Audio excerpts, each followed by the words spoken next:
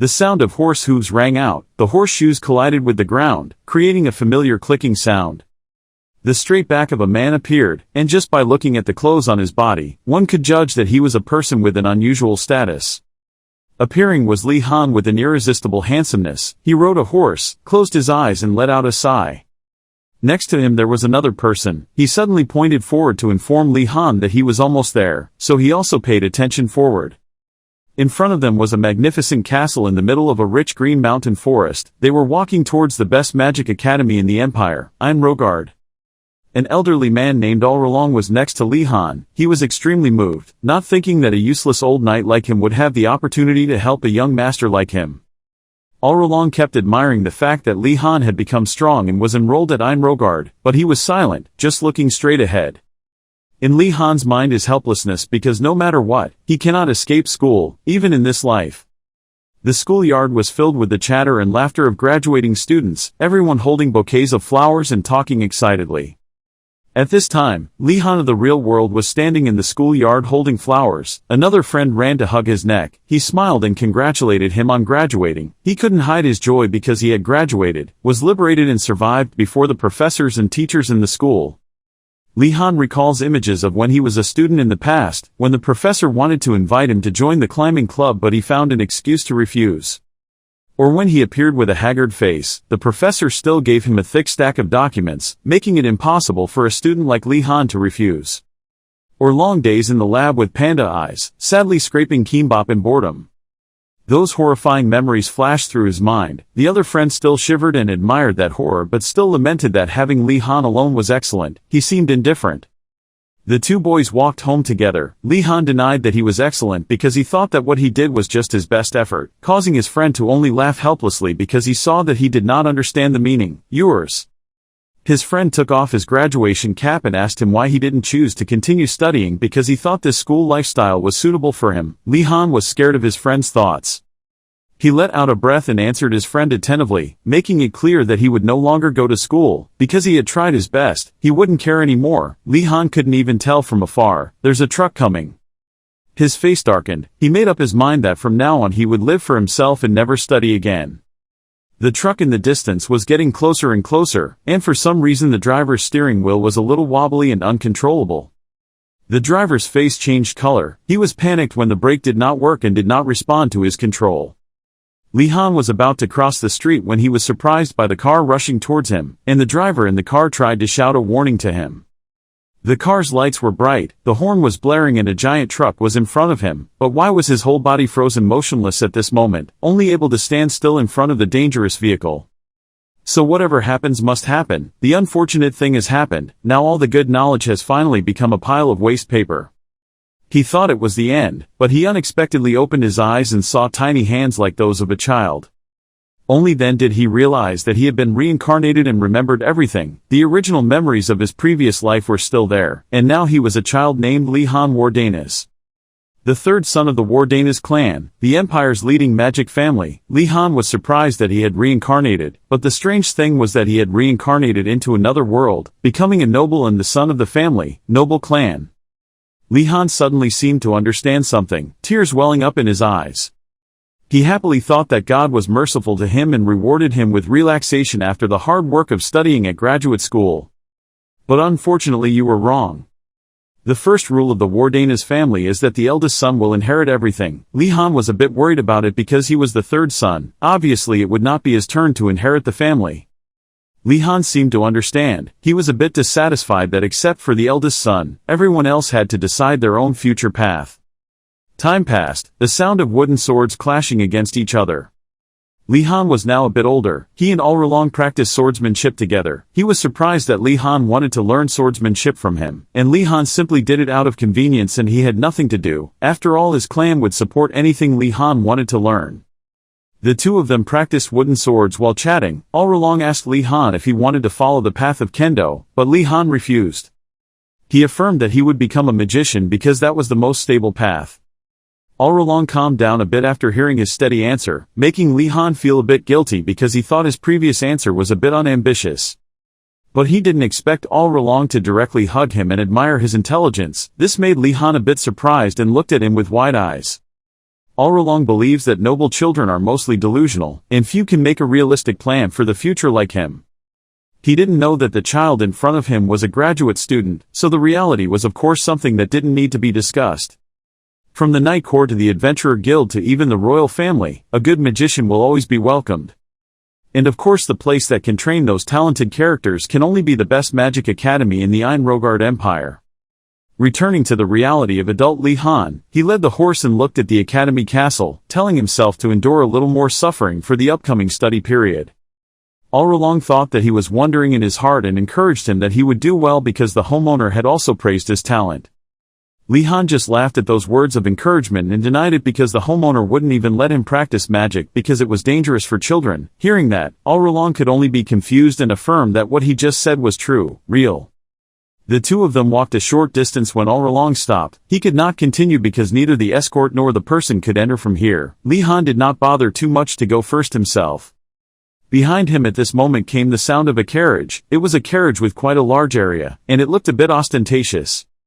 Except for him, almost all the other nobles came in carriages, and also brought servants. Everyone shouted their positions to force everyone to get out of the way. Li Han could not help but exclaim that this place was too many people. He thought that summoning the musketeers was a bit too much. There were even many servants around. He knew that Inrogard was supposed to be a place where one had to enter on one's own, but perhaps there were still those who disobeyed. Suddenly there was a mumble next to him shouting that everything was wrong. Li Han turned his head to look and discovered that the guy standing next to him kept staring at his hand and trembling, his face a bit unsightly. Li Han couldn't help but ask if the other guy was okay. Hearing the question, he just frowned and clenched his teeth, admitting that he couldn't sleep without the servant. Li Han also didn't know what attitude to express towards this statement. His face was also a bit grumpy with it.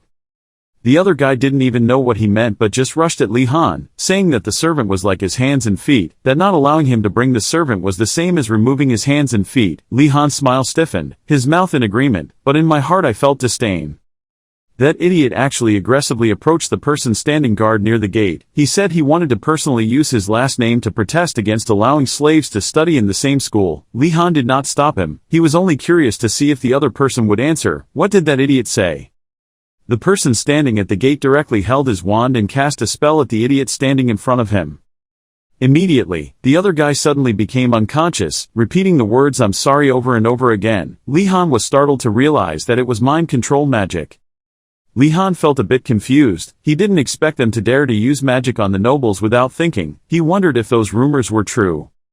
Rumor has it that there are many monsters here and if you die you will be buried in the mountain behind. Suddenly the academy gate slowly opened, a terrible energy emitted.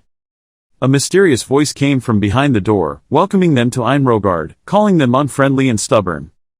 Li Han couldn't help but frown. He used his hand to block in front of his face, feeling that the magic power radiated was too scary and overwhelming.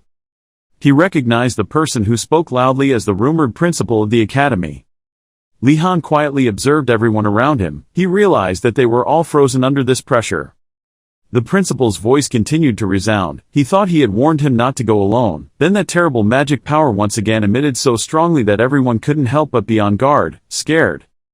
He boasted that he would force those who did not want to obey him, and he proved it immediately by using an invisible suction force, sweeping away all furniture and even flying servants, up into the air, causing the nobles to scream because they couldn't stand the lack of servants or having their clothes blown away.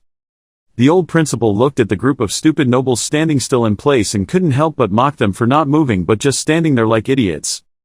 He then urged them all to enter. Li Han walked through the door in bewilderment. A skull hovered over the academy. It turned out that everything that had happened just now was because of it, or in other words, this skull was the principal of the academy. He shouted and urged everyone to come in. The academy door gradually closed. That was the first day that Li Han came to Inrogard Academy, and he had a bad feeling about this. The students were now walking together in the hallways of the school, talking loudly about being called an ironhead by the skull-headed principal, even though he was the successor to the earl position. Anyway, Li Han was walking away when a voice came from behind him, asking if he was Li Han of the Wardanis family. That voice made him turn his head back to look. It turned out that the person who had just started talking was a girl. She introduced herself as Yoner Maken, a member of the Maken family, a lineage of magicians. Li Han wasn't too interested, just greeted back and asked if she had anything to do. Yoner said His Highness was looking for him. This sentence caught Li Han's attention a bit. Over there was a boy with blonde hair waving at him. Perhaps it was his royal prince. Li Han suddenly remembered that Inrogard was an ideal place to learn and make friends. The other prince looked at Li Han and smiled awkwardly. Li Han looked at him, not too happy. On the contrary, he felt that the title of His Highness was a bit too exaggerated because after all, His Highness the King had more than 100 children. Because even in the royal family, people only care about the eldest child, and the king can completely ignore his other children, so it's even more difficult for them. And they had to live in a place full of children of such large families. Even though they were royal, they were considered inferior to the Mage and Wardanis families, so Li Han wondered why this Yoner girl became friends with that foolish highness. While he was busy thinking, Yoner asked if he was going. Li Han noticed that there were people around her who were whispering why she had to help an unknown little highness. However, in reality, Li Han thought it was better to be friends than enemies, so he shook Yoner's hand and agreed. Yoner smiled as beautiful as a flower. She thanked him because he was the first to accept. This sentence made him freeze and sweat began to flow. Li Han helplessly scratched his head, starting to regret his decision a bit, while Yoner and His Highness talked and laughed happily together. His Highness's name was Gynandu. He was the 97th prince. There were rumors that he was the 101st prince, but he insisted that he was the 97th child. And obviously because he didn't want to be behind the 100th, the three of them stood together and started chatting. Li Han was still lost in thought when Gynandu asked him why he didn't hear what he said, causing Li Han to apologize and ask again. Gynandu looked frustrated and said that someone refused his offer. Li Han felt that this yellow-haired guy was indeed quite childish. Li Han could only say consolation that perhaps the other person did not know Gynandu's status as a tycoon, but he was indifferent to this new term. Li Han further commented that he was not only childish but also stupid. Then he explained the word tycoon. Hearing that, the kid felt proud and thought that was the right word to describe him. But Gynandu's anger did not calm down. He was upset because the other guy refused him to talk to Aldinart. His eyes turned to the crowd of about 7 or 8 people, all of whom were from high-ranking families with no ordinary status.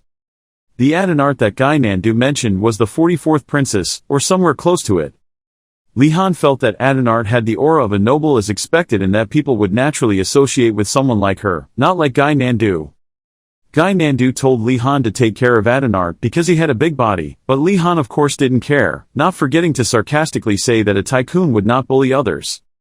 Gynandu pouted and said that he did not mean to bully but to punish, but before he could finish his words, Li Han rejected him. Gynandu asked what he should do. Li Han said he should be generous and forgive, but if he doesn't want to, Li Han suggested that he could challenge them directly. Gynandu's hair stood on end when he heard that. He shyly said there was no need to make a big deal out of it because he was a tycoon, so he would generously ignore it. Hearing that, Li Han immediately patted his head and praised him for being good. Yoner from afar saw this whole scene. She opened her mouth to praise Li Han for being great. Because Li Han can control Gynandu's stubbornness, even if Yoner is a relative, he has to give up. Li Han is humbled by her praise. Li Han then learned that the two were relatives, but he wondered why she had to spend so much time taking care of Gynandu. She sighed and was about to answer. Suddenly a blue light appeared in the air. A giant skull appeared again. He asked if everyone was talking happily, not forgetting to add the phrase ironheads. A person pointed at him and said loudly that it was the skull that appeared at the gate. That skull was a lich, an entity that was the result of a magician willing to pay the price in exchange for immortal life. Li Han couldn't believe that an academy principal was a lich. He said that he had a question for everyone about why he called them ironheads. Aldinart raised his hand and answered that the reason was that the symbol of this class's students was steel. He recognized this as the correct answer and gave her house 10 points, making Aldinart surprised and a little happy to ask if there were points for stars here. But in response, he laughed at him because there was no such scoring system. He sarcastically said that if you want to become a magician, you should distinguish between real and fake. He said the symbol of this course was indeed steel, a material that could change depending on how it was made, a precious thing with many uses, a perfect material for new students. After listening, everyone was amazed at what he said. But the lich laughed loudly and pointed at them and said that they had been deceived. The simple reason for the symbol was because their heads were empty. All the students were stunned by his answer. Li Han observed everyone's reactions. Indeed, no matter how much he said, everyone was speechless.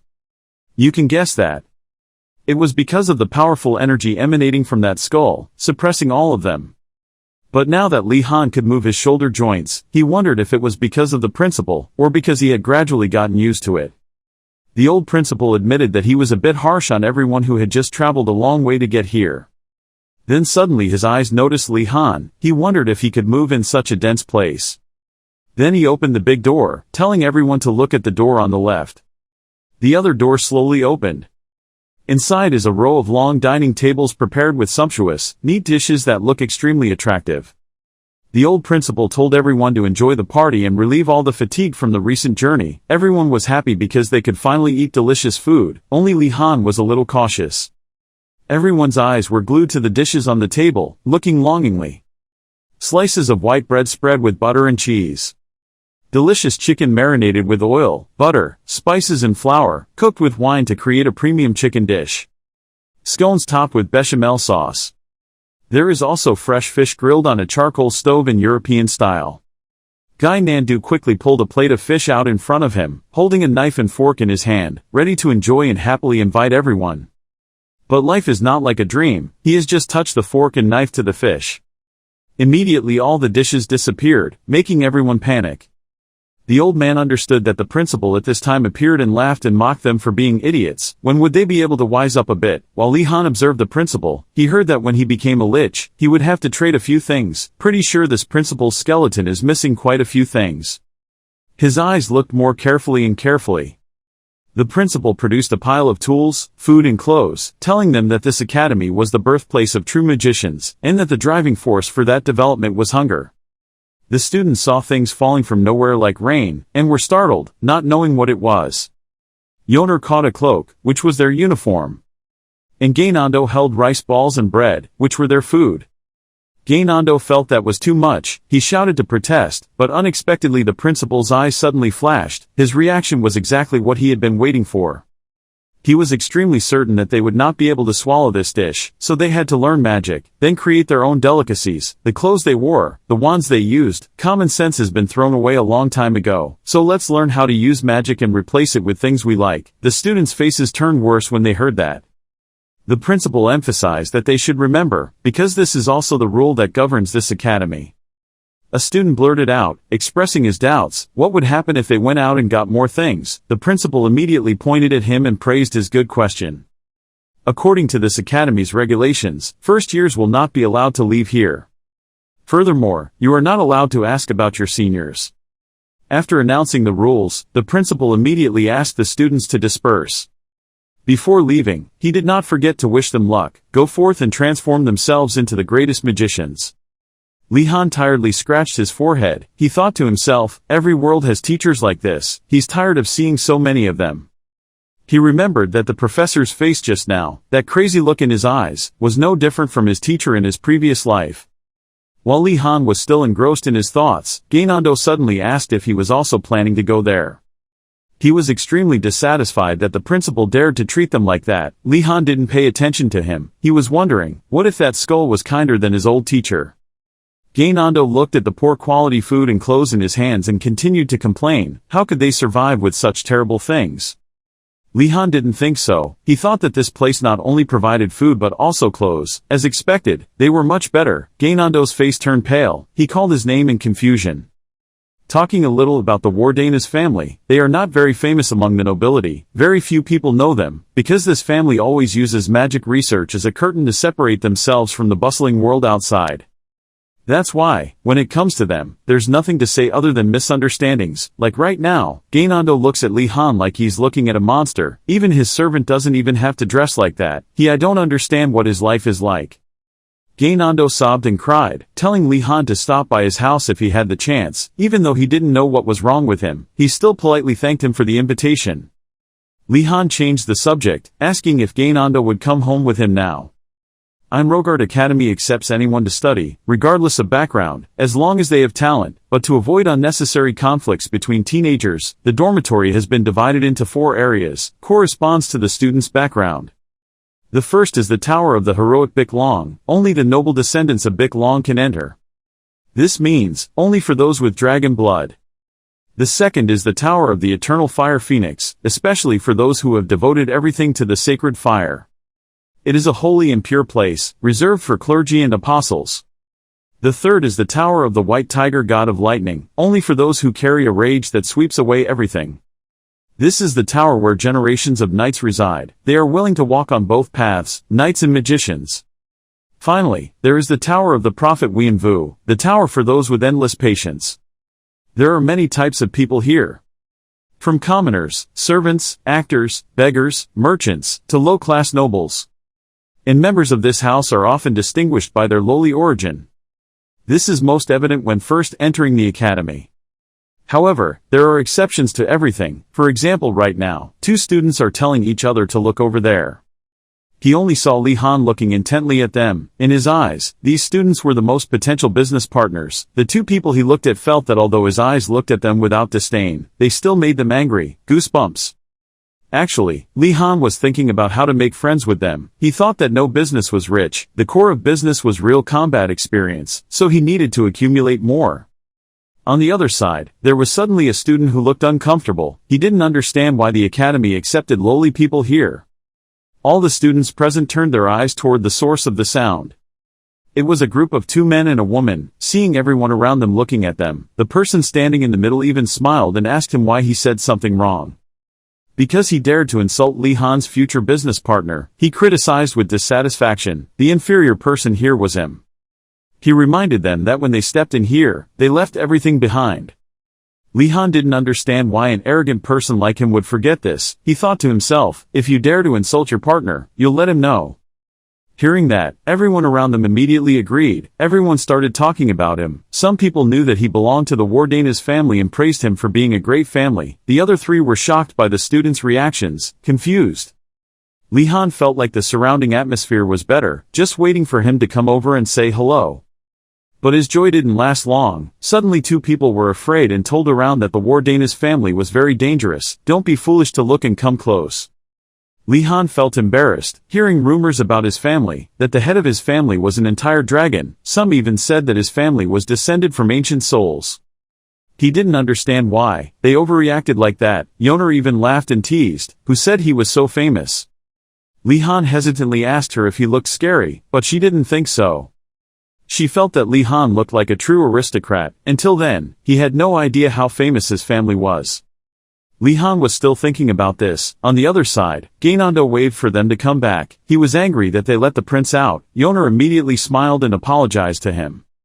Li Han and Yoner quickly walked past. He suddenly offered to hear everything she was about to say before. She asked again why she pampered him so much. Yoner said it was because of Gynandu's mother, making Li Han surprised. She remembered when she was a child, that day someone chased her and told her not to run around while there was a party. Yoner also playfully turned his head and made a devil face at that person. Suddenly she slipped and screamed.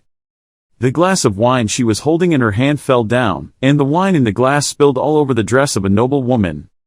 Noisy discussion rang out. They said it was the queen's outfit. The Macon family was finished. Even if Yoner was a child, it wouldn't be enough, making her scared. But unexpectedly, that woman picked her up and gently told her not to worry. She thinks everyone makes mistakes sometimes, so she only cares if Yoner is okay or not. That tender moment became an indelible mark in her memory. But the truth is, this story didn't happen, Yoner said, and it's because she's super rich. As long as she is friendly with Gynandu, she will provide her with a huge amount. Li Han couldn't believe it when he heard it. He thought to himself, if that's true, maybe he should be friends with him right away. The students began to move to the common house. Gynandu complained that this place was really big. Li Han also felt the same way. Even though it was called an academy, once inside, there were lakes, forests, and mountains. If you don't understand, why do you have to do it yourself? Suddenly there was a discussion in front. He was sure that the road they were taking led to the Big Long Tower. Li Han curiously asked Yoner what was going on, but she didn't know. She just remembered that their shared house was in that direction. He wondered why everyone came here. Li Han suddenly opened his eyes wide. He forced his mouth to say something. At this moment, the surrounding students were equally surprised. Everyone looked up at the skyscraping stone building ahead. Gynandu couldn't help but feel depressed because the building looked so shabby. He felt dissatisfied because even the servants' living quarters were bigger than here, yet the academy forced him to live here. Li Han looked around. He felt that the building looked a bit cramped compared to the room, people. They moved up the stairs, and Gynandu only felt more and more frustrated. Li Han's steps suddenly stopped. Suddenly the surrounding scene changed. He was pulled into a pitch-black space. He looked everywhere. Everyone had disappeared. He didn't understand what was going on or where he was. Suddenly Li Han heard a sound welcoming him and asking where he wanted to go. In the endless darkness, only the front emitted a faint light. Li Han suddenly understood. He understood what was going on. This common house was a magic tower. He secretly praised it for being a magic academy. Then he asked the only light source where he could go. The light source was quite surprising because he adapted quickly. It guides Li Han to the only place he can go. These are private rooms and iron class rooms reserved for first-year students. He asked if that meant he could go to other places in the future. The light source said yes. There are places where he only needs to know the name to be able to enter, and there are also places where he needs to know new information, can come. But right now he can't go in because the principal has banned it, which he understands is strict for no reason at all, so he wants to be taken to a private room. The light source understood what he meant. This time, it welcomed him to his magical apprenticeship. Li Han read a book called A Few Lines About Inrogard. The content in the book says that, except for the main classes that are required to take, you can choose other classes yourself, and you can decide whether to continue taking them or not after a 1-month trial. He noticed a quote, "Magicians are people who explore the principles of the world. Even if others offer to help, magicians still have to walk their own path." Below, named Osu Gonadalts. Now he knew that was the principal's name. Closing the book, Li Han suddenly felt that it was not as strict as he thought. Studying here was easier than studying at university. Furthermore, the private room had almost everything he needed. Unfortunately, Li Han was the only one with that thought. When the other students saw the private room, they all screamed because there was nothing. After Li Han understood the rules, he suddenly had the idea to go see what subjects everyone had signed up for. So he moved to the break room and chatted with Yoner. She was excited to learn alchemy. Up until now, she has always been interested in it. Her dream is to build her own workshop and provide items for the royal family. Li Han thinks it seems like a good deal. Yoner's eyes shined. She wanted to invite him to do it together, but alchemy is not an easy job. He needed to think more. The Empire's alchemy industry is highly competitive, from spreading bad rumors about competitors to monopolizing medicinal ingredients. There were even stories of gangs taking profits in the market, so he thought it would be better to choose something stable. Yoner suddenly asked him what topics he liked to study, which startled him. To be honest, Li Han wants to study a subject that has little competition and is easy to get high scores. He prioritized the goal of becoming an official in the imperial court. In other words, as a person working for the imperial government, no matter what field he focused on, grades and ability assessment were still the most important. But when he looked at Yoner's expectant face, he was afraid that if he spoke frankly like that, she would be disappointed. So he casually said that he intended to try out many subjects first before choosing, not to make important decisions like this too hastily. At this moment, Gynandu hurriedly ran to inform them that there was a problem, already. He thought his room had been robbed, because it was empty and there was nothing in there. Li Han and Yoner looked at him helplessly. Gynandu was confused. He repeated that there was a thief, but the other two still maintained their calm attitude as usual. The next day, Li Han read books to understand the basics of magic. This is one of the main subjects for first-year students, and each house has its own lesson time. He closed the book, but what's with those students wandering around like ghosts in front of them? Yoner complained that they were hungry and moldy, the bed was too uncomfortable so no one could sleep, not to mention the thorny clothes that bothered them. Li Han thought to himself that everything was so difficult, he couldn't help but remember his past life. Someone asked him if he saw it wrong. He still persisted in saying that mealtimes were not included in the schedule. That person gave him a bag of cakes and said that was his daily ration. He could eat any time he wanted. Li Han looked at him murderously, but he had to eat just like him. He consoled him that after they finished work, there was a whole party waiting for him. He joked that if he had to eat noodles again, he would kill him. Unexpectedly, the party waiting for him was not noodles, but cup noodles. He even happily said that he also got a triangular piece of kimbap. Li Han really couldn't say any more.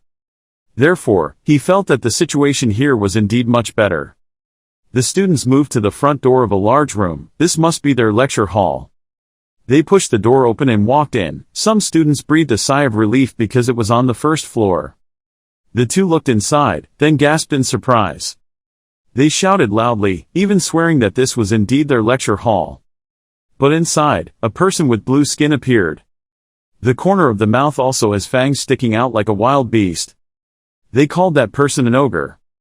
The ogre smiled warmly and greeted the students. She introduced herself as a professor at the academy and she would teach them. Talking more about ogres, they are ferocious and dangerous monsters to the nobility even though they are very well protected. So the students didn't expect it, but there was a well-dressed ogre standing in their lecture hall. After welcoming the students, the ogre signaled them to feel free to come in and sit. Seeing the students hesitate, she immediately urged them. The lecture hall was quickly filled. Lee Han was a little scared and worried when looking at the people in front. To meet you guys, I'm very happy. I'm Garcia Kim, a half-elf, but don't worry, Garcia Kim smiled. Put your hand forward, I don't eat people. She playfully licked her lips with her soft tongue. Suddenly, her eyes became dangerous, her voice lowered slightly, unless you're really hungry. Li Han was worried and restless. He thought to himself, so if the professor is hungry, will he eat us? Next to him, Gynandu opened his mouth in surprise. Garcia Kim quickly explained, I feel a bit regretful for joking like that. Anyway, let's start studying. Garcia Kim raised her hand. Something flashed. She said the students here had never used magic, because it was extremely dangerous, so adults were only allowed to use it. Garcia Kim clasped hands. You are all the seeds that create magicians. Reaching iron rank, the lesson teaches you what magic is and helps you see what magic you have.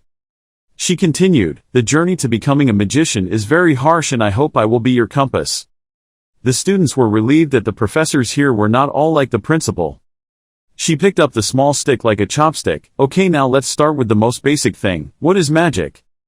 Aldinart raised his hand to speak, which is when a magician uses it to change the outside space according to that person's will. Garcia Kim nodded with a very good answer, but to add more. That is using the power of magic and mana as the main force to change everything outside. Those who have joined this academy have enough talent to sense and detect this magical force. One hand holds a pointing stick, but to use magic one must go further than that. You will have to summon magic yourself and weave it delicately, only then can the magic be cast. Garcia Kim smiled. Usually you think you have to read a spell or take an action to use it, but the most important thing is your will, you must not forget that. She continued, it seems like I've been explaining for a while, why don't we try it ourselves? Please stand up. Now take out your wand and gather magical energy. Li Han picked up the wand and can finally use magic. Instantly, magical energy gathered around the wand. Garcia Kim wants you to visualize the light in your mind while continuing to maintain the current magical energy. Yoner tried his best. It was difficult, so that's what controlling magical energy is all about. Yoner thought of a scene, as if he was trying to hold the reins of a horse that was galloping madly. It would scatter if he lost concentration. Garcia Kim smiled while you were focusing on keeping the magical energy from dispersing and chanting the spell. She raised her wand high and a bright light appeared. She said loudly, "Oh light." The hall suddenly lit up. The students grimaced because of that light. The spell can be anything you can think of at the time, but let's say a short one will make it easier for you to stay focused, right? Li Han thought to himself, I think I have grasped the main problem. The wand flashed. Li Han holds the wand in his hand. Just because he understands the lesson doesn't mean he can do it. Everyone was trying to gather magical energy on their wands. Gynandu exclaimed, why is it like this? He grimaced at the magical energy that was spreading on its own. On the other hand, Garcia Kim was calmly gathering magical energy.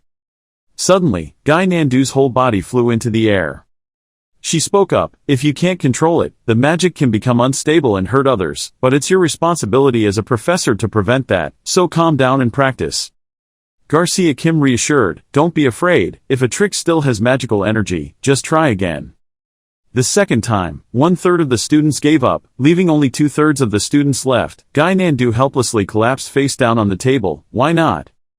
Garcia smiled at them. She whispered, lighting may be the simplest spell but it often takes months of practice to master. She raised her wand again, then thought, but this is something the students have to overcome on their own so I won't tell you. Then, she said, okay, let's do it again. The third time, half of the students gave up, leaving only half of the students remaining. The fourth time, most of them gave up, leaving only 3 students. The fifth time, 1 student remained. The 6th time, 1 student remained. The 7th time, a hand raised up to say, "Forgive me, Professor." Li Han stood up. "I'm sorry for interrupting, but I still have to practice. It seems I'm the only one left." His expression looked a bit confused. She just realized, "I've done it 7 times already." Usually by the 5th time the first-year students have run out of magic power, no matter how energetic they are. Magical energy. In the East, some tribes call it spiritual energy. A boastful scholar would call it element and some stubborn priest would call it divine power. The energy that goes with these names is the source of a magician's power. Since every time casting magic requires the use of magical energy, it is natural for a young, inexperienced magician to experience a phenomenon called magical energy deficiency. But his appearance still looked good even though this was the 7th time. Garcia Kim asked him, "What's your name?" Li Han answered, "Li Han," and because he said his first name instead of his last name, it worked. A+ in the professor's eyes because she sees a student practicing equality. She asked, "Can I come forward?" "So this girl is Li Han." Garcia put his hand out first and told me, "Can you give me your hand?" Li Han placed his hand on her hand. Suddenly, Garcia was surprised, realizing something. This is it. A blue stream of water appeared around her body. A stream of green water swirled around him. Garcia sank all the way down. Her body suddenly fell into a giant water tank. The teacher's call made Garcia wake up and return to reality. Was it an illusion? Li Han kindly asked her, "Is there a problem, Professor?" Garcia smiled awkwardly. "No, it's nothing. Let's continue studying." She panicked, "Just now." Gynandu asked this Yoner, "Shouldn't we rescue him? What if she eats him?" Yoner next to him rested his chin and looked at this idiot. "Be quiet for a bit." Garcia put his hand on Li Han's shoulder, then said, "Come talk to me after today's lesson." He nodded yes. She told everyone, "I'm sure you have felt it, but magical energy is very easy to run out. Don't be discouraged. The more you practice, the more magical energy in your body will increase, and you will use less energy. Sometimes a motivated student will lose control during practice and get injured, so we should be very careful." Gynandu, he was a bit surprised. "Yes." She continued, "There's more. I don't eat students." Gynandu was confused. "I'm sorry. Today we will only learn this much. You guys did a great job." Everyone shouted in unison, "Thank you, Professor, for this lesson." And then the lesson ended. In the staff room, a voice rang out, "Excuse me, Professor. But what's going on? Why did the professor call me out like that?" Li Han entered the room and asked Garcia Kim. She looked at him and said, "Actually, the principal told me about you before today's lesson." She told Li Han. That crazy lich. Li Han was angry. She reassured him not to worry. She said the principal looked a bit silly, but he was a kind person. The students don't know this, but the principal has an extremely good eye for people, and every year he gives out a lot of information about new students. Be careful with that half-beast student. He can burn down the common house several times. My student is a half-demon. Be careful when using holy magic near the girl. And what he said about Li Han was that he has the qualities to be a great idiot.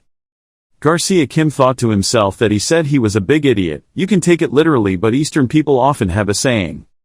She thought he saw this person's talented qualities. She wondered what kind of student he would be. The teacher has high expectations for Li Han Wardanis. Li Han interrupted her, "Professor." She thought to herself that she couldn't tell her about that, but with her mouth she said, "That was the reason I called you here. You have too much magical energy." Li Han raised his hand to scratch his head. Oh yes, he thought to himself that it was good, but that was why the professor needed to meet with him personally. He thought that practicing would increase his magical energy. Garcia Kim interrupted his younger brother, "Not just a little better. We cannot even fathom its limits." Li Han was once again surprised. The total energy of a magician is one of the determining factors. If there is a shortage of magical energy, it will be necessary to use magic extractors to be able to possess more energy, which means possessing the more you do, the less likely you will encounter those limitations. In other words, it symbolizes a talented person. Li Han's face suddenly lit up. If what the professor said is true, then the road ahead is full of roses. Garcia exclaimed regretfully. Li Han asked what she meant. She said, "Isn't it good to have a lot of magical energy? That might be true, but you have too much." Then she held up a cup full of water. Let's compare the magical energy to the water in this cup. This much is easy to regulate, however. To regulate this much total energy, wouldn't it be difficult to do so?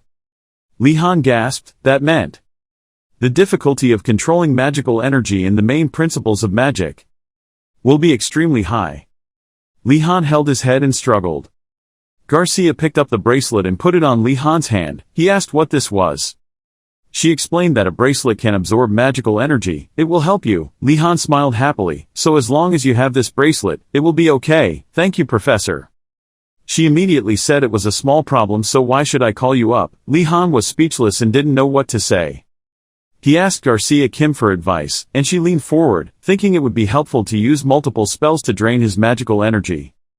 I was allowed to practice on my own because there would be no risk of running out of magical energy. Li Han smiled and thanked the professor. He didn't need such special treatment. Moving to another scene, Li Han shook his head thinking the future was bleak. Now he had to make sure he got good grades. He wondered whether he should choose a class that didn't use magic or not. He then asked the two if they were thinking about signing up for any classes. Yoner laughed loudly and chose Scholar Kim. She asked if they wanted to study together. Guy Dan No happily refused. Alchemy is for servants. There is no principle to learn. Yoner is so stupid. Yoner clenched his fist and told Wardanis to move away a bit. She clenched her fists, her veins popping out, making him jerk back. Guy Nandu heard someone calling and quickly turned around. If you go to the infirmary, never ask for a bottle of medicine. Guy Nandu was suddenly punched and sent flying several meters away. Li Han also knows a little about fighting thanks to the lessons Alrarlong taught about sword fighting. And that punch was 10 out of 10. Guy Nandu fell face down on the ground and Yoner was happy. Li Han's thumb even raised. On the way to grasp the basics of alchemy, the two were talking about whether it was okay to hit Guy Nandu so hard. She replied that it's okay to apologize tomorrow. Li Han was a bit scared. This probably wasn't the first time she had beaten him. Yoner snorted. There are so many students coming. There are many students coming from the Black Battery Tower. Li Han didn't care much, but their looks made him afraid. Commoners react in two ways when meeting nobles. One is to fear them, and the other is to not want anything to do with them. Two other students are telling each other not to stare. Wardanis is also here, but the other student is not afraid. So what? In this academy the Wardanis clan can't do anything. Li Han thought that if he appeared too friendly, it could easily backfire. A few minutes later, they were standing together. Is everyone here? The professor asked. Li Han thought to himself that with a lich principal and a half-elf professor, another strange professor wouldn't be much more strange. Everyone was curious and chatting in front of that professor. But this is just a short professor. The professor introduced. His name was Uregilm Giamdar, better known as Professor Uregilm. He pointed at the school. Probably you all were thinking the same thing. We build such a big building. So why are you practicing outside in a yard with no tables? Aldinart raised his hand to say that in order to feel the mana coming from nature, to understand what forces beneficial to alchemists existed in nature. The professor's expression was truly confusing. No, he protested. Yoner asked Li Han what he thought, but he wasn't sure. He said could it be to collect ingredients? The professor pointed at Li Han. That's right. Li Han suddenly sprayed glue on the spot. The professor complimented him that he must be quite a smart ironhead. Aldinart was a little embarrassed. Li Han thought to himself that his guess was right. Don't feel like you have to compete because of this. Yoner is extremely grateful. The reason for gathering here is so that I can teach you the most important conditions in alchemy. Uregilm was sure that students were thinking that alchemy required someone to be exceptionally intelligent, and to control magic with precision. Yoner began diligently taking notes. He continued to say that this was far from reality, the most important ability for alchemists. He suddenly stopped. Then, he raised his voice and emphasized gathering the ingredients. Yoner was scared by this sudden loud sound. Aldinart doesn't think so, since they can grow more materials themselves or request it from others, so gathering materials is only a minor skill. There were people around who agreed with her opinion. They also wondered why they had to buy ingredients. Wasn't it a bit strange? Professor Uregilm's face immediately became angry. He mercilessly scolded Aldinart for being stubborn, telling her she didn't know anything about the real world, and her expression immediately turned sour. Uregilm went on to say she couldn't even grow 10% of the ingredients she needed herself. Furthermore, the things she bought were useless. The reason they were traveling with the adventurers was because they were digging up valuable herbs in a half-hearted way. He specifically emphasized that half-heartedly. After letting out a long breath, Uregilm stood angrily panting. He quickly regained his composure. After all, as an alchemist, he should know how to collect his own ingredients. If they cannot collect the ingredients themselves, they will not be able to become an alchemist, good at alchemy. Uragum felt that this explanation was enough, so he threw a piece of paper to the students. On the paper was a drawing of an ingredient. He told them to practice bringing that ingredient here. Inrogard Academy, in addition to its reputation, also has many bad rumors. At this time, Li-Han sat on a stone slab. He was reading information about sapweed used to make poison. He didn't know if Yoner had ever worked with it. Yoner of course did it. She used it before registering, and said there was a rumor that people fainted while learning magic. Li-Han looked ahead uneasily. It was clear that magic was very dangerous, and accidents could happen. He thought this was a lack of preparation. Why would he bring the students to a place like this? The forest in front of them was deep and deep. Li-Han felt that it would be very dangerous if there were only the two of them. Yoner also thought so. She felt that they needed at least 3 people. She asked if there was anyone else at their tower, want to find more allies. Li-Han tried asking her if she could see Her Highness the Princess. Yoner was quite curious that he didn't find that serious princess very difficult, but he didn't think this was important. Anyway, they just needed to find the herbs. Li-Han suddenly pointed forward. It seemed they were late. Looks like Aldinart has finished forming his team. Notably, there were also people from the Black Turtle Tower. Even though she avoided him, he still felt hurt. Yoner was not surprised because Her Highness was famous before she even registered. Aldinart was famous even among royal family members for her outstanding intelligence and talent. She had star talent that the public loved, and because of that, people always followed her. Li-Han suddenly remembered that Gynandu had no one else. Yoner saw that as a matter of course. At this moment, the person whose name was mentioned was sitting alone in the room. He secretly wondered who was saying what about him. Li-Han looked at everyone around. The people who had formed teams had all left. Now only the students of the Black Turtle Tower remained. He felt like it was okay if they hated him, because just the two of them were too dangerous. He needed someone who could cover the team's weaknesses. Li-Han suddenly noticed something. On a student's belt hangs a moon-shaped badge with 2 cross-shaped arrows. He looked up. It was a person with short hair. The moment that person turned around, he was immediately sure that she was the person he was looking for. Nilia of the Black Turtle Tower. She is a dark demon and a member of Datone, a patrol force in the north. The Datone team is a group of skilled hunters and scouts. They operate in the north and know the topography very well. Mountain. At this moment, Nilia was looking at the drawing in her hand.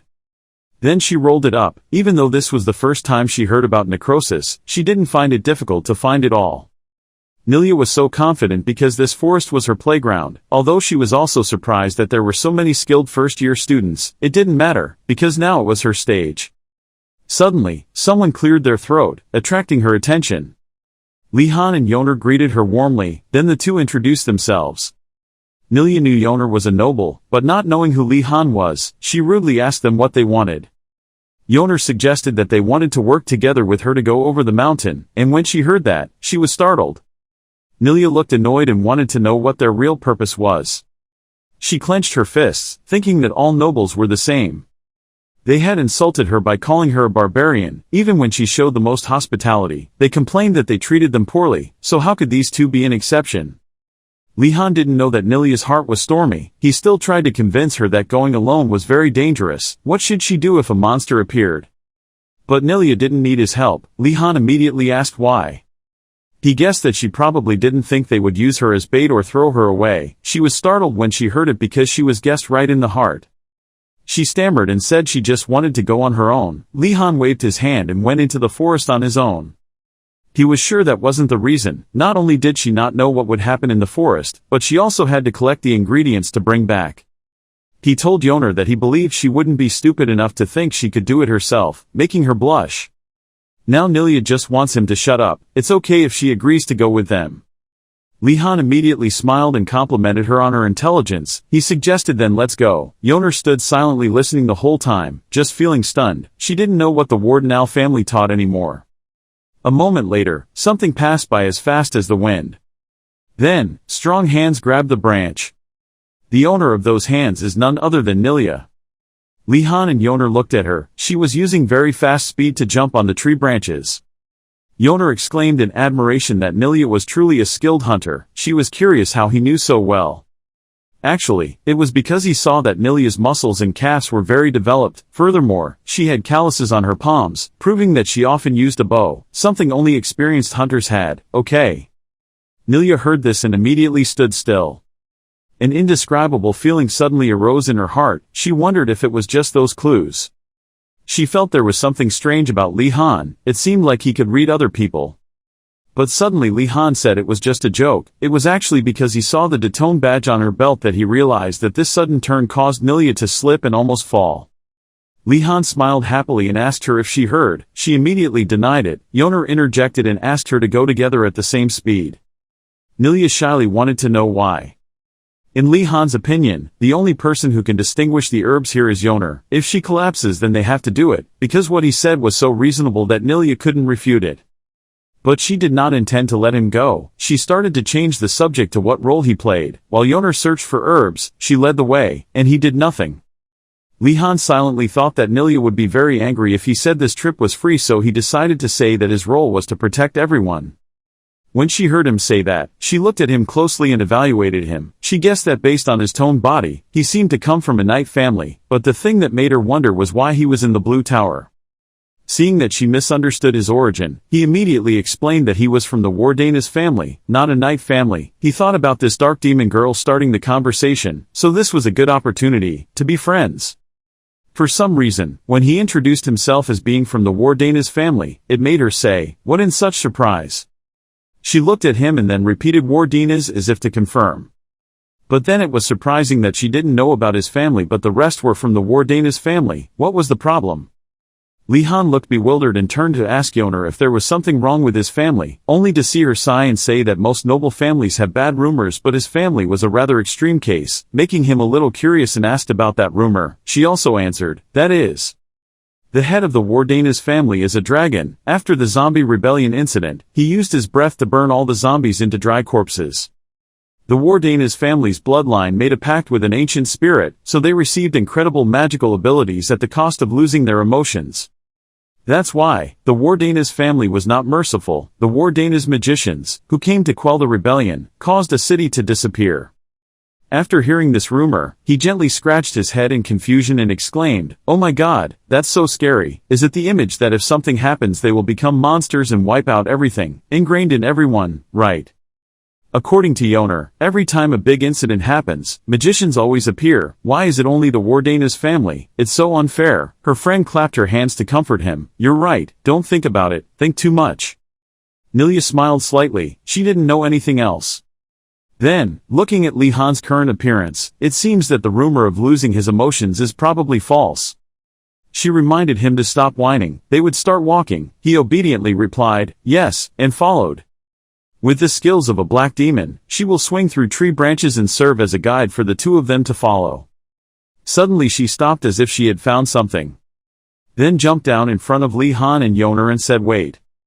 She led the two of them through the foliage, showing them the tracks she discovered. From the footprints left on the ground, something very large must have passed here. But because the tracks were quite faint, she speculated that it was controlling its strength to hide its tracks. This aroused the curiosity of a hunter like her about what it would be, what it looked like, what will it be like. Yoner really wasn't interested but wanted to support her, so she showed an expression, "I understand," but this made the black demon friend wonder if she was boasting again. She frowned, adjusted her emotions, reminded herself to start getting used to this, then said, "Nothing," because she knew that no one in the village was interested in these things. Then suddenly there are people who also find it interesting like her. It was Li Han who approached and asked her what she knew about this trace. Making the black demon friend a bit surprised and touched, her cheeks also turned pink. Nilia carefully asked her friend if he really found it interesting, but he asked her again if she thought it was interesting. Her shyness made her speak somewhat flustered, but she couldn't really explain, but then complimented him on coming from a wonderful family. She kept stammering, so in this wild place, he couldn't fully understand. The question is what she wants to say. Then she stood up and reminded her that it was best to be careful if she saw any traces like this. With her experience, she speculated that this animal not only had extremely large claws, but it was quite difficult to guess what kind of creature it was. She remembered that she had heard about some types of monsters hanging around the area of the Magic Academy, and Yoner had also heard about it. Since Inrogard is a land rich in magical energy, it affects the land and rocks, and many types of monsters appear. Of course, there are also monsters created from experiments, and monsters formed from discarded medicine bottles, taking the shape of special slimes. Hearing the two girls say that made him, I really felt safe. The black demon suggested changing her plan and following these tracks, because, this way, they would be less likely to be ambushed. Suddenly Li Han said he wanted to learn how to read traces, making his friend seem a bit surprised. But then she quickly refused because it wasn't easy and he would probably give up, but he still tried to convince her that as long as she taught him, he would try his best to learn. Hearing Li Han say that, she suddenly stopped moving forward. She smiled excitedly and turned to look at him in agreement to see what he would do. Then the group of three of them continued to follow the traces they discovered. After walking for a while, they finally found the necrosis. Yona reached out to pick them but felt a bit regretful because she could only find two, but she thought she would quickly find the rest when her two friends suddenly turned around as if they had discovered something. She turned around and suggested to them that she would continue looking because she couldn't see anything else nearby. But for a while, no one spoke up, everyone seemed tense and about to attack something. When she turned to look at the two of them, she couldn't help but be surprised. That was the creature that left behind the huge footprints that they had been following until now. It was a large, ferocious wild boar with two long, sharp fangs, standing in front of the group of three of them. Its size and ferocity made the group of three of them a bit overwhelmed and scared. It growled and advanced, emitting a strange source of energy. Li Han could sense its energy source, so he was sure this was not an ordinary wild boar. Nilia also reminded everyone to be careful, because it was a monster. The monster that was approaching Li Han's group was also in a ready position to attack. He felt it would be dangerous if they kept this up since they didn't have any weapons, then took out his wand from his pocket. He decided to use his wand, because the size of the wand can change based on the owner's will. Suddenly the tiny wand in his hand turned into a huge stick, making the two girls gasp in surprise. Nilia suddenly remembered Li Han's background and thought, that's right, he comes from a family of magicians, come to think of it. The family empire of great magicians, the Wardanis family, so she assumed that he had already learned a few spells before entering the school. Seeing that magical wild boar getting closer and closer, the black demon asked him if he was confident. He was a little confused and said, probably yes.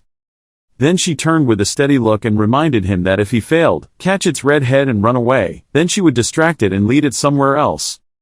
Making the two of them extremely touched, Yona was surprised and grateful that Nilia thought so much of them even though they had only met today, making the black demon friend a little embarrassed to explain that it was because among the three of them she is the only one who can do that. When the growling monster stood right behind Li Han, he smiled and thanked his friend for her kindness and asked her to take care of him when things got out of control. Seeing the steadfastness and determination in his eyes made her black demon friend unconsciously call Li Han Wardanis' name in her head, wondering if he was planning to use magic to defeat that wild boar. He tightened his wand in his hand, ready to fight. Li Han suddenly remembered when he was about 10 years old. At that time he was also holding the stick in his hand as tightly as it is now. When kind words of instruction rang out in his ears, the sword could be the king of all weapons, other weapons, but you must not rely on them. You need to learn how to use other weapons to prepare for all possible situations. Only those who understand this process can push mana into their weapons, which is called the state of aura. He looked at his hard-working appearance and sighed with a heavy heart, thinking, he will be disappointed when he learns the truth because only a small number of chosen people can reach this state. After a while of practicing, sweating profusely, he stopped to wipe away his sweat and sighed. Did he have to go to this extent just for aura? He wanted to become a magician and live in an office. So he turned to tell Mr. Alrarlong. He believed that training himself was a way to protect himself, but what he really meant was, so this is enough. When he heard the little master understand things like that, tears filled his eyes. With just this much, he believed that he was definitely different from the nobles who chased wild dreams, but he was even more different from his brother's thoughts, more enthusiastic and determined to teach him everything he knew about aura. Then he made him do the stabbing motion 100 more times, making him confused. Didn't he say that to take a break from practice? It turned out like this. Returning to the present, he raised his wand and aimed at the target in front of him. Then he forcefully used all his strength to put his weapon into the wild boar's mouth. When two girls saw this scene of his, they couldn't believe it. They were really shocked. The monster, receiving that painful blow, trembled in pain. It lost its balance and staggered back. And with a bang it was knocked down by him with a single blow and he fell to the ground unconscious. One surprise after another made the two girls freeze in place. It took a while for me to regain my composure when I shouted and asked if he had just stabbed it with a wand, and what about magic? However, using it to defeat a pig monster, a pig that had turned into a monster, was not easy at all. The only reason this was possible was because he used mana unconsciously. Although he was still far from his aura state, he had begun to adapt to being able to survive on his own. Then the three of them quickly gathered around to see the pig monster's situation. Nilia pulled out the wand from its mouth and gave it to him after confirming that she informed Li Han that he had defeated it. Yoner was still scared, her legs were so weak she couldn't stand up, she sighed. Did the subject need to be so harsh? It's unbelievable that they could throw first-year students into a place like this. Li Han reached out to help Yoner up when they heard a familiar growl from a pig monster. Making their faces as black as the bottom of a pot, it probably wasn't that unlucky, but they just had a hard time taking down one of them. He was depressed but still had to confirm with his friends. It seemed like there was one more. Yes, Yoner was still panicking and was about to leave this class, but Nilia stopped her and advised her not to do so. It seemed like this monster was very close to them, so the sound was quite clear. Thanks to that, the black demon girl was able to follow and move towards the source of that sound. She raised her hand to signal to her two friends, so she should stand behind and she should go ahead and investigate. Following that direction, she saw a pig monster facing head-on with a few students below. Li Han looked far away to see the situation and saw that there were so many people in their group that they probably wouldn't have any problems taking down monsters, so the three of them could just sit and watch. The black demon friend listened to what he said, seemed convincing and immediately agreed. Suddenly, in that group of people, a brave person stood up and said he wanted to take care of defeating the monster. It seemed that he also intended to use the enlarged wand as a weapon, and this boy was Ashan Dalkard. Yoner wiped the sweat from her forehead and suspiciously recognized him as Ashan from the Dalkard family. Dalkard is a family famous for its excellence and extremely precise work.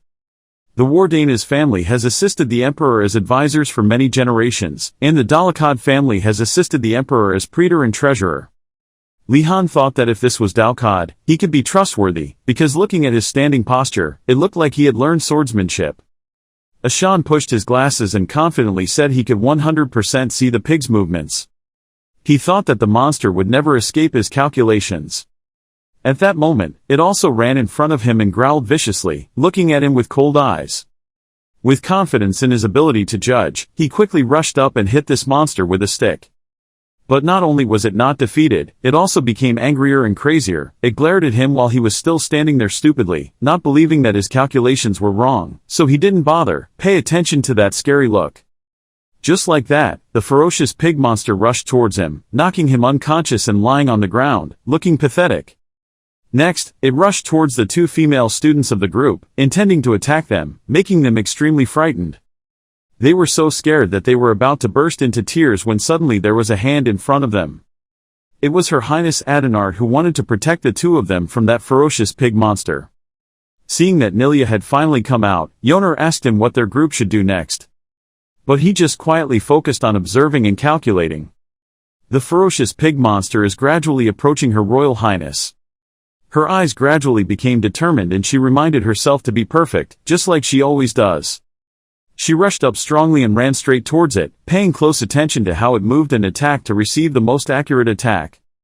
But to her surprise, as soon as she ran closer, the griffin was attacked from behind, causing it to roar in pain. A blinding light emitted, causing the princess to narrow her eyes in surprise at the scene before her eyes. That monster was defeated with just one blow and fell to the ground. Li Han now breathed a sigh of relief. Luckily he wasn't caught red-handed. Nilia then asked him if he knew how important it was to approach it from the opposite direction. He felt that it was very useful advice, so he asked her to give more valuable experiences like that in the future. When the princess saw that he was the one who defeated the monster, she was really surprised and grateful. So she approached to thank him, but he quickly waved his hand politely and said, "It's nothing, Your Highness the Princess." Nilia, standing next to her, couldn't help but wonder why the two of them were so stubborn. Wasn't there a rule that schoolmates had to quit doing that? Yoner was at a loss. Because of her gratitude for Li Han's life-saving grace, the princess promised to repay him. When he heard her say that, he immediately wanted to ask her for something. Although His Highness on the outside calmly told him to keep talking, inside his mind he was nervous and worried about what he would ask for. He was a little confused and shyly said, wanting her to help him suggest some subjects that would be easy to get high scores because he knew she had a lot of relationships with other people. After hearing his wish, Her Highness Aldinart couldn't help but be surprised because she thought he must be very demanding and only wanted her to suggest a few subjects that were easy to get high scores. She kept thinking for a while. She wondered what he meant. Was he really just asking which subjects could easily get a high score, or was he just testing her? Li Han still enthusiastically asked her if she knew any such subjects, and she said, a little confused, to be honest. Before the princess could answer, a voice rang out, saying she knew what lesson Li Han was looking for and knew better than anyone. Hearing that, he suddenly felt that this was a bad feeling. It was the trembling feeling he had felt before whenever a university professor patted his shoulder. This atmosphere is really similar to that time. He wondered doubtfully, this is it, when a person approached and called his full name Wardanis. It turned out that person was Professor Uragilm. He came forward and placed his hand on his shoulder and said, that's Alchemy. The feeling when he approached was exactly like when he met the university professor in his previous life, really, stuffy and stuffy. Seeing that his emotions were unstable, he told himself to calm down. Now I am no longer the scared, immature student like before. He calmly told the professor that it would be a good subject if he had enough passion and love for it. Li Han thought this was a perfect answer to refuse the professor's invitation and looked very pleased, but Professor Uragilm slowly said that's what he thought. He emphasized that he should listen carefully. He would create that passion and love for him, causing him to hastily refuse the professor, saying that he was not ready to study that subject. The other students around were whispering and talking, as expected of the Wardanis family, and the professor wanted to pull him back, but he really didn't want to do that. How could they be jealous, just because of this? Professor Uragilm heard him refuse so bluntly and sighed helplessly. Then he turned to caress the pig monster that Li Han defeated. He thought that today's lesson was enough. Hearing that, he also thought that the professor had finally let him go, so he breathed a sigh of relief. The professor also felt a bit regretful that the other group of creatures had not yet encountered the students. Upon hearing that, Ashan suddenly understood that the professor intentionally led them to the group of first-year students. This sentence of his made the professor laugh out loud. He couldn't believe that this group of first-year students thought he said they only went to the forest to pick herbs. How could they be so naive? He reaffirmed that today's goal was for them to face different situations in the forest while searching for herbs. Whether they catch it, avoid it, run or hide from it, an alchemist needs to have the skills to deal with unexpected situations. After that, the professor didn't forget to sarcastically mock them as a group of ironheads, causing the first-year students to listen and only dare to secretly scold him for being bad people, but they were so angry that they couldn't do anything to this teacher. Yoner saw that the teacher's purpose was to deal with situations, not to find herbs, so he held up the herbs his group had found and asked the professor if he really didn't need them. She would really regret it if the professor said there was no need to use it because her group had gone through a lot of trouble to get it, so she immediately called the professor out to see what the three of them had found. When the professor saw that it was the herb he was looking for, his eyes widened in surprise. He didn't think they could find it. Then he happily ran out and hugged the group of three, solemnly announcing that they had passed the subject and saying they were talented students here to study this subject. The professor smiled cunningly and whispered to Li Han that, as he expected, he would have to study this subject, making his face as black as the bottom of a pot. Li Han was so desperate that tears came to his eyes that he thought his life was over. After a while of being immersed in misery, he finally accepted reality. With a listless face and lifeless eyes, he forced a smile and said to Professor Uragilm, I will try my best. Alchemy is a subject. In my dream, hearing you say that, he looked at you happily. His eyes looked at him with satisfaction in his mind. This boy seemed very mature. Kids this age were often rebellious, but this boy was not. The professor told me, because you defeated the wild boar and collected a little bit of weed, I will give you a privilege. I heard that, wondering, a privilege. Hearing his question, he excitedly answered, I have a hut in the forest. You have the privilege of going there whenever you want this school year. When he heard that, he was startled and asked again, what? He also wondered, are you going to ask me to volunteer to clean up? As if he knew what you were thinking, he cleared his throat. Ahem, let me explain more to you. I looked towards him quite expectantly. Suddenly the professor asked the three of us, what do you think students need the most? Hearing that question, Yoner standing next to him answered, snacks. Seeing that answer, he was dissatisfied and said, now your life here is quite chaotic and in just a week it will be completely chaotic. Hearing what the professor said made him restless. Chief.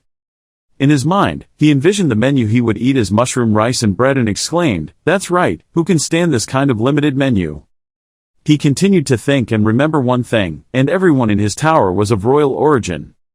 While you were thinking, the professor was still chattering, and my hut was full of fresh ingredients. He said it with great pride, not to mention the fresh fruits and vegetables I picked myself. He sounded like he realized something, so that means. A cupboard full of food appeared before his eyes. He happily thought, is this a true buffet? His eyes lit up and he grabbed his hand. Alchemy is really good, Professor. He seemed to have found an ally. Oh ho ho, this clever guy. I understand what you mean, right? Everyone had finished beating the wild boar that Professor Urigum released. It was very big. Some people saw that and asked, what a crazy professor. Did he release the wild boar and force us to deal with it? Does that sound right? Some people followed suit. I will never study this subject again. Some people exclaimed, I even thought I was done. He saw them talking and turned pale and went the other way. I was about to complain about what a strange school this was, but nothing surprised me anymore. Then he regained his composure. His priority now was. In front of him now was a wooden house. Next to it there is also a small stream gurgling continuously. Standing in front of the first house, he just thought, make sure to have food rations. The three of us started standing around the wild boar and started to deal with it. After a while, he tiredly wiped the sweat from his forehead and sighed. He looked at the wild boar lying on the ground and thought to himself, I learned how to handle animals for food from Alrar Long, but doing it alone is a lot of work. While he was thinking about how to handle this pig, Yoner took the initiative to come over. Lihan. Yoner looked at you with a worried face, his eyebrows furrowed and his voice trembled. Let me help you. Seeing that Yoner's expression was not very good, he asked. He didn't look very well. Are he okay? Although a bit scared, she still tried to forcefully reply. Of course it's fine, but can you share some meat with me? Nelia heard the two talk and also stood up. Turning towards him and Yoner, they asked loudly, are you really going to kill it? Nelia continued in disbelief, you guys are all nobles, you don't know how to do it. He heard Nelia say that and immediately called her name, Nelia. Just calling her name made her scared. He and Yoner showed a different side than usual and asked Nelia, do you hate meat? Hearing that, Nelia looked at the two in shock. Nelia's thoughtful eyes revealed a contemplative look. Then walked over to where you were and Nelia told you to, let me show you my skills as a hunter. Looking at the two people, Nelia and Yoner, he silently assessed that Nelia was really good at this job, while Yoner came from a family that was very familiar with handling materials, so he was pretty sure that with these two friends, things would go smoothly.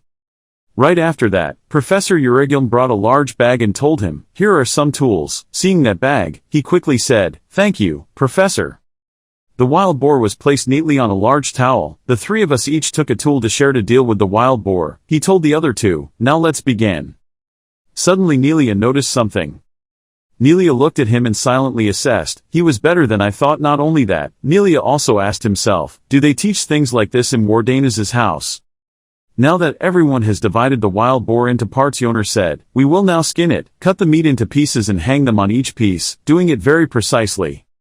He continued, you should not remove the intestines, because they can be used to make sausages, saying that those intestines were used by him to make sausages. He held the fan and sat fanning his face, no longer bright at all, thinking, I don't know how much longer this hellish life will last, maybe I should reserve this for later. Professor Urigum, when he saw the large slabs of meat being hung high for smoking, laughed happily, oh ho, you guys are going to make bacon, that's impressive. He seriously told the three people, no matter how good the weather is, the meat will spoil easily, smoking is the right choice.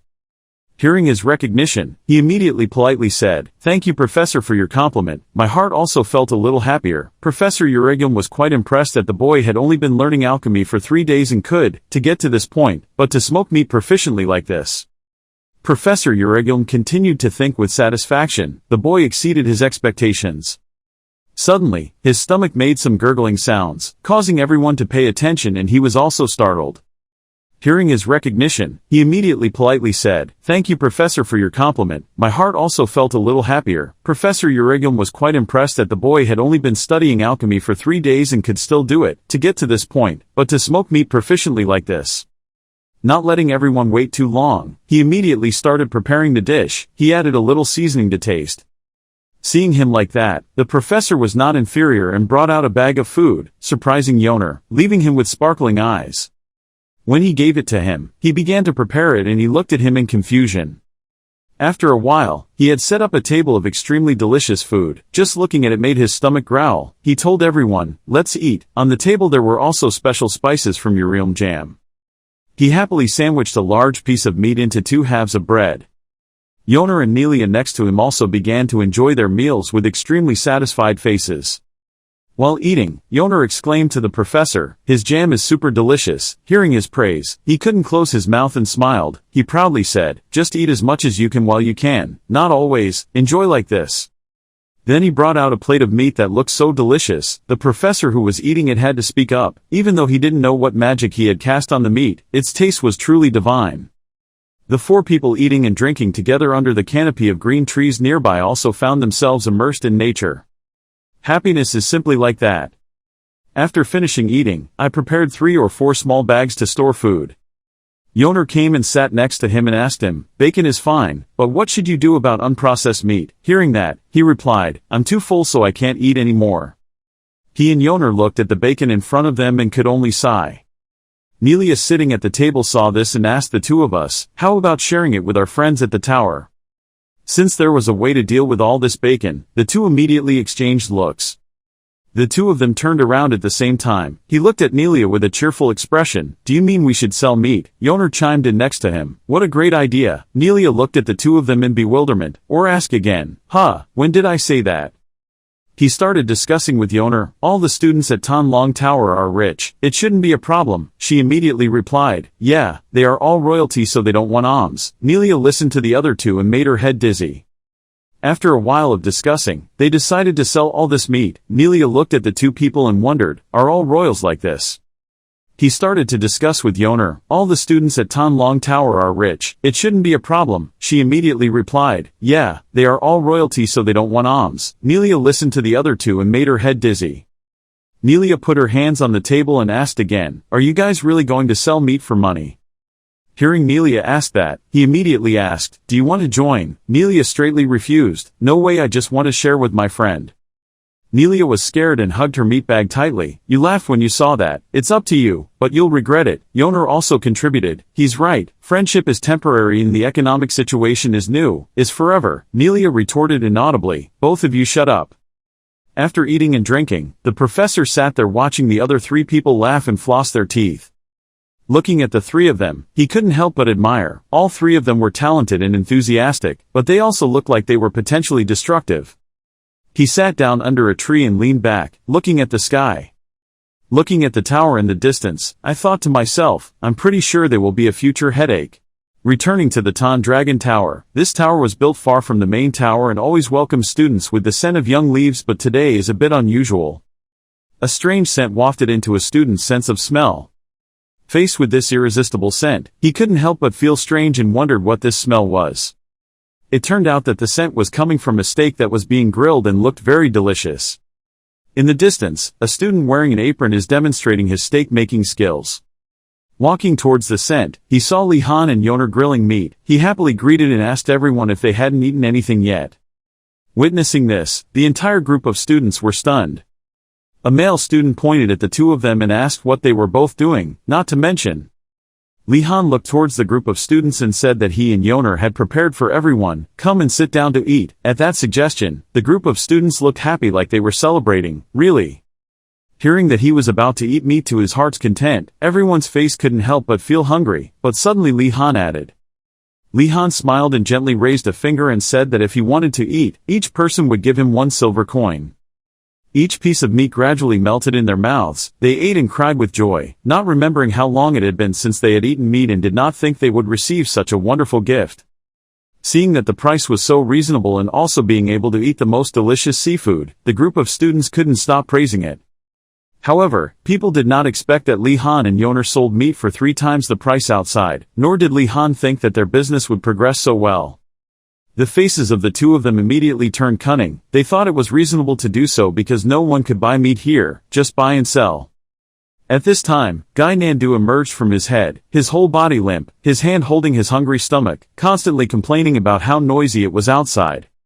Seeing the delicious plates of steak before his eyes was like seeing heaven. He suddenly blurted out, "What is this, huh?" Li Han turned around and saw him standing there and said there he was, Gynandu. Then Li Han invited Gynandu to eat with him. He was both happy and didn't think he could eat with him. A once-in-a-lifetime opportunity, Gynandu did not politely thank him and sat down, happily preparing to eat. At this moment, Li Han suddenly grabbed his hand and stopped him. Nothing in this world is free, Gynandu is no exception. Li Han held out his hand and asked him to pay 1 coin before eating. When Gynandu was asked for money, it was difficult for him to understand why Li Han collected the money. He explained to him that a noble's honor does not allow him to use free things, but he had no money left in him at this time due to the law, chief. Seeing that he kept hesitating but not wanting to make things difficult for him, Li Han said it wasn't a problem. Then, he came up with another plan. A debit note was brought in front of Gynandu. He just needed to write down the amount he had eaten and sign here. Seeing that he was about to get a delicious meal without spending a dime, Gynandu trembled with emotion and whispered Li Han's name. His hands were shaking as he held the pen tightly, unable to help but be moved by Li Han's decision. The next second, Gynandu signed the paper while sobbing like a baby and complimented Li Han on why he was such a wonderful man. Even though I was caught in the crosshairs, Gynandu still felt extremely grateful for what Li Han did for him and secretly regretted that he had broken off his friendship with Li Han before. I really have an eye for people. Only then did he understand that this was true friendship. Li Han and Yoner standing in a corner couldn't help but secretly rejoice, and so today everyone was happy. Returning to the magic castle on a new day, the students prepared to start class. A student held a thick book and wondered if today's lesson would be about the basic properties of magic. The other students also sighed in frustration, wondering why they were nobles and had to attend classes like this, and what the teachers thought of them. A female student thought they were already perfect. Why did they have to learn those things? Li Han stood to the side listening to such strong words and laughed and felt shocked when he heard that. The students entered the classroom and gradually settled into their seats for the lesson to begin. Li Han, Gynandu and Yoner decided to sit together. As soon as they sat down on the chair, they heard the Skull Headmaster's good morning call. A blue smoke surrounded Li Han. He heard the familiar voice just now speak and immediately looked up in that direction. Don't tell him. The lesson began with the principal's introduction to the iron-headed students. He greeted and introduced that he would be the professor responsible for teaching the nature of magic. It was true that nothing could escape his eyes. Just one glance at the students' vibrant energy and the principal knew that they had just eaten something. The students had not yet had anything to eat. This was contrary to what the principal predicted. He thought it would take a month for them to find food. Then a blue-haired student heard such strange thoughts and immediately asked the principal if they had to survive to find food. He stubbornly refused to listen to the idea of going out to earn his own food, but after a short while of insurrection, he didn't want to say those nonsense anymore, so he used magic to block the student's throat. Then the principal looked down at the still confused students and praised them for learning so quickly, which also made him very happy.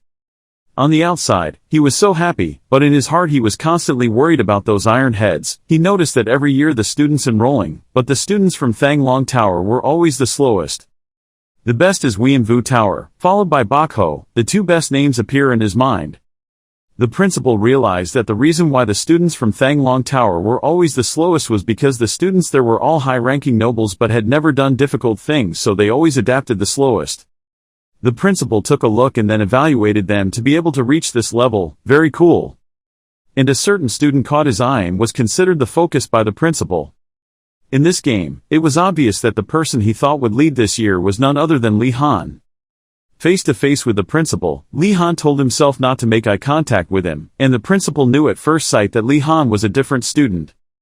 Looking at him, the principal did not expect there to be someone this free from that harsh family.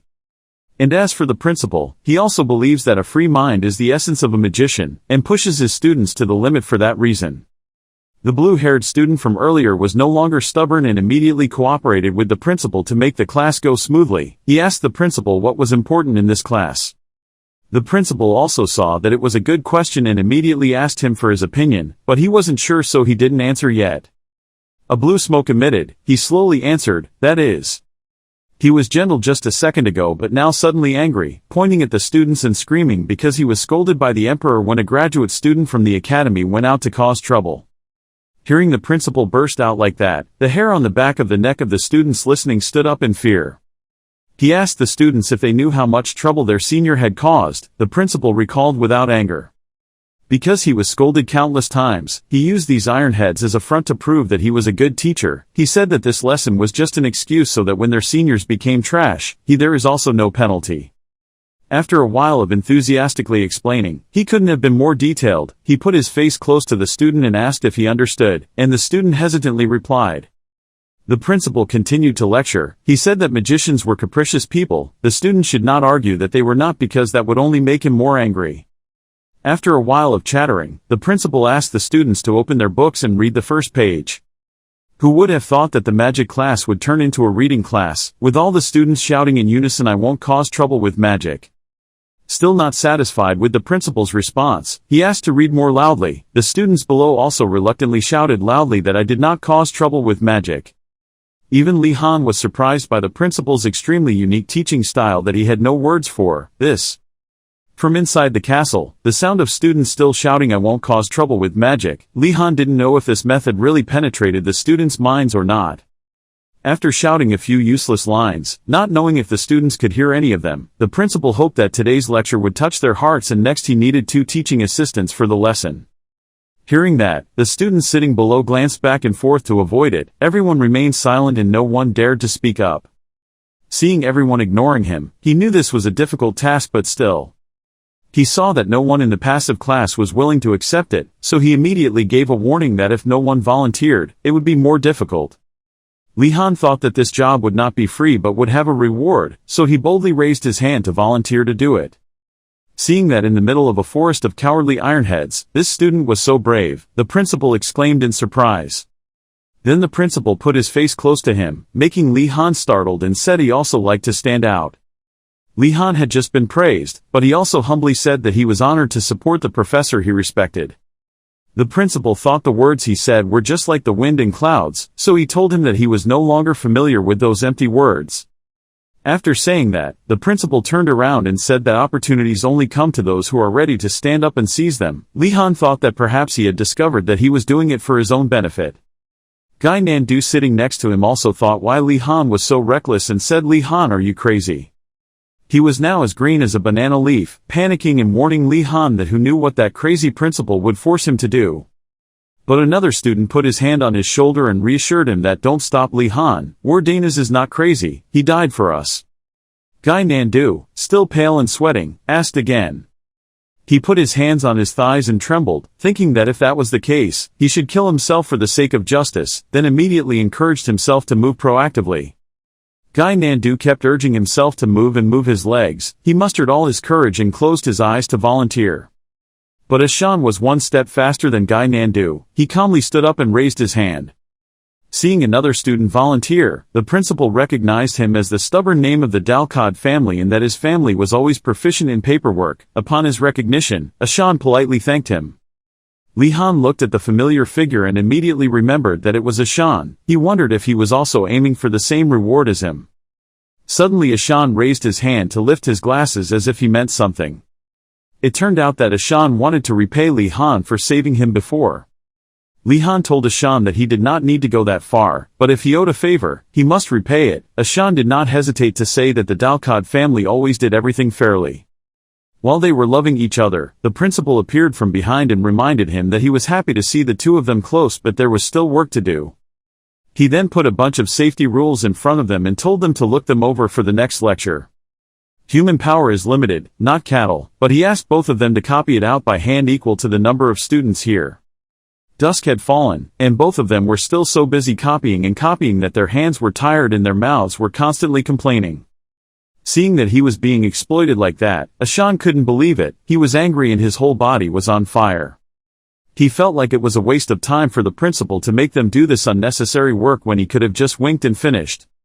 Seeing that Ashan's situation didn't look too good, Li Han was worried about whether he would faint. With a domineering personality like the principal, Li Han also understood the principal's intentions. He was sure he thought that relying on magic would make the students crazy. The principal didn't even let them use the most basic magic of glowing, so what was the meaning of writing magic? He was probably trying to challenge both of them. Li Han thought he was a dedicated teacher, so there was probably some hint here. Then he went to the podium to look for clues to solve this tiring job. Seeing that, Ashan immediately asked him what he was doing. Li Han then went around investigating and explained that there might be something useful here, so he was looking for suggestions to resolve the situation. Ashan was also hesitant about whether it was okay or not. He thought that this was the principal's lecture hall, there was no rule saying it couldn't be, so there was definitely something hidden here. All this time, sitting in one place struggling with a bunch of rules, Ashan has now figured out something. After Ashan was cleared, his eyes immediately sharpened and said that it was okay to steal a little from time to time, so let's split up and find it quickly. While rummaging around the room, Ashan couldn't find any notes, neither did Li Han, and he suggested looking from another angle. Suddenly La Han's eyes bumped into something that caught his attention. It was a drawer surrounded by magic, perhaps containing something inside that he needed. He found a new discovery and waved to Ashan to come closer. Really, he also happily ran over. Both of them stood in front of this mysterious drawer and hesitated, not knowing what to do. This, Ashan said slowly. Then he asked to open the drawer. They put their hands on the handle and pulled it out. Screaming at the swallow, they thought they had found something useful, but in the end the principal with a green skull appeared to their surprise. Li Han stood still and wondered if this was an illusion magic. Before he could think too much, the principal spoke up and said that opening the drawers meant that they had stopped doing meaningless things and started using their brains to think. Then he didn't forget to add a few sarcastic comments that he hoped it would go crazy faster and that they looked pathetic for working so long. After teasing the foolish students, the principal began to introduce elementary manipulation, telling them it was best to learn quickly. After a while, the warden said so, then said goodbye and disappeared into thin air. What just happened left Ashan with a huge anger. He realized that the old principal really had something in mind. Ashan saw that it was useless to put in this stupid method, so he angrily scolded him. He didn't understand anything. Why did he have to teach like this? He couldn't stand the oppression and immediately invited Li Han to join him in protesting and said that if they went together, even the principal would. Seeing him attentive to the elementary manipulation, Ashan also stopped. Ashan immediately became speechless, thinking Li Han was a traitor, but Li Han calmly apologized because he couldn't resist. In order for Ashan to accept his fate, Li Han explained that if he thought about it, what could Ashan do if he complained to the crazy principal? That's Inrogard's rule, about 95% fail, but Li Han was surprised when Ashan thought there was up to 5% success. To avoid being laughed at by the principal, let's practice. For elementary control, thoughts, chants, and seals are important in spell casting, and the chant is to move, control. Both picked up their wands and enthusiastically practiced. Ashan held his wand and pointed at the feather, but even though he braced himself and glared with all his might, it still did not move. After he ran out of mana and sat on the ground in despair, Li Han comforted him, telling him to rest a bit. Li Han also knows that magic is really not easy. It looks simple, but the magical energy gathered is different every time. Next, Li Han practiced in a new way. He balanced on the wheel like a circus monkey. He told himself to concentrate highly. He thought it felt like this and then lowered both legs. Li Han remembers the days when he was pressed by a deadline and focused on the feeling like it was his last chance, like there was only 1 minute left before the mission ended. Li Han wanted it to be as straight as bamboo but as light as a feather. His hand held his wand and held it forward, concentrating as much as he could. Then Li Han ordered the feather pen below to move. As soon as he received his command, a thread of magic was inserted into the pen and lit up. Very soon the pen moved back and forth. Li Han was so successful in making the feather pen fly that even Ashan was surprised and exclaimed that it was flying. Ashan saw that Li Han did it without much effort and was extremely admirable. It was true that the Wardanis family was different. Li Han had a happy face, now he just needed to slowly move it to the paper. Around the pen emitted light of magic, it moved slightly in the air. Then suddenly it flew past his eyes. Then it crashed out the window and shattered the glass. He and Ashan turned around and froze in place. Before Li Han could understand what was happening, the pen was pinned to the apple tree trunk. Ashan asked Li Han what he did. Did he shoot it out like a porcupine quill? Li Han also thought that must be the case. He held it in his hand and read the elementary manipulation spell again and found that the spell's text had 2 difficult points. The first is that after casting spells non-stop, you need to continuously focus and control the object. However, after completing that extremely difficult chanting part, the control part is equally difficult. After reading it again thoroughly, Li Han decided to pick up his wand and try again. He gradually poured magic into the feather pen slowly as possible, and reassured himself that there was no need to rush. While the situation was tense, the principal's face appeared from nowhere and asked if you guys had done it. Very happy, he wrote the rest with his magic. His sudden appearance made his heart skip a beat, and the feather pen also went out of his control. After that, the pen was frantically thrown everywhere, leaving him with no time to react. When the principal was hoping that they would feel his kindness, it did not let go of the principal, but after a while without control, it also stabbed him in the forehead, making him cry out and die. It was true that his screams were heard from inside the building. Seeing that they had caused a big problem and were about to die, both of their faces turned pale in fear. The principal was displeased and scolded the student for daring to aim at the principal and snipe like that. Faced with such a difficult situation, Ashan could still see that Li Han was cool, but Li Han immediately told him to shut up, you crazy person. Before the feather pen could land on his forehead, magic stopped it and turned it into ash. Standing in front of this amazing performance, he exclaimed and praised him for grasping magic faster than he thought and even had to admit that Li Han was better than he looked. Li Han wondered if that was all. It seemed like he was quite happy, then. Taking that opportunity, Li Han quickly asked the respected principal for tips on how to control it better. The principal wondered if Li Han could chant the spell but couldn't control it. He also agreed, seeing that the two of them had things to discuss and he hadn't been able to do anything. Ashan found Li Han really impressive. The principal reassured him that he was only in his first year and that it was fine, no need to try too hard. After hearing that, Li Han breathed a sigh of relief because he always thought it was due to magical energy but it wasn't. But who would have thought that Li Han would be disappointed? The next second he lied and said that the chanting part was difficult, but the control part needed a little practice. He remembered the moment the pen flew like that guy and said that Li Han was an unusual person so he could do that, but only he could find a way. After listening to the lecture for a while, Li Han understood and happily thanked the principal. Li Han bowed his head and said he would try harder, but he found him too boring and not fun at all. Looking at Ashan's clear reactions, the principal saw that this kid had an impressive expression. He said he would tame it better so there was nothing to worry about, so the principal finished speaking and continued to perform magic. Seeing that there was nothing left to play here, he immediately used magic to take Li Han to the cafeteria and said it was time for lunch. Seeing that in just a split second he had gone from the lecture hall to the dining room, he was also so scared. Was it teleportation magic?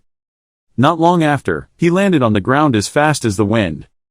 Li Han stood up, brushed the dust off his clothes and acknowledged that the principal never did anything unnecessary, but instead used time and space magic to take him to the cafeteria. There's trouble again. You're in the cafeteria, so where has Ashan been transferred to by him? While you were wondering, Ashan was transferred to the infirmary to recover his energy. Entering the cafeteria, it was as empty as a pagoda with no one in sight. He guessed that it was probably past lunchtime so there was no one there. Today it's still the same dishes, 2 rice balls and a loaf of bread neatly arranged on a plate. But he felt it was okay because Li Han still had the bacon from before. While he was busy at the dining table, a figure appeared from afar. It was none other than Aldinart. God avoided the meal, but the princess went to look for him and later met Li Han in the cafeteria. He was also surprised to see someone coming to find him at this hour. Is it a princess? Li Han paused his meal and asked the princess if he needed anything. Aldinart reached into his shirt and took out something. The princess gently brought the scroll to him and said these were the documents he asked for last time. It turned out that the princess still remembered the list she had asked for. Li Han was secretly happy and shyly thanked the princess. As soon as Li Han opened the scroll, he saw something was wrong. Inside is a list of popular lectures. These are subjects that are not easy to get points but are popular, such as Basic Alchemy Overview, Basic Linguistics, Martial Arts and Basic Humanities. Reading the first line, he couldn't help but wonder if alchemy was a popular subject in general, but it was good nonetheless. But Aldinart misunderstood what he meant. What he wanted were lists that were easy to earn points, but the popular subjects he was holding were not. The princess also did not understand what Li Han needed those things, so she asked him again about his intentions. Then he directly explained in detail to Aldinart to understand what he meant. A popular subject with many participants makes it difficult to earn points, while an unpopular subject is the opposite. After hearing this, the princess's face was also confused. Gradually, Aldinart also realized what he meant. Aldinart wondered if Li Han was looking for easy subjects to learn when he was a child of the Wardanis family. Aldinart also began to doubt his eye for people because he thought he was just like other nobles, but it seemed completely different. Then he took a moment to put his hand in his shirt and rummage for something. Fortunately, while compiling that list, the princess also compiled a list of subjects to avoid. That's it. Seeing the list he wanted in front of him, Li Han couldn't help but be happy. He also saw the poverty and boredom that no one wanted to learn. The first is basic swordsmanship. Very few people go to magic school and learn swordsmanship. Next is basic magic fighting. Learning about keeping distance is also neglected by wise students who rarely fight. Not that knowing many survival methods would be good, but he didn't care about this. When he got the list, Li Han happily thanked the princess. There was nothing more to do, so the princess turned around and said, "Then I'm leaving." The next morning, Li Han walked leisurely and felt unfortunate because everyone refused. Knowing Li Han's plans, Gynandu suddenly asked him why he intended to participate in uncommon subjects. Nobles don't do that. Even so, Yoner apologized to him and politely refused, telling Li Han that she already had a class at that time. Ashan also did not support Li Han and questioned why he participated in those trash subjects. In the face of detractors, Li Han remained calm because he was sure they didn't know what was about to happen to them. Basically, the concept of considering students does not exist in any school. They know that there are students participating in their subjects but do not care much. So to focus on the subject someone likes, you need other subjects where you don't need to do unnecessary things. That is an appropriate choice and redistributes focus. Thinking so much, in the end Li Han did not choose to think too much, anyway. What he didn't expect was that the basic distance-keeping magic fighting class was located in the basement. Looking down, he saw a few simple but foreboding stairs. There is a saying that all citizens must know: never think of entering a mage's tower. Even though it looked normal on the outside, there were two brothers who survived the tower for a week, but there were also people who were trapped forever. Reading this, Li Han immediately asked if this fairy tale was a bit exaggerated. Then Mr. Al-Rarlong immediately said it was a bit. Suddenly he exclaimed that it was a fairy tale because in reality the people trapped in the tower would go to visit their grandparents, so escape was impossible. Li Han's smiling face suddenly turned gray because of what he heard. And the Inrogard Tower is an example of a magic tower. For that reason, very few first-year students dare to explore the Academy Tower. He reassured himself that this was just an academy, so it was probably okay. Nothing had happened to him on the first floor of the tower or the dormitory. Before he could finish comforting himself, Principal Lich behind him asked him if he wanted to go to the first floor. Making him startled, his heart wanted to jump out as he asked why the principal was here. He suddenly thought that meeting him here was a good opportunity. So he changed his face and told his beloved principal that it was nice to meet him. Li Han said he was about to go down to the first floor, so he wanted the teacher to impart a little lecture, causing the principal to gasp in surprise. The principal started teasing him and said he would teach him, but then he changed his tone and said he would bring him a flower if he saw his body tomorrow. Inside, he was angry and silently scolded him for being a hateful old man, but he still had to smile wryly. An entity that could laugh with absolutely no malice or resentment from within could only be a graduate student. The entire dark basement was lit by flaming torches. He calmly went deeper inside but found that it was normal, unlike what the principal threatened him with. When standing in front of a door, he kept feeling a bad feeling, but still tried to reassure himself. Suddenly a student passed by, catching his attention. When the two of them saw someone coming, they discussed excitedly. The girl exclaimed when she learned that someone also chose to take this class. Li Han secretly thought with pride that the school had so many students. How could he be the only one in this class? When his friend suddenly discovered something was not quite right. Seeing that the name sign was a basic magic fighting class to keep their distance, they quickly ran away because they had both come to the wrong class. Luckily, they checked again, leaving only Li Han standing there confused. They told each other to go home quickly, but they couldn't help but be surprised that someone would study this subject because it had scared many people away because of its difficulty. Li Han saw this scene and stood in front of the door somewhat confused. Now he was in a dilemma. In the end, he still chose to walk in and saw that there were exactly 3 students in the class.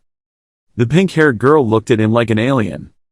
The other 2 boys looked confused and looked at each other. Looking at their expressions, he could guess that they thought he didn't know what class this was, so he came here. He continued walking to his seat, and when he saw the orbs, he was a bit confused as to what they were used for.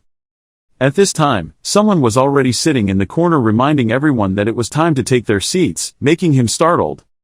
When he turned around, there was someone sitting there, and the students in the class were completely unaware of this presence and were now whispering. It was a person with pale skin, melancholy eyes and long fangs, making Li Han somewhat suspicious as to whether he was a vampire.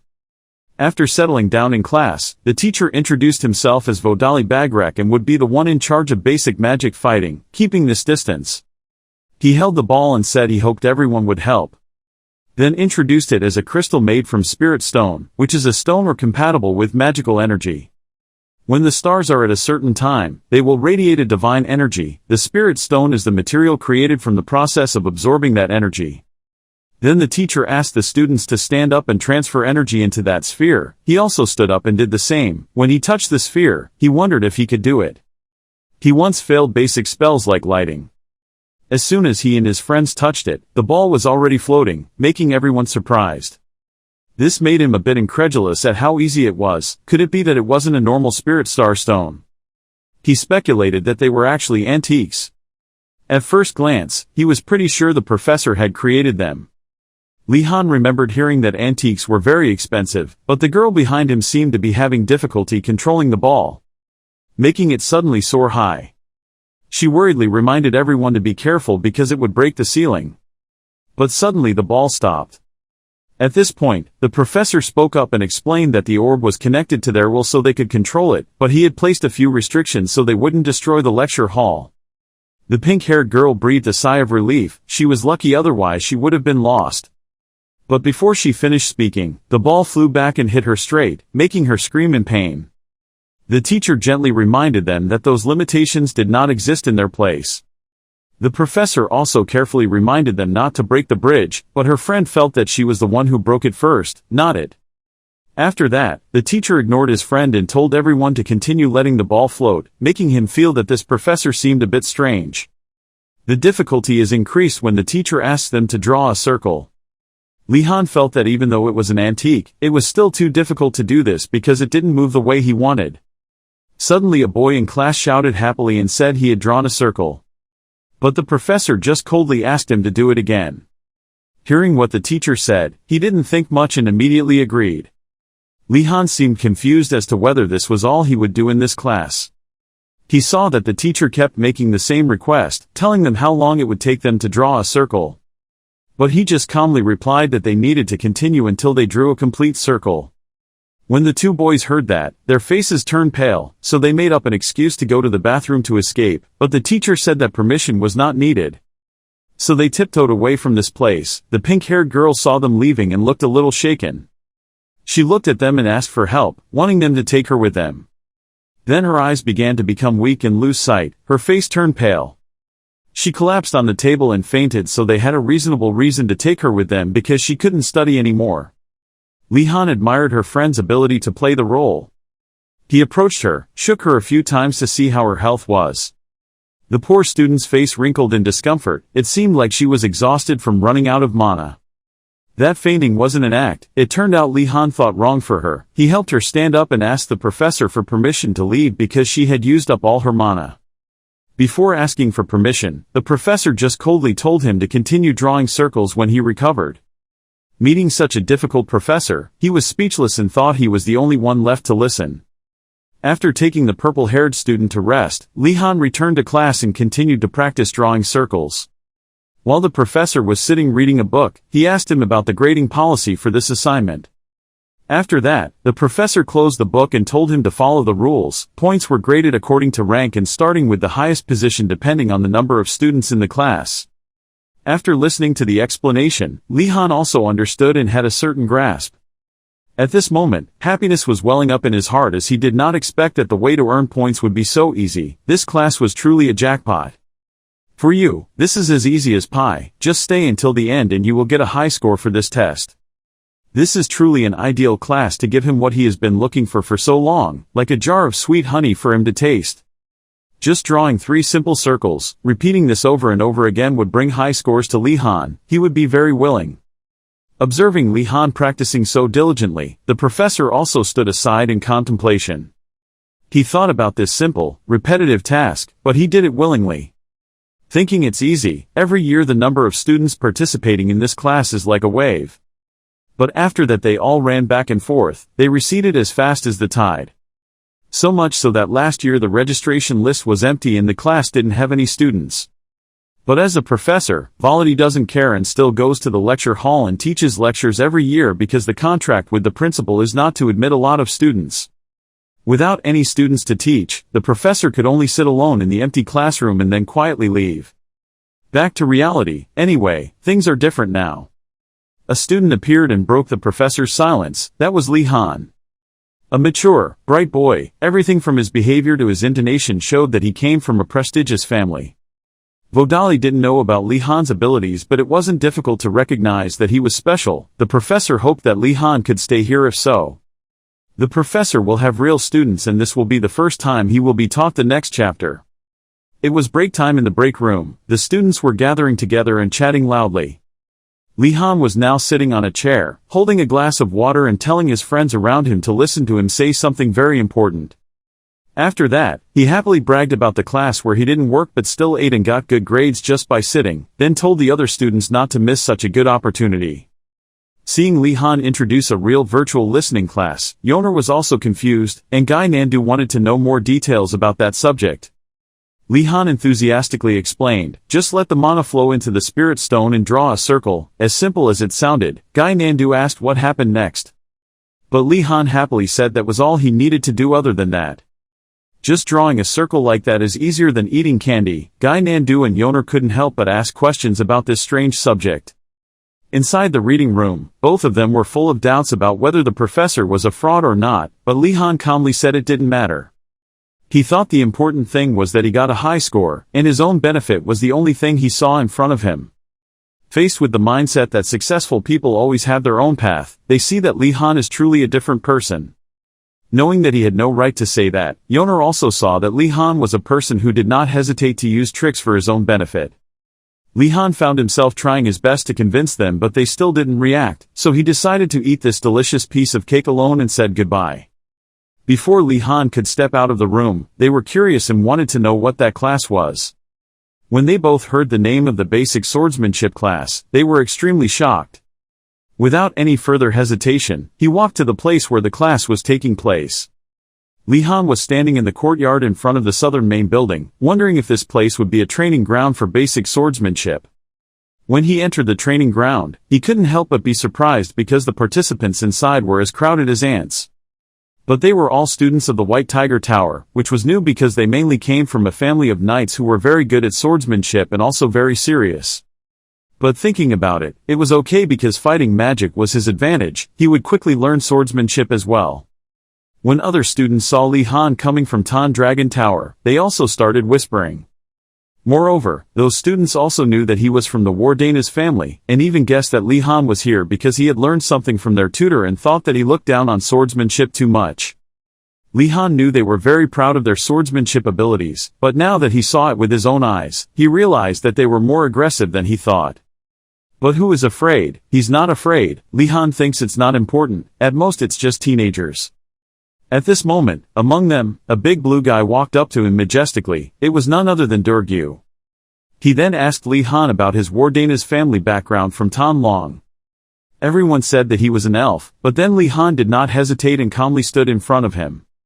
He then despised Li Han for not being suitable for this serious sword class and reminded him that this was not a lecture from the beginning. Of course Li Han understood and thanked him, but Gyu saw that he was stubborn and didn't want to understand, so he said this wasn't swinging a sword like nobles do. And Li Han can absolutely get injured during the match because the students here will not hold back. Faced with that threat, Li Han brushed it off and told him firmly that he wouldn't hurt Gyu too much. Seeing that he was not afraid of threatening Li Han but also refuting him like that, he couldn't help but be confused. He was left with a huge anger by Li Han. Gyu's face was red with anger, which was enough to understand that a fight was about to happen. But before they could witness the eye-catching fight, a cough suddenly stopped them. That person continued to call for them to gather. Everything stopped here. Li Han heard the call and turned around to look and was startled. He looked into those eyes, so gentle but also full of severity. On that person's face there was a long scar across the eye. That person's legs were made of iron but still stood firmly on the ground. Next was his introduction to the students, where he introduced himself as Professor Angeldal. And he will be the one to teach them swordsmanship this time. Seeing that the professor is an elf, Li Han is also very interested. After that, the professor happily made sure that his students had all learned swordsmanship, but now everyone only came here to practice or keep them from being worn out over time. Then the professor offered to help the students hone their swordsmanship skills rather than teach them from the beginning, but he didn't know that Li Han was only there for the score. Suddenly, a small hand tapped his shoulder from behind. He turned to look, and it turned out that person was Jijel. Seeing Li Han turn around, she waved goodbye. Looking back and forth, Li Han wondered if this was another elf. This person immediately asked Li Han if he belonged to the Wardanis family. Seeing the other person ask that, Li Han immediately asked back to see what was going on. It's Lady Giselle, her. Lady Giselle did not answer. Li Han asked him why he belonged to a family famous for magic, so he studied swordsmanship. Li Han didn't beat around the bush, he just said that it was obvious. He raised his hand into a like button and said that because there were fewer people studying, the points would be easier to get. Lady Giselle immediately froze, surprised by Li Han's unique answer. Li Han felt that it would likely cause misunderstandings if he said another reason, but it would be easier to talk about the score issue. She nodded in agreement. He reached out to shake hands and introduced himself as Giselle of the Marathi family, and he could call her Marathi. Li Han looked at Giselle's hand and thought to himself that he was so young but his hands were already calloused. Then he reached out to shake his hand and said it was nice to meet Marathi. He and Lady Giselle shook hands warmly. In his thoughts he wondered if this was the Marathi family. Li Han briefly thought about the Marathi family. This family was the family that guarded the harsh northern lands under harsh rules, and there, they used any means possible to achieve their goals. Get the purpose. That was Li Han's thoughts about the Marathi family. He looked at Lady Giselle and thought to himself that he looked completely different from the family's photo. Then Li Han dismissed that thought and said that rumors were not always true, and Li Han also thought that maybe he and Lady Giselle would become close in the future. The mysterious stone knife, also known as blue stone, is a great move learned from Arlalong, and as its name suggests, the mysterious stone knife is very tough. Because practicing it was quite difficult, the nobles avoided learning it, but Li Han endured the process. Why? He had no other choice. The professor asked Li Han one thing: could he use the mysterious stone blade? The professor spoke up and said that he also had roots and asked which family he belonged to. Amidst that question, the professor thought to himself that if Li Han used a mysterious stone blade, it must have come from. At this time, Li Han replied that he belonged to the Wardanis family, which made the professor very surprised. The professor asked again if that was the Wardanis family. The question seemed to seek certainty, and he also thought that his roots were so strong that he belonged to that family. He asked Li Han something. He wanted to know why he learned swordsmanship. Li Han did not hesitate to answer that he believed it was a necessary skill for a noble. The professor's face dropped and everything was exactly as he thought. Li Han saw that expression and was a bit stunned. Li Han looked at the expression and exclaimed that it was truly the typical expression of a professor. However, he is worried that if he says something wrong, his score will drop, and he also wants to know what the professor's answer is. Then Li Han replied to the professor that he also thought the same, but the more he studied, the more he understood the profoundness of the blade. Speaking of this, his eyes glowed with a bright light, full of confidence, and he said he couldn't stop himself from coming here. The excellent answer just now made him favorable in the professor's eyes. He did not hesitate to give him full marks. And when he saw Li Han's bewildered expression, the professor laughed out loud and answered nothing, and he was only embarrassed when he accidentally said out loud what he thought. Li Han also replied to the professor that he was very serious about this, and did not let his family background stop him from progressing. The professor also said that he performed better than some white students. Some tiger came here just to vase flowers. The professor pulled out his sword and he said that thanks to you, the student, he also learned something. This statement made Li Han's head full of questions. He brandished his sword in front of Li Han and said he would be serious with him. The professor urged him to quickly pick up his sword. Seeing the situation change so quickly, he immediately felt like something was wrong, and why did things turn out like that? Li Han was now tired and sat on the ground. He lay on the ground panting tiredly. The professor came over and talked about the mysterious stone blade being a great move as hard as rock.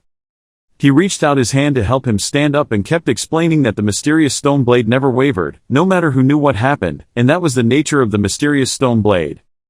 The professor smiled and told Li Han to keep that in mind, and he also told Li Han that this was the end of practice. The professor turned around and called the next student up to spar with him. After Li Han sparred with the professor, his whole body was sore, so painful that it felt like he was being crushed. He wondered how many of the professor's moves he had received.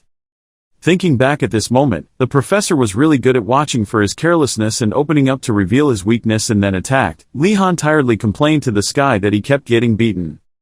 Very quickly, the previous student lost. The professor continued to call the next person. Li Han looked towards the professor and nodded, which was no joke. He kept looking at the professor and thought that all the students from the White Tiger Tower would become future knights, but the professor solved them too easily. As a swordsman, Arlalong is a rock that cannot be shaken.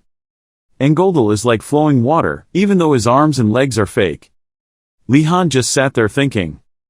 Engoldal told the other student that the sword was violent so it needed to move more, and that the characteristics of the double sword were difficult but flexible, and finally, think before swinging the sword.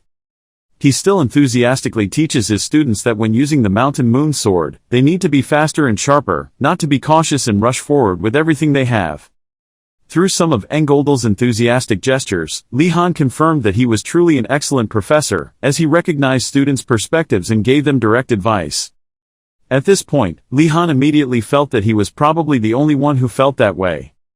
He still sat in that corner and felt that he was the only one being beaten the most. After a few rounds of fencing, Engeldal now stepped forward as if he had something to say. He called Li Han to stand up. Hearing that, he also stood up as he said. Li Han just went to Engoldal and wondered. At this moment he called Durgu of the Choi family. He didn't say anything at this point, just let things continue to see how the situation turned out. Durgu of the Choi family also slowly walked towards Engoldal. Li Han looked at him and realized that this was the person who caused trouble with him, so why did he go to Durgu? Both Li Han and Durgu just looked at each other without saying anything. At this point Engeldal said that the two would compete against each other. When they heard him declare that, the remaining students couldn't stop shouting. Some students wondered why it was Li Han and Durgu, wondering if that was fair or not. The corner of Durgu's mouth now slightly raised. He laughed as if he were mocking him. Durgu did not hesitate and agreed to compete with Li Han.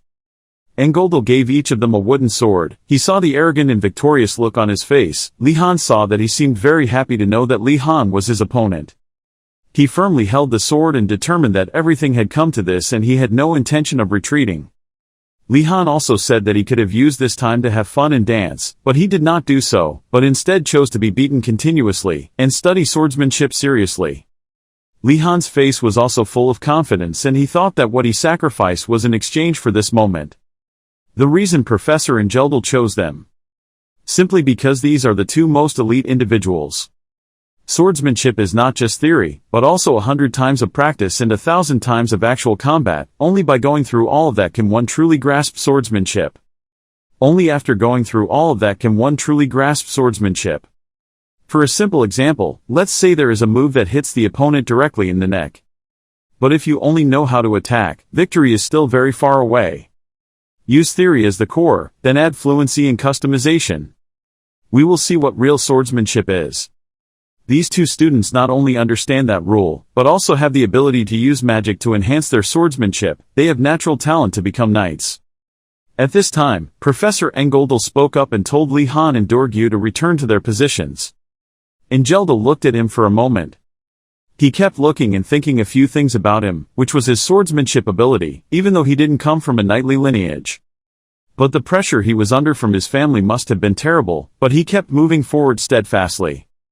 Engeldal felt he deserved to be a commended student. He also wanted to guide you to the pinnacle of swordsmanship. Without saying much more, he officially opened the match. Engeldal looked and thought this match was worth watching.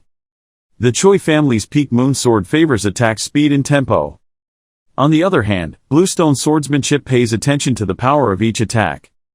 When analyzing the strengths of each family, Engeldal also said that the two schools are completely opposite and the two people will learn many things from the other, and according to him, this is the true meaning of the two words, defense. Durgu started walking forward. He looked and asked Li Han if he wasn't planning on going up. Li Han did not answer but silently looked at him. Seeing that he had no response, Durgu quickly rushed forward to attack first. He ran up to Li Han and gently let down a sword strike. The tip of Durgu's sword was right in front of Li Han, which scared him. His feet quickly sank to the ground. And without further hesitation, Li Han immediately counterattacked, swinging the sword in his hand, causing sand to fly all over Durgu's face. Because sand was flying all over his face, he couldn't bear it, so he closed his eyes tightly and coughed a few times in discomfort. Li Han's last move surprised the other students so much that they were sure to wonder if it was a sand-throwing move or not. A student quickly went up to ask Ingeldal if that move was against the rules or not. Ingeldal not only did not say that it was against the rules, but also constantly praised the wonderful method. When the other student heard that, he was stunned and wondered why. Durgu looked at Li Han covered in dirt. Ingeldal continued to talk more about this match. He said that it was regardless of both means and methods. This is a real life and death match. And looking at the way Li Han was flexible and graceful in each rhythm of the match, Ingeldal was certain that he was the one who understood that better than anyone else. Then he looked at the other students and said that for them this was still very far away. Seeing that the students were constantly assuming that it was Li Han who cheated, he was even more certain that it was because they all came from a family where honor came first, so not knowing was natural. However, and moreover, Li Han also has the mindset of ignoring the nonsense around him to focus on the goal of victory. And that confirmed that Li Han is a true swordsman. Durgu in the fight is much weaker than Li Han. However, he was still alert and blocked his attacks. Durgu was very angry at this time and thought that his attacks were all tricks. He also blamed himself for being too careless because he thought about his background.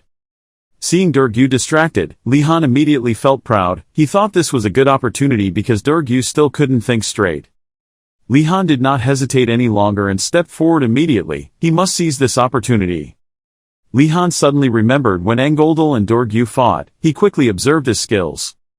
That made Li Han constantly happy, because he was able to capture him. He walked over and stepped on Durgu's foot. Then he swung his sword to attack him. He hit fast and hard with the will to create a scenario where he himself could win. Seeing Li Han's will, he kept wondering if he was trying so hard, if that was the case. After speaking, he placed his hands on the ground. Then from there, he rolled on the ground with the aim of avoiding Li Han's attack. Li Han was extremely surprised to see Durgu do so.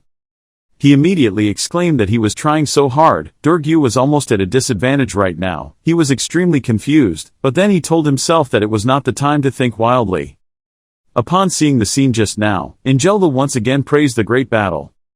Durgu stood up step by step and he thought that just now was quite humiliating.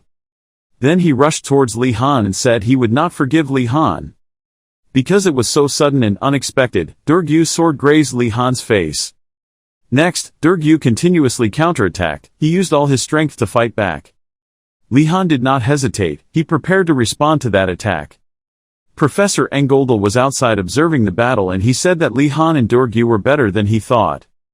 And he also knew that Li Han and Durgu both had very good skills, but he looked towards Durgu and was a bit surprised because he did not expect that he could use the moon sword technique to this extent, but the more he tried to attack, the more stamina he consumed. When he looked at Li Han, it was different. He saw that he was still very calm and he was trying to react to every move of his opponent. Li Han observed Durgu carefully in every movement. At this point, it seems like he's getting too excited, but still. Before he could finish speaking, Li Han grabbed his sword and immediately counterattacked. The force of his attack just made him stunned, wondering about the pressure that the sword brought. At this moment, Li Han Wardanis' eyes were suddenly startled and sweat broke out. Immediately, Durgu quickly approached Li Han Wardanis' feet. Seeing that, he silently thought that he needed to concentrate and not waver. With incredible speed, Durgu unleashed consecutive slashes. Because the speed was so fast, the naked eye could only see waves of mana passing through the place where he swung his sword. At the same time, Li Han Wardanis realized that this is your chance to win. He remembered that at that time, Durgu's face was drenched in sweat and his veins were bulging because his ability to judge based on experience was blinded by the unexpected situation. Afterwards, Li Han Wardanis remembered how Durgu rolled several times to avoid his sword slash. He thought, thanks to that he had a lot of extra movements. Durgu's face clearly showed signs of exhaustion, and clearly Li Han Wardanis also noticed this detail. He thought to himself, looking at the amount of mana on his sword, his strength was about to run out. At this time, Li Han Wardanis focused on the amount of mana on the sword. He clearly knew that he was not tired when using mana. Thinking of this, the battle in Li Han Wardanis' head now turned into an hourglass. He was above and Durgu was below, and now it was only a matter of time. At this moment, Durgu suddenly attacked but Wardanis avoided it and counterattacked, making him swear, damn it, damn it. Makes him swear endlessly, damn it. Seeing that his slashes were ineffective against Wardanis, he couldn't help but break out in a cold sweat, grit his teeth and wonder if he didn't have enough strength. In contrast to him, Wardanis only shed a few beads of sweat. Seeing this, Durgu was surprised to think why he didn't lose any strength at all, he just didn't show his emotions. Thinking of this, Durgu felt like he was fighting an egg with a rock, and Wardanis was the rock and he was the egg. Then the image of little Durgu lying in the palm of Wardanis' hand appeared. He continued thinking, lying neatly in his hand. At this time, Durgu completely lost his temper and shouted out in fear, "Heck!" But Wardanis was just cold and didn't say a word. Immediately, a beautiful sword was launched from Wardanis, causing Durgu to have no time to defend, so the sword resonated. Durgu's sword fell from above and stuck straight into the ground. Not missing the opportunity, Wardanis' sword immediately pressed against Durgu's neck. His weapon was gone, his strength was exhausted, Durgu's face was drenched in sweat, he could only stay still. After that, Durgu continuously gasped in pain. And the same goes for Wardanis, he was tired after the match so he couldn't stop breathing. At this moment, Professor Angeldal came and announced the end of the match, the winner had been decided. Hearing that, Wardanis put his sword back, and Durgu wiped his sweat with his hand. At the same time, Angeldal's voice continued to sound, both of them moved forward. Having finished speaking, Angeldal looked at Durgu who was constantly panting and felt regretful. After that, the image of Durgu and Wardanis being placed on the scale appeared and Angeldal judged that if he had been calmer, the result might have been different, but he panicked when he encountered murderous intent. Next is the image of Durgu sitting miserably under the scale. At the same time Angeldal's thoughts continue to appear. At a young age, it is difficult. At this moment, Angeldal's eyes glanced towards Wardanis and thought, Lihan is okay.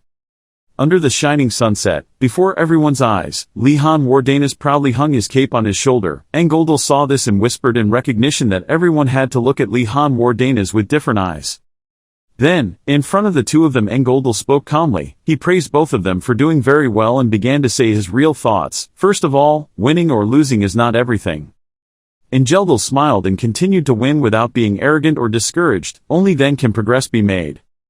Then he put his hands on the backs of the two people and told them to shake hands. Hearing that, Wardanis couldn't help but think that with his personality, he wouldn't leave it alone. He even thought about what Durgu would do before he touched him. But contrary to Wardanis' thoughts, Durgu extended his hand. Durgu calmed down, he praised the fighting very well and also apologized for being rude. Hearing this sentence, Wardanis couldn't help but stiffen. In his ears was still Durgu's voice. He said that Wardanis deserved this. Looking at Durgu's calm face, Wardanis finally relaxed and thought to himself that he didn't look like he did when he attacked. After thinking about it, Wardanis and Durgu shook hands, and at the same time Wardanis also responded to that apology. He probably said it because he was worried. Seeing the two of them end the match peacefully, Angeldal was so happy that he burst into tears and kept clapping, but the two students behind him felt helpless. Suddenly, Angeldal turned his head around, looked at them with sharp eyes, making them jump in fear, then seriously reminded them to clap their hands. When it got dark, the students gathered around Durgu. Before the eyes of the students, Jijel's voice rang out in the name of the White Tiger Tower student, I'm sure. The remaining students also stared at Durgu. The wind blew Jijel's cloak away. After that, he wanted Durgu to take revenge on Wardanis. Hearing that, Durgu frankly said that he lost because he was inexperienced. Seeing that Durgu did not want to do so, the students opposite immediately started speaking up, some blaming Wardanis for playing dirty, others saying it was not Durgu's fault. Faced with these words, Durgu still persisted, I decided that it was because I was weak.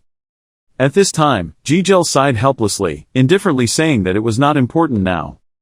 Having said that, two mascots, the dragon and the tiger, appeared behind Jijel. He seemed to say that the important thing was that the tower's honor and pride had been trampled on by Durgu. After speaking, his face darkened and coldly held the Choi family responsible. After listening, Durgu knew that the Mareri family was the center of the Knights' families, so he was somewhat afraid and respectful. He immediately worriedly asked them what responsibility they wanted him to take. Seeing that the fish had taken the bait, Jijel snapped his fingers and said very simply, After snapping his fingers, 2 male students immediately took Durgu's shoulders, and at the same time Jigel taunted that he was of poor quality so he needed to make up for it with quantity. Seeing this, Durgu immediately understood and directly mocked them shamelessly for being a knight. But Jigel coldly denied it, saying that it was the excuse of losers. But the students standing around Jigel started whispering, wondering, "I've never heard of this, why do we have to go this far?" Jigel of course refused to leave it alone. He put on a smiling face and asked if there were a few people who disagreed, why don't they ask directly? After finishing speaking, the surroundings immediately fell silent, no one dared to continue speaking. In the end, it was Durgu who broke the silence. He coldly left and protested, not wanting revenge. Hearing that, Jigel immediately mocked Durgu as a coward and ran away, wanting to find someone to replace him. As soon as he finished speaking, a male student immediately spoke up, wanting to ask for a chance. As he finished speaking, there were laughter and mocking looks everywhere. In his heart, Durgu of course understood better than anyone else, that even if he believed in Wardanis' skills, 1 against 3 was too much, and moreover, they were all students of carefully trained knights.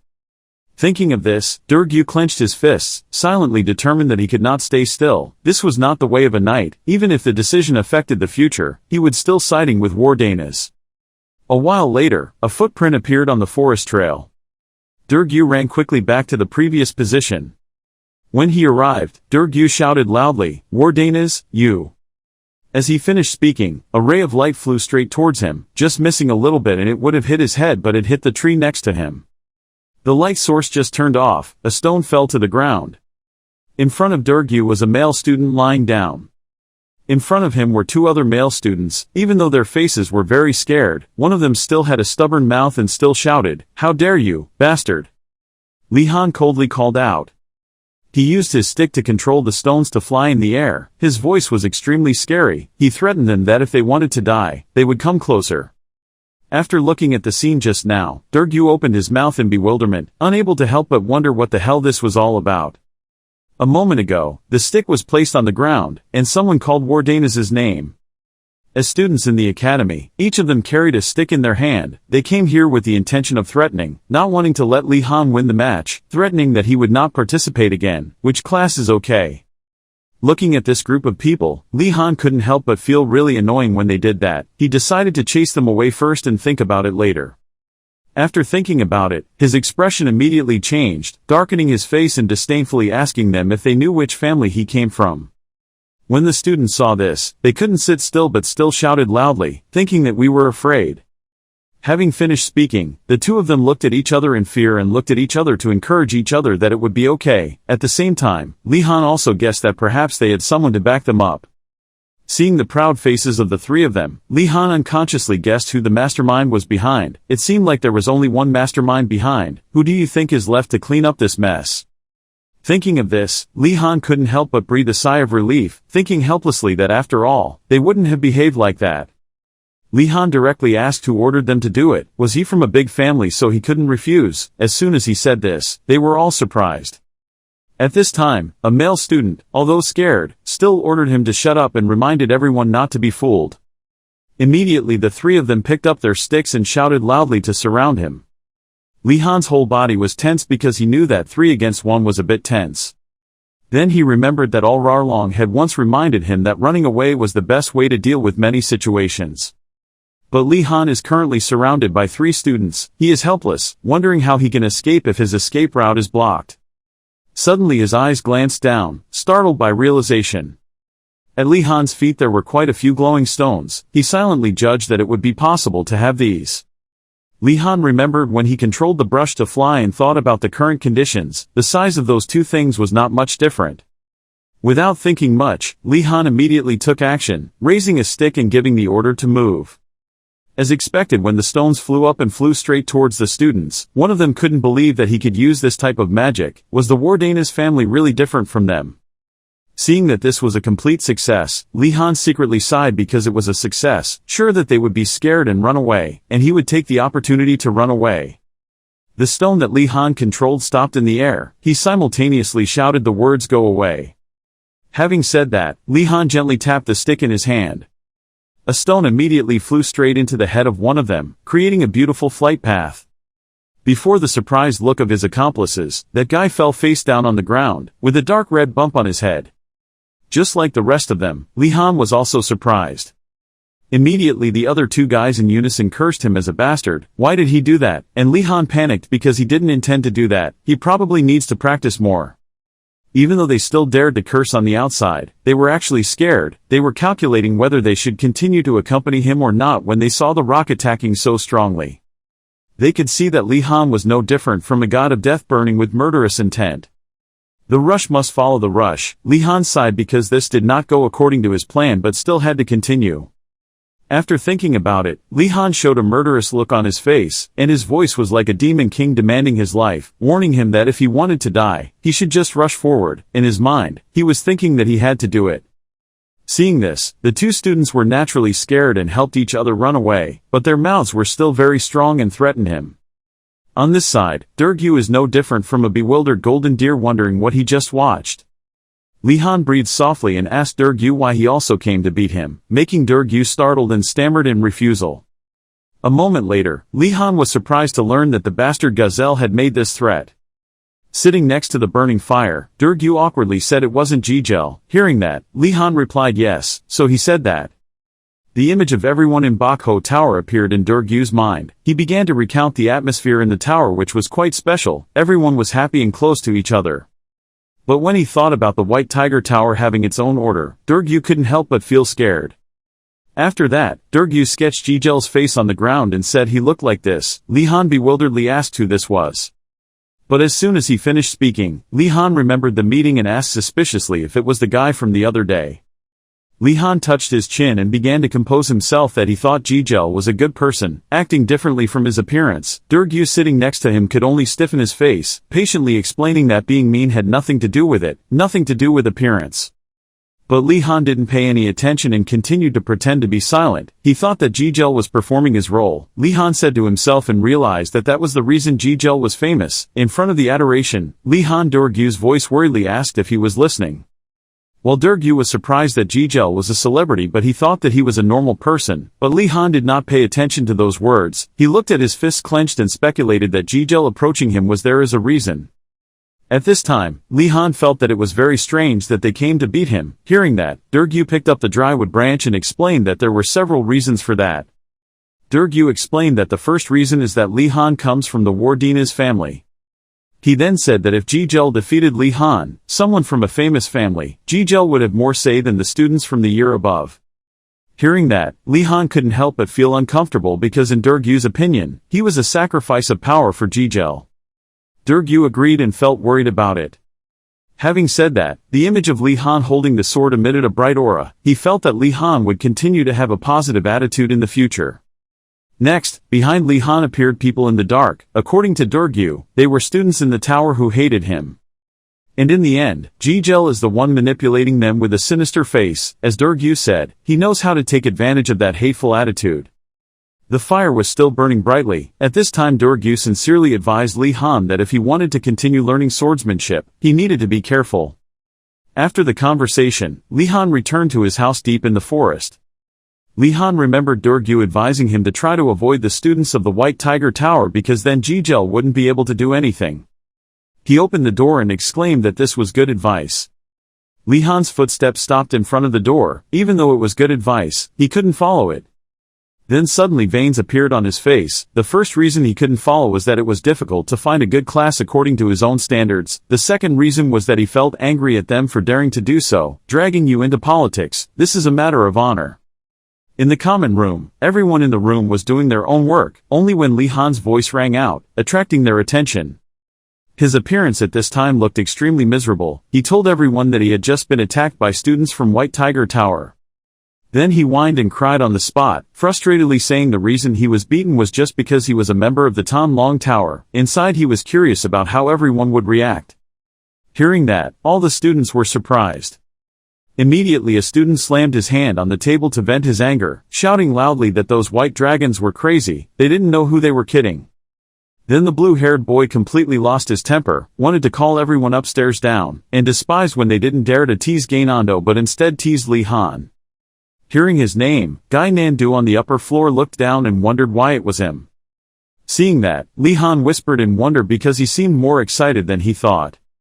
At this time, the male student became angry and wanted to call everyone to find weapons. Li Han saw that the situation was not good and immediately calmed everyone down.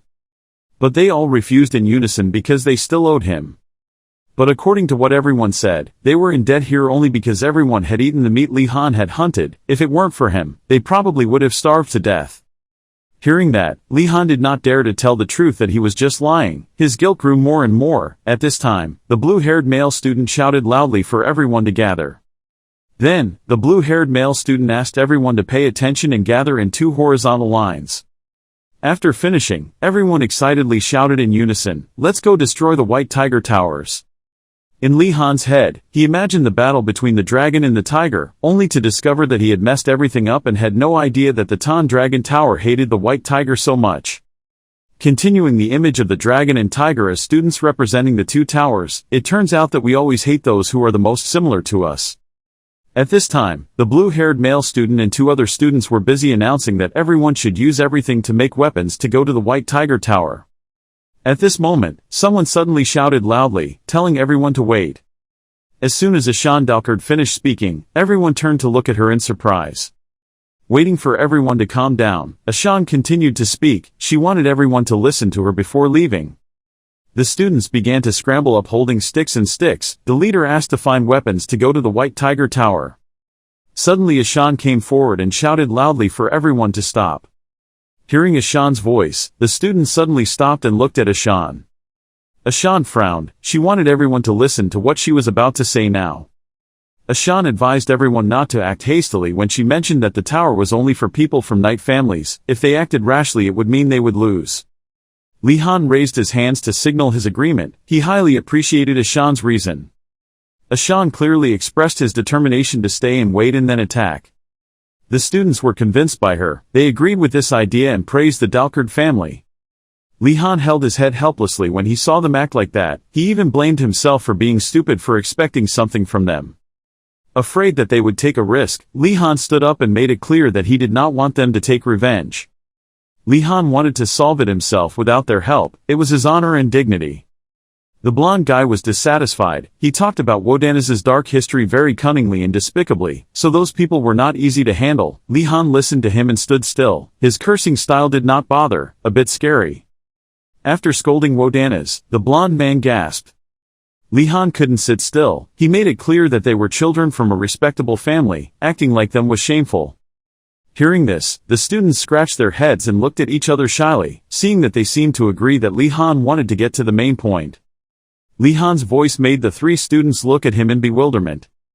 Li Han mentioned their ability to attack in groups, so he wanted to respond together. The students were all excited to respond to this collaboration. They were ready. Standing among the conflicting children of the family, he resolved it amicably. Then they all dispersed in their own direction.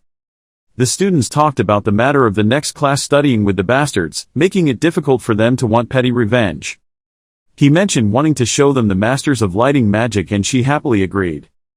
Watching them leave, Li Han stood still. Li Han's arms and legs were shaking as if he were being crushed. Li Han was worried about the fact that he was one of the only ones. The students talked among themselves about the upcoming plan to disguise themselves and strip off their bodies, leaving Li Han behind. Li Han has not yet mastered the lighting magic. He collapsed in pain and tried to hold on but it was unsuccessful. The next day, Yoner Maken appeared yawning.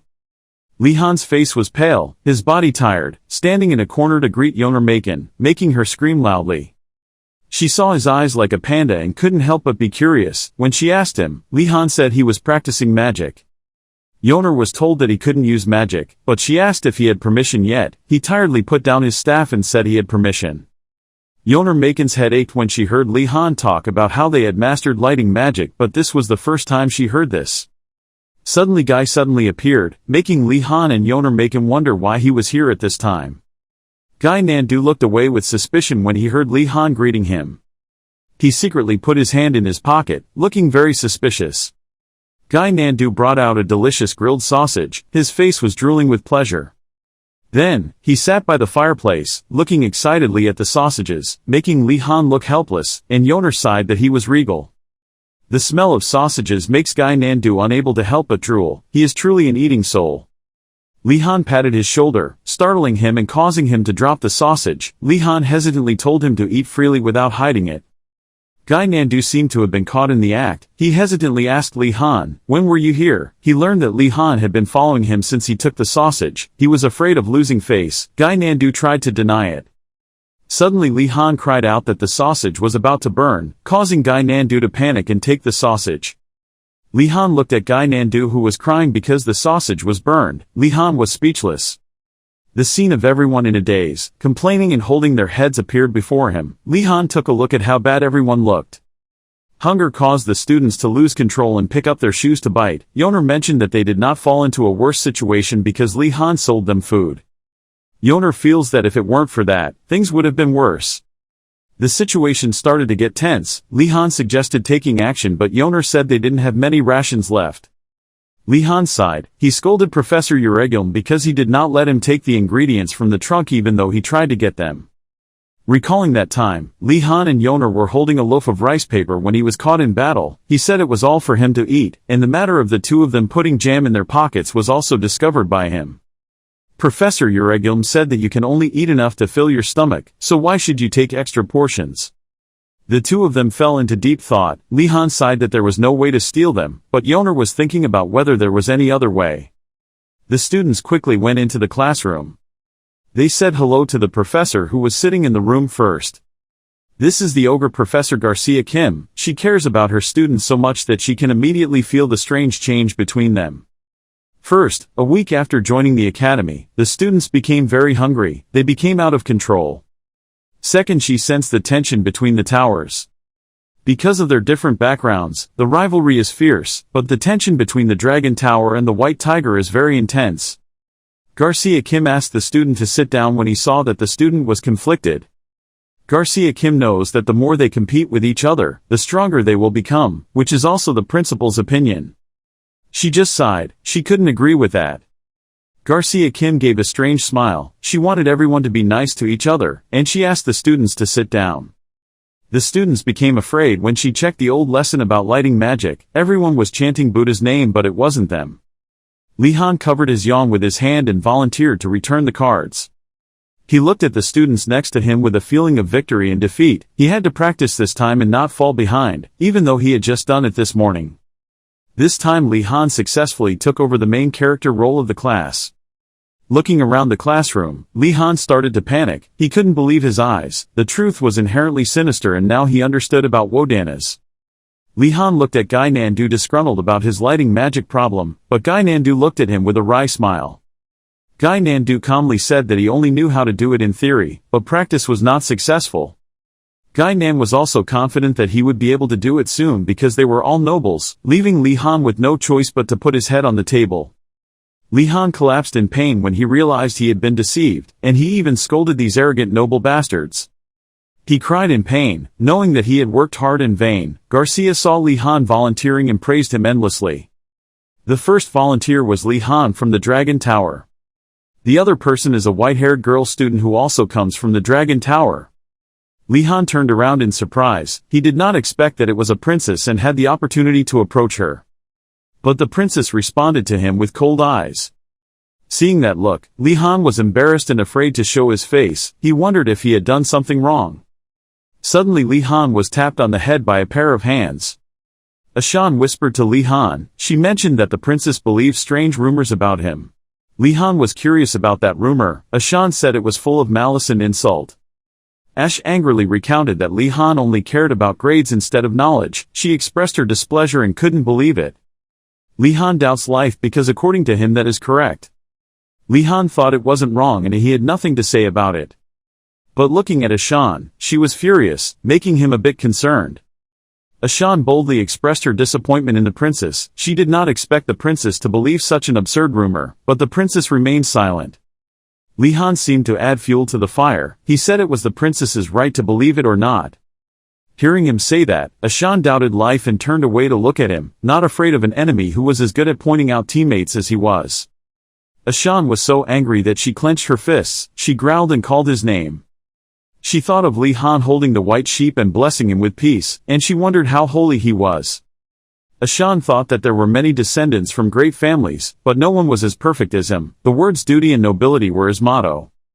Ashan was moved. She whined about the reason her parents sent her here, whether it was to meet him. She did not forget to keep the two cursive words, "I'm sorry for speaking ill of you, father." She wiped away her tears and was proud of this wonderful friend, but Li Han thought she had some brain problem. Now it's time for Li Han to return the assignment. A golden light illuminates the entire classroom. As for the princess, she is a shining blue gourd. The two of them coordinated with each other, and the light split into two beautiful green-gold streams that made everyone look up. Garcia Kim looked at the results of the two students. She applauded. Garcia mentioned the fact that it is rare for students to successfully perform the spell in the first week. Garika Kim was happy to meet such talented students, making other academies a bit sad. Realizing that the students were a bit discouraged, Garika Kim spoke up to encourage them. Garika Kim said that magic light magic is the most basic magic. It is also the first step for students to feel magic. Garika Kim was very insightful into the students' psychology. She comforted the students not to be discouraged, while Li Han stood next to her and was excited. Li Han guessed that no one was listening to the professor. Looking at the students teasing each other, Li Han somehow knew there was no way they were listening while behaving like that. Garika Kim intentionally reminded the students to be careful about their seats. Her long experience as an ogre professor was not just a title.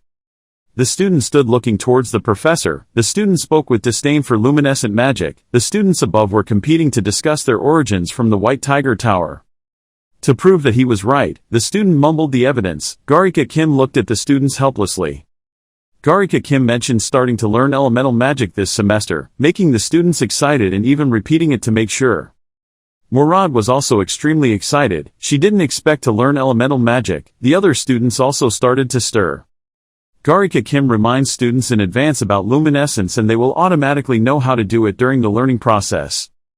Elemental magic includes simple elements such as water, fire, earth, wind and darkness. It also includes more difficult attributes, such as gravity magic, elemental magic that has long been the foundation of other magic, such as magic to summon spirits, or bestow their unique properties on ancient artifacts. For example, it's like learning 4 simple calculations to apply them to high school math. More specifically, even if you only learn basic elemental magic, no matter where you go, you will be treated as a very important person, known by everyone as the magician. Li Han was looking forward to this lesson. Garika Kim asked students to check their compatibility with each basic element. Each student will have an element that is suitable for them. Hearing the professor say that, the students began to talk about how there was no point in learning all the elements, or that they only wanted to learn the fire element even though someone advised them to adapt to it first. Garcia Kim stomped her foot so hard that her foot hit the floor. Garcia started the class. A burning candle appeared before Li Han. Durgu also received a stick like Li Han, which made him confused. Even Ashan is as good as those two. Garcia Kim mentioned that the previous lesson can also be applied here, and that what students need to create is fire, and fire is flammable, so students are asked to be careful. Looking at the burning candle in front of him, Gynandu thought of the prospect of being with the fire. The result was being grilled, making Gynandu scared and sweaty. Garika Kim took the stick in her hand and asked the student to recite this mantra in her mind. The elemental magic dance began, fiery chants rang out, and the fire burned fiercely. Many flames combined and rolled together into a fiery column of fire. Garcia Kim stands majestically next to the fire pillar, looking like a man who is fearless and fearless of fire. Looking at the pillar of fire standing tall in the classroom, the students couldn't help but look at it with surprised eyes and mouths. Li Han also looked up. He tried to show that he was mature and did not want to react too childishly. Garcia Kim reached out to touch the burning pillar of fire, heat spreading throughout her hand. Seeing how she controlled and used magic made Li Han praise her for her coolness. Having prepared everything, Garcia turned around and asked the students to try it, and the students also responded positively. The students performed their magic together, and fiery chants began to ring out. Li Han alone looked thoughtfully at the candle before his eyes. He placed his hands next to him. Li Han thought about the professor's reason for giving them to him and the other students. Li Han looked closer at the candle. The closer he was planning to do it, the easier it would be to visualize. Li Han followed his plan and started trying magic. Garika Kim was aiming at him. Garika Kim asked Li Han to stop, causing the tree to disappear in front of him, causing Li Han to panic. Garika Kim standing next to him decided that Li Han was banned from using fire magic for a while in his bewilderment. Not accepting the truth, Li Han stood up and asked the reason, because that was the way for him to do cool magic. Garika Kim mentioned how dangerous it was, making him a bit confused. Li Han remembered the time he deployed the magic. The light emitted was a bit too bright, causing his eyes to hurt, so he avoided the light with his eyes closed. Li Han sat and thought about the fact that if he couldn't control the light, he would only be temporarily blinded, but suppose the fire broke out. He was so tired, he was angry and didn't want to think about it anymore. Garika mentioned that he would try fire magic again when his senses were better, and for now he should practice water magic. Li Han looked bewildered at the bowl of water. Garika Kim said almost nothing about the danger of this magic. Li Han knows that water, like fire, is also a basic element, but its coolness is negative to infinity. Afraid that he might accidentally say something, he tried to swallow the words, so it was better to keep his mouth shut. Fire and lightning are better at attacking.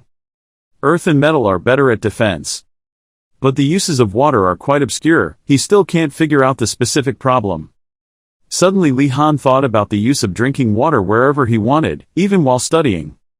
Li Han could only sigh. He knew he couldn't do anything about safety being the top priority. Ashan also felt jealous of him when she saw the professor giving special instructions, which made her a bit uncomfortable.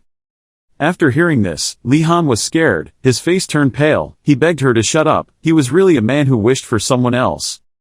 Looking at his shadow appearing in the bowl of water, he began to get nervous.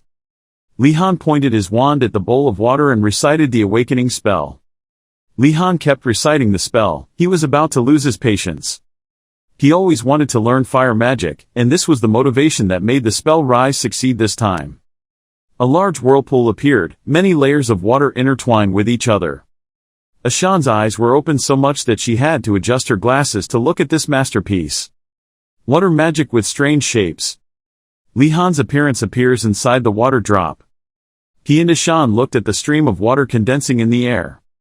Ashan was not surprised at his talent. She did not expect that he would succeed in just 3 tries. Quite shocking news for this academy. Seeing the results Li Han achieved, Garika Kim praised him and told him about the water element that was suitable for him. She also solemnly informed the students that Li Han had successfully practiced elemental magic. The students congratulated him on making a big water ball, but there were still students who were jealous and didn't bother to look. Garika Kim reminded the remaining students not to lose patience. Each person will have different compatibility with the elements. She meant to remind that students who grow up in a family that works in a blacksmith are compatible with fire. Students who grow up with a fishing family are compatible with water. Those who grew up in the vast steppes are compatible with fawn. Garika Kim also implies that the more exposed to an element, the easier it will be for students to reveal that element. Li Han looked at the water ball in front of him. He was not compatible with water at all. Li Han recalls the image of him being drowned by his professor in the school swimming pool. The princess looked uncomfortable and looked at him with judgmental eyes. Li Han looked at the princess in fear and sweat. He didn't know why the princess was glaring at him. He stood up and turned to look at the princess, but she turned away and ignored him. The water ball was allowed to float freely in the air. Li Han still thought it was a princess looking at him. Just in time, Li Han had a water ball pour down on him, making him wet. Looking at Li Han's appearance, Garika laughed and advised him to be neutral, otherwise he would not be able to maintain his elemental form. She hoped next time he would try to keep his elemental form as long as possible. Then a breeze blew and dried his clothes, making Li Han extremely excited. Li Han is extremely grateful for the professor. She is like the school's aura. Li Han was touched by her care. He understood what she meant. Li Han wanted to know the time between elements. Garika Kim mentioned holding on until the mana ran out, but she thought that for Li Han it was impossible. She wants you to keep it until class ends. This answer hit him like lightning. Li Han considered it torture, not learning. Seeing that Garika was about to leave, he quickly asked her to help him, but she had no intention of doing so. Li Han stood frozen as he watched the professor leave. He clenched his fists angrily, almost forgetting something important. According to the information he knew, Garika Kim was also a professor at this crazy academy, and her mind was basically screwed up. Li Han helplessly leaned his hands on the table, his head steaming. Garika Kim stood in the distance, looking back at him. Maintaining such magic for a long period of time was very taxing on his mental ability, like having to balance and spin on his fingers. However, Garika Kim wants Li Han to be properly trained. The fact that he was able to create such a large water ball in just 3 tries was a talent. In particular, Li Han is the person with the most abundant mana in history. That proves he has the ability to become a genius. Because of those things, she must hone the rough gem that is Li Han.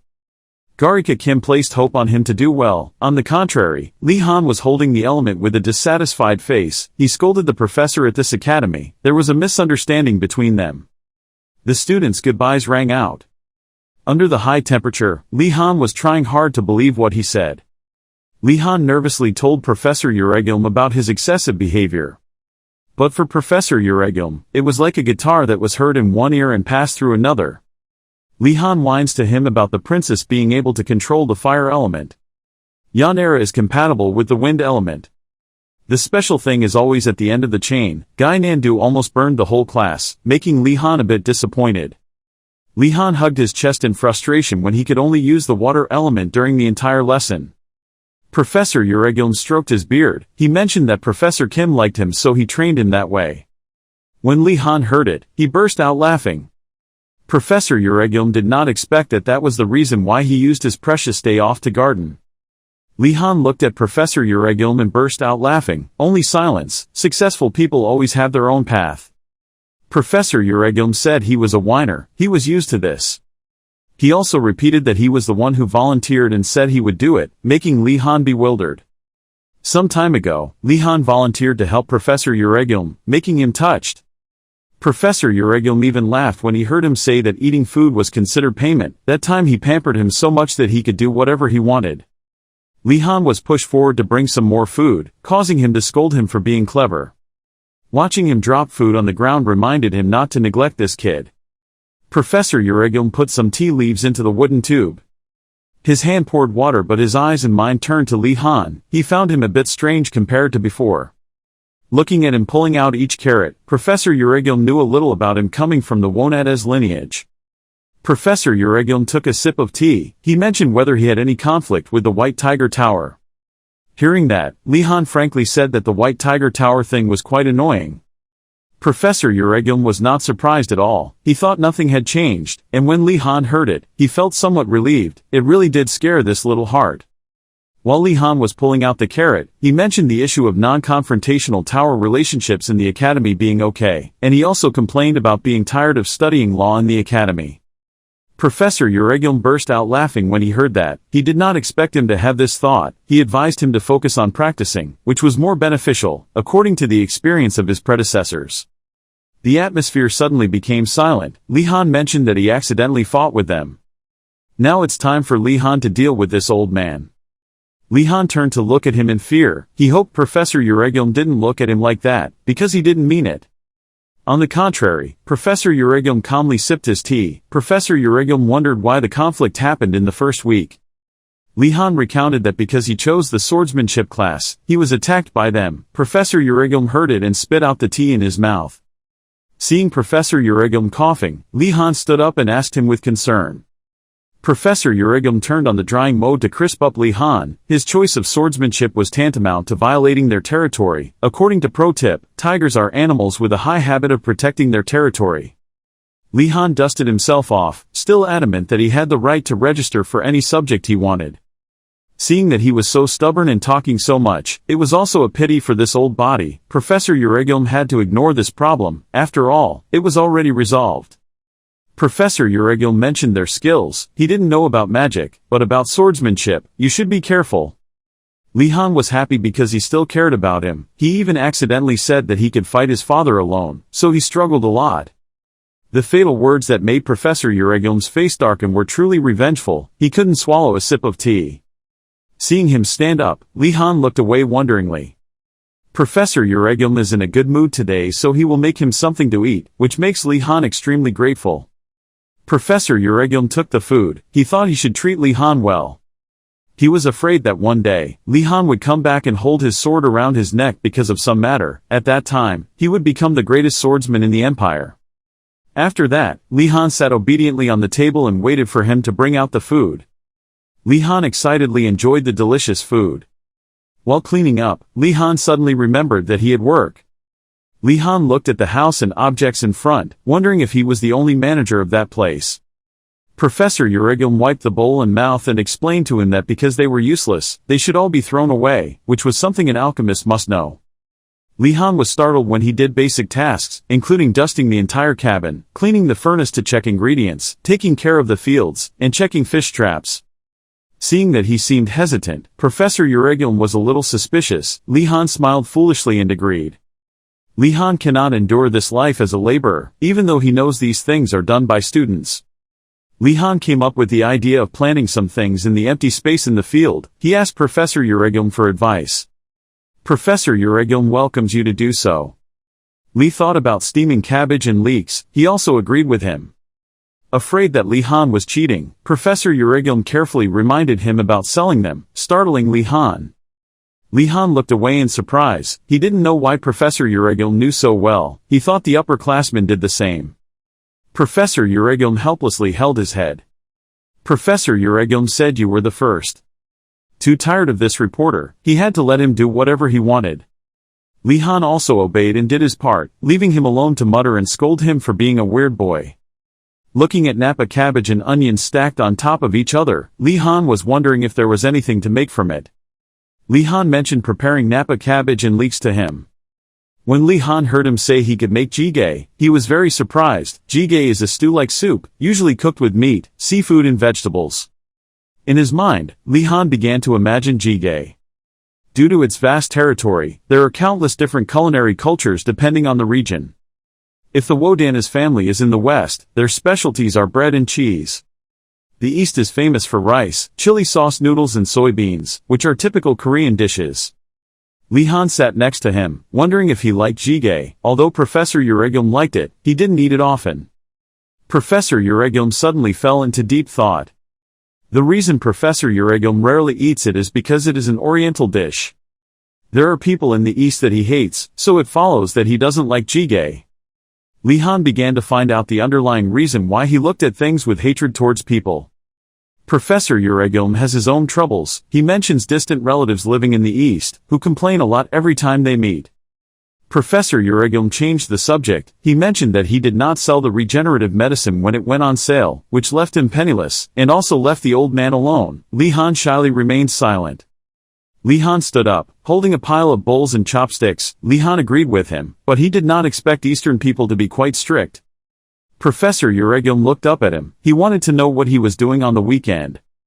Li Han wondered if he was a job for him and was reprimanded by Professor Urigum for daring to see him as the type of person who made him work all weekend. But unbeknownst to him, Li Han, a student, was emotionally numb due to weekend work. Professor Urigum knew he didn't have time to come here, so how could he spend the weekend? He asked Li Han to remember the image of the starving student. Each image of biting his shoes, his skinny body losing vitality was what he thought of. Li Han made a breakthrough with his sudden statement, causing him to say it was a bit outrageous. His hand hugged his long, silky beard. Professor Urigum stood up holding his stick in hand. He mentioned that when we are cornered, we will find something to eat and survive. Like Zwan, you will look for fruits and berries. Li Han was curious about dragon fruit. Professor Urigum commented that it was slow. Professor Urigum added that dragon fruit will always exist with strong and talented individuals who will solve it themselves. He turned his face to look at Li Han.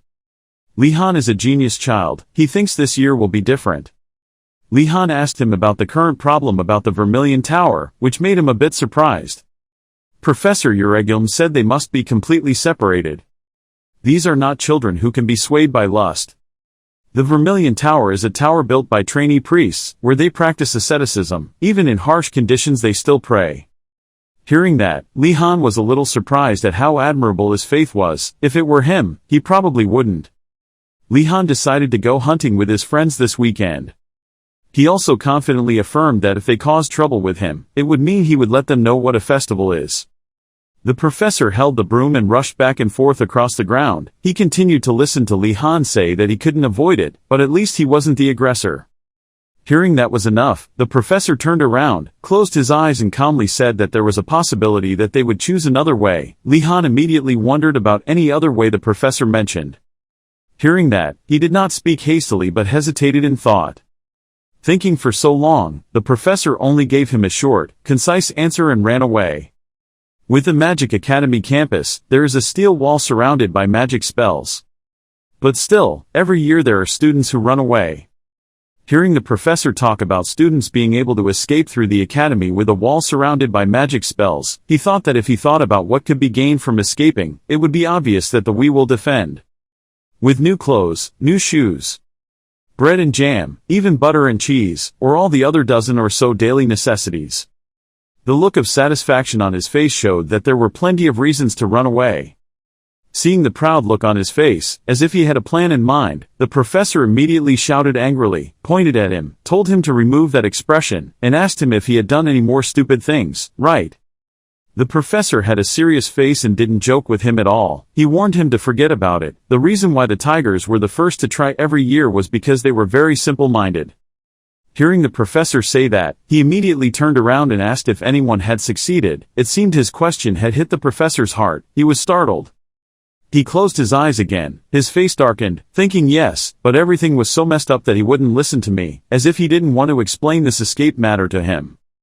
The professor immediately turned his head back, raised his hand to the sky, acting like he could do whatever he wanted. He had nothing to do with what he did. He told him whatever it was, if you wanted to try then try it. The best time to overcome adversity is when you are young. Seeing the teacher say that, Li Han's face lit up like a star in the sky, his hand on his chest as if he was confident that he was okay. He would never do that. Acting like that saw him building his trust in the professor. Seeing Li Han so proud, the professor shouted at him not to say that with that expression. In a corner of the room, 3 people dressed in black from head to toe were gathered and talking to a boy with blue skin. One of them said, "Hey, focus here." A boy in a black shirt was holding a burning candle. Under the candlelight, his eyes were blue. He pointed in the opposite direction and said that if you still want to return intact, you'd better listen to our orders. The person the guy in the black shirt was talking about seemed to be Durgu, the one with the pale skin. Durgu glanced at him and complained about whether he had to go that far. The man in black with the evil blue eyes is none other than Li Han.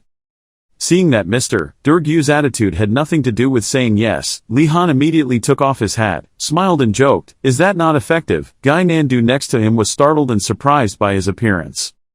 He immediately reprimanded Li Han for knowing Durgu, wondering why he said he was threatening him. Durgu heard the reprimands from Gynandu. He immediately put his hands on his body and thought, teasing back, "How can a squirrel like you scare me? Nonsense." Gynandu immediately blushed and shouted loudly that he dared to call anyone a squirrel, but his blonde hair looked no different from squirrel fur.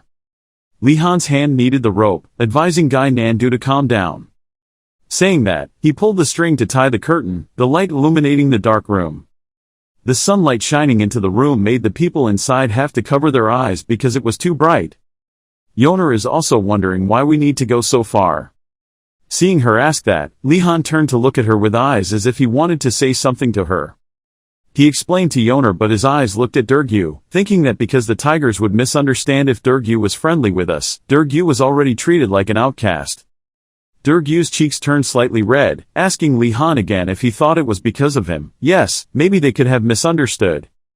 He put his hand to his mouth to think and then thanked Li Han. Li Han walked over and said it was nothing. His hand patted Durgu's shoulder and especially let Durgu become his mouse. Durgu seemed dissatisfied with the mole name that Li Han gave him, frowning, his face slackening, thinking that this nickname was insulting to him. Li Han immediately went down and talked, thinking that he was going to tell me whether Marathi had any shady plans, but Durgu didn't care about the question and instead asked. Durgu only cared about whether Li Han had "Can I give you a more honorable and noble name?" Gynandu stood in the middle and was bored with the two of them. He shook his head and teased Durgu, "Isn't that too appropriate for a rat?" Durgu stood next to him with a sullen face, emitting anger. Gynandu immediately turned around and said yes, that was wrong. Li Han felt that it was okay to joke like that. He said that because of honor and justice, that name is really inappropriate. Yoner and Gynandu heard that and felt embarrassed for him. What is honor and justice?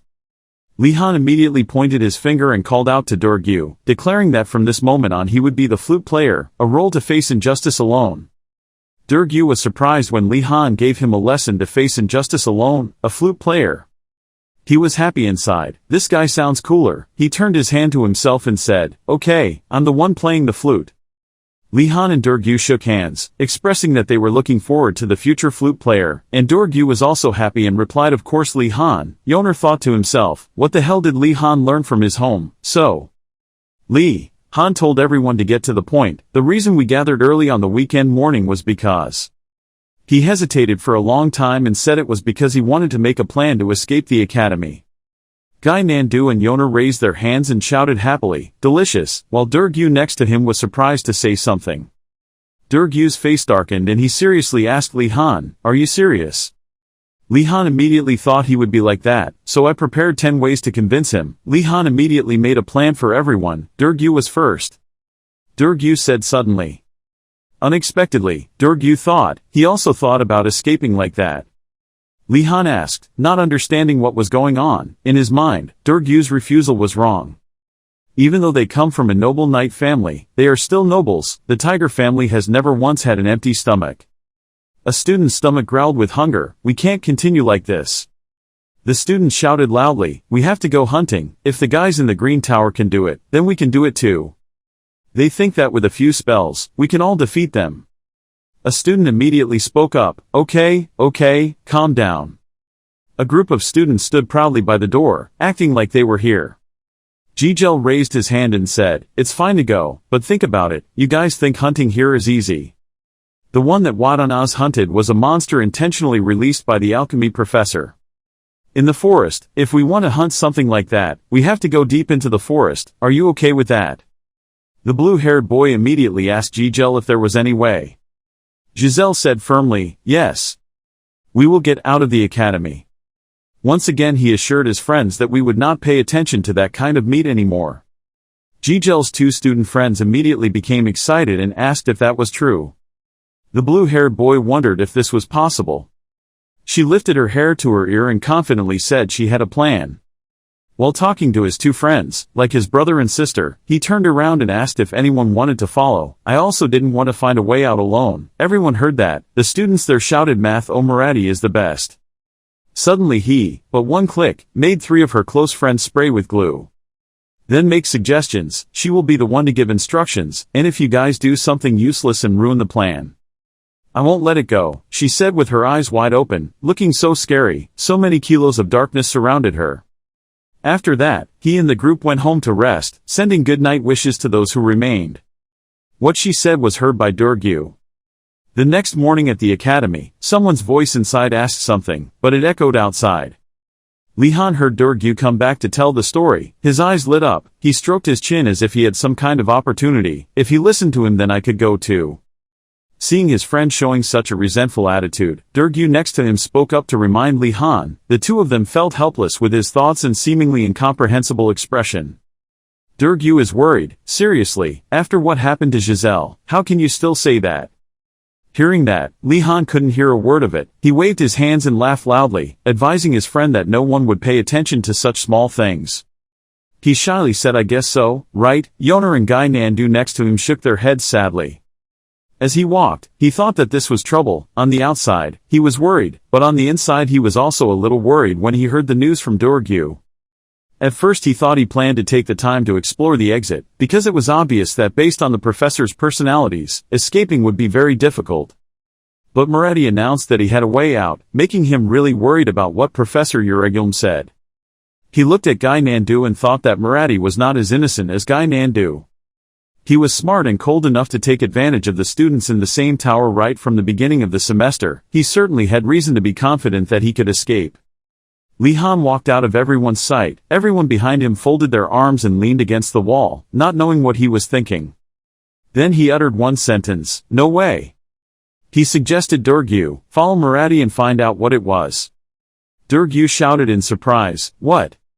Durgu helplessly asked if he was serious. Hearing that, Li Han seemed serious and suggested this. He asked Durgu if he had any better ideas. Durgu is helpless, don't you think that's a bit cowardly?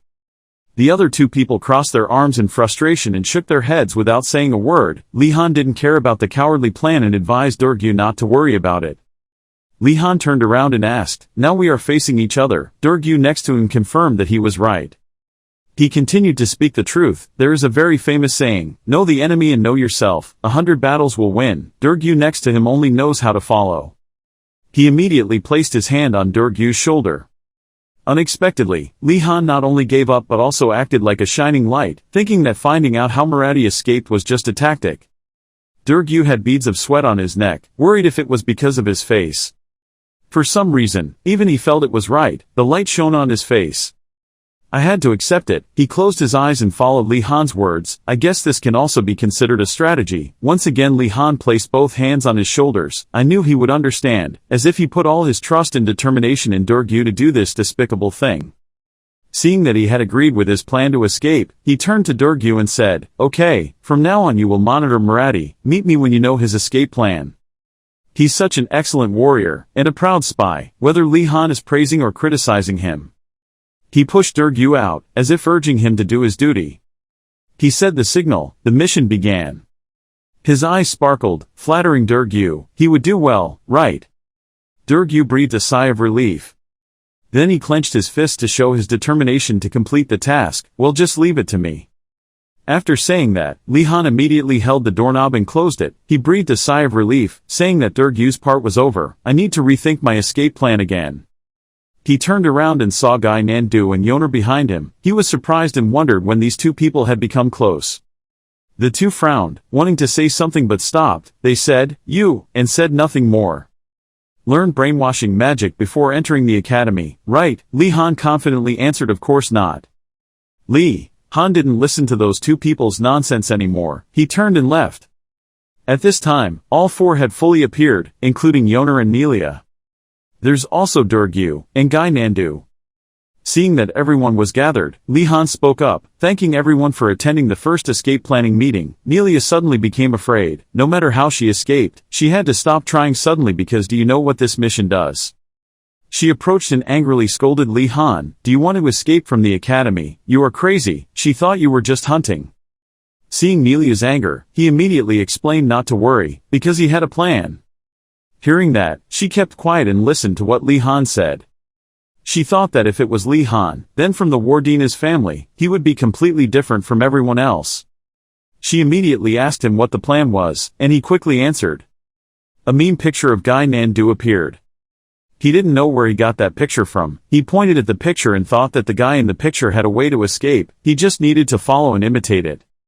God, what a plan that couldn't have been worse. Nelia gasped helplessly. He made her think that was his plan.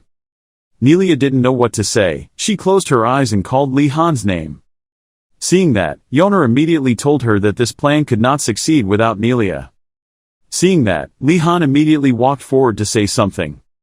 He placed his hand on his chest and gently said after Yoner, what he wanted was the same. He couldn't do without Nelia. Seeing that, Yoner immediately stopped her, seeing that this was going a bit far. Navigation ability and hunting instinct are the keys to the plan. Nelia is the only one who possesses both. Hearing that, Nelia also understood somewhat. Her eyes also showed that she would follow the person on this mission. But Yoner suddenly turned around, said it was impossible to force love, and expressed regret, while Li Han felt disappointed when he saw that she didn't really want to do it. Seeing that the two of them were at odds, she crossed her arms and sulked back. Whatever. She was proud that if only she could do it, it would be over. Giselle with her bright eyes turned down and said, tonight. She called out to her esteemed comrades. And called the knights who vowed to follow her orders. Giselle called out to them from the cliff, to escape the academy together tonight. Everyone was visibly excited. Everyone agreed with Giselle about this escape. Giselle decided to give the order to go. She took out a map from her pocket, which was what made it impossible for her to fail. From somewhere came a voice saying to introduce magic to new people. Someone asked again, then that person spoke about the legend of Inrogard. A hand dropped the pile of papers. The person wondered if this was all. The two servants' faces darkened and they admitted their fault. It was Lady Giselle at the Marathi house 1 month before the entrance exam. She kicked the pile of books hard, thinking that these things were useless. Her two servants apologized profusely and took the books away. Suddenly Giselle realized something. She picked up a piece of paper from the ground, curious as to what it was. Giselle opened it and was extremely surprised. That was the map to escape from Inrogard, on which was written the escape route left by a senior. She smiled with satisfaction, because she had bought this map and thought that everyone would eventually come to this point. And that was the reason this map was created. She remembered Principal Osu Gon adults with anger. Back to reality, in the forest where Giselle's group is standing. There is a group of night watchmen on patrol. There was the sound of someone signaling everyone to move. Lihan Wardanis thought that if they went inside the mountain, they probably wouldn't take the normal route. Then he asked if everyone was ready. When people heard that, they wondered why they went into the mountain because climbing the mountain was very difficult. Gynandu mentions the door near the castle gate. Suddenly Lihan told Durgu to handle Gynandu. When he heard he was being treated, he was extremely confused and didn't understand what was going on. Lihan mentioned Nelia's ability to spy on the mountain. As for himself and Durgu, they can endure it well. He also mentioned Yoner, who used to collect herbs so mountains were no problem for her. Then he hesitated. This makes Gynandu extremely difficult to understand. A moment later, Gynandu was being carried on Durgu's shoulders, his face dark with thirst. Lihan next to him said he was not used to this. Then he wiped away the sweat, secretly feeling the difficulty of having to follow through the strange mountain path. Lihan thought about how if Nelia wasn't here, it wouldn't be possible to follow them. As for him, he blamed himself for not being able to do anything and took out a blank piece of paper from his pocket. Lihan smiled wryly and wrote something on paper, and this was the note-taking habit of college students. Suddenly, something startled Nelia. She signaled everyone to stop. He wondered what was going on. Nelia saw that the animals were acting strangely and didn't understand why they stopped. Gynandu thinks that he has arrived and this is easier than he thought. Lihan couldn't believe he had arrived because this was so easy. Suddenly, there was a strong wind blowing through the forest. Something made Lihan shiver. He was surprised and couldn't speak. After that, he shouted loudly, not understanding what this chilling feeling was about. Some people wondered if it was a monster, but Nelia disagreed because she had already checked for monsters around. Lihan he hesitated for a long time. His face was pale with fear, worried about whether it was. A green flame appeared from nowhere, accompanied by a savage laugh from Principal Osu Gon adults. That blue light surrounded the group of people. Everyone didn't understand what was happening, so they were extremely scared. They were surrounded and gathered in a circle, surrounded by the same blue smoke but increasingly denser. A hand appeared out of thin air, pointing straight at the group of people. Principal Osu Gon adults appeared, and said that in just the first week, they were trapped. Everyone was frightened when they saw him. Everyone's face turned pale with fear. Principal Osu Gon adults pointed at Giselle and laughed at her for buying the fake map he smuggled out. Giselle didn't believe it. This was Kettle because she bought it before entering school. The map in her hand gradually disappeared, leaving confusion in her heart. Principal Osu Gon adults thinks they learned a valuable lesson today. That is, do not trust maps of unknown origin because it will be impossible to distinguish between a treasure map and a trap of an evil lich. Then, he laughed loudly, while Giselle was extremely disappointed. She couldn't stand anymore and sat down on the ground. Lihan was no better. He was scared and scolded him for being crazy and thought he was just toying with the students. After that, Principal Osu Gon adults extended his hand and told them to return.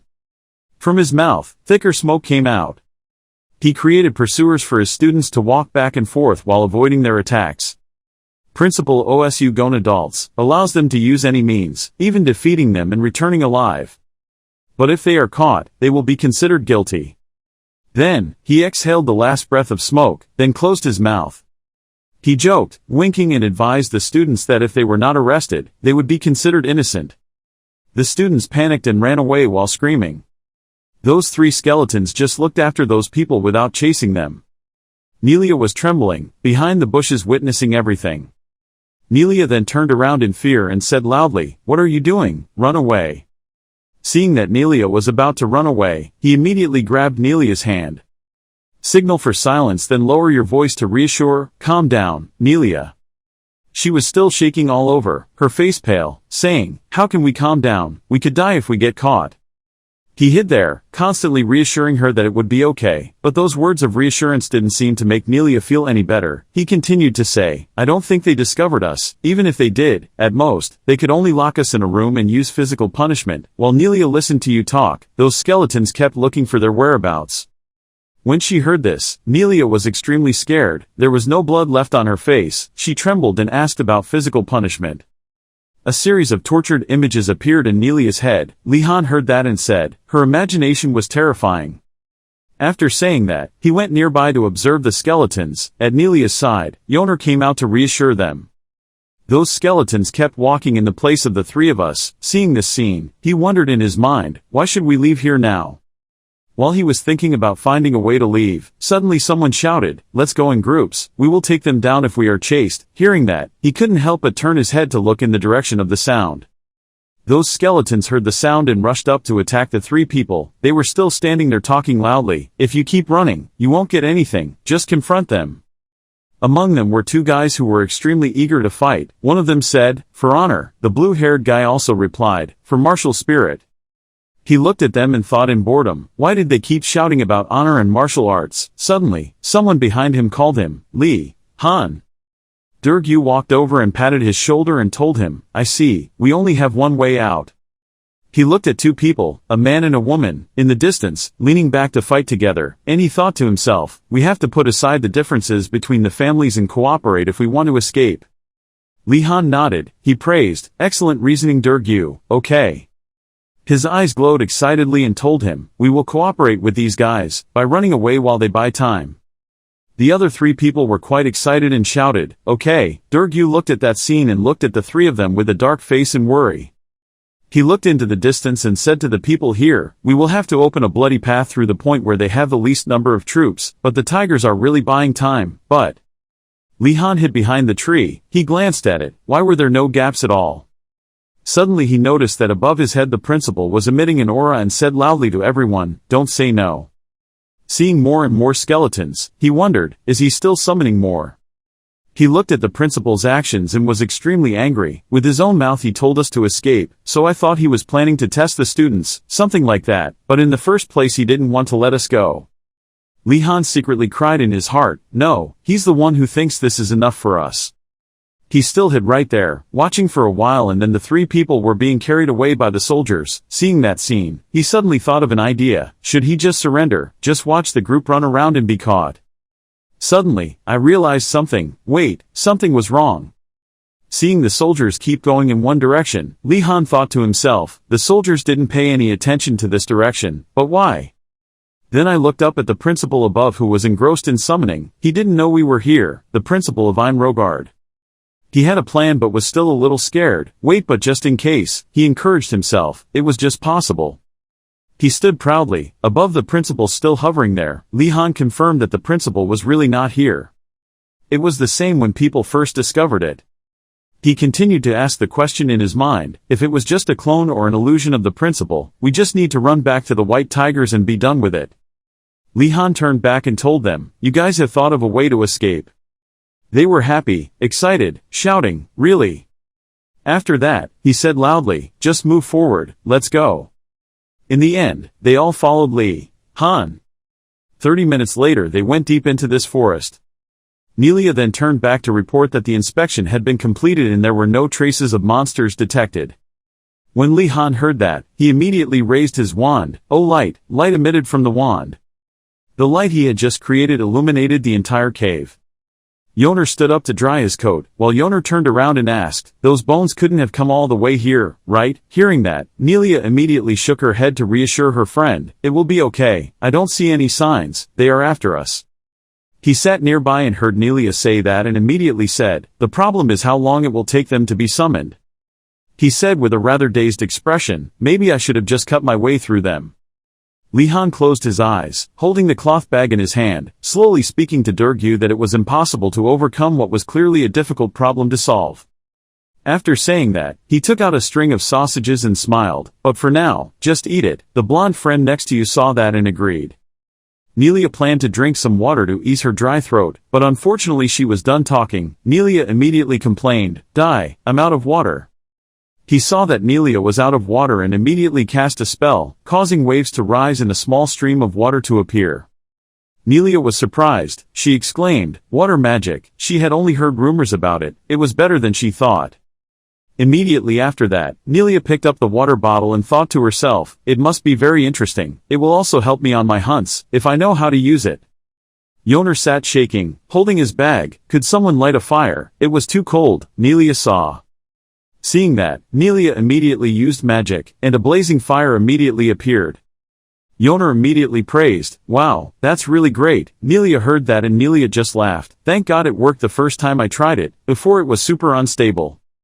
Nelia glanced at him with envious eyes. "Honestly, I was more jealous of Li Han's water magic. I wanted the water element more than fire." The bread in his hand was grabbed tightly and broken in half. Li Han cried with joy. "What? You're jealous of my water magic?" Nelia next to him was scared, stammering and asking, "What are you doing all of a sudden?" After he said a few words, tears flowed down like waterfalls and he trembled as he said to Nelia, "Nelia, you should be grateful for possessing your magic. That's an overreaction." Nelia, "Oh yeah, two to finish, story." After refueling, the two of them, along with Nelia, went outside and stood on the rock to observe below. Li Han gently scolded the principal to let Nelia hear that. At first, she agreed, but later, she panicked and asked him if it was okay to insult him. Li Han put his hand on Nelia's shoulder calling her name, Nelia. He confidently told her that magic is nurtured from an open mind, so you should never limit yourself by the way you express yourself. Nelia heard his words so inspiring that she panicked and thought, wow, the words coming out of his mouth sounded strangely convincing. With a bit of motivation, Nelia is much more aggressive. "Then, you bad principal." Nelia immediately walked ahead and said, "You stupid skull, I hope the wolf will eat you at night." While in the mood, suddenly a dark shadow appeared behind Nelia, causing her to startle and scream loudly, "Ah, I'm sorry," and then rushed towards him. He was calmer than Nelia observed the other direction. He was. That person continued walking and asked, "What are you guys doing here?" The figure in the bushes gradually appeared.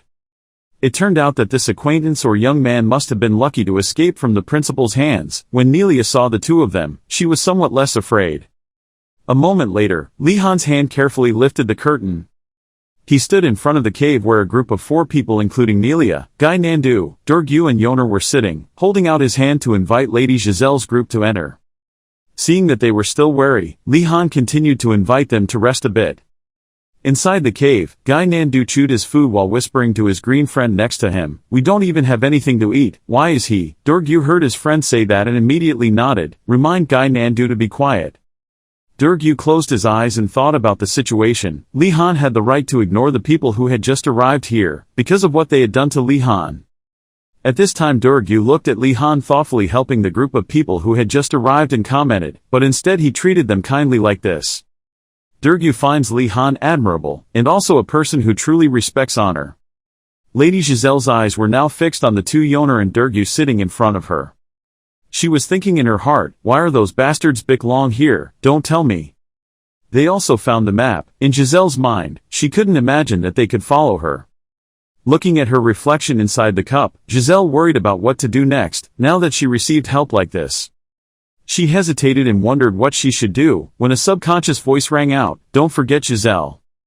The image of Giselle as a child standing with a blonde man appeared. She remembered Lord Maradi's motto, "Don't forget any grudges," but there was a hidden meaning in that statement. His face was sinister and he continued, "That is."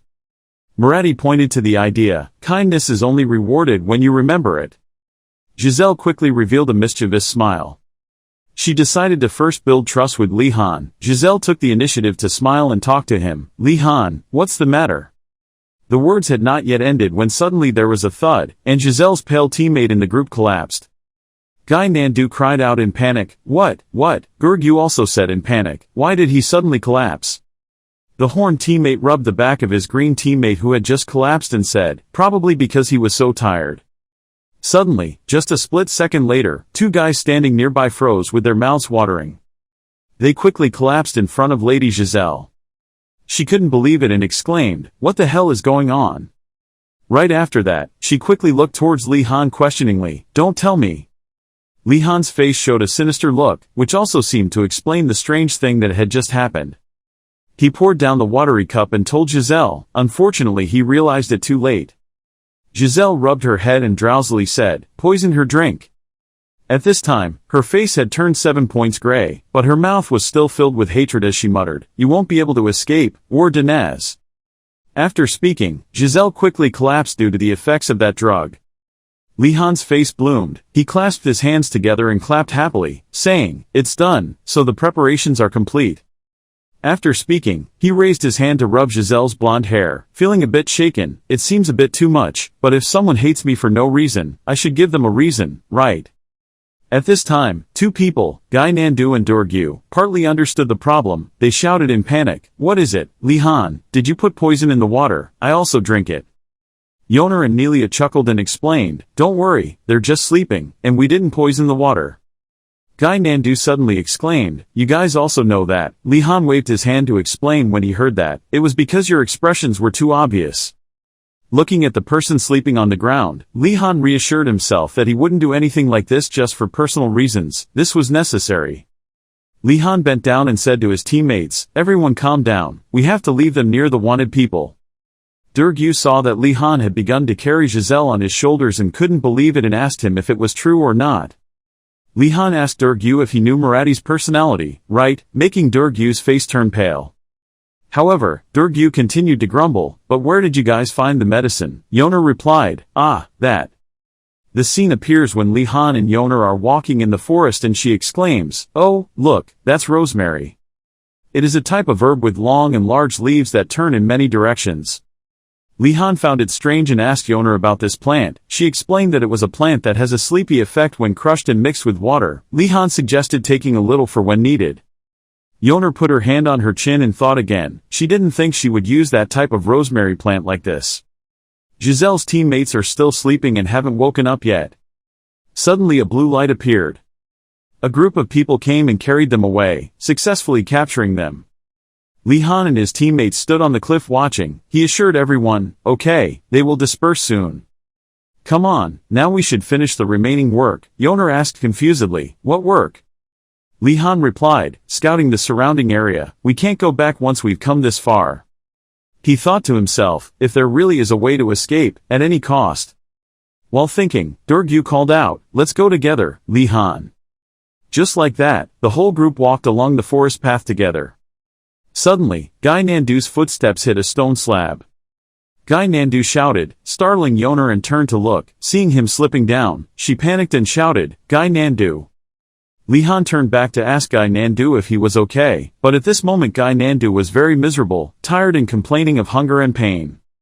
Lihan looked at Durgu's expression and guessed that Durgu was starting to get tired at this point.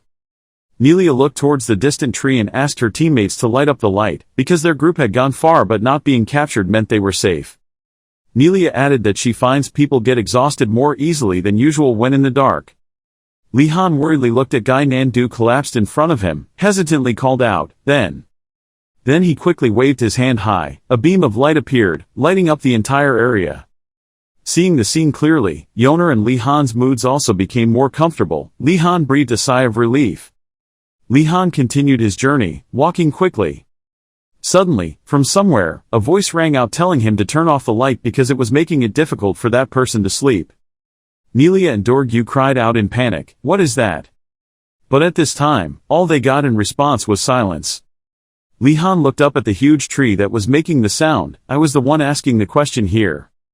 At this time, the whole group looked up and listened as the tree continued to speak. "If you answer correctly, you will be my guests. If you answer incorrectly, then you are just uninvited people. I read this. Your face looks worried and waiting." Then the tree started asking questions. A dwarf lit 5 candles late at night. But 2 of them were extinguished by strong winds. Angry, the dwarf stood up and closed all the windows in the room, thus leaving as many candles burning. Lihan thought for a moment. He quickly realized it was a trick question. He reasoned that the listener would think there were 3 candles still burning, but the flames would gradually go out as time passed. Suddenly Gynandu loudly answered 3, interrupting his train of thought. Hearing that, Lihan's sweat dropped in panic and said, "Wait Gynandu," but at this time the tree spoke again. "That's right." This stunned him and left him with many question marks. Lihan stammered out his theory while Gynandu was still snorting proudly. When the candles burned out, the fire would be extinguished.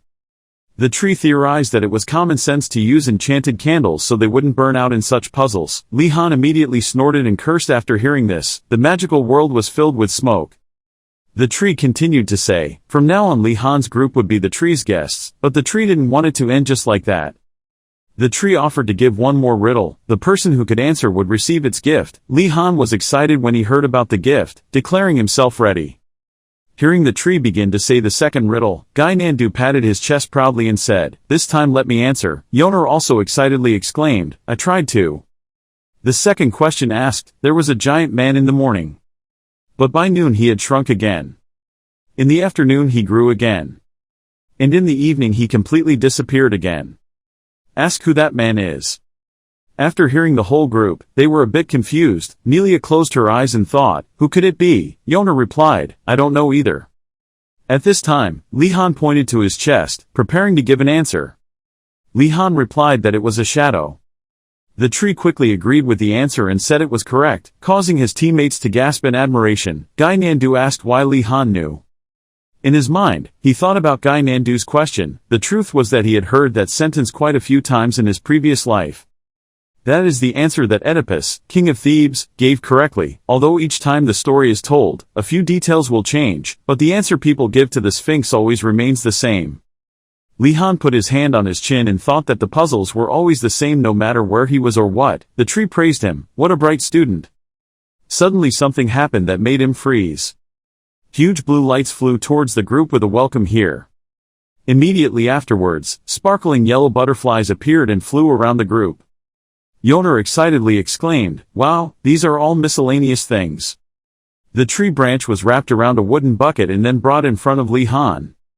In the wooden cup is currently holding a green water. The kind tree said, you must be tired from the long journey, drink this.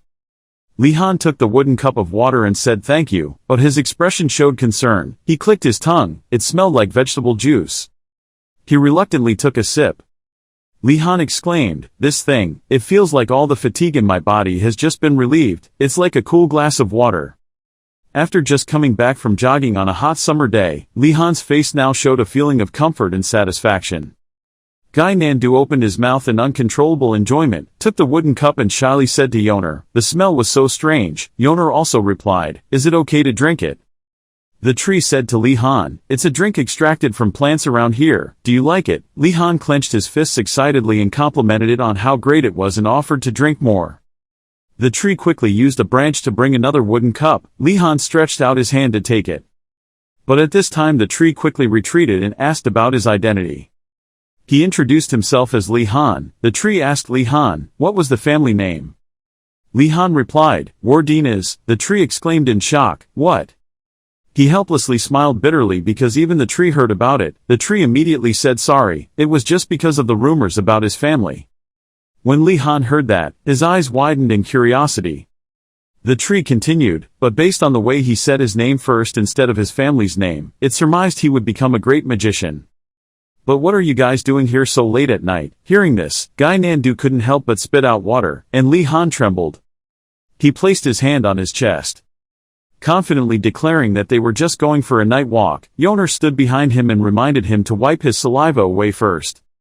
The tree questioned them, are you trying to get out of the academy? But it's only been a week since you joined, why are you planning to escape already? Lihan put his hand on his mouth and said, we have our own personal reasons.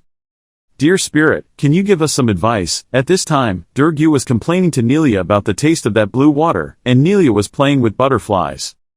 The tree replied to Lihan that although there was a way out, new students could not use it. Lihan helplessly continued asking, in that case, can you tell us where the academy wall ends? The tree refused to answer because it was top secret. Besides, those city walls are already enchanted, so if you don't touch them carefully, you will suffer a lot. Lihan clenched his fists in his hands, disappointed that the way to escape along the wall was impossible. The tree reminded him that at this time, he should not try to escape outside. Although everything is going smoothly now, in just a few weeks the monsters will begin to awaken. Lihan bowed his head and thanked the tree. The tree saw and the tree judged. Looking at Lihan, there was no sign of discouragement, even sharper than before because he was thinking more. He thought it would be interesting to observe Lihan, then suddenly he remembered and said to him, oh yes, I said I would give you a gift. Lihan froze without having time to think. A hole opened from the tree canopy. Lihan gasped in surprise. A glowing wooden stick fell down. Lihan remembered the first time he met Garcia Kim. Her face was happy, which helped him know that the main artifacts were the magician's hands and feet and the staff was the most important. When his eyes moved to his friends, each of them held their wands in their hands, clearly disappointed. It seemed like they were not satisfied with what they received. But contrary to them, a miracle happened to Li Han that very day. He became the first freshman to receive a new staff. Gynandu and Neely approached him with eyes wide open. Even the main Li Han's eyes widened in surprise, seeing the reaction of such a group of people. The person who gave him the staff wondered if is it okay. I only saw from the staff a gentle blue light radiating everywhere, penetrating straight into Li Han's body, making him feel like he was in the clouds, extremely comfortable and fresh. The old tree was surprised after hearing what Li Han said.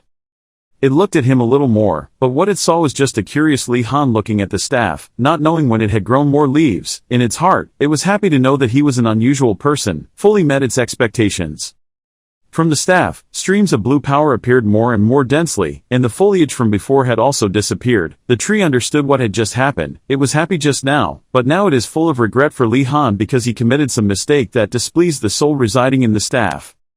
It was like that for a while then stopped. Li Han held it in his hand without knowing how to use it, so he asked for help, but the tree refused because it knew Li Han would be able to use the power sources residing in the staff, guide you.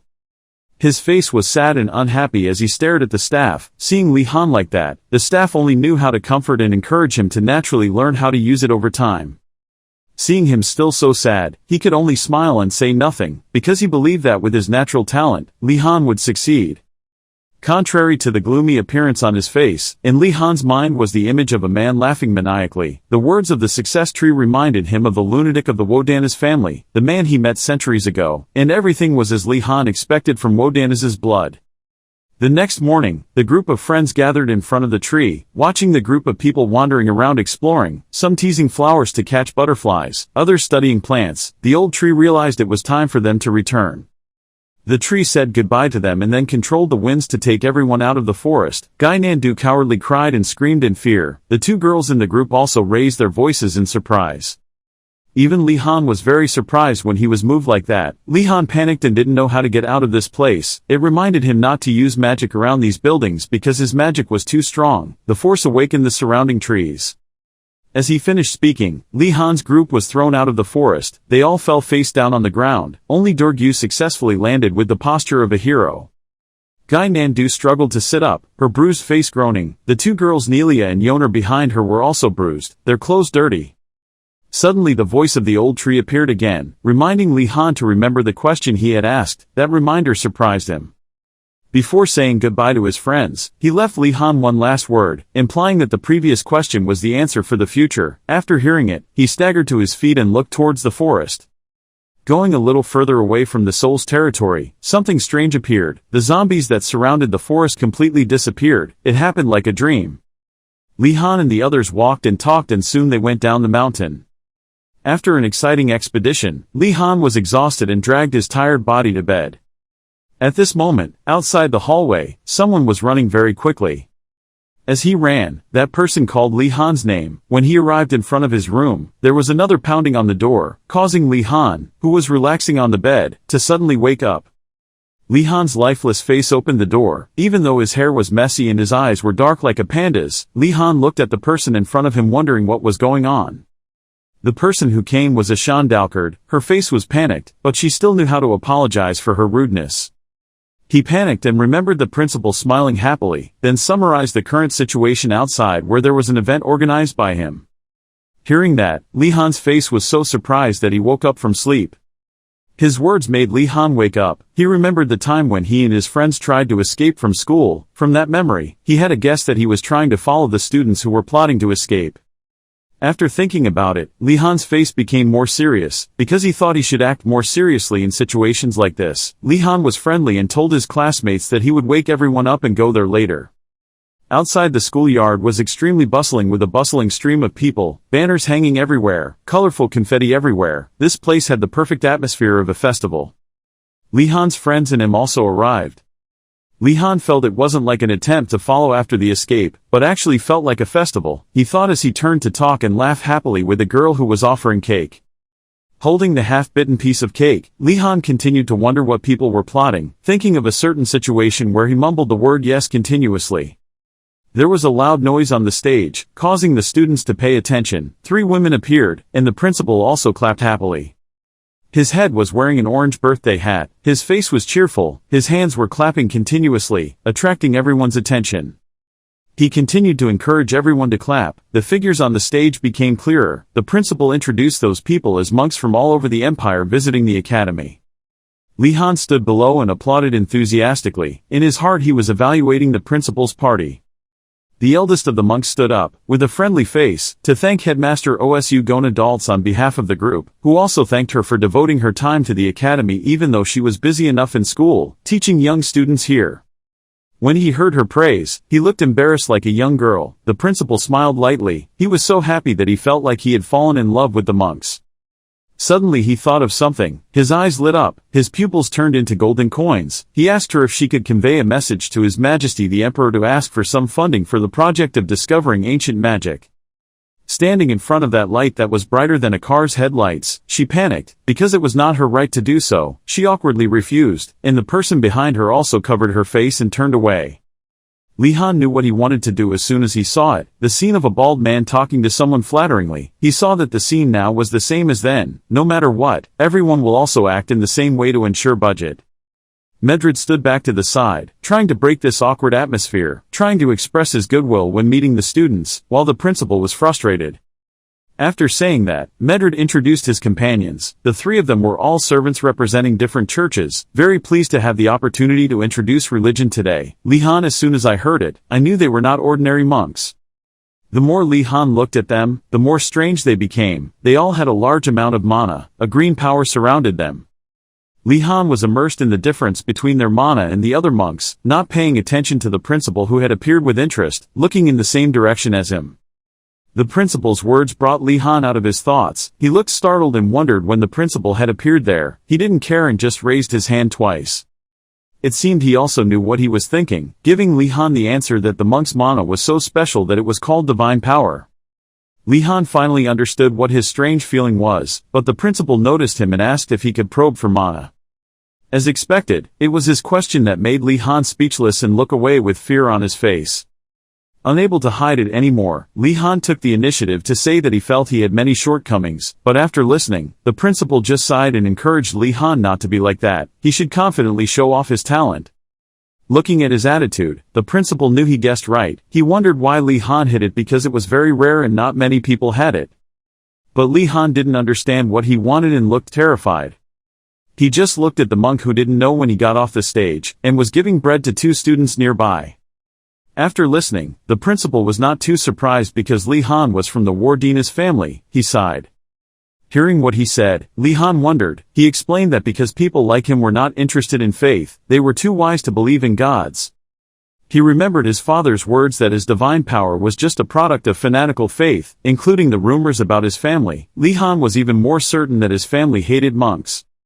In his mind, the scene of two monks being kicked out of the Wardanis family mansion appeared in his mind. From there, a determination arose in his heart to keep his family's name hidden from the monks. Seeing the principal sigh again over something, it turned out to be because he felt pitiful for these monks because they had gone to the extent of creating a festival for a bunch of useless students who only cared about food. He looked thoughtfully at the fresh cakes placed on the table. Li Han's eyes were now full of cakes. He called out to the principal. An idea appeared in his mind. Li Han pointed to himself and asked the principal's opinion to see if he suggested any beliefs. After listening to what he said, his eyes were filled with hate, wondering if what he had just said had reached Li Han's ears or not. However, very quickly, the principal's eyes widened in surprise, pausing for a moment to remember what Li Han said.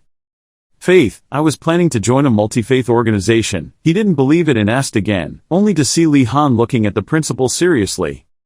Li Han didn't answer yet, but just smiled with a sunny smile.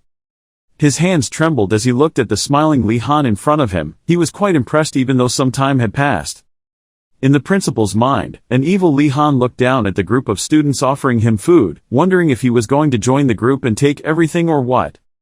The principal was speechless, opening his mouth not knowing what to say. But very quickly he was happy again, his face excited, because for him, Li Han was an interesting person, and he liked that. Looking at the bustling festival scene before him, the principal pondered for a moment. He finally responded to Li Han's question. He suggested the Precinct of Faith. It was a group with a belief in self-sacrifice, so they would definitely welcome Li Han. It wasn't just him. The principal suggested another religion, which was the Caliso religion, a religion that worships a god who loves chaos and change. They didn't care if he believed in other pure gods or not. He introduced another belief. This time it was the Capolio belief. They worship the sword god, a saying full of meaning. And maybe they will welcome a strange boy like Li Han. His words succeeded in causing Li Han, who was taking notes, to stop, his face confused and worried, afraid that the principal knew what he was doing. Learn swordsmanship. Thinking about that case, he was terrified and remembered that in the past, a professor who liked him so much told him to come to his room after class, and Li Han didn't like that at all. He didn't like impressing the professor. But Li Han quickly got out of his thoughts. The principal looked up at the sky and announced that he had to leave. Seeing that, Li Han politely thanked him for his suggestion. In his heart, the principal expected Li Han to make the right decisions. If he didn't need to go see the students being held in the punishment room, he would stay. Seeing that the principal really had to go, Li Han said, "Bye." Li Han's eyes widened in wonder when he heard him say something. He even thought he was lost, but when he raised his head, the principal had already disappeared. Turning back to the principal, his eyes lit up. Before many students playing games disappeared into thin air, a female student saw the principal looking back in bewilderment. Li Han spread his legs, looked suspiciously at the principal's disappearing figure, wondering in his heart whether he was talking about those people. He just stood there doubting life, mentally reminding himself to be more careful, when suddenly from behind someone reached out and called his name. That person was none other than Yoner. She brought a basket full of cakes to Li Han and asked him where he was going. Li Han stopped his thoughts and approached her, saying his intention to go to Presinga's group instead of an answer. Yoner was surprised to hear what he said, not knowing when his friend became interested in them. He added that he planned to visit Caliso to visit Capilep. That statement was successful, making Yoner smile awkwardly to show that he understood. Before Li Han left, his attention caught the basket in her hand. Looking at it for a moment, Li Han wondered what it was. Yoner also looked at her hand and remembered something. From the basket, Yoner took out a delicious sandwich and gave it to Li Han. He was surprised and asked her where she got it from. Yoner replied, that cake was taken from the Flemane cult, a small group of people who worship the god of alchemy, Yoner said while remembering the extremely friendly monks. Yoner put her hand in front of her chest to form a coin shape, implying that her family had donated a lot of money to them before, so they recognized her first. After listening, he stepped back, his face as surprised as enlightenment. He couldn't help but wonder if what Yoner said was true, and could it happen? Li Han knew it was true. He clenched his fists, his face indignantly wondering why his family did not support any faith. Yoner looked at his appearance and thought why he was like that. Li Han cried a little in his heart and told Yoner he would go first because he was quite busy. Yoner didn't force him anymore and said goodbye. On the side of a certain tent, there were two nuns standing and talking to each other. But someone suddenly appeared and interrupted that conversation.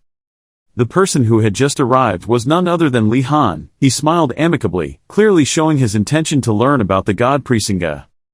The two nuns saw Li Han's studiousness and couldn't believe their eyes. They were as happy as if they had found gold and welcomed him warmly. Li Han also responded enthusiastically, showing that he had been interested in learning for a long time. At this moment, two students passed by and looked at him with judgmental eyes, wondering why Li Han was there. However, neither the nun nor the boy cared. A nun stood at the door, put her hand into the tent and pointed in a certain direction. The nun then turned in a certain direction and called for help from a person named Digiling, only to see that person respond and come forward. Seeing who came, Li Han was surprised. The person who came had two small horns that stood out against his pink hair. His face was shy, his eyes were black and his pupils seemed to have fire inside. The person who arrived was a beautiful girl shyly holding a large bag of bread in her chest. The girl walked up to the nun and gave the bag of bread to that person. Li Han still stood aside, stunned at the appearance of that half-demon. Realizing that, Li Han began to remember what he knew about this race, which is the rarest race when it comes to hybrids, because if there is anyone whose ancestors made a contract with the devil, there is a possibility of A in the descendants that will be affected. People will be isolated by appearance. So at that moment he had the answer to why they were often so passive and shy. At this moment, the nun remembered that Li Han was also there. She stepped aside and introduced her hand. It turned out that the girl's name was Digiling, a new student from the upper fire tower. The nun was also very surprised at Li Han's appearance. She did not expect that there was another believer besides Digiling. In the tent, statues of the god were neatly placed. After listening, Li Han expressed his respect. For him it was all natural for a person to believe in God Presinga if they knew his noble will. Having finished speaking, Li Han opened his eyes and glanced at something, reminding himself that there were two important things to remember when joining the faith. In Li Han's heart, a scale appeared, considering what he had and not forgetting to consider what he had to do. His eyes moved to the small but very neat statue of the god. The more Li Han looked, the more he saw that this place was not very similar, but he quickly ignored it. Stepping deeper into the tent, Li Han was surprised to realize that there were many treasures and jewelry stacked inside. The entire pile was not ordinary jewelry or picture books but antiques, and Li Han could even see mana emitting from them. The more he looked, the more he wondered if the Presinga religion was related to artifact making. Suddenly, from outside, a woman lifted the curtain and came in. The nun saw that and called out to Lady Medred. The woman saw someone in the tent and was extremely surprised, not thinking that anyone would voluntarily become a believer. Every step the woman took made the ground shake. Li Han was surprised to see the ground vibrate each time. Looking bewildered at the person approaching, Li Han was speechless and unable to say anything. On the ground were imprinted the footprints of the person who had just arrived. That person greeted Li Han.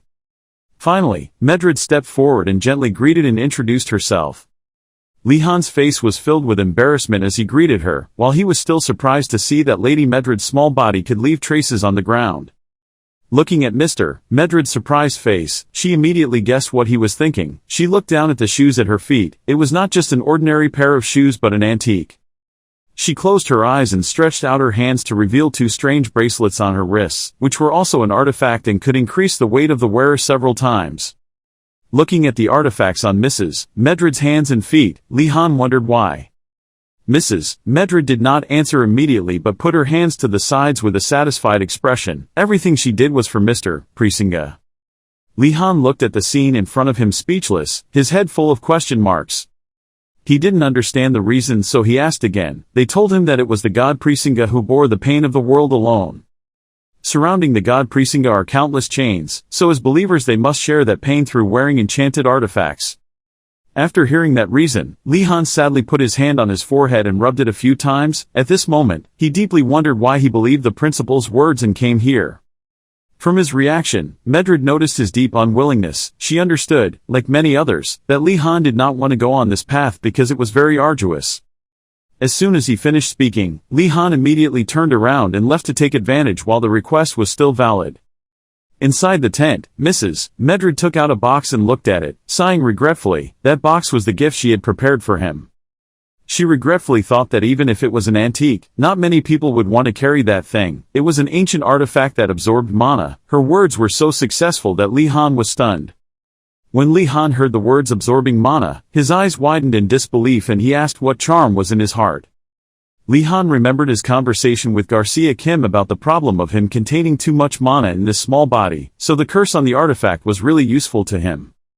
Just thinking about that, Li Han turned his head immediately, panicked and asked Mrs. Medred if there was anything else besides the curse. Realizing that his attitude was too hasty, Li Han calmed down and asked gently and slowly if something with a curse like it had any other abilities. Seeing Li Han's expression change in just a few short seconds, he was surprised and hesitantly spoke out about the remaining capabilities of the artifact in his hand. Just as any action has an opposite effect, the greater the power the artifact holds, the stronger the curse. She raised the box and looked at it with a smile. The artifact in Medred's hand not only contained a curse that increased weight, but also a curse that increased holy power. Thinking for a while, she finally chose to tell him the remaining use. It turned out that the thing also had another effect, the invisibility spell hidden in it. Those words made Li Han step back in surprise, fever. However, thinking about the downsides of that thing, even though wearing it had the effect of invisibility, the problem was that whoever wore it would absorb mana. She couldn't help but nervously glance to the side. Mrs. Medred saw that Li Han seemed pensive and had her own answer. Just as she was about to put the box back, Li Han immediately placed his hand on it, wondering what she was talking about. Li Han placed one hand on his chest and the other on the box with a serious expression, but the happiness in his eyes could not be avoided. He was prepared for it. Hearing what he said, Medred raised her hand to cover her face and couldn't believe her eyes. She silently thanked God for Singa in her heart. She thought he would leave. In Mrs. Medred's eyes at this time, Li Han was a great person, making her feel ashamed for not realizing the sincere belief in Li Han's heart. Looking at the sparkling artifact in front of Li Han, he couldn't help but swallow a mouthful of saliva. Invisible, he repeated that in his heart, happy when he picked up delicious things falling from the sky. Medrid raised her hand to wipe away the tears of happiness, her face showing satisfaction. She gave the box in her hand to Li Han, telling him to accept it and welcome him to her sect. She opened the box and a belt wrapped in purple mana appeared. Medrid introduced the belt as a sign of respect for Saint Frisinga. As soon as Li Han saw it, he knew it was the artifact in the words, "Speak." As soon as Li Han held that box in his hand, from both sides two nuns appeared with worried faces, looking at him warily. The two looked at each other and exchanged thoughts. It turned out that they were afraid that there would be side effects for new believers, and they thought this time would be no exception, and above all, be careful. Seeing the two nuns just standing there with no intention of doing anything else, Li Han took the belt out of the box and gently put it on her body. The belt was installed without anything happening. Li Han put it on and looked towards Medrid and asked her how to activate the invisibility magic. The two nuns behind her widened their eyes in surprise. They couldn't believe their eyes. He was the first case. One person even had to ask to confirm if Li Han felt anything strange. The violent reaction of the two nuns successfully made Li Han confused. He looked at Mrs. Medrid with a questioning look, his eyes clearly showing the words, "Is there a problem?" Realizing that he would be confused if he knew the truth, Medrid chose to shake her head and laugh it off, then showed him where the spell appeared. No one knew that her heart was filled with pride when the sect had an excellent disciple, Li Han. From the box Li Han took out a piece of paper with mysterious words written on it. As soon as he looked at it, he immediately knew what it was. He read the instructions. The belt gradually turned into a cloak that covered Li Han's body. "Let me hide in the night" was the activation spell. Then in front of everyone, Li Han's figure magically disappeared. The nuns who saw it couldn't believe their eyes. It turned out it really worked. Li Han hasn't disappeared. He's still there, just invisible. He walked in front of the mirror and looked at his own image, which he could no longer see, then marveled at the effectiveness of this ancient artifact. It was not half-hearted, but invisibility was truly a powerful curse. Bored with playing, Li Han recited the spell again. "Let me appear in broad daylight," then appeared again in everyone's surprised eyes. Li Han raised his hand holding the paper and saw that the flow of mana was still very dense and fell into further contemplation. At this moment he really wondered if that belt was really cursed or not. Thinking for a moment, Li Han also realized where the problem was. He wouldn't feel anything if he didn't have more equipment. Just thinking about it, Li Han quickly turned to where Mrs. Medrid was standing, expressing his desire to share more of the burden, bear with Saint Frisinga. Mrs. Medrid saw him like that, put her hand over her mouth and burst into tears of happiness. In her eyes, his actions were commendable. No matter how happy she was still very worried about his body and advised Li Han that it was still early to take it slow. However, he was very determined about what he wanted to do, and the two nuns who stood there were speechless. After a while, the two couldn't stand it anymore and had to scream to stop the argument. Li Han raised his hand to touch the purple mana-covered belt on his abdomen. He sat down on the chair and sighed, looking around, feeling frustrated when he couldn't get anything else. But as an optimistic person, Li Han quickly regained his original emotions. For him, this artifact was a useful item in escaping. His train of thought was interrupted when he heard Mrs. Medrid preach about the event marking the birth of the sect. Mrs. Medrid's lecture finally ended. She thanked him for listening. Li Han stood up and thanked him for the wonderful lecture. Li Han looked at the board full of words in front of him, silently recalling the doctrines, but it was not as important as equipping the cursed item. When she saw Li Han about to leave, Sister Medrid raised her hand to stop him, and that caught his attention. She pulled out a basket filled with bread, fruit, cheese, and jam from somewhere and told Li Han to take it. Medrid smiled and pressed it straight into his arms. This basket appeared because she thought Li Han would need it, so she deliberately prepared it. He saw Sister Medrid's sincerity and didn't know what else to say. He received that basket with a satisfied smile on his face. Perhaps coming to the sect was the best thing to do today, because this place brought Li Han warmth that he hadn't felt in a long time. Suddenly, from behind, a hand gently poked his shoulder a few times. The owner of that hand is Digiling. She holds a similar basket in her hand and hopes Li Han can receive it. At a glance, Li Han knew that the basket in his hand was her share, which made him wonder even more why Digiling gave her share to him. I just saw her shaking her head and refusing to accept it, because in her heart Digiling felt that someone who worshipped Saint Frisinga like her did not deserve it. Not only Li Han, but even Sister Medrid was worried about her actions, but as soon as she called her name, she quickly left. Digiling's refusal made Li Han suddenly look away, because at the Vermilion Tower, these things were completely normal. The longer Li Han stays here, the more he realizes the difference. The members of the towers will complain if there is no food, or plan to escape. Li Han held 2 baskets full of food in both hands and was about to walk home when he was once again stopped by Sister Medred. She softly asked if he could take care of Digiling because she was too strict with herself. Mentioning the difficult problem, Li Han, in order to avoid trouble, opened his mouth to refuse, saying that he did not belong to this tower. But who was Sister Medred? She lived long enough to know that matter determines consciousness. She brought a basket full of food before him. Holding a basket on his head, Li Han happily gave her a thumbs up. Before leaving, Li Han also affirmed that he would do his best to reassure her. The two of Li Han and Digiling walked and talked to each other. He politely asked if she agreed to let him call him by her nickname, but she only responded in a dismissive way. Seeing that the topic was gradually reaching a dead end, Li Han decided to ask about the situation about the Vermilion Tower. He wanted to know what the people there usually did in their free time.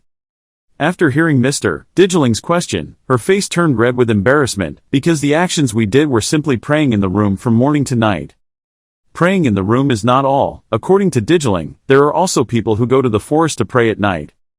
Hearing that, Li Han couldn't help but feel strange that going out at night was allowed because Inrogard's dormitory had curfew rules all week except holidays.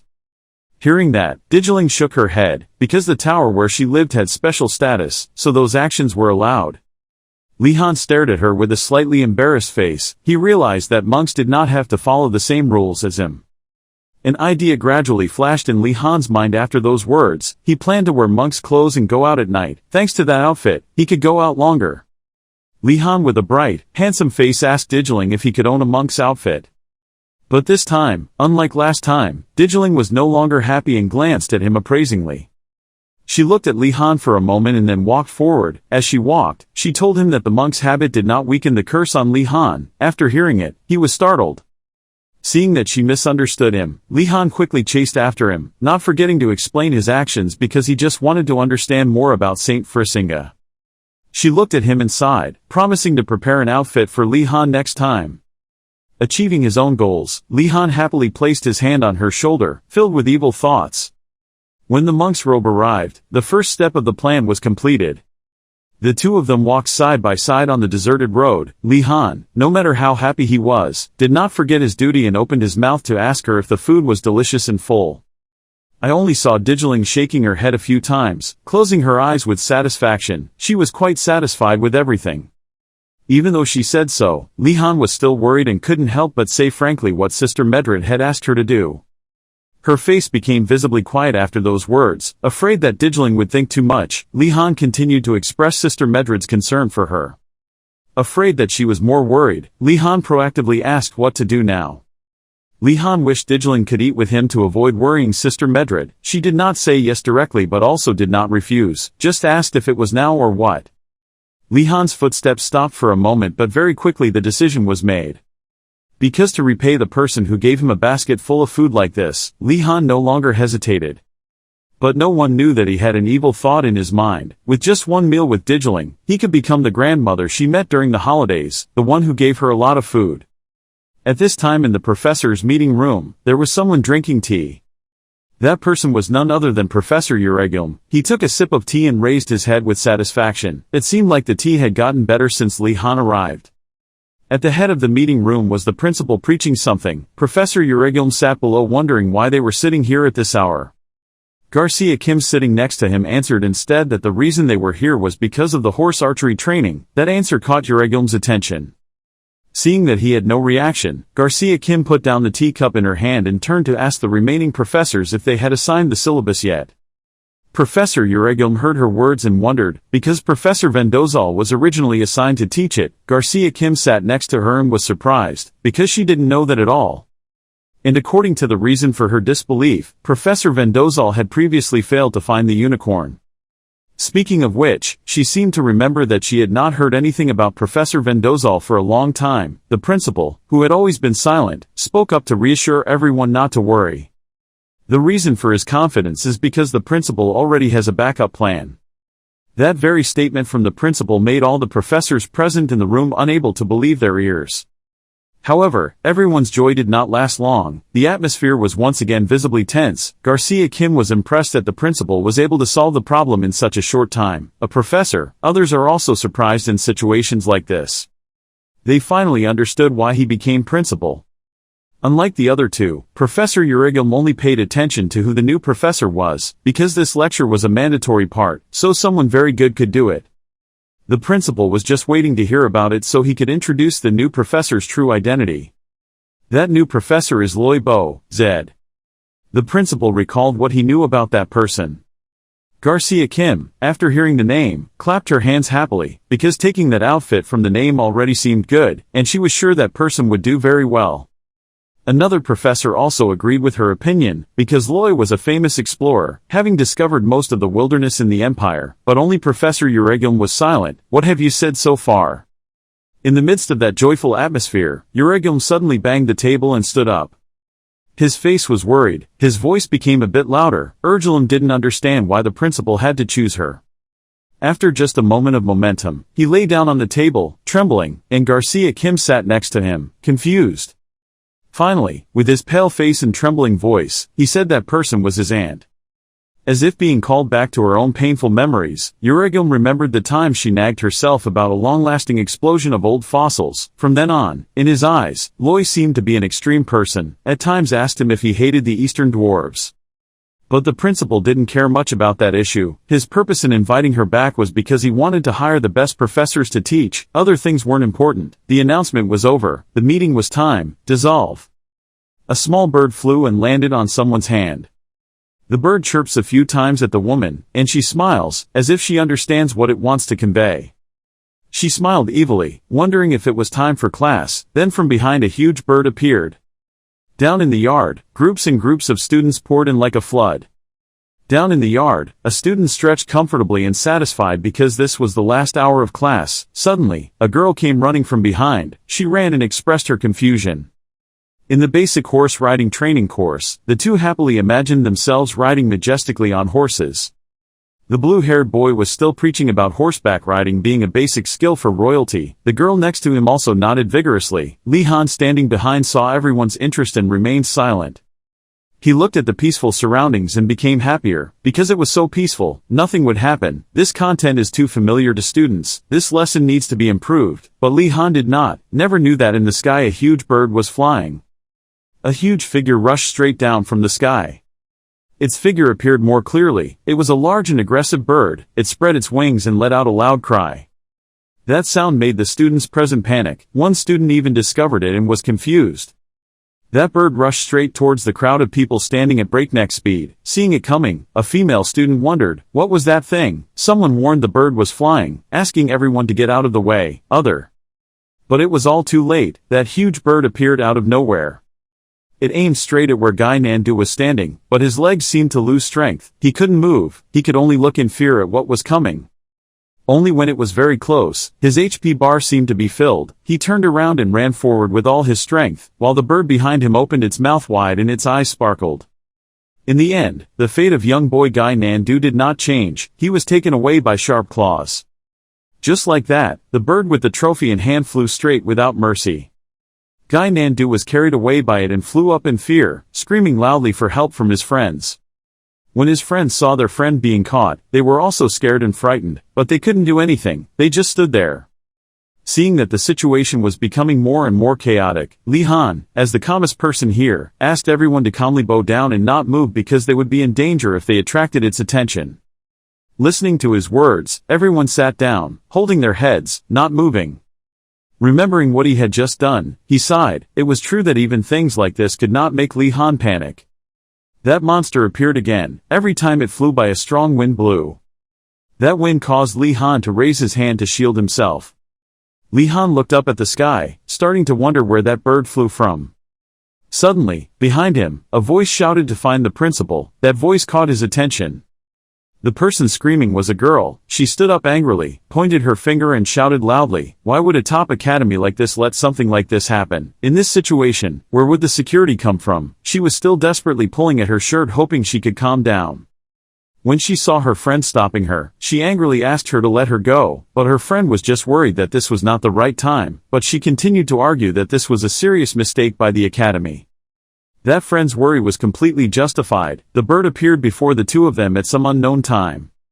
The girl turned to look at it and screamed in panic. While the silver-haired boy's face was already purple, he raised his hand to say it had nothing to do with me. The girl finally realized her mistake. Sorry, please help everyone. But instead of arresting the girl who said bad things about her, the silver-haired boy next to her became the target. Until he flew up, he still didn't understand why he was captured. Watching him fly up with the bird, Li Han was speechless, which is why he told everyone not to move. But very quickly he realized something was unusual. Li Han lightly glanced at the girl who had just raised her voice, wondering why that thing ignored her. Then his eyes opened wide, thinking of something. Wait, Li Han stopped for a moment, raised his head and looked up at the sky, but he couldn't see any trace of that thing. Could it be? He looked at Gynandu with dazzling blonde hair and a pale face after being taken and flown around. His eyes also turned to the old silver-haired boy.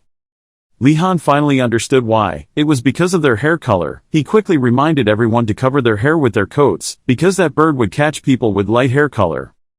Suddenly there was a voice from behind praising Li Han Wardanis for being great. He continued praising his admirable ability to make decisions and give direction in the blink of an eye. Li Han turned back to look at the person speaking. He hesitantly asked who he was. The two of them were holding their shirts over their heads, facing each other for a moment. The other person was preparing to reveal his identity, his expression extremely serious. Suddenly there was a scream. Another friend pointed towards Rowena and told everyone to look. That person continued to say that Rowena was a miserable tiger and that he was planning to cause trouble for the Wardanis, and at the same time he called on respectable friends around him. They both raised their hands to show their determination. One person spoke up and said that now was not the time to run away, and said that everyone needed to gather. Before they could finish speaking, the person in question spoke up and explained. She said she was not related to the Marathi faction and that everyone had misunderstood her. She was extremely frightened and confused as she didn't know what to do to make people believe, when a hand blocked her face. It was Aldinart. She spoke up to protect by assuring everyone he was okay. Everyone was extremely surprised by her actions, stammering and asking again if the princess stood to protect this person. They gradually accepted. Then, Li Han was standing aside all this time. He asked if Aldinart and the other person knew each other. The other person now had a chance to introduce himself. He said that he was one of the knights under the princess's command. His name was Rowena. Li Han was surprised by Rowena's status. He repeated that he was under the princess's authority, but then he thought about something else. But no one was allowed to bring servants or bodyguards into the school. Although a person may not be allowed to bring their servant in, the academy cannot do anything if that servant joins as a student. This way they can bring a few people in, said Rowena herself. Is such a proof. Li Han looked at the sky where the bird was flying. He thought about Gynandu and thought he was pitiful, even though both he and Princess Aldinart were royalty. Li Han was contemplating when Rowena's voice startled him. He said he wanted to ask Wardanis for help. Rowena talked about the bird, saying it had slowed down but they couldn't tell when it would behave strangely again. Rowena spoke slowly and made her request. He wanted to ask Li Han to command the students and stop that bird. But Li Han knew how capable he was. Hearing Rowena's request, he was extremely confused and asked what he would have to command. He was trying to deny the request when a hand hit his shoulder. The students behind him begged him to be their respected commander. Hearing such requests, Li Han couldn't bear to refuse, but for him, being the leader of a group has never had a happy ending. The surrounding students were extremely excited, cheering and praising Li Han, hoping he would give command. He looked at them with extremely awkward eyes, confused and not knowing what to choose. The right to choose now rests entirely on his shoulders. His eyes close, his body trembles with anxiety. Li Han raised his hand and scratched his head in confusion. He hesitated to give the first command. In his heart, he now felt like he had cried 7 streams of life. Rowena looked at him very seriously. He was thinking about something. It happened a few days ago. In a huge castle, there was suddenly a surprising sound. It was Rowena. He was reading the notice and couldn't believe his eyes when he learned that the commander of the Jackie Chan Tower was not Princess Aldinart but Wardanis. Rowena recalls that as a child, Princess Aldinart was an extremely excellent commander. He folded the notice firmly, as if he could not accept this result. Unable to believe that Wardanis was the commander, Rowena was determined to confirm with her own eyes. Returning to reality, Rowena's determination burned brightly. His eyes lit up and fixed on Wardanis' every move to find out his secret, while Wardanis on the other hand was looking for a way to come up with the next plan. According to Rowena would never have imagined that Li Han had bribed the trust of other students with just a little food. Everyone gathered around to listen to Li Han's command. Li Han seemed to have an idea in mind. He turned to ask if anyone had any shiny items. Someone gave him a small mirror. Li Han felt happy as if he had partly completed his plan. Everyone behind him was still cheering Li Han their best even though they didn't know what he was planning to do.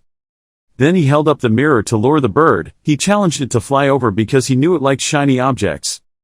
The bird's weakness was known to Li Han. The mirror glowed iridescent under the sunlight. The light emitted by the mirror attracted the bird, causing it to stop and look for a moment. Then without hesitation, not knowing that he was about to be in danger, he rushed down quickly towards the mirror. Perhaps his fate would end here. Seeing the bird's actions, Li Han turned back and called for everyone to prepare for action. Everyone was still trembling in fear and Li Han bravely signaled everyone to stand in line and form a wall. After everyone acted as Li Han said, he quickly walked behind them cautiously. He observed the situation about the bird's rushing speed, just waiting for it to come closer to show off its strength. His sharp intuition told him it was time, so he stood up. Then he pointed the magic wand towards that strange bird. A powerful blue light radiated continuously. The power of the magic wand seemed to have predetermined an unfortunate end for the bird. The bird flew in just in time to touch Li Han's magic. Surely now it had no way to defend, nor could it turn around anymore. It was shot back, screaming in pain, its eyes closed. It was true that one should not let greed harm oneself. The pain and fear caused the bird to give up and take off, flying away. Li Han looked at its silhouette and seemed very satisfied. His magic bar now no longer needed to be used. Li Han quickly took it back. He thought to himself about the way he had thought to act, which was to chase it away when it was an oversized bird. Now, from someone who bribed people with food, he was truly praised, with voices from far away praising him for his greatness. Everyone talked to Li Han non-stop, praising his plan's success and accepting the need to recognize his talent. Li Han was humble and not arrogant. She cleared her throat and asked about Gynandu and the silver-haired man. While he was thinking, suddenly a scream rang out from above. Gynandu and the silver-haired man were now freed, falling right where Li Han and everyone were. Li Han suddenly called the two people's names, and the two of them, after ending the unexpected risky flight, were still dizzy. Gynandu was even foaming at the mouth. The bird was scared and flew away after being scared a while ago. It sadly shed tears of self-pity when it met its owner. Its owner comforted it and comforted it. It did a great job, and invited it to come along. The two of them were like father and son, extremely close and attached. As for Li Han and his friends, a person suddenly jumped out from the tree. That person looked very cool. His feet landed on the ground, as if creating a stream of wind flying around as if he were the main character. She was a woman who seemed to be old, but her aura was still very youthful and dynamic, turning to greet the students. When everyone saw her, they were surprised, bewildered, surprised, and couldn't believe her action of jumping from the tree.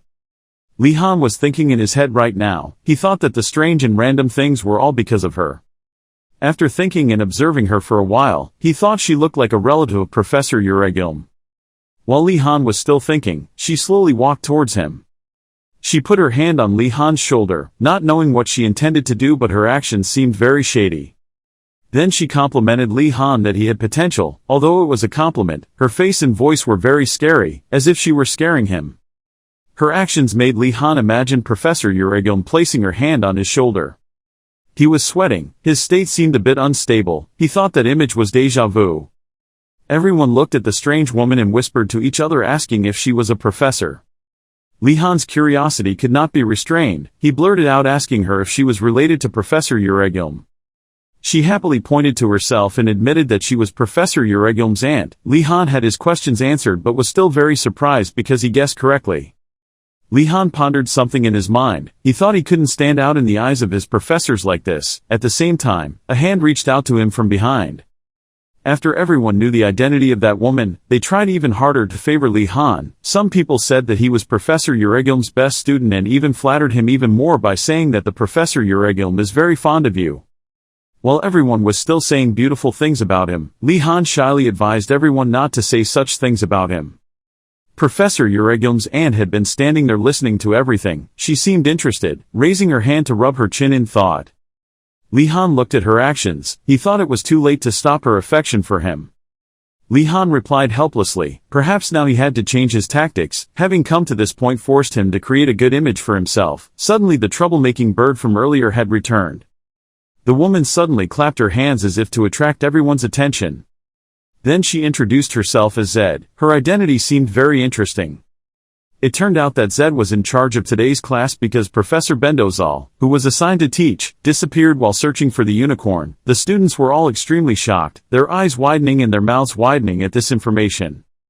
Then everyone started to get excited about Zed's identity. Perhaps everyone was her fan and excitedly told about her achievements. Only Li Han was thinking about something else right now. He wondered why no one noticed that something was being forgotten.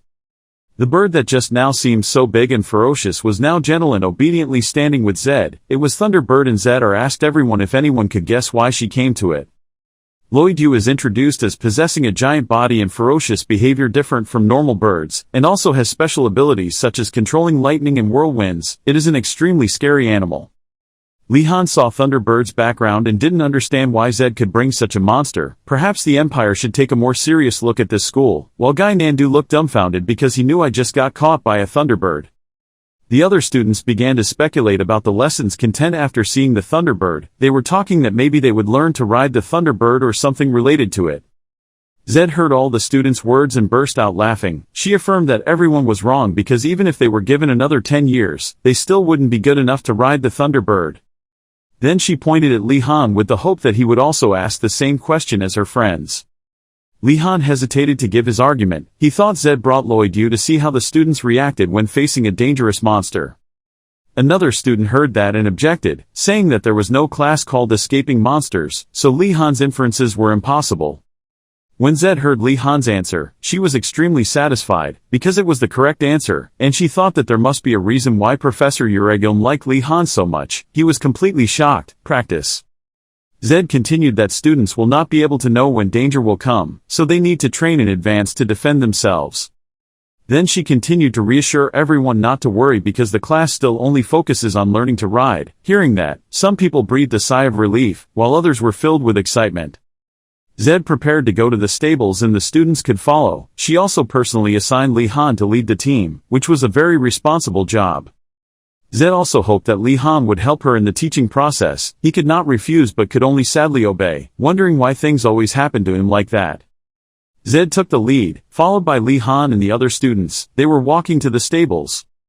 The professor started introducing horses. She said that horses are the most basic species when learning to ride. If students cannot ride them, they cannot ride other species. The students listening to the lecture began to feel bored and yawn because what Zed said was all things they had already learned. Li Han observed and saw that everyone was comfortable. He also knew that it was because everyone was familiar with horseback riding. Professor Zed suddenly stopped and looked at Li Han without saying anything, making him confused. Then a smile appeared on the professor's lips, a smile that seemed very gentle, but no one knew what plans were hidden in it. Seeing this, Li Han immediately realized something was wrong in today's lesson. His face turned pale with fear. He warned Yoner, who was next to him, to be careful. Li Han's eyebrows furrowed. His face was serious because he knew today's lesson was not as easy as simply riding a horse. He was standing in front of a huge stable, or rather, facing a difficult challenge.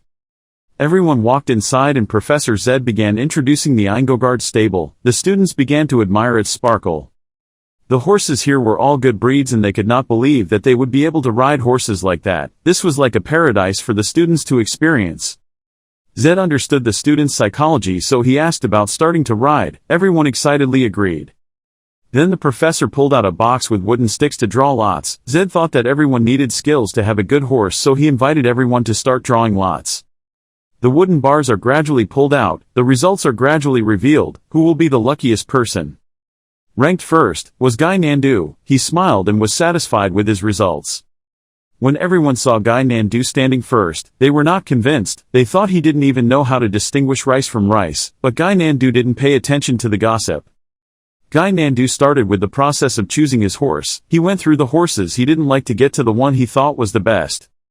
Then he stopped in front of a cage. No one knew what his choice would be. The horse he chose was a crazy horse. It had black fur and red eyes that added to the fear. Li-Han and Yoner were extremely confused by Gynandu's choice, because they knew that the horse had an erratic temperament. Gynandu wasn't in pain yet and wasn't scared, so he still excitedly stood next to the horse, introduced it to its big and bulky nature, and was proud that it still bowed to him. But before he could be proud for another second, the horse let out a palm strike, making Gynandu unable to react. It hit him with the iron palm of his head. The horse's power was so terrifying that Gynandu shot blood and saliva from his mouth, and everyone who witnessed it could only stand and watch in amazement.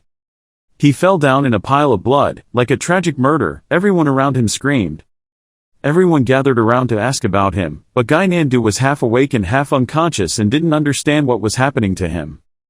He was helped to sit up. Tears were short, tears were long, and his face was swollen. A friend teased him, saying that was the price he had to pay when he chose a horse based on appearance. He looked at Gynandu extremely gloatingly, and Gynandu was upset at the ridicule. Then he began to pretend to explain to Gynandu that a good horse is not necessarily the biggest but also gentle, and at the same time he stroked a white horse. But it seemed his thinking was wrong, because the other horse began drooling in terror.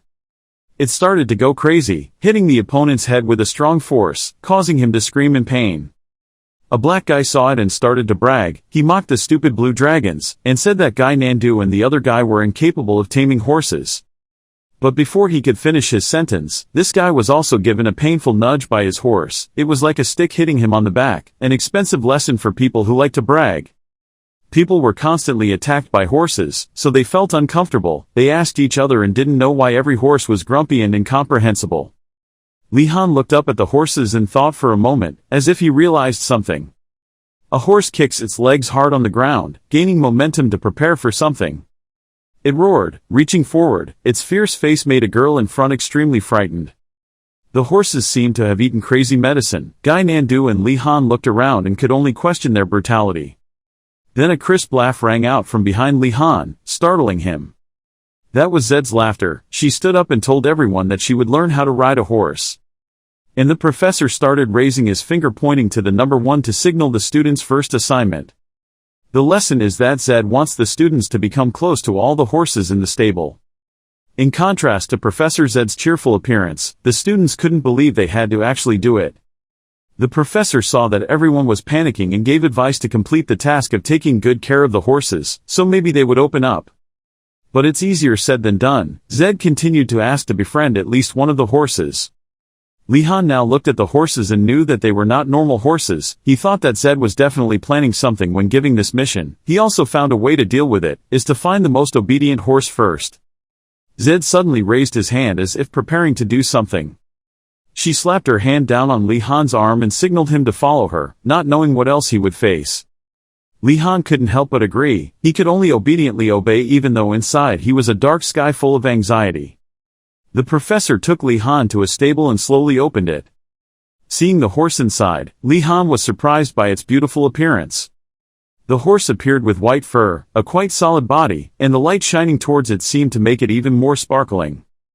Zed happily introduced the horse. She wanted to give this extraordinary horse to Li-Han because she knew he was her grandson's most outstanding student, and at the same time she wanted him to take care of it.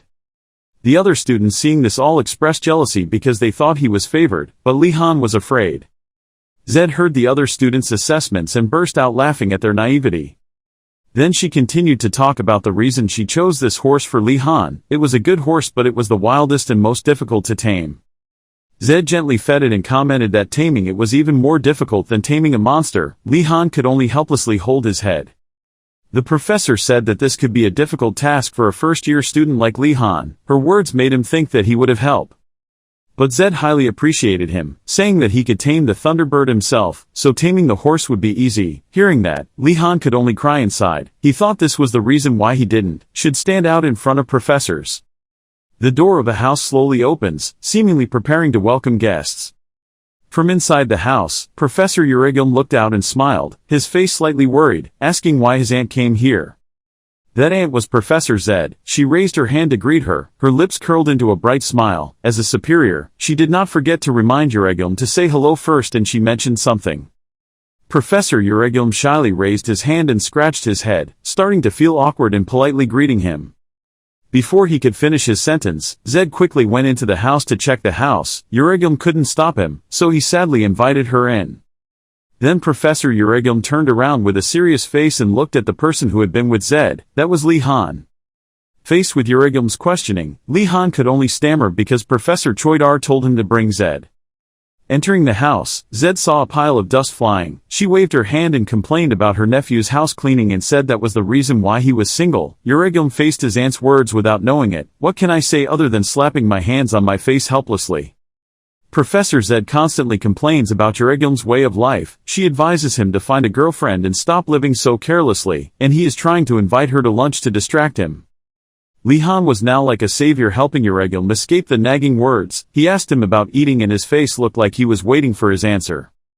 Li Han understood Urigum's wishes. He even added salt to his answer to show that he was very hungry and wanted to eat. It seemed that the plan was successful. Zed ignored Urigum and changed the subject to talk about how Li Han should not skip meals when he is in his prime. Then Zed signaled that she wanted to make lunch today. She would let the two of them taste the flavors of Oriental cuisine. Urigum had an opinion about not liking to eat Oriental food, but before he could finish speaking, Zed threatened him with bullet-shaped eyes and a sharp knife in his hand. At this time, only Professor Urigum and Li Han were left outside the table. The professor seemed very thoughtful because the thing he was worried about had happened. Then he returned to his normal state. He raised his head and asked Li Han how he was doing. Before he could answer the question, Li Han was interrupted by a sudden discovery from Urigum, who asked if something appeared on his chest. It was like a glowing leaf branch. The light it emitted looked extremely gentle but also very attractive, passing through his shirt. After that, Li Han slowly pulled the object out from his chest for Urigum to see. It was a tree branch with the green light of grass and leaves. Li Han looked at it with a loving and proud expression. Master Urigum was surprised to see that he had a new staff and said that he could feel the energy of the forest radiating from it. Then the teacher asked about where Li Han got it. Hearing him ask, he was startled. Not knowing what to answer, he hesitated to think of a way to face the question. Professor Urigum, after hearing Li Han's answer, was full of confusion and asked if it was true that he just happened to go into the forest and then by chance came across a transformed oak tree and then accidentally received the staff, or not. Li Han was still sure about that coincidence, but Urigum and Zed both thought he was trying to hide something. Professor Urigum continued to ask about the question the spirit asked Li Han. He was very surprised because he knew that. Urigum crossed his arms and sighed, telling Li Han that it was a famous spirit.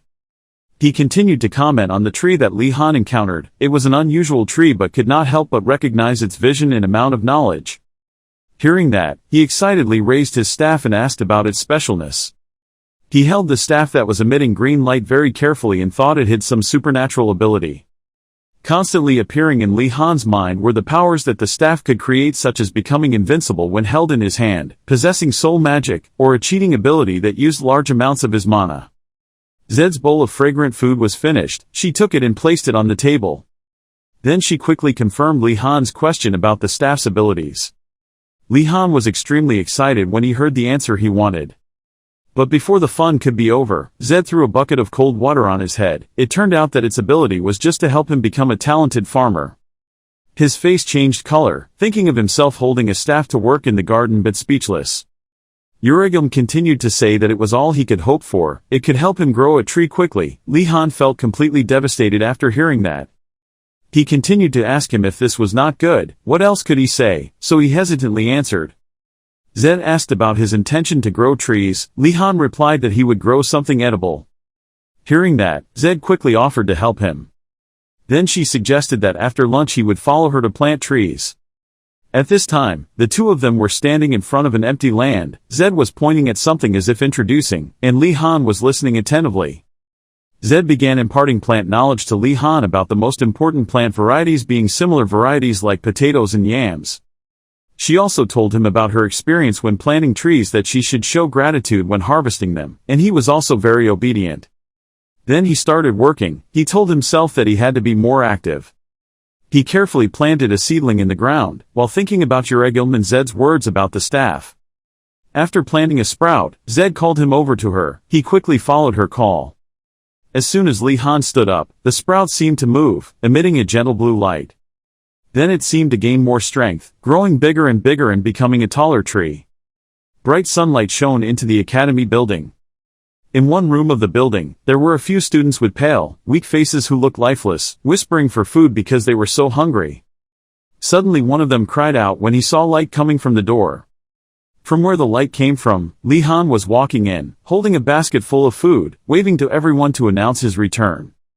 The food basket was full of radishes and milk for everyone. As soon as they saw Li Han, everyone cheered for joy. Some people couldn't believe their eyes and even asked if it was food or not. Looking at everyone happily cheering his name, Li Han couldn't stop thanking Professor Loi Bo in his heart. The two students looked at the food basket with eyes filled with admiration and continuously praised the Wardanis family. Li Han feels like a mother bird bringing food home to her young birds. It's only been a few weeks and they've changed so much. Li Han took the food basket and placed it on the table. Li Han quickly rolled up his sleeves and prepared to make soup for everyone. Li Han placed a pot on the nearby fire. Everyone gathered around to see him preparing food very skillfully. Li Han in professional appearance concentrates on cooking. Yoner sat behind her chin with her hand in her hand, looking at Li Han. Yoner feels like a skilled alchemist is creating step by step. Li Han took a spoonful to taste. After tasting, Li Han's face clearly showed his satisfaction with the dish. Li Han turned to inform everyone that cooking was finished. A moment later, everyone gathered around Li Han and he was happily ladling soup into bowls for everyone. Li Han was setting out the food when he was called back. After calling Li Han, he hesitated to speak. After hesitating for a moment, it turned out that he wanted to ask Li Han for a little favor. Aldinart was sitting in his room reading a book when he suddenly heard a knock on his door. Aldinart approached and opened the door, not expecting that the person outside the door was Li Han. Li Han brought a bowl of soup to Aldinart and happily offered her the soup he had just cooked. Aldinart accepted the bowl of soup in doubt, not thinking that the bowl of soup was for him. But Li Han said everyone had a part, which made Aldinart a little startled. Aldinart looked at the bowl of soup in her hand hesitantly for a moment, while Li Han happily urged her to taste it. Finally, Aldinart still calmly scooped up a spoonful of soup to taste. But Aldinart did not expect that the bowl of soup would be more delicious than she thought. Aldinart felt the wonderful taste of the soup melting in his mouth. Li Han smiled and silently watched Aldinart enjoy the bowl of soup in her hand. He intended to let her eat in the room, but she must have been very hungry. Aldinart saw Li Han looking at him and became awkward. Before closing the door, he did not forget to thank him. Li Han Wardanis slowly walked down the stairs. The person who asked Li Han just now was already waiting there. He quickly ran to Li Han and asked about the situation. He immediately replied that Aldinart quite liked that dish. He hesitantly spoke up and wanted to ask Li Han to do the same in the future. He would pay double the amount of silver. Li Han heard that he had doubled the amount of silver and immediately agreed without hesitation. He and a few other students breathed a sigh of joy. Li Han did not expect everyone to care for Aldinart so much. Li Han feels that the royal family is something very big, but aside from Gynandu. In the afternoon class, Professor Vodali sat in his chair silently observing Li Han's practice session. The professor was frustrated because the contract only stated that he had to teach, not that he had to collect students. But think about Li Han's mana. Vodali observed him very carefully. He felt like he would regret it if he let Li Han slip out of his hands. The professor coughed softly. Vodali wanted to know if Li Han had any questions. Being asked suddenly made Li Han startled. He did not expect to be discovered by the professor that he was being negligent. Calm down, Li Han asked the professor about the training. He was a bit surprised, but then immediately blamed Li Han for not reading the lecture notes. Li Han huffed, clearly expressing his unwillingness.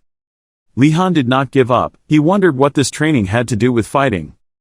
Vodali remained silent and did not respond, making Li Han extremely worried. Then Vodali hesitantly answered. The professor thought it was obvious and had nothing to answer, leaving Li Han speechless after hearing it. But Li Han kept a serious look and said he understood. Vodali wanted to give Li Han an example. For example, the professor could kill Li Han with just a brush. Li Han feels this example is a bit scary. He stood up and walked towards the board. The professor said that in battle, the most important thing is the weapon that can be used to kill the opponent. Vodali held the chalk and drew it on the board while explaining what Li Han was practicing.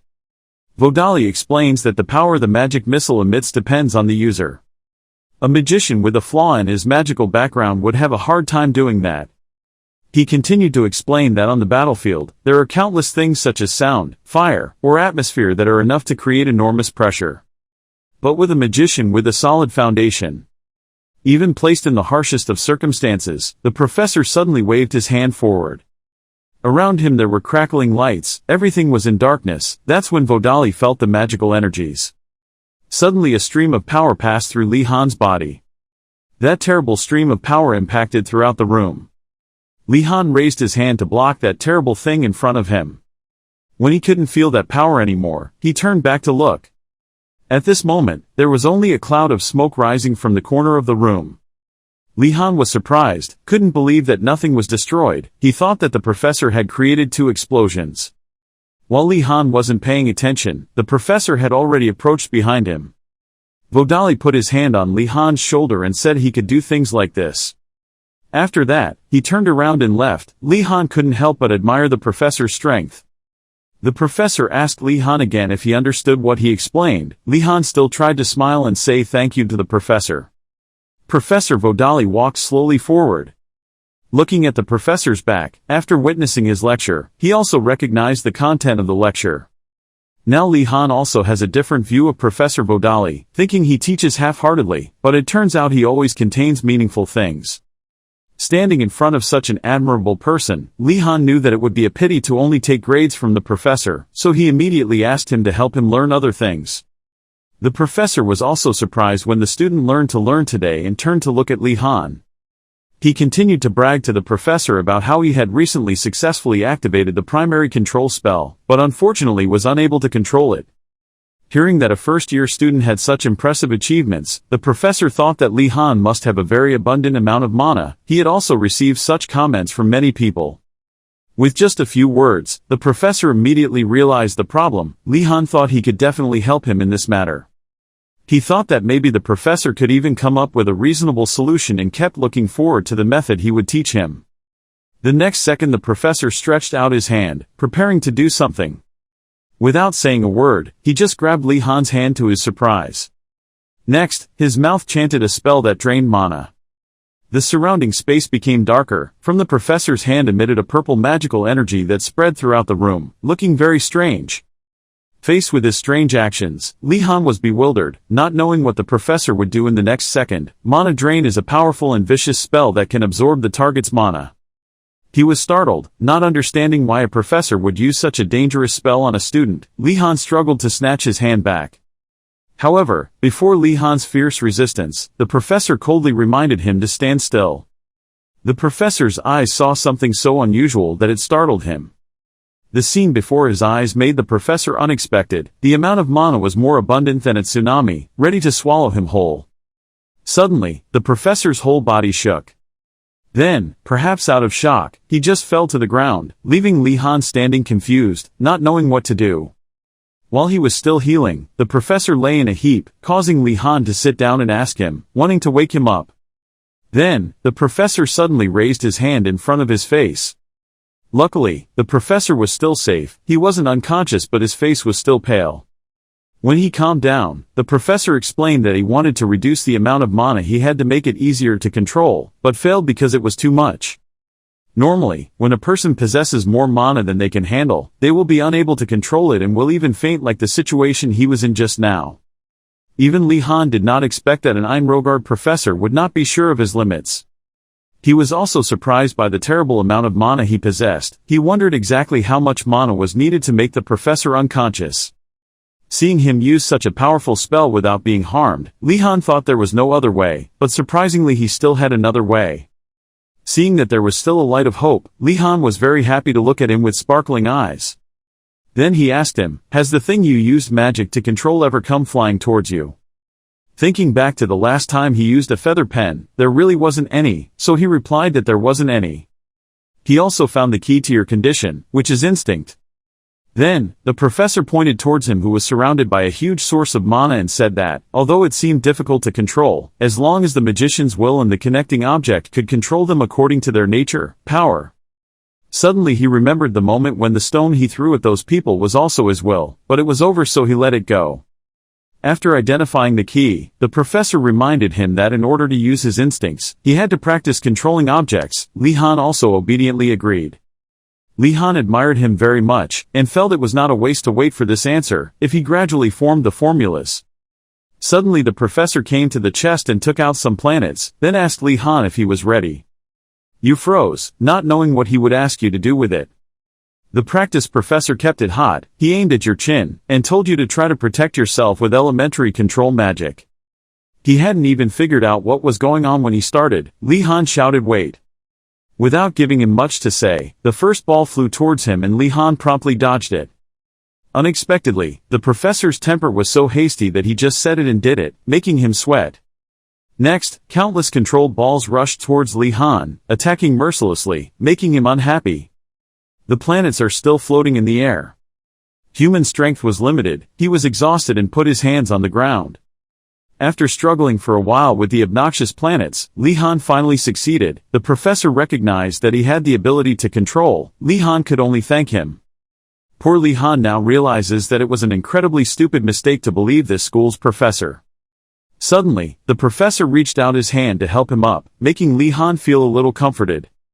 He said that you don't need to thank me, this is all your effort, seeing that I practiced until I almost lost my life. You also agreed with that opinion. Then Li Han grabbed the professor's hand and stood up, humbly telling him that he praised him too much. Before he could forgive him, he picked up another ball and said it was a normal iron ball. His hand was holding an iron ball. It looked like Li Han was about to have another omen. Without stopping, the professor threw the ball at Li Han and asked him to move it with elementary control magic. He also didn't understand that after practicing all this time, he had to continue practicing now. Then Li Han took out his wand from his shirt and used control magic to order the iron ball to move. As expected, he succeeded. The professor asked him to make it move as he said. He skillfully commanded the ball to move as he said, up and down, back and forth clockwise very easily. Seeing that Li Han had done very well, the professor was satisfied and told him that was enough. Now the professor saw that he had made progress, so he decided to let Li Han practice with the iron bridge instead of the spirit star stone. He felt bad and said he couldn't draw a circle with the spirit star stone yet. Seeing Li Han say so, he asked to do the same thing with the spirit star stone. He held it in his hand and hesitated because he hadn't done it for a long time. In just a split second, Li Han controlled it to float. He was also surprised to find this much easier than before. The professor said that magicians were born from harsh experiences. He breathed a sigh of relief. The spirit star stone is for inexperienced magicians, and you don't need it. Then turning to look at him, the professor asked Li Han to redraw the circle using an iron bridge. He told Li Han in advance that if he improved, he would be given a test like the professor did. Haven't done it yet, but just hearing it, Li Han's face darkened and he felt a little scared. For professors, there are two types of people in this world. The first is the person who is afraid of standing still in life-threatening situations, for example, Gynandu.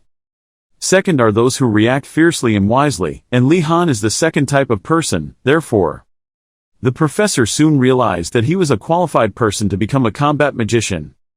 Seeing that it would be a waste for such a talented person to just use the traditional method, he decided that he would teach this class in a better way. That afternoon, Li Han had an appointment with Digiling. He came up to ask her if she had been waiting for a long time. When she saw he was coming, she shook her head and said no. Digiling spoke first. She looked over at him and slowly spoke back. Li Han had become visibly haggard. Digiling asked about his health, but he still tried to act like he was fine and said it was okay. Digiling would lend the monk's robe to Li Han. When he received the robe, he immediately thanked her. As a quid pro quo, Li Han also baked a delicious loaf of cake as his gratitude to repay Digiling. But she waved her hand and refused and told him not to be polite. As a devout person, Digiling's reason for refusing was, Saint Presinga was suffering, so how could she eat well? But Li Han accepted Mrs. Medred's invitation. Faced with this situation, he also found that this was not easy. After that, she opened the bag and said she was fine, give it to someone who really needed it. She took out a white teacup from inside and said she could drink tea too. Seeing that Digiling was in such a good mood, Li Han also pointed at him and cheerfully offered to make tea for her. She was surprised when he wanted to help her make tea. He said yes. Li Han took off his shirt and said he also liked making tea.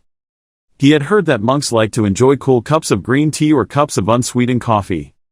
Looking towards her sitting at the table, he was pretty sure Digiling would think he mixed those drinks, but still. Li Han started the fire and fixed the position of the teapot with logs. He kept giving up sugar and cinnamon bark. This time it wasn't that simple. He decided to open her eyes. Digiling stood up and asked, "What are you doing? Didn't you say to make tea?" making him startled. Seeing her react so violently, he asked again what was wrong. When she discovered him, he turned around and quickly reassured her by saying this was a family secret, then asked her again if there was anything wrong. Believing in those words of Li Han, the glue sprayer did not dare to say anything more, just denied that she did not mean it. There was no problem with his family secret. But she thought the sugar-giving thing was a bit unusual. Li Han played the familiar trick of short and long tears. How could she say that? At that time Digiling was extremely confused and kept denying it. Seeing Li Han's crocodile tears, she could only laugh it off and stay silent. Digiling also had no choice but to give up and told him to just give me the tea to try. That's right, Li Han poured tea into a white cup. I don't know what the taste is but the color is okay. After that, Li Han put a cup of especially hot milk tea in front of her and told her to try it. Digiling held the milk tea in front of her and was a little hesitant to drink it right away. Well, just try it once and see. Then she also brought it to her mouth to taste the flavor. Who would have thought that she immediately fell in love with milk tea, stuck like 5 to 2 glue and couldn't get rid of it. She immediately enjoyed this delicious flavor. Digiling sips a cup of milk tea while feeling the taste on the tip of her tongue. Hidden in the gentle sweet scent is a slight herbal taste. Especially this enchanting flavor, something she had never seen before, was spreading in her mouth. Li Han is also extremely happy because he has succeeded. But the trick was still not over. He put his hand into the basket and asked him to make her the next tea. The indispensable ingredients are sugar, nuts and cocoa powder, all of which he added to boiling water. Then add milk and stir well so the flavors blend together. Finally, sprinkle a little more corn as an accent and everything combines to create Wardanis' cocoa tea bursting with flavor. Digiling used a spoon to scoop it up. Seeing that this brown liquid had a soup-like consistency, he was somewhat wary. Li Han countered that it was his family's heirloom drink. Hearing these words were too familiar, she told him to stop blabbering. Digiling had no other choice but to try it again. Seeing that she was also very interested in this tea, Li Han also added, asking her what she thought. Was it delicious? Seeing that he had gradually reached his goal, he also smiled and said that with this method, Li Han will sooner or later fatten her up with a drink that is not tea but has the same interface as tea. It was so delicious that Digiling drank the entire cup. Only a few drops remained. After filling her stomach with 2 delicious drinks like that, she was very satisfied and praised them. Suddenly from behind, Li Han put his hand on her shoulder. Then he looked dangerous, saying that she had already drank it and probably wouldn't give it up. Li Han asked her to come here from now on as promised. The sky was also covered by darkness. The moon also rose high, radiating a gentle light. Digiling thanked her for the tea. Li Han said he would see her tomorrow. Curfew has come. The students return to the tower and hope tomorrow's class will be more peaceful. Only Li Han was left wearing a monk's habit standing outside the tower after everyone had returned. He secretly yelled behind the tree. It was curfew now. All students had to return to the common house. He put his hat on his head and decided he would not go back to the tower but would go out in the middle of the night to pray. Then he also took a step forward. Li Han stood proudly in the sky. Just by wearing this outfit, he would have become a young monk full of faith. After that, Li Han carefully walked towards the gate of the church, telling himself to always be on guard because he didn't know what would happen. He continued walking along the hallway and entered the first floor. Fortunately there were no problems as he had expected. It was a bit leisurely, but thinking carefully, it seemed like this was the first time he came to the hall since enrolling. Li Han outlined a route for himself to ensure there would be no problems. First, he had to see places he had never been to. But before his eyes, he saw something strange. There was someone sneaking here like him. Looking at that person's back, Li Han wondered if this was a professor. No, wait, he looked closer and gradually recognized this mysterious person. It was a student from Gynandu Tower, his face covered and sneakily doing something shady. Li Han walked behind him and felt that he moved without making a sound. He must have been trained with those steps. The rat tribe is often not welcomed by the Empire, because many of them have a history of theft or are vagrants. Li Han believed that those things were just prejudices, but the current situation is difficult to say. With that being the golden key, his purpose was clear. If they both had the same goal, Li Han would have been behind him since then. Then suddenly Li Han put his hand on his opponent's shoulder, pointed his wand at his neck and threatened him that if he spoke up, he would be killed.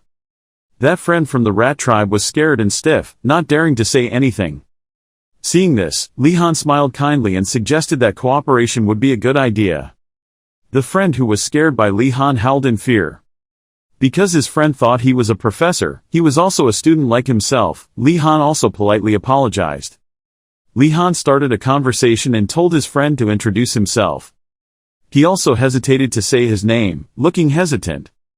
It turns out his name is Radford, a professional thief in the White Gang.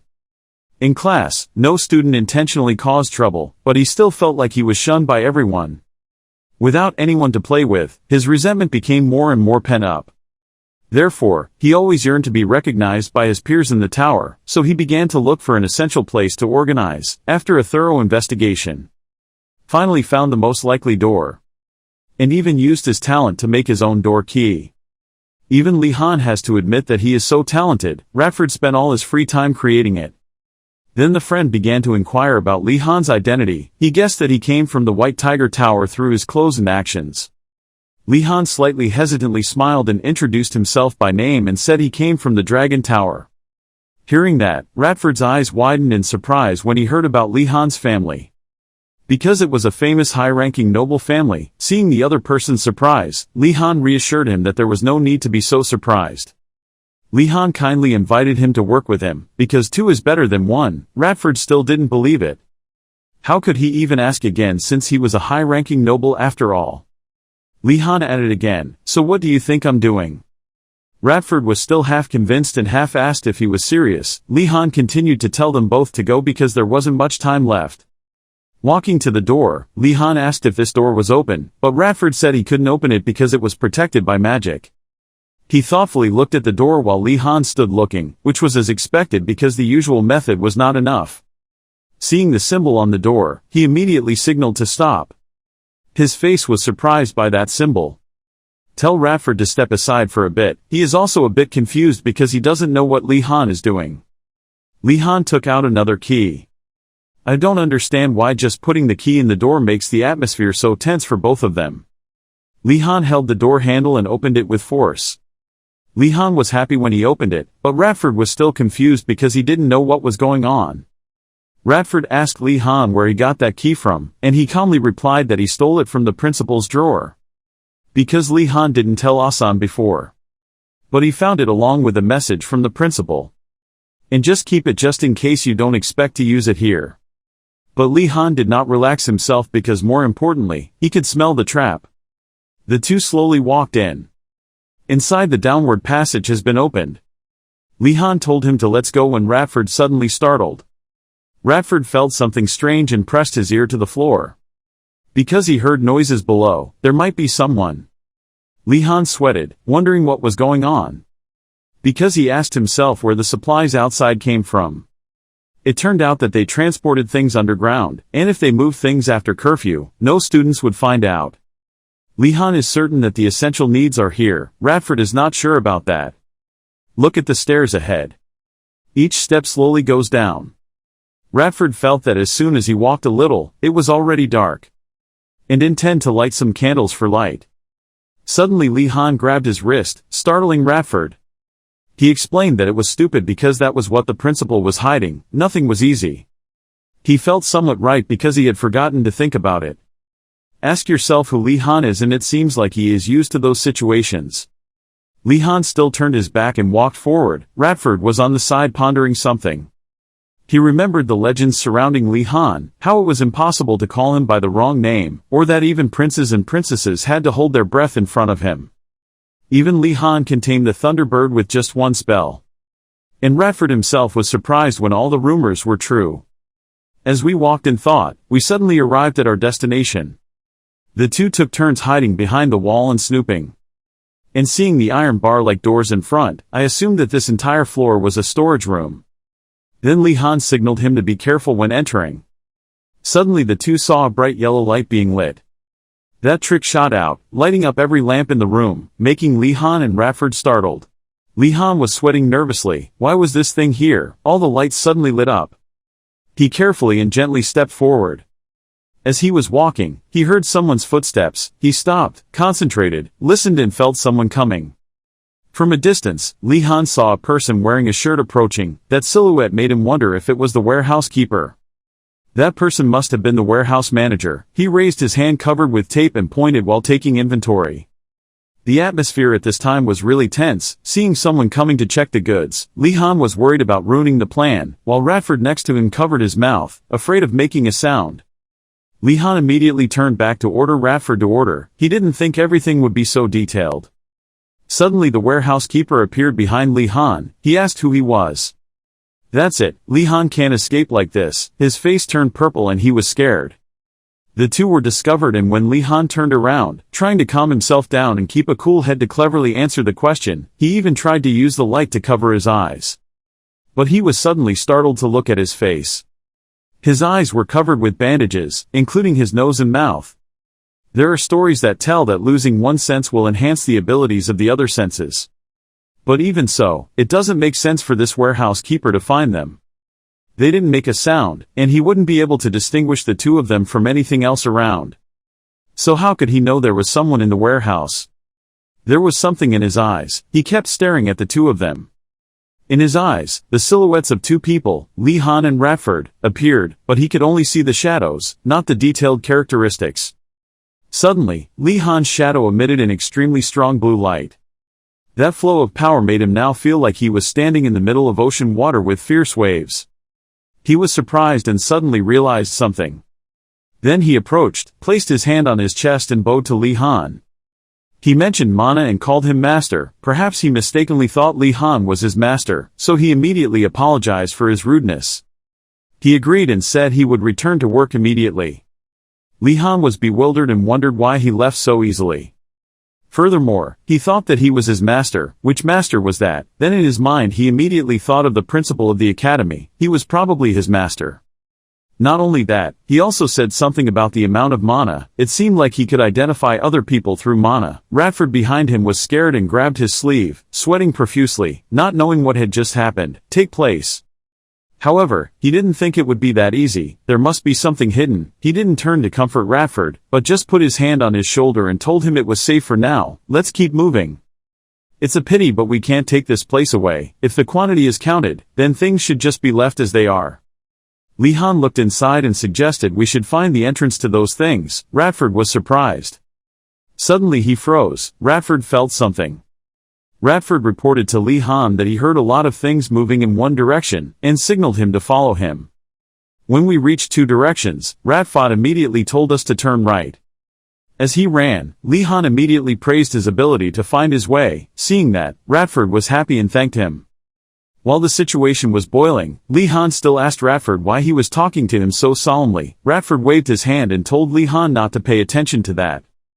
Radford realized that he was almost there. But suddenly his legs suddenly braked. It was a dead end, and after complimenting Radford on his ability to find a way, he led them both to a dead end. Radford trembled, embarrassed, and asked himself why. He was sure there was something here. Li Han quickly noticed the wall next to him. That wall had a very strange brick. Its design was different from the rest of the bricks. He thought he knew why he came to this dead end. Unlike Radford, who grew up in a small town, he was like a petty thief to make ends meet. Li Han grew up with countless stories in the world. He learned and discovered many things. Of course he will have more extensive knowledge than Radford. And thanks to that, he was more imaginative than Radford. Even when he was a thief, Li Han quickly pressed the trigger on the brick he noticed. The door in front of me gradually opened, light flashing from inside. Li Han and Radford were happy to have successfully opened the door, but were also worried about the difficulties that would arise in the future. In front of the two people is a long, deep room. At first glance, Radford thought this was the exit because he relied on the width and light here. Radford worriedly turned back to look at Li Han, wondering how he could know, then wondered if it was because Li Han was a member of the Wardanis family. Seeing the door open, Li Han immediately smiled proudly. He raised his hands like a winner. He was finally able to escape. He closed his eyes in pride because he had worked so hard to wait for this moment. He shed tears because he was so happy, calling Radford to go. Radford still answered with a respectful, worshipful tone. The scene changes to an Inrogard employee riding a horse-drawn cart to bring each box of goods. They took turns using their hands to carry each heavy box down. Inrogard employees must always endure strict compliance with 3 rules. First, they are not allowed to talk about what they see. Next, they are not allowed to start a conversation. And finally, most importantly, they are absolutely not allowed to pry even when there is a target name, monk. And the students appeared on the opposite side of the entrance. They also didn't say a word. Li-Han and Radford did not dare to say anything, they only dared to whisper to each other. Li-Han thought it was very strange that they were intentionally ignoring both of them, and Radford thought they were just trying to show that they were not yet. See you guys. Li-Han put his hand on his chin and stroked it thinking, so he could avoid unnecessary suspicious things. Suddenly Li-Han walked up to the person carrying goods for Inrogard. He went to ask him. Li-Han was friendly, using his foreign minister skills. He asked him if he could ride in a carriage. Unexpectedly, the man happily smiled and agreed, asking him to wait inside for them. Finished working. The wheels rolled loudly on the dirt road. The two of them were now in the car. Radford was nervous and restless, and Li-Han crossed his arms to reassure himself that nothing had happened so far. It's just that the way Radford evaluated Li-Han was a bit too aggressive. He kept praising him for running out of sauce. Li-Han immediately looked outside, feeling a bit strange, because the two drivers didn't say a word. Thinking back, it makes sense, because this world is not easy either. Inrogard is a symbol of kingship and magic, so it has many enemies. Not only are there political forces, but because valuable goods pass through and go out from here, the risk from that is definitely very high. He guessed that this tension was probably a side effect, but thinking about it again, not stopping the newcomer from leaving was still too unreasonable. The car was continuing to go when it suddenly stopped in a forest. Li-Han looked out and wanted to ask why the two men stopped the car. His words were stuck in his throat. Li-Han's eyes widened, panicked and unable to believe the scene before him. Image of a woman with long black hair standing nearby. The silhouette of a familiar woman, her hair curled into braids. Professor, so it's a professor. Li-Han thought to himself that he had been caught, but it didn't look like it. Radford next to him was trembling, pointing at the professor. There was a professor out there. Li-Han put his finger to his mouth to signal him to be quiet. Li-Han doesn't think she knows they're here. He told Radford to quietly observe the situation first. He nodded in agreement. Li-Han turned in the other direction. He didn't know why she came here. In the professor's hand there was a bundle of cloth. She opened it. It turned out that there were imperial officials coming. The principal told her to give this to them. The professor sighed, complaining that she always had to hand over these antiques.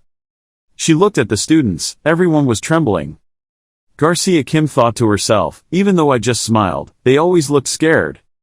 Suddenly, the blue-haired rabbit-eared student woke up, his eyes wide open. He picked up the sword. He turned to the person next to him and shouted loudly to take the weapon. Professor Kim was confused. Why are you holding a weapon just because I'm laughing? Fleeing Vietnam, he shouted because he heard the warning sound from the Vanguard team. This was also an emergency situation. Professor Kim was a bit startled. Outside, there was a man shouting loudly, "This is the final warning, tell your identities immediately." The two people were tightly packed. They raised their hands in surrender, trying to explain that they were just businessmen visiting. The white-bearded man smirked and asked the merchant. He shouted loudly, obviously lying, "Do you think we don't know you guys hide weapons behind your back?" The other guy grabbed the hem of his shirt and lifted it up. He picked up his weapon and said contemptuously, "Even the staff in the academy are extraordinary. Are you soldiers or mercenaries?" The white-bearded guy shouted loudly at those standing behind to get into formation. Everyone raised their crossbows. The commanding shout to fire. The businessman did not tremble and was still very calm.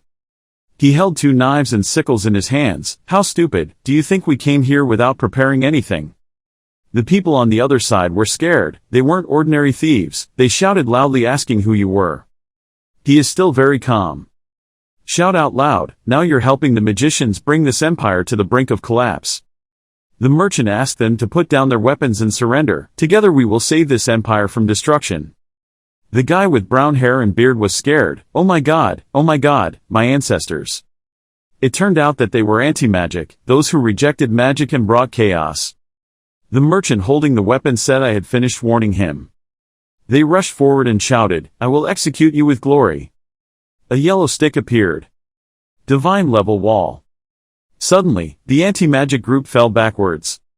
It turned out to be a professor, an extremely strong professor indeed. Professor Garcia holds a magic shield to block. She still felt that the situation was still not very good. Our opponents are people from the Dusk and Dawn team. They have killed many magicians. It is very difficult for anyone to fight them for long, unless they are a war mage. The only thing I can do now is, the professor thought. Professor Garcia Kim held the magic shield to warn the rest. She thought she should just try to hold out as long as possible. Until the principal arrived, the anti-magic group looked at each other and made other plans. Suddenly, they held up a magic ball. Glowing magic ball. They slowly picked it up. The green light gradually brightened. Professor Garcia Kim, holding the magic shield, was also startled. She felt her mana disappearing. The students were scared and asked what was wrong. She worriedly said that magic was not omnipotent. Because there are many ways to destroy magic, it's rare to see an artifact that can absorb mana on such a large scale. What the hell is that? A sphere that absorbs light. Maybe it's an artifact. Luxurious, rare objects, gold, silver and jewels appeared. You're saying that it's an extremely rare treasure that comes from ruins and dungeons. Why do these people have it? Professor Kim doesn't know what to do. It absorbs any mana I can gather. I can't maintain the magic anymore. Suddenly, something appeared behind Professor Garcia. You are anti-magic, he shouted loudly. Evil magician, it is time for you to receive punishment. She turned around in surprise. When did he get there? A guy with white hair covering his face. It jumped and pounced on Garcia. Suddenly, that guy let out a cry. Everyone turned to look. What just happened? Did he suddenly trip over the grass? Why is someone's voice ringing out around here? It's nothing, it's Li Han. He holds a long stick in his hand, relieved to have arrived on time. 10 minutes ago, the anti-magic group came to him. Li Han was depressed. This isn't the principal's trap, right? Radford hid behind him in fear. What should we do? Radford, hide yourself quickly. Li Han whispered something in Radford's ear.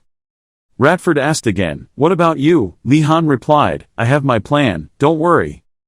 Li Han left. He thought the Dusk and Dawn team was an anti-magic organization. If they didn't stop them now, they would create even bigger problems in the future.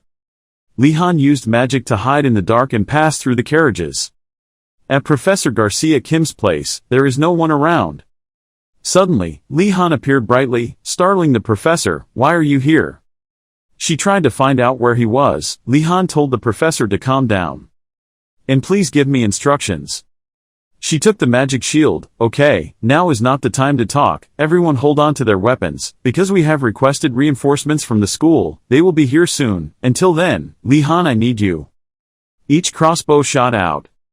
She yelled at everyone to hide and just not get hurt. The anti-magic group flew as fast as an arrow. Li Han was startled by the enemy's speed. All of them were assassins. He asked the professor why he didn't use magic. She replied, because my mana was absorbed by the ancient ruins. Wait a minute. She turned to Li Han. How could he still maintain his invisibility? Wait, think again. She clapped her hands. It was because my mana was as endless as the ocean. She told Li Han to give her a little mana. He agreed and then placed his hand on her hand. Both hands clasped each other tightly. Professor Garcia picked up the magic shield. A stream of magic lit up and curled up. He exclaimed, what a powerful magic. The enemies were surprised by something giant appearing. That light flew away. It's rushing this way, get out of the way. It turned out that it was rushing towards the ball. The two things touched each other and then collided strongly. The sound of the explosion was deafening.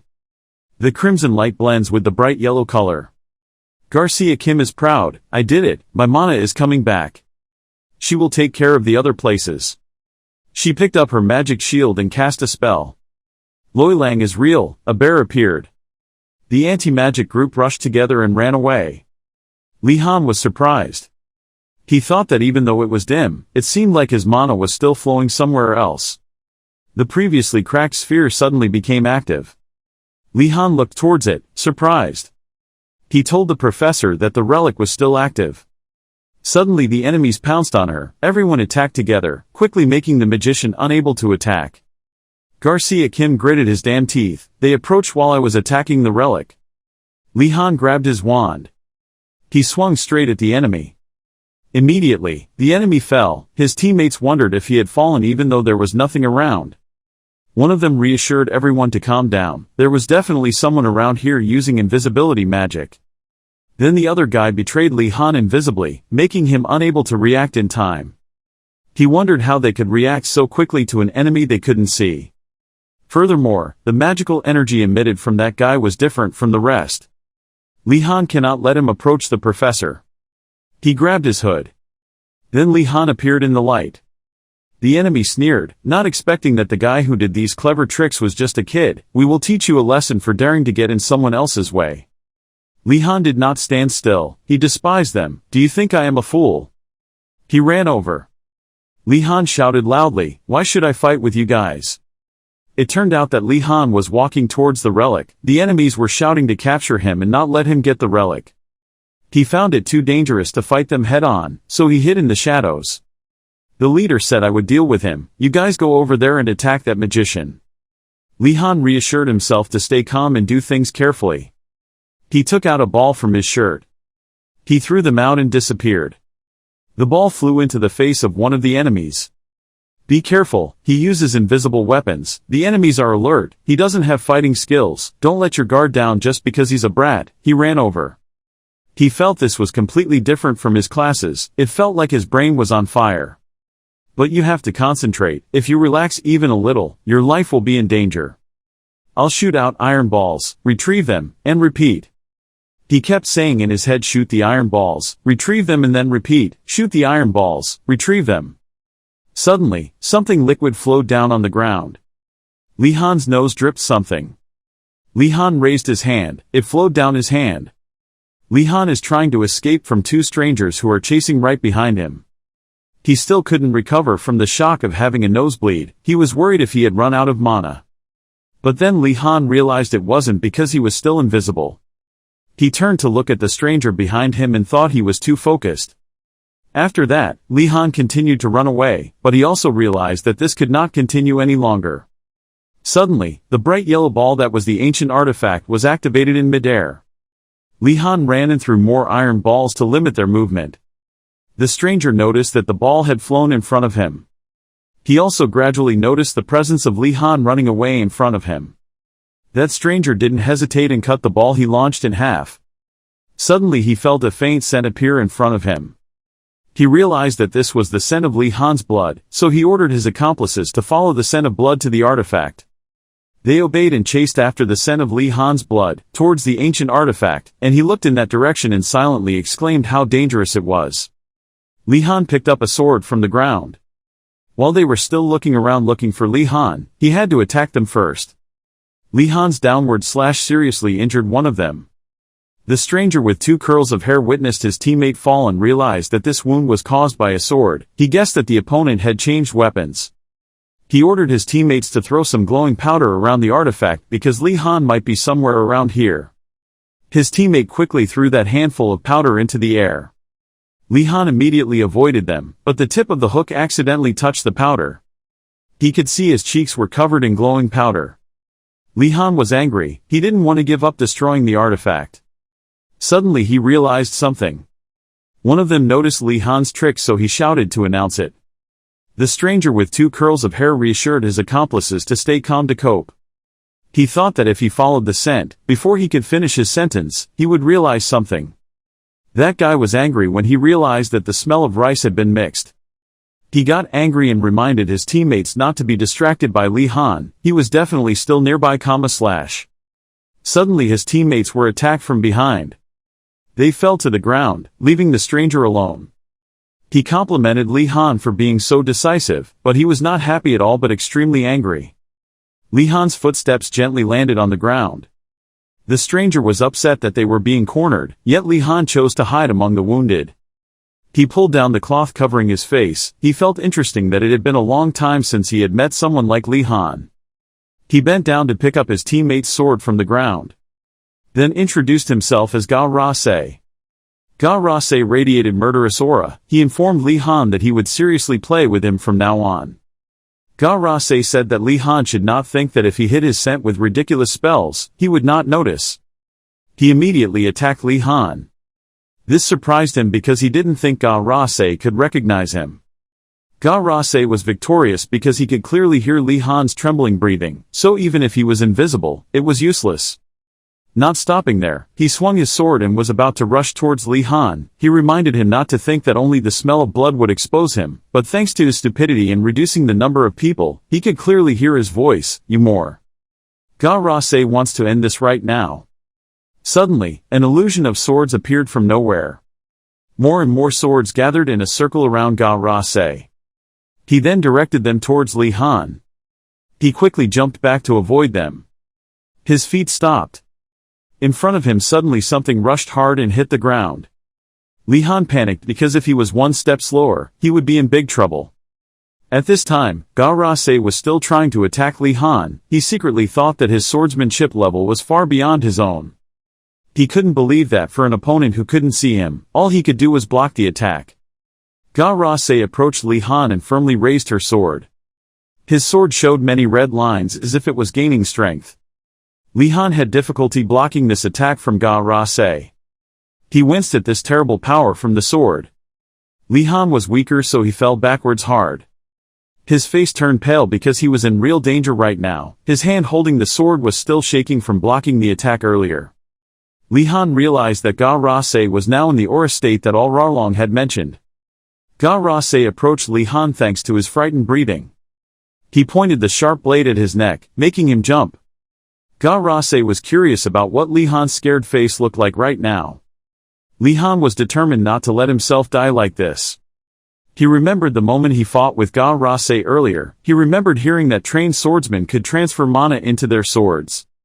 That was what Al Rarlong said to Li Han in the past. Thinking about it, he stood up with the sword, telling himself that he was a magic practitioner. Suddenly, there was a burning blue fire, making Ga Ra-se a bit surprised. Li Han swung his sword vigorously. But Ga Ra-se quickly blocked his attack. He was so angry that he couldn't believe that at this moment, Li Han could still attack him. Li Han was secretly happy because this move worked. He knelt on the ground and was in a position to attack Ga Ra-se, thinking to himself that he had more mana than he could use anyway. Then Li Han smiled and told himself to just pour it all into the sword. Gyrox was sent flying far away, his whole body hitting the ground hard and sliding painfully. His mouth immediately spit out a mouthful of ketchup, his white eyes gradually lost consciousness, and he lay down in pain. Unable to help but be shocked by the power, Gyrox, whose mouth was still covered in blood, opened his mouth in doubt. The sword had just touched and he was about to snap. He looked at him, his whole body was emitting a green light. He was still bewildered, he didn't think it was him who did it. Just as he was about to lie on the ground, he stood up, holding himself up with both elbows. He couldn't fall here. Before his eyes, he was still motionless, his whole body stiff. He looked at him with the intention that he should die right now. Breathing heavily, Li Han had difficulty breathing. There was sweat pouring down all over my face, and I couldn't understand why my body couldn't move. He looked at his calloused, trembling hands. Was it because he had tried to impart mana? Glancing at Gyrox, he had stood up with his sword to support him. He looked at him helplessly.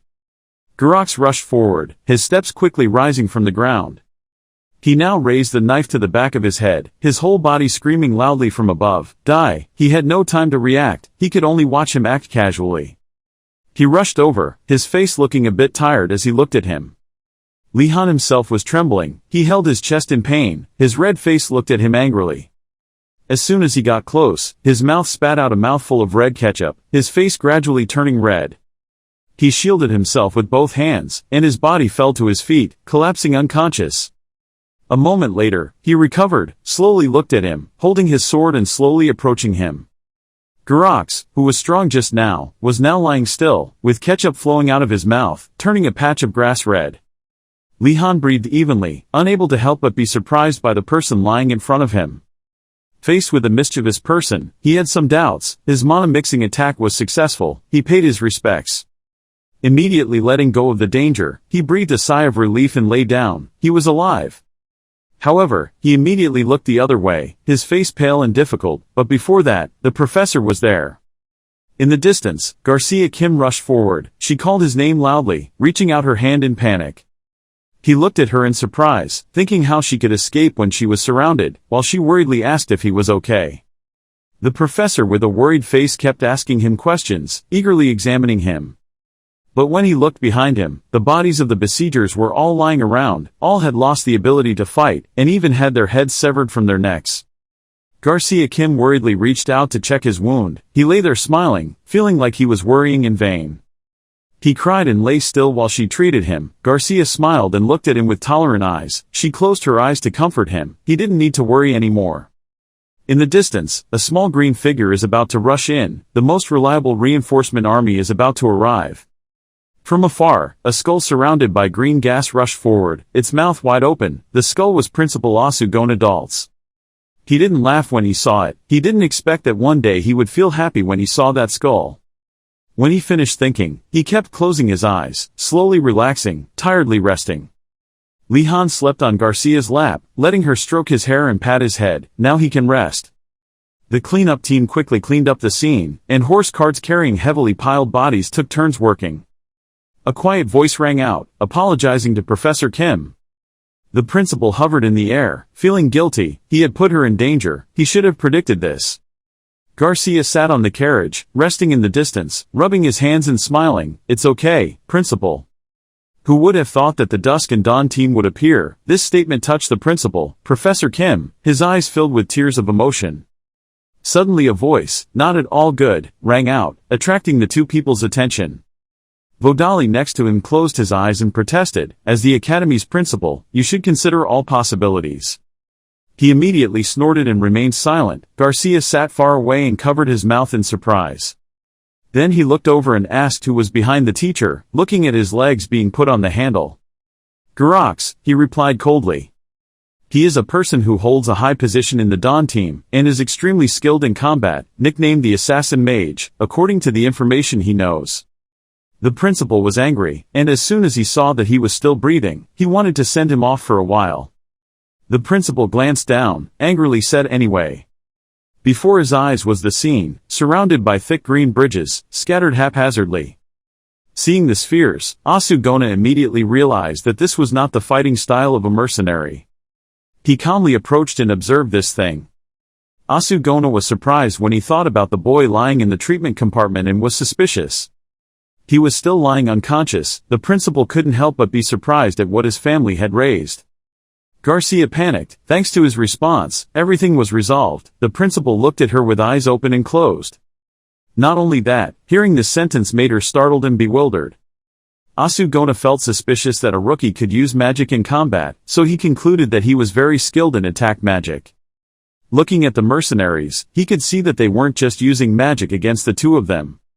His image appeared in battle, his whole body covered in green gas, skillfully using magic and combat weapons. This kid is interesting. The principal's voice made her unexpected. She looked at him helplessly. After saying that, he licked his lips with pleasure, showing that he considered him a fish on the chopping block.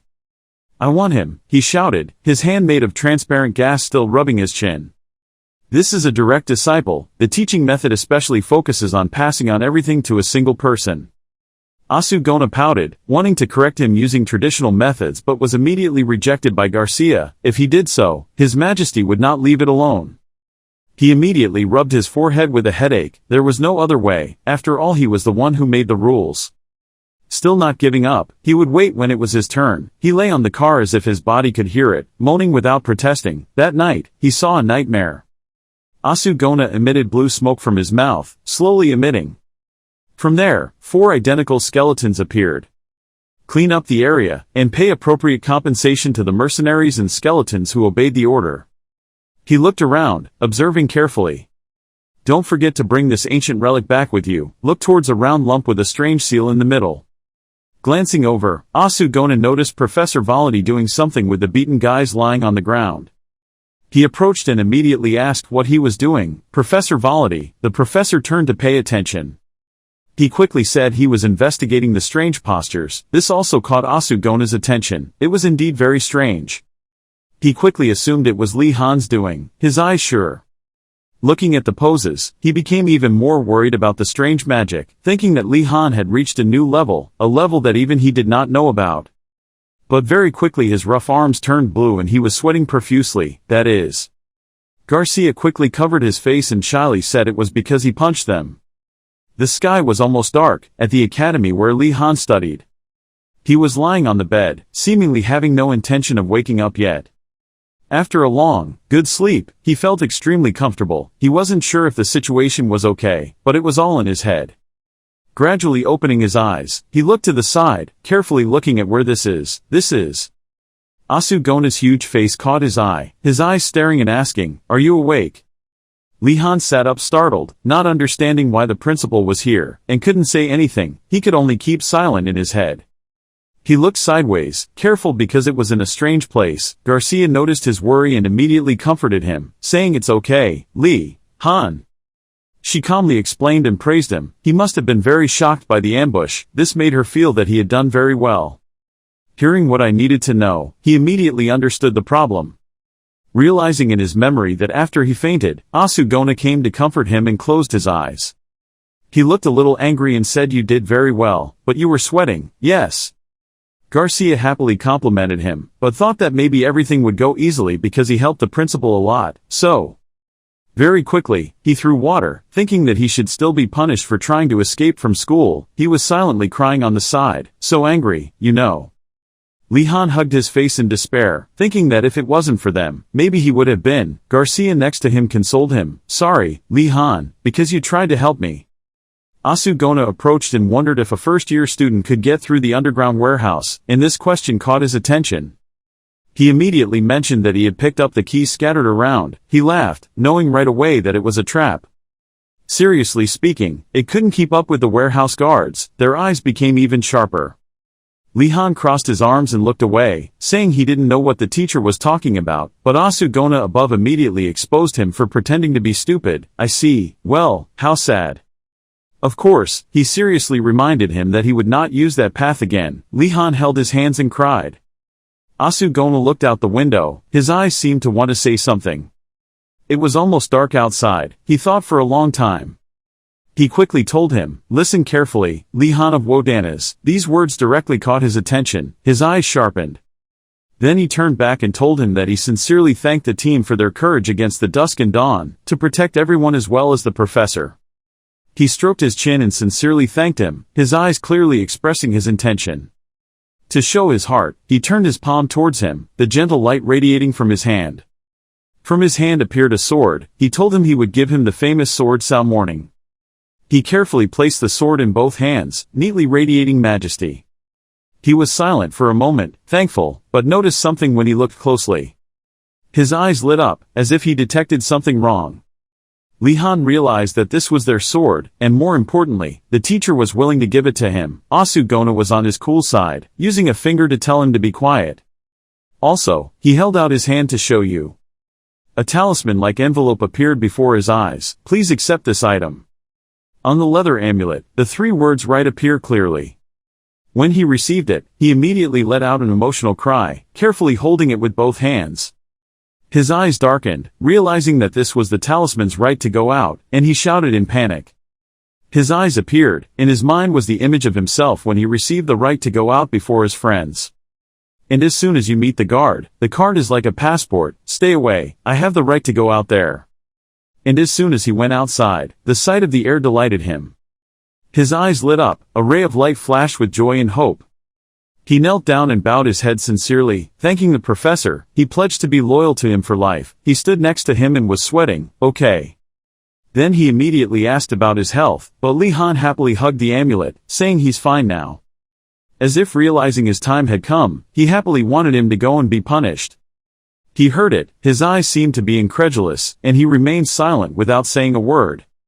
Asugona held his head, feeling sorry for himself, and said he didn't want that either. Li Han looked on in frustration, Garcia next to him silently helpless and speechless. But he quickly said that he was not punished for trying to escape. This sentence made him suspicious and asked again, "Why?" "Because I was caught while doing so." His eyes tightened, his hands made a circle shape around his eyes. "So you said at that time I should sit still and pretend to be blind." He immediately cursed in his heart, even though Garcia next to him tried to stop him. Asugona looked outside the window, his eyes filled with caution. It's already morning, this time tomorrow, he observes and decides. The scene changed to images, old rooms with locks as hard as prisons, in them. Thinking of another way to escape, Li Han changed his clothes and stood in front of the cell door. He carefully held the doorknob. He was really locked up, he was so strange. But very quickly his attention switched to something else. He didn't understand that this was a punishment room. It was no different from a dormitory. He looked over at the fully furnished room. Li Han sat down on the bed satisfied, his whole body relaxed. Not bad, better than when he graduated. A skeleton approached, the sound echoing throughout the hallway. He directly called his name, which made him startled on the bed and looked towards the door. The bony hands brought a basket of cakes and told Li Han to accept it. Li Han's face darkened in surprise. He himself was bewildered. The cake basket is carefully wrapped, full of colorful, sparkling fruit and cakes. He raised his hand to cover the light radiating from it. What is this? He doesn't understand why the food is so good. Very quickly, the skeleton soldier placed the basket of bread firmly on the ground and said, "Dream." He was startled when he heard it. This was a gift from Professor Garcia. She wanted to apologize to student Li Han. He immediately felt shy when he realized it. Aha told her he thanked her. Many other things flew in from outside, making him unable to react in time. No.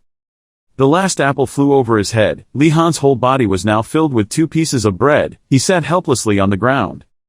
Li Han comfortably took a sip of tea, slowly. On the table was a plate of fruit cake. He comfortably enjoyed it. The air gradually lifted. He thought about the battle of trying his best to fight the enemy. His whole body was tired, and he felt lucky to have returned alive. He hadn't yet taken a combat class, but when it came to actual combat he was able to control it. Thinking about it made Li Han feel discouraged. In addition, he carefully rotated the ball into the air, gracefully and expertly controlling it. Li Han himself did not expect that he had successfully controlled a perfect magic circle. His face turned pale. Unintentionally he proved Wardanis saying that adversity makes people more mature. While thinking as he collapsed, he thought that if he repeated it, he would definitely fail. Tears welled up in his eyes. Li Han told himself that he would not use his mana carelessly next time. Luck would not come many times. The more he thought about it, the more he didn't want himself to appear in the newspaper with the image of a stupid, humiliating first-year student. Silently abandoning that thought, Li Han leaned back in his chair, feeling that he was selfish enough. Just when he didn't know what to do right now, his eyes turned to another direction. He looked at the book on the table. The title in the air had successfully attracted attention. From the book radiates a sentimental, dangerous and unapproachable atmosphere. He felt worse than being locked up in the punishment room. Asugona gave him a book, took it. Holding the book was a bit doubtful, seeing that he immediately said it would help you have less free time. Remember to read it. He frowned warily, his eyes shifted. This is a stick or a carrot, like the snake and apple in mythology. The devil appeared. He told him it was a gift from the principal. He was human, he would also feel guilty. The angel on the other side appeared and gave an indistinct sign, so the teacher would never see any sin. Furthermore, the more he thought about it, he felt that his teacher was not a human being, but an immortal creature. The thought of wanting to read was quickly pushed aside. Li Han frowned and thought he shouldn't read. But the book automatically popped out, the pages flipped back and forth. This startled Li Han, his hand raised in the air. The page stopped. This made him more suspicious. The book opened by itself. From the stopped page, the words flew up from the paper, following a magical force, row by row, upward. The letters formed a chain, rushing straight towards him, leaving him unable to dodge. The words touched him, passing through his body as he closed his eyes to receive them. And then he felt knowledge flowing into his head. Li Han didn't know what it was. Li Han frowned and had a headache, not understanding what Asugona wanted to teach him. In front of him, the letters formed a chain, and the teacher's figure appeared huge. He looked at the teacher and the principal in surprise. The words surrounding them were like chains surrounding both of them, but inside he was startled and called out to the teacher. He was surprised and told him to speak. This surprised him and made him unable to think. Why? Tell me the name of the magic you're thinking of, and he'll explain more clearly. Under his feet it crumbled. Li Han held his head. What? He didn't know magic. He had never heard or learned about it. However, words suddenly appeared in his mind, leaving him unable to define them. In front of Asugona, he spoke loudly, striding heroically like Gonadaltus. He let out a satisfied laugh. Li Han had returned to the room, covered in blue light. In his mind Asugona's words remained, exactly what an idiot. The chair could not withstand the force and fell backwards. The book closed silently on the table. He sat down on the ground, his body seemed to have lost all strength. Li Han raised his face to the sky and breathed a sigh of relief. He still couldn't figure it out, didn't understand what had just happened, wondered if the teacher had just cast a spell on the book. But he lay down on the ground, sighing tiredly, his body relaxing comfortably. Li Han couldn't guess anything, but the knowledge of Gonadaltus's heroic stride magic was flooding his mind, making him a bit relieved. He didn't think he would use it, but still surprised that magic was taught like that. Li Han reached for the fruit basket. Li Han chewed and thought as if predicting from a skull. He guessed there would be no special reason, but he didn't know that Asugona wanted to teach him directly but was rejected by another teacher. He could only regret it. Li Han opened his eyes wide and looked up. He felt a sound and sat up to observe. Li Han looked sideways, feeling like he was imagining things. The sound of banging sounded again on the other side of the wall, attracting his attention. He approached the wall, thinking someone had knocked on the wall, but inexplicably, he didn't think there was someone in the next room. Li Han silently observed for a while, his eyes sharp and waiting. The person on the other side had an unknown face and kept knocking on the wall to attract attention. Feeling that the person was close enough, he called over and asked what block Li Han was in. This surprised him. When he got straight to the point, he immediately said he was a first year. The person on the other side happily said he was hardworking. Then he called himself Gold, which caught his attention. Because as far as Li Han knows, Gold is the nickname for fourth years. After confirming, he felt that the other party was an older person and immediately greeted him more respectfully. But the next second he realized why there was a fourth year here. He was a first year, so he was forbidden to go out. The more he thought about it, the more he realized that this rule did not apply to fourth years. He quickly thought that he had no right to speak to anyone, because he was the one caught while robbing, then rubbed his head and thought again. The person on the other side asked why he came here. Li Han carefully raised his chair and said he was caught sneaking out. Gold laughed happily at the mischievous recruits, while he asked why he was here. The other party heard the word senior and immediately became serious, telling him to go ahead. After all, after graduating, they were all magicians. Li Han immediately spoke directly and was not polite, immediately asking why he was here, which startled him completely. Gold was a bit disappointed, thinking that he really called him natural, not knowing what kind of person he was, so he said he came in because he had failed. During a test, this statement made Li Han a bit surprised. Huh? Li Han asked again excitedly, failing the test means being arrested, isn't that a bit too much? But the person on the other side immediately moved his chair closer, thinking that there was no need to be surprised because it was something that happened often. He sat down, slowly saying the reason. There were the necessary ingredients for the magic test, but he hadn't prepared them in time. So he decided to sneak into the medicine warehouse and steal the reagents. The senior helplessly described what he did. And caught in the trap, this key sentence made him understand that he was arrested for stealing things. He lamented that he should not pay attention to details, that if he wanted to live at the academy, he should throw his brain away, a truth he realized after studying here for so long. But he quickly became serious. He thought for a moment. He looked towards the door. He himself didn't want to come in here again. He whispered through the door, telling him the underground passage was probably difficult to use now. Did he know of any other way? He covered his mouth and glanced, hoping to gather useful information. The senior on the other side thought for a moment, tapping his hand with his finger in consideration. He crossed his legs and thought, then said that you asked too many questions. Why did he have to tell you? Li Han on the other side sighed and smiled. Understood, you knew he wanted to play, right? Li Han stood up and shouted loudly to the guard, but the senior on the other side heard it and was startled and worried. He looked around in panic, not understanding what he wanted to do. The guard held a large bundle and walked through the hallway. Suddenly there was a loud noise from the front door, causing him to panic. No. The door opened, light shone in, and the senior panicked that at this rate, his detention would last longer. The next second, in the senior's hand was a mountain of candy, making the senior unable to understand, with only surprise in his eyes.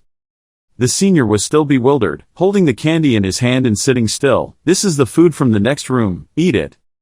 His mind was confused, not understanding what was going on. There was a noise on the other side that caught his attention. His hand holding a cup of tea was confusing. He asked him in surprise, not understanding why there could be good things in the detention room. He happily replied that it was a gift. The senior glanced at him, wondering why he still ate well in the detention room. The only thing about his image is that he is great influence, sitting high up looking down at him. Thinking about it for a moment, he immediately seemed to want to accept. Okay, I'll tell you, hearing this sentence makes you happy again. It's truly the power of gifts. When he stood up, the senior continued to speak, but he had to make it clear first. This is something he heard about above but hasn't verified, he said.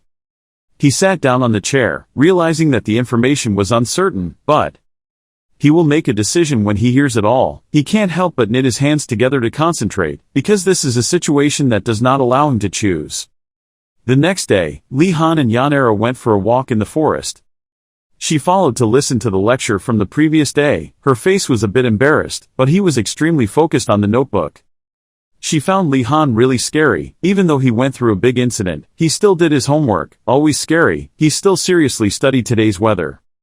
After walking a while, Li Han stopped. The two of you are currently standing in front of the cage. It seems we are here again today. He remembered what his senior said. Had he ever been to the bell tower on top of the school? Everyone said that a special caged area that not many people knew was there. The scene appeared on a row of giant houses. It is a captive area for non-animals. Professors often fly them around, or a place where staff let the eagles rest while delivering letters from the royal family. Or the blessed beasts, freely entering and exiting the academy. The image of birds jumping through the barrier. He looked around, feeling that what he said was true. When Li Han came, he couldn't ride the animals easily. He thought to himself, after all, this was such a place. As soon as he placed his hand on the wooden door of the area, it was not without a chance. The door opened, light shining into the bright area. He looked at it brightly, feeling that as long as there was a non-zero chance, it was still worth a try. But as soon as Li Han strode in, the people around looked and panicked.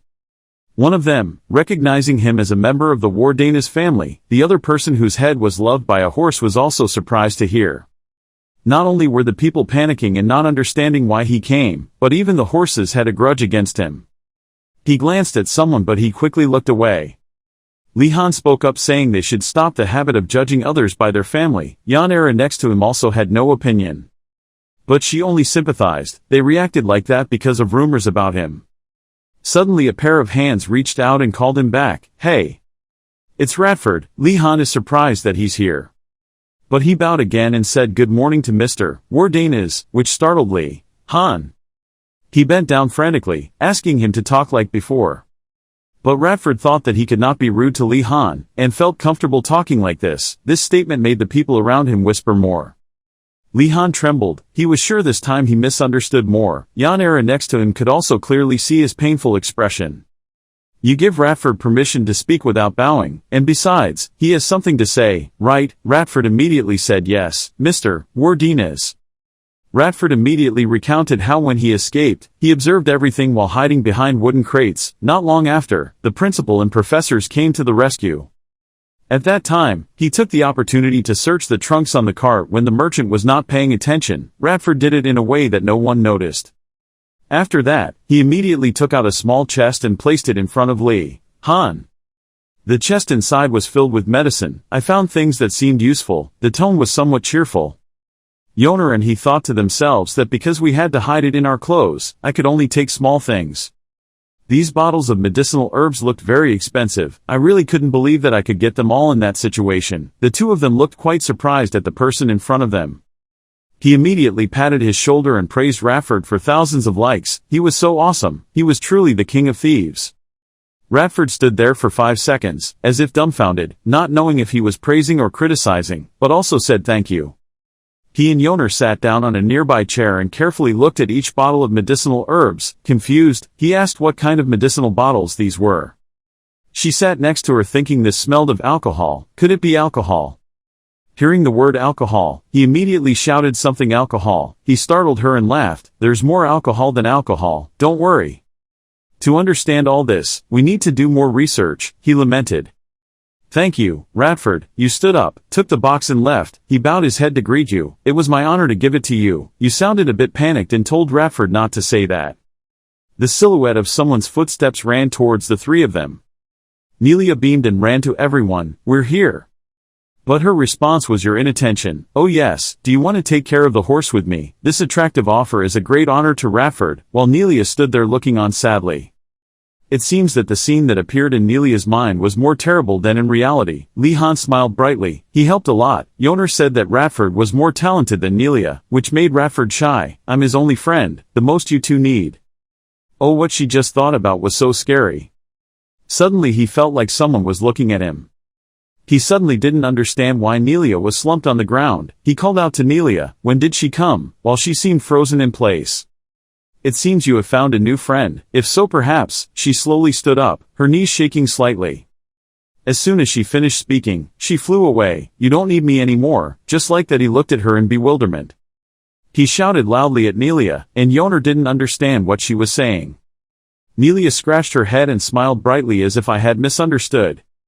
After saying that, she was also sad. Yoner comforted her. Of course there was no way that could happen. Radford also spoke up to clarify, stating that he was not a friend but a subordinate. To break up this sad atmosphere, Li-Han immediately spoke up and said we should take care of the horses now. A white horse with a beautiful pale yellow mane made him look at it for a long time. Its whole body was beautiful. Its gentle eyes made Li-Han think it seemed obedient. Maybe it was just acting obedient and he objected to his previous thoughts. No matter how quiet the scene on his side was, on the contrary, Yoner and Radford's side had horses biting their ears and spitting on them. Thanks to that, he could also make an observation about the attitudes of the remaining horses. This one is probably the same. The horse appeared arrogant and beautiful. Suddenly the horse was startled and slightly panicked. It slightly launched itself forward and away from his hand. His eyes widened, staring at something. He immediately smiled, knowing it wouldn't be easy, so I prepared this in advance. He took out a brush and it seemed like it was also one of his special moves. That's right, good boy. He groomed that shiny mane, making the horse's three-pointed eyes widen in confusion. Maybe that doesn't make it happy, but on the contrary, it makes it even more angry. Nelia looked over and saw the horse's fierce fire as if it wanted to swallow him whole. Oh, it turned out the other side was fighting a battle. Burning anger appeared on both people and horses. Nelia is also quite three-pointed. She is also struggling here with the horse that is chewing her hair. The light was still shining brightly on the ceiling of the stable. He was so tired that he collapsed and sat on the ground. In the end, both men and horses collapsed and lay on the ground. Li-Han took the opportunity to continue combing its mane. It seemed completely exhausted. The horse was bored and sweating profusely and lay still, letting his face do whatever he wanted. He didn't expect that combing its mane would be so difficult. That horse still seemed resigned to Li-Han's stubbornness. He was also drenched in sweat and depressed, thinking that the others were the same. Over here, the other three were also struggling with the horses, and then Yoner sighed, and Nelia and Radford talked about my horse being extremely obedient. I think I'm also closer to my own child. He continued to groom it. It glared at him sharply. Macon spoke next to him and made him so bored that he wanted to talk. The horse resignedly turned his face away. I'm not done yet. That's strange. He should have opened up. Yeah, I've never seen a horse like that. Both of them were talking about it. In contrast to here, Li-Han sometimes wants to cry. It's a beast. If you think about the scary temple of professors, and their barbaric behavior in the name of achieving educational achievements, sex, this case is very possible. Could it be that it is a monster? If you think about the scary temple of professors, and their barbaric behavior in the name of bringing achievements to education. Suddenly the horse's appearance looked pitiful. His eyes were so pitiful. He was always wary of Li-Han. He was discouraged, shaking his head at his thoughts just now. No, that was a bit too much. A small house with a pretty cute light red tile roof located among the trees. A fire flickered in the room where two people were sitting and talking.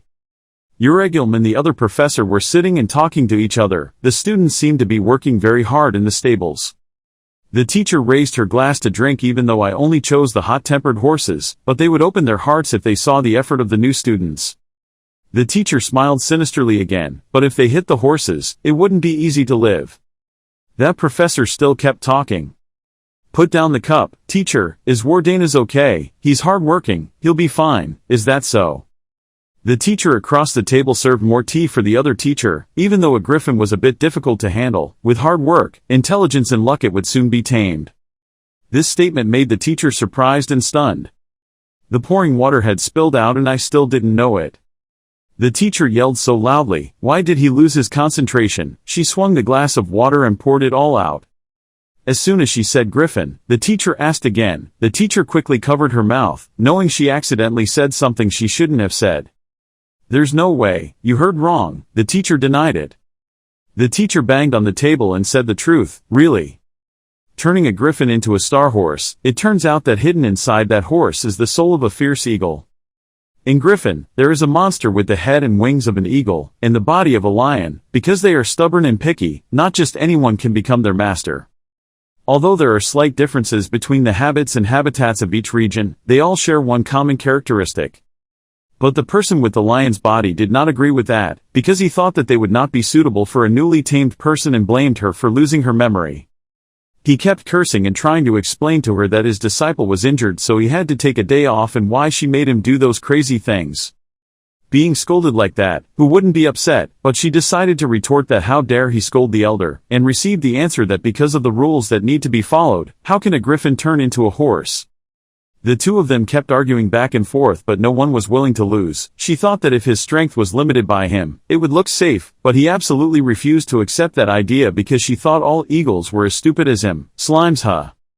At the stable, Li Han was still with his other friends, leading the horse along with him. He gently patted the horse because it finally obeyed. He also asked if it was true that the horse also did not like meaningless battles, and the horse's heavy and meaningless footsteps continued to walk. I don't understand why he suddenly broke up, making the horse next to him also visibly upset. Placing his hand on its flesh, he thought to himself because he found it strange that the horse was still fine after having to wear these things, and concluded by thinking that maybe it was mixed blood. Looking at the belt on his stomach, Li Han thought the bracelet's mana was low.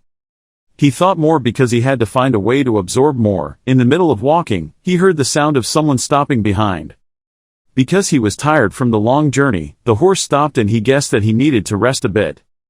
At first, the horse also had the intention in mind that he would tear Li Han to pieces, but now they communicate more closely with each other.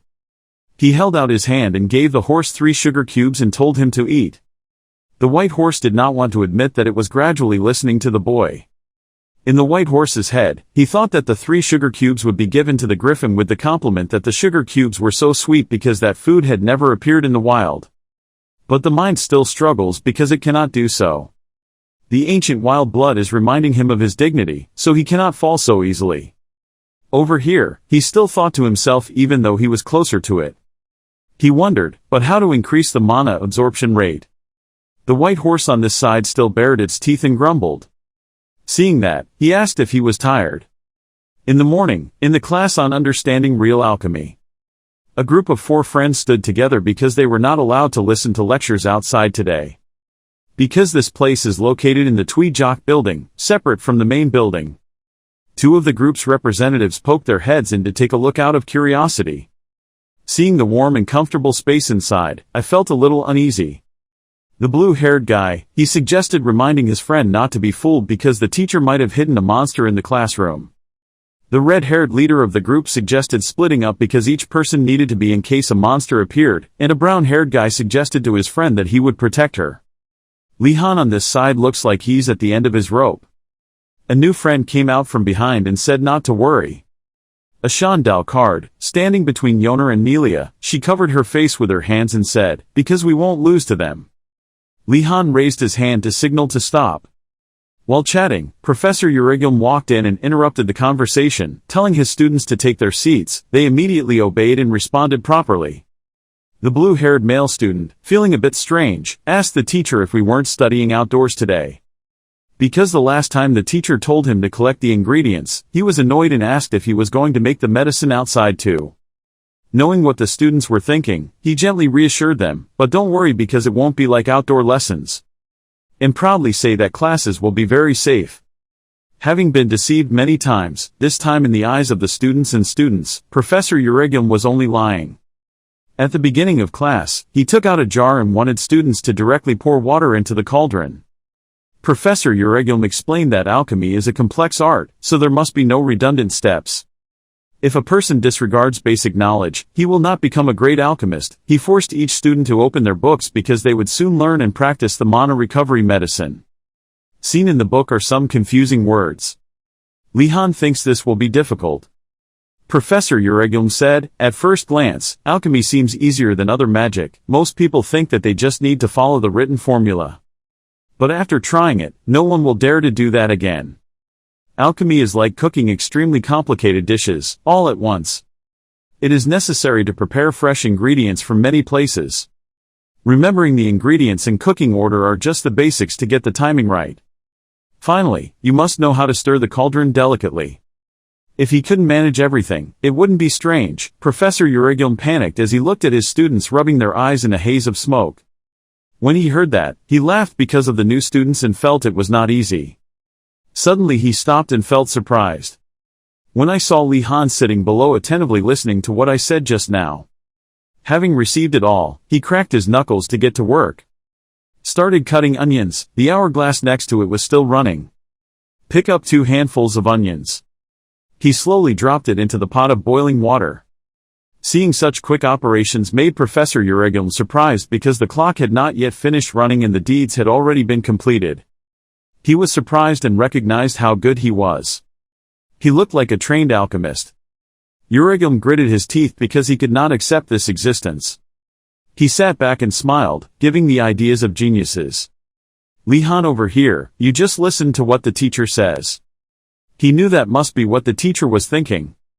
Change the stirring operation faster and think that's not the case, Professor.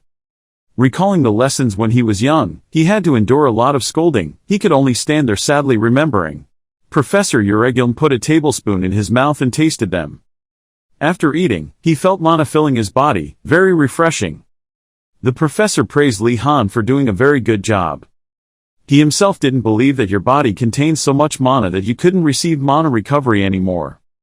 But no matter what he said, the teacher still did not forget to introduce to the other students that there was someone in the class who had created the perfect magic potion. Everyone was surprised to hear it because it was Li Han Wardanis. Pour out endless compliments. Each person came to taste it and recognized him as a genius. But there was also someone who could make magic potions, that the whole class had almost forgotten. His friends told him that that person was Sienna. The classmate pointed at her. Sienna here is still manufacturing no less. People were talking back and forth because she belonged to the snake race. And a member of the Freeming Shrine.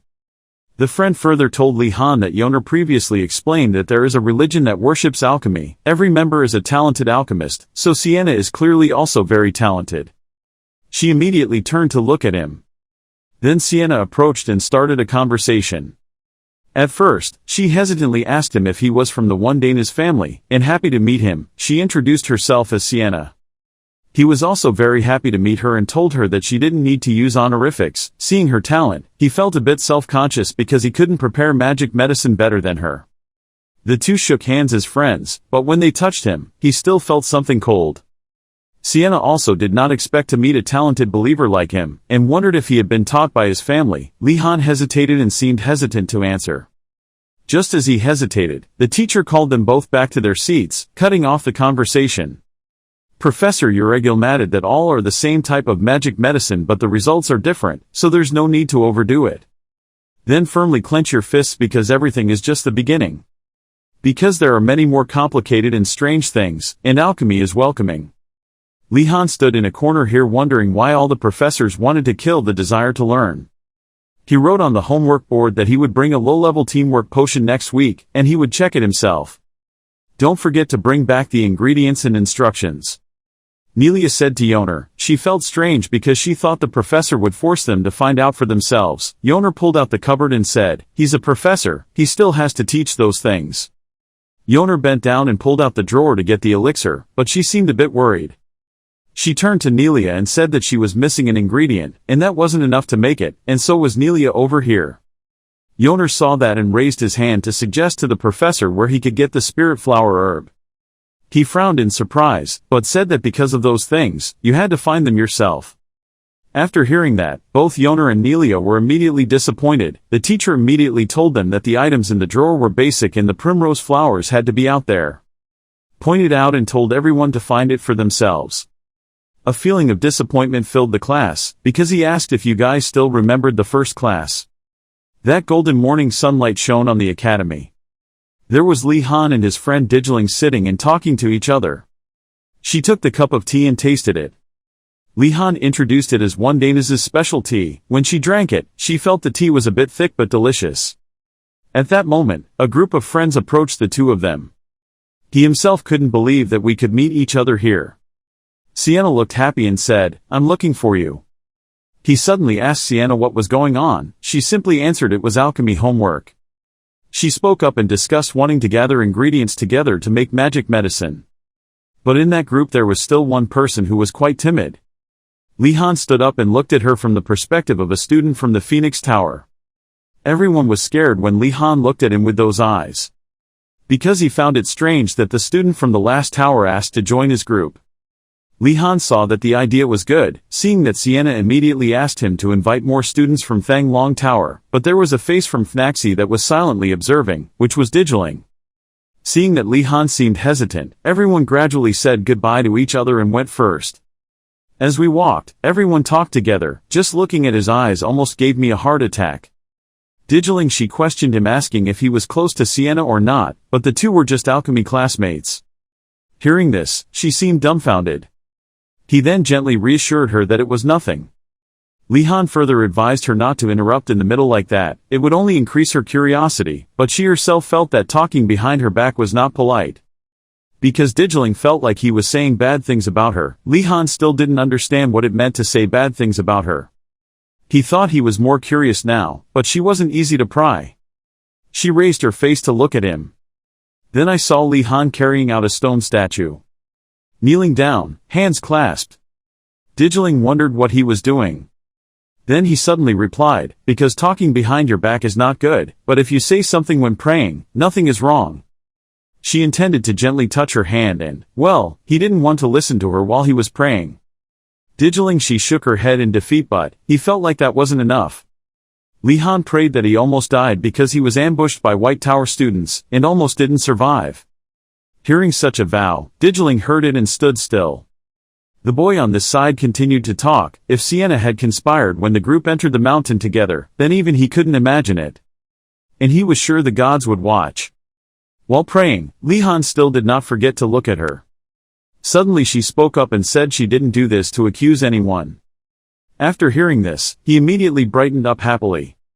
Then Digiling, she repeated as if she didn't want to hear it while she was praying. They both knelt down and prayed together. Li Han thought to himself, she's angry. Everyone at the Phoenix Tower is very kind and pious, but not everyone can throw away worldly emotions. Even though faith must not exist, jealousy and superiority should not exist. Last week at Phoenix Dormitory, a new male student created a magic potion to restore energy. He brought it and invited everyone to enjoy it. The other two students tried it and complimented that the potion was refreshing, then praised the new student for doing very well. One male student even joked with him that maybe he was even better at making magic potions than Sister Sienna. At that moment, the male student turned to ask Sister Sienna to see what she thought. She just laughed and said that compared to the new male student, she still lacked a lot of experience, and at that time nothing happened. But the next day, Sister Sienna brought several bottles of magic medicine and she asked if everyone wanted to try the magic medicine she prepared. Everyone took it and said thank you to Sienna, and also praised her magic medicine for being very effective. After the two students finished drinking, they felt refreshed, but at that time it was because people weren't paying too much attention. But the next day, and the day after that, Sister Sienna did the same thing. She still made magic medicine and brought it to everyone. When everyone drank, she even asked about the taste of the magic medicine. Sienna kept asking how it was, and each time, she wanted confirmation.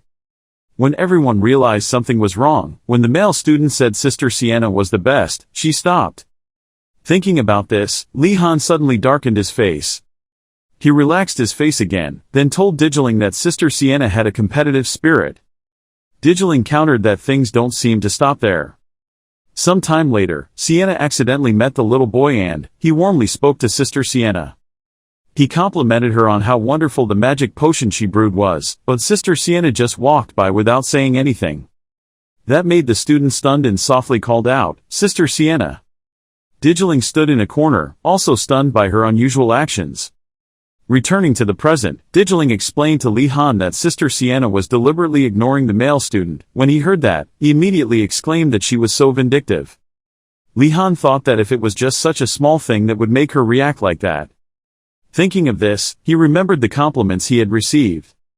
He immediately became suspicious of the compliments he received in class. Digiling now prayed. Li Han asked her if there was anything else she wanted to tell. She didn't tell any more, but just said that she was praying, and didn't know what Li Han was saying. He saw Digiling stand up to leave, so he quickly stood up too. His hands clenched into fists. He thought that if things were like that, well, he himself had to be really careful in alchemy class, but Li Han also had to face another challenge. In the basic magic characteristics education class, by Principal Osu Gon adults, he told his students to love and cooperate with each other. And he said he didn't care about each person's personal feelings, and noted that Principal Osu Gon adults would give the students group assignments. The assignment he assigned was that members of each tower would break into another tower, with the purpose of stealing the flag placed in the new student lobby. And the students should immediately recognize it from the pattern on the flag. It must be earned before the next class. Speaking of this, Principal Osu Gon adults announced that the lesson ended here. When school ends, many students are moody and tired. They thought that if the principal did that, he would teach them special magical properties, and didn't the principal want them to fight? Other students also complained to the heavens, what the hell is this class? And they also wonder why it must be the White Tiger Tower, and it is impossible to negotiate with them. The target of the White Tiger Tower is also their tower, and why don't the two sides exchange? The students lamented and said to each other that the students at the White Tiger Tower were barbarians and had no shame. Another male student also spoke up and said that they would definitely keep their word. Those students quickly brushed this aside, because they thought it was a waste of time, and if it was just one lesson, that's it. Seeing them in such low spirits, Li Han immediately felt something was wrong. He thought that it was impossible to lose well like that, and that if he gave up before the assignment, it would be like throwing away the score. We really don't know what kind of homework this crazy school will give, but people are going to give up on a simple assignment. And Li Han was determined. There was no way he would allow his score to drop. He quickly stepped forward and called everyone. He advises people not to give up early. When they saw that he was the one to speak up, the other students immediately called his name Wardanis, and they asked him if there was any way. And they hope Li Han has a way to help them. They also think he is hiding his profession. Seeing their excitement, Li Han immediately had to admire how quickly these people turned around. When he was about to speak, someone suddenly interrupted. It was Ashan Dalkard. She thought she knew what he wanted to say. She lifted her glasses with a cool look and said, there was a 95% chance that Li Han wanted to sneak into the White Tiger Tower. Li Han spoke up and said that Ashan Dalkard was right, but just that made the other students constantly express their admiration for him. They began to gather around Li Han and Yoner and talk, knowing for sure that the plan would be risky, and they asked him to let them join. And they thought that Li Han was the only one who could lead them, and he was the one who planned it. Hearing this, his face could no longer be happy. He secretly understood that they didn't want to have to think about it or anything, but there was no other way, so Li Han agreed. When they saw Li Han agreeing to help them, they kept shouting, saying, the White Tigers just wait, they will take everything. When he saw that scene, he was expressionless and thought that everything was really as he thought. Characteristics education was completely meaningless. The next day, the sun peeked out from behind the mountains. Li Han yawned as he walked. While walking, he suddenly stopped for a moment. He was lucky to see the sun slowly rising. Because of the rare sight, he stopped for a moment to watch the sunrise. After a while, Li Han remembered that the deadline was almost over and he had to quickly sneak into the White Tiger Tower to complete Professor Uregilm's homework. When he arrived, he was a little worried that he didn't know which mission would be more difficult. When he pushed the door open, Li Han saw Professor Volody sitting and reading a book. Seeing him coming, Professor Volody closed the book in his hand. Volody immediately spoke up about his tardiness. He was 11 seconds late. Li Han bowed his head and apologized to Vodali because he was busy taking care of the horse, but he said he didn't need to apologize. After that, Vodali also said that Li Han was the one who suffered. Hearing that, he forced a smile and wondered where the professor learned that sentence. Vodali started, then told Li Han to try rotating the iron ball. He nodded in agreement. Next, Li Han came to show off his talent. He picked up that iron ball and spun it. The iron ball rotated in a circle right in front of Professor Vodali. Seeing that his abilities had improved, Vodali thought that the previous battle had awakened him. He also did not expect that Li Han's level was beyond expectations. When he finished performing, Professor Vodali said it wasn't bad and told him to go back to his seat. He quickly thanked him. Professor Vodali's compliment just made him a bit surprised. He couldn't believe that Professor Vodali was not bad. Li Han said that was a rare compliment from Professor Vodali. He then came over and asked Li Han to summon the water element. He also nodded and agreed to do so. Li Han started to do it. He summoned the water element with the 2 words flowing. While doing it, Li Han secretly thought that thanks to Professor Garcia's punishments, he was able to control those lessons to this extent. At this time, Professor Vodali pointed at the iron ball. He asked him to compress it to the size of the ball. Li Han looked and agreed to try it. He started moving the crystal element. While doing it, Li Han suddenly felt a bit difficult. This was actually much more difficult than he thought, because Professor Vodali said to compress it, not throw it away, so he needed to work even harder. Professor Vodali gently picked up the iron ball. This made him question why he was holding up the iron ball, which made him a bit confused. Professor Vodali started using his power with the iron ball. He controlled it to fly straight to Li Han. Seeing that, Li Han couldn't help but silently curse this old professor. Li Han's water element is a bit unstable right now. A moment later, the glass element shattered everywhere. The iron and water components now exist in parallel. A few short seconds later, both the iron ball and the water fell to the ground. Li Han looked at them with a surprised face. Professor Vodali didn't say anything at this time, he just looked at Li Han. Seeing him calmly take the iron ball back, Li Han spoke up and asked something. Li Han cautiously asked if Professor Vodali was going to throw the iron ball at him again. Hearing that, he just asked him again if something was wrong. Li Han was scared and said he thought it seemed a bit dangerous. Vodali looked at him and said that this is also very effective. Li Han was stunned and couldn't say anything more. Vodali also thought that he must have experienced the same thing when fighting anti-magic. Stressful moments sharpened his concentration and instincts, and his ability to control mana. Vodali thought why should he find a more complicated way, when the solution was right in front of him. He couldn't believe it when he heard that. He thought the professor was really serious, because at that moment he almost fell in love with them. Vodali seemed to see that Li Han understood the purpose of what he said, so he decided to continue. Li Han was patient and thought that arguing would only waste more time. He started to do it again, and the crystal element appeared again. When he saw the crystal element appear, he thought that it was not the same as a spirit stone or an iron ball, because its water did not have a certain shape, so to be able to do it, Li Han needed to concentrate more, besides that he also had to think of a way to compress it. Professor Vodali observed every movement of the crystal element. He started holding up the iron ball. Once again the iron ball flew straight to the crystal element, and from there aimed straight at him. It seemed that this time Li Han knew in advance. He thought that Professor Vodali would attack again unexpectedly.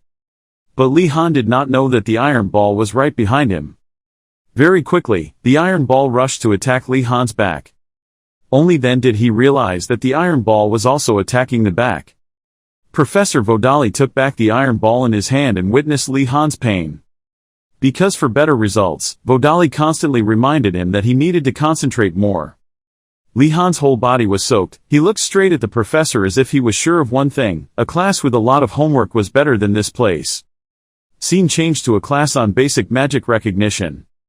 There were a few students talking enthusiastically. The female student asked the other male student if he had to collect herbs from the mountains recently for his alchemy homework. The student immediately said it was because this time the professor and Geldel agreed to go with the students from the other tower. The female student was suddenly surprised. They all looked at Li Han and thought, Professor Engoldel was there with Wardanis. When they saw his eyes and expression, they immediately knew that he must be very tired. The students encouraged each other, thinking it would definitely be okay. Li Han saw their attitude and thought they wanted to talk to him. At this time there was a noise outside the classroom. The professor walked in and greeted all his students. All students also politely and seriously greeted the professor. The professor came and said that today, the students would learn something other than elemental magic, but it wasn't him who taught, it was someone else. He brought a professor who was an expert in the field. He comes here. Hearing that, the students all talked to each other. One liked it and hoped it would be a spiritist because he liked spiritism, and another wanted to learn how to make charms. The other student, I hope to learn healing magic. The professor invited that person to come in, and the door began to open. This professor came in with a very gloomy atmosphere. When the professor first walked in, all the students were trembling because they felt that coldness. They kept asking each other why it was so cold. This professor walked in, stroking his beard. The gloomy atmosphere has enveloped the entire classroom, originating from this mysterious new professor. He looked at the students, then gently said that he was also happy to meet everyone. Li Han looked at the professor and introduced himself as Morton. He also said that he himself teaches black magic. He began to explain more clearly about some techniques in this subject, such as necromancy to communicate with the dead, or curse techniques that use dolls to spread disasters. Besides, there are dark elements and poisons. There are also negative energies and other things. Because of these mysterious and dangerous things, most people do not like black magic. As an example of how people perceive black magic, in a dark, deserted forest, Yoner and Gynandu are shivering because they are trapped here. He was shaking like a leaf, his hands clung to Yoner's shoulders, his mouth stuttering in fear because he was lost and didn't know how to get out. Suddenly in a tense moment, a hand placed on Gynandu's shoulder and asked. Both were startled and hugged each other, screaming out of fear, not knowing what had just touched them. It turned out that it wasn't a ghost at all but just a normal person. He asked the two of them if they were lost. Seeing the light spell coming from him, Gynandu thought it was a magician, so he immediately asked about how to escape the forest. But he refused to lead them because he was busy. From behind him appeared a very strange-looking human skeleton, then he told them to follow his friend. Yoner immediately widened his eyes in fear when he saw a skeleton clearly in front of him. The next second, she and Gynandu were lying on the ground unconscious. He and the skeleton were also confused when they accidentally scared them to the point of fainting, and this is how people view black magic. The new students all had the same thought. Why did they come to this prestigious academy to learn black magic, and how would outsiders judge them? Seeing that all the students reacted violently, Professor Garcia immediately stood up and explained that black magic is a field full of mysteries and contains many truths. Seeing her convincing the students, Professor Morton didn't say anything but just coughed a few times. Professor Garcia advised students that black magic is a raw gem that has not been polished, so they must experience and control their own choices instead of being hesitant because of prejudices. She hopes to see in her students the spirit of magicians and that they will always devote themselves to discovering the nature of truth. Hearing Professor Garcia be so sincere, Yoner was a little shaken. After helping the students understand more about this subject, she happily asked the students if anyone wanted to be a teaching assistant for today's class. Contrary to the professor's expectations, the whole class fell silent, making the classroom atmosphere heavy. Li Han thought for a moment, then hesitantly raised his hand. But Gynandu sitting next to him saw his intention. He slammed Li Han's face under the table and stopped him. Li Han felt that the blow just now was painful, but Gynandu did not apologize to him. On the contrary, he threatened Li Han that he would become one of Professor Morton's immortal soldiers if he had any relationship with the dark magician. However, Li Han felt that black magic was a hidden gem, so he would easily get points if there was little competition. Gynandu knew that he was planning to become a dark magician and his face was as green as a banana leaf, but Li Han thought he was overreacting a bit. Then Li Han stood up and told Gynandu that being a magician was not bad, it could guarantee him an easy and long life. He stood up and boldly volunteered to be a teaching assistant. Seeing Li Han as the savior of today's class, Professor Garcia couldn't help but feel happy and touched. He also understood Professor Garcia's feelings at this time. Because before, Li Han also witnessed during an observation period that no one raised their hand to speak, and her expression was exactly like that professor's worried face. And that is also the reason why teaching assistants must prepare in advance for situations such as reading the answers to questions in advance. Professor Morton saw that he volunteered and thanked Li Han and invited Li Han to the podium. As he walked, he wondered why the classroom had been so cold all this time. It turned out that it was Professor Morton who was emitting a large amount of negative energy. Natural mana does not contain elements, it will change according to the element the magician uses. This type of dark mana is a characteristic of dark magicians. If they all emitted this type of aura, then he would understand why it was not common. Looking at Li Han, Professor Morton seemed to realize there was something special about him. The professor also saw that there was a rich source of mana flowing within him. Li Han came before Professor Morton and thanked him. To start the class, Professor Morton first raised his hand and gave an example. A very strange-looking black aura emitted from his body. The professor ordered the dragon slave to rise. Receiving orders, a bunch of zombies from everywhere came to life. The zombies he summoned looked very scary, with missing parts and ragged clothes. The next second they moved closer to the students, making them howl like swallows, so scared that their hair stood on end. The students screamed, some told the other students to do something, some told the zombies not to push them. Suddenly they stopped harassing the students and grabbed my hand. Then the zombies gathered into a circle and rotated, making it difficult for the students to understand why they did that. Facing this strange scene, Professor Morton calmly asked Li Han what he thought. He shyly said he had prepared this performance for the practitioners. Li Han witnessed this domineering debut of his and reluctantly smiled and gave a few compliments. Professor Garcia saw this and was extremely grateful and thanked him. Seeing that he was bored, Professor Morton said that was enough of the beautiful magic show, then he raised his hand. The professor then slammed his hand into the air and ordered the zombies to disappear. The next second their images gradually blurred. Then it completely disappeared into the sky, leaving only a few clouds of purple smoke. The students saw that this terrible performance had finally ended and were very relieved and thanked God. After the warm-up program ended, Li Han had to admit that Professor Morton performed the spell very quickly. But he suddenly sweat-dropped as he wondered if what he did was because he wanted him to do the same thing. Realizing that he was worried, Professor Morton quickly shook his head and reassured Li Han that he did not need to learn this spell because it was too difficult for beginners. After hearing this, he felt completely relieved and Li Han wished that Professor Vodali could hear this.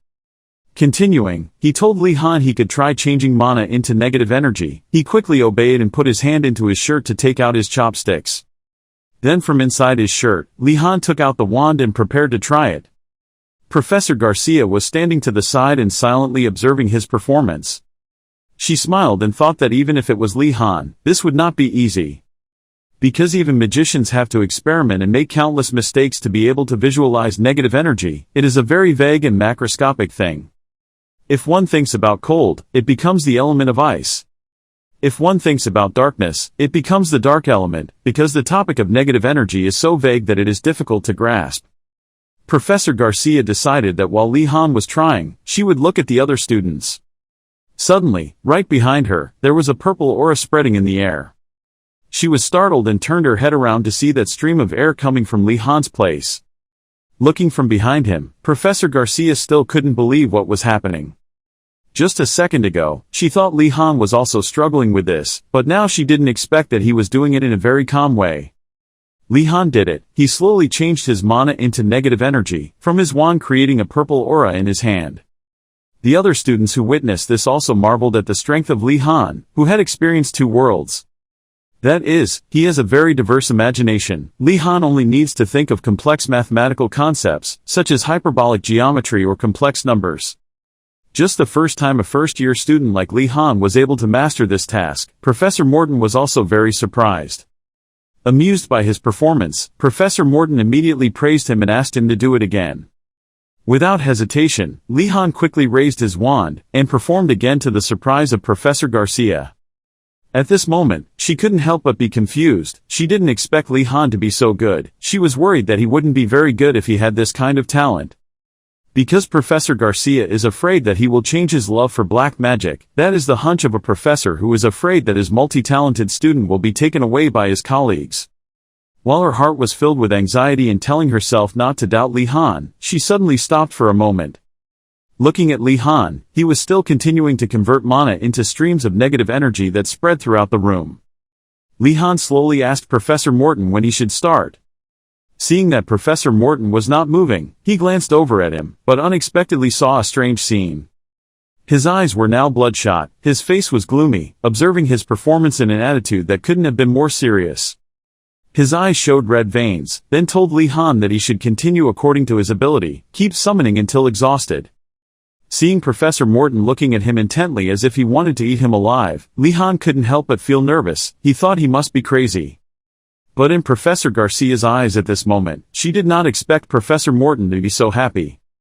Even so, looking around at the students who were gradually being affected by too much negative energy, she decided to tell Li Han to stop. Professor Garcia, to avoid other topics, quickly asked Professor Morton what the next step was.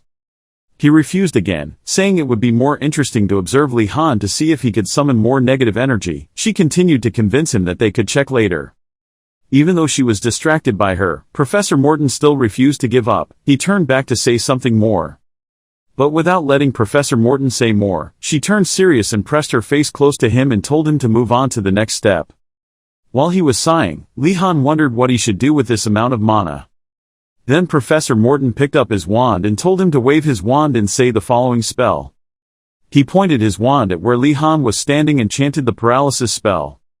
The spell he had just recited was a low-level paralysis curse. It caused a mild paralysis similar to when the calf is tired. It was a basic magic that Li Han's level could perform. And curses need to be cast on an object, so Li Han wondered who he would cast it on. The other students who didn't want to be the chosen one all looked away without looking at him. Surprisingly, Professor Morton pointed at himself.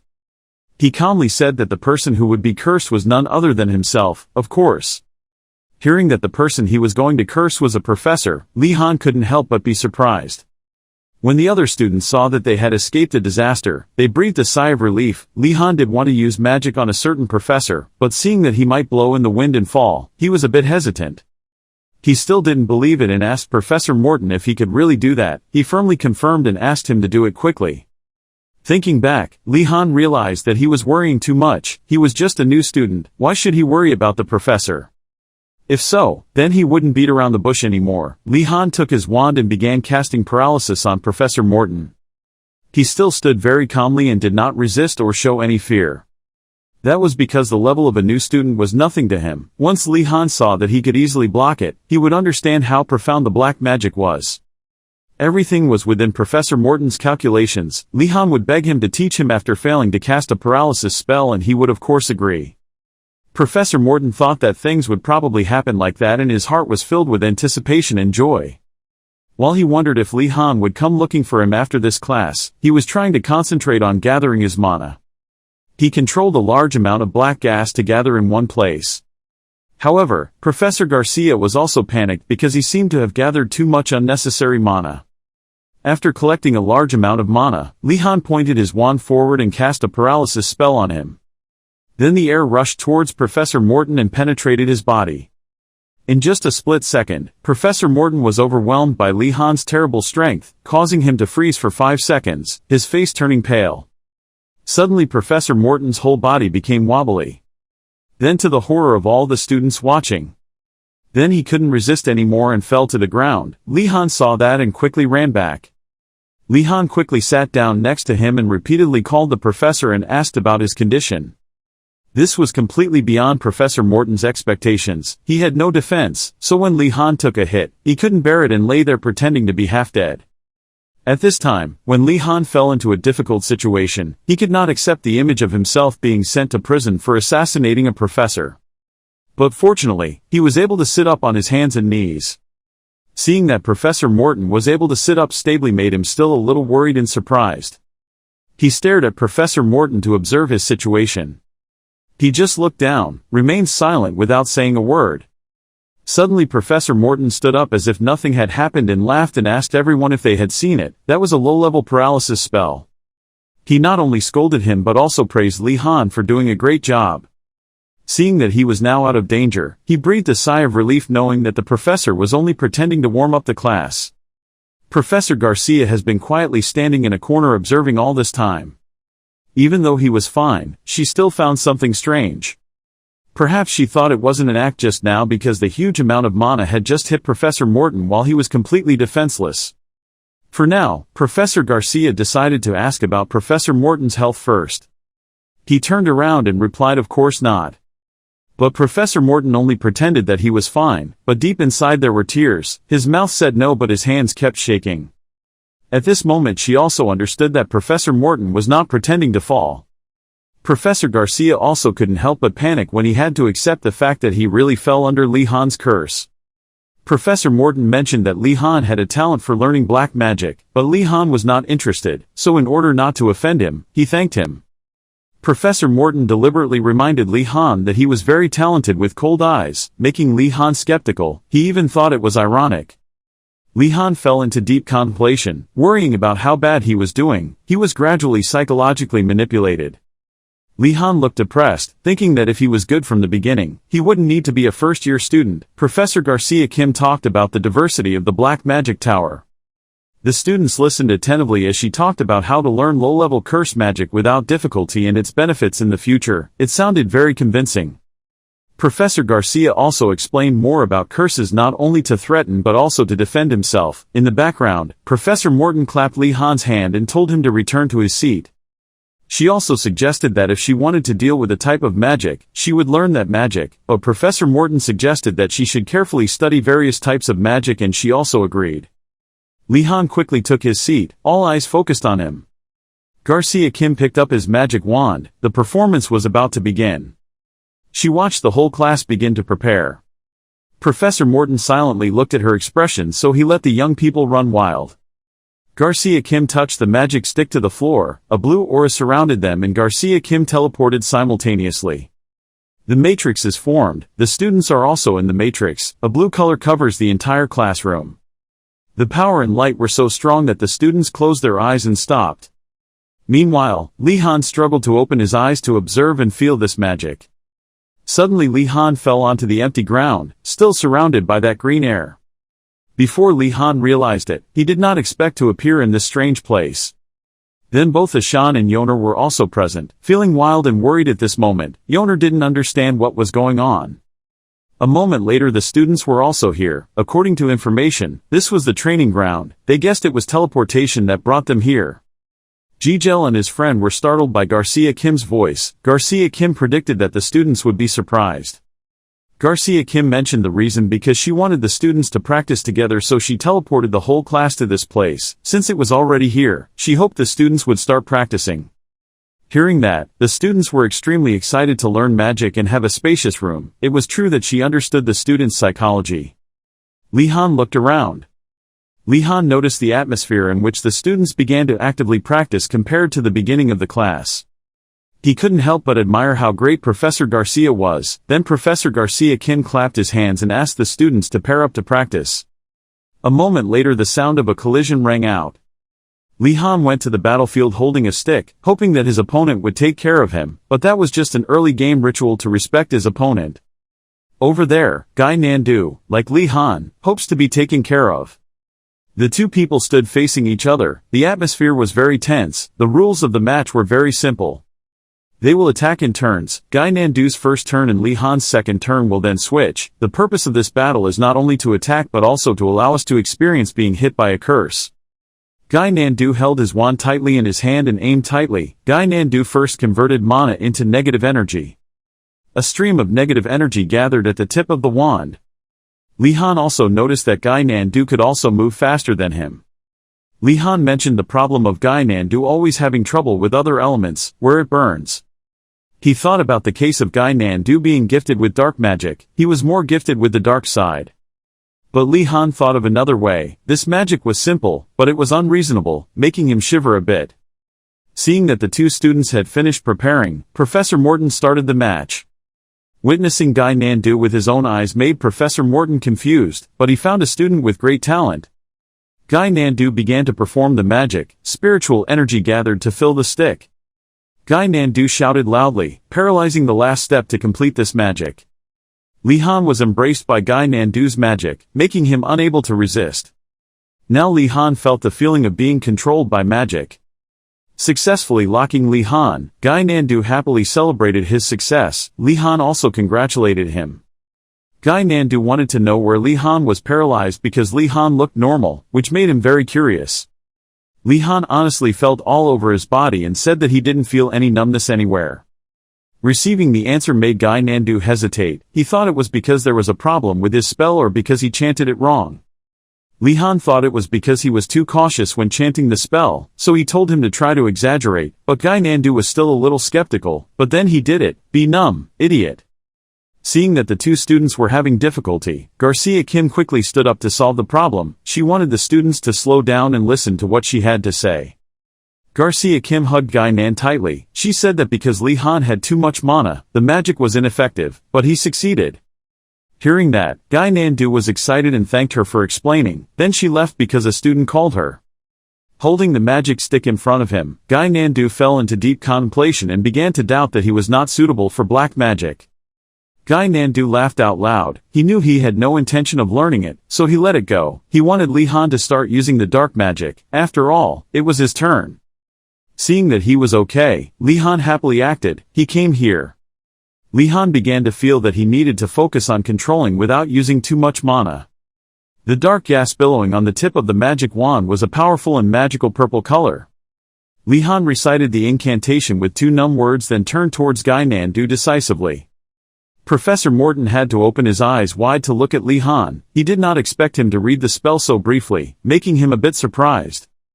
Standing in the distance, he observed the 2 students, especially Li-Han. As far as he knew, holding long spells was easier for magicians to cast, and reading them quickly was not easy. He could not believe that Li-Han was able to break through, surpass like that.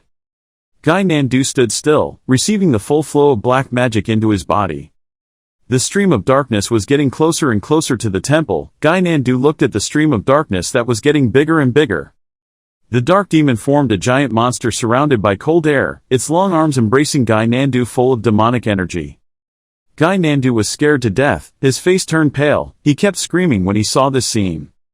He tried to avoid the powerful darkness that made him constantly sweat and feel nervous as if he were fighting death. Gynandu fell to the ground and cried out in pain. Yoner and Ashan in the distance also heard the screams and turned to look. Even the other students were caught by the cry and stopped. Li-Han looked at Gynandu safely lying on the floor panting. Li-Han mentioned that he should not avoid dark ghosts. Being reprimanded by Li-Han made Gynandu unable to bear it and scolded him. Gynandu used the excuse that he followed his instinct and avoided it. Professor Morton listened to the 2 people's conversation and was startled.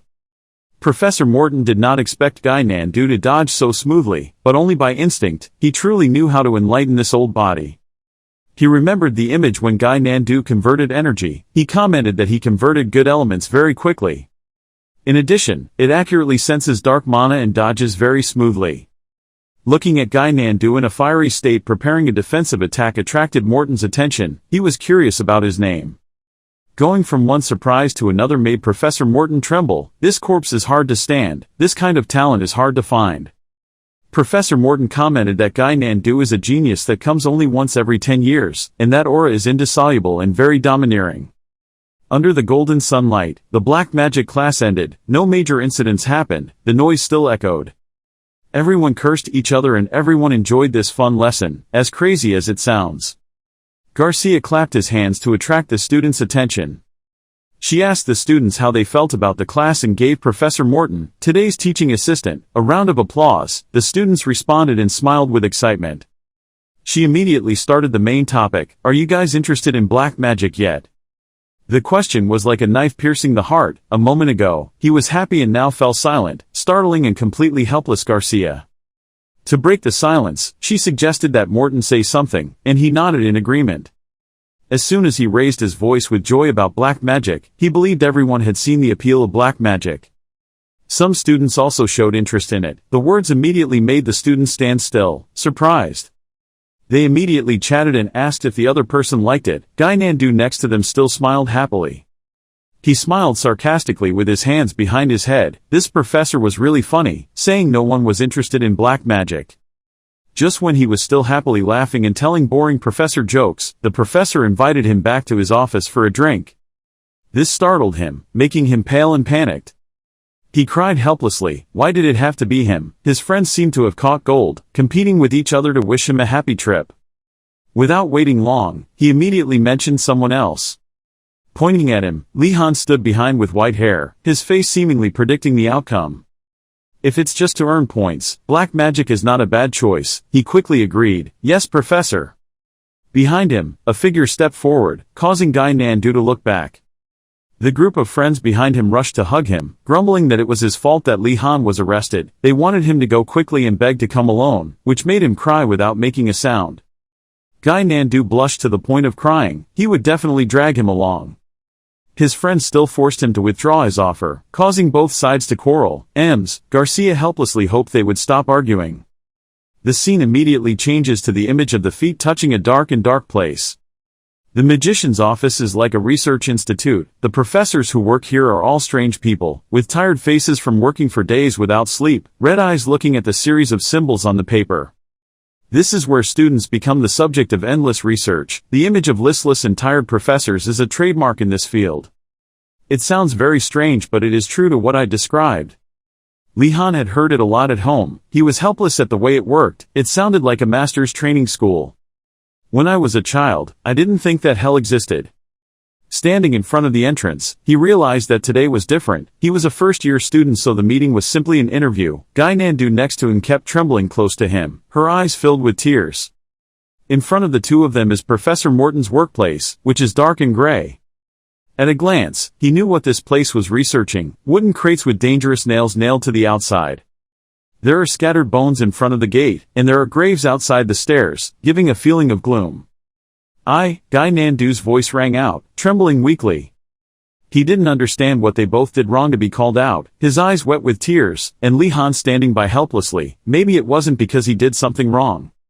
Gynandu screamed and cried. He felt that the dark magicians were easily angered, but Li Han, who was in front, didn't pay any attention, just said to come in quickly.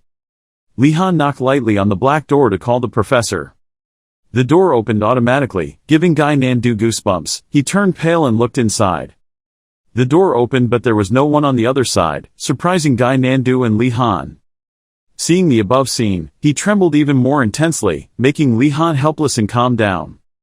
But he still looked around clearly and observed.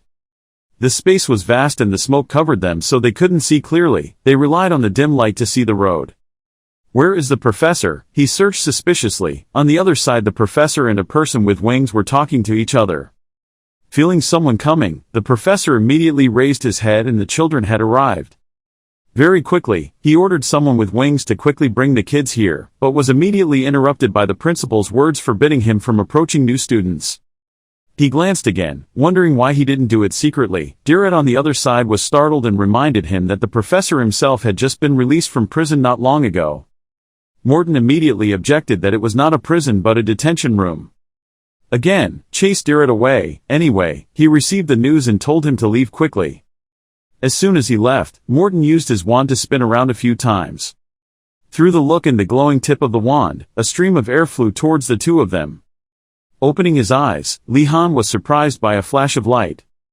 Around the two of them, it was no longer dark, the house was brighter, and the view opened up, making the two of them confused.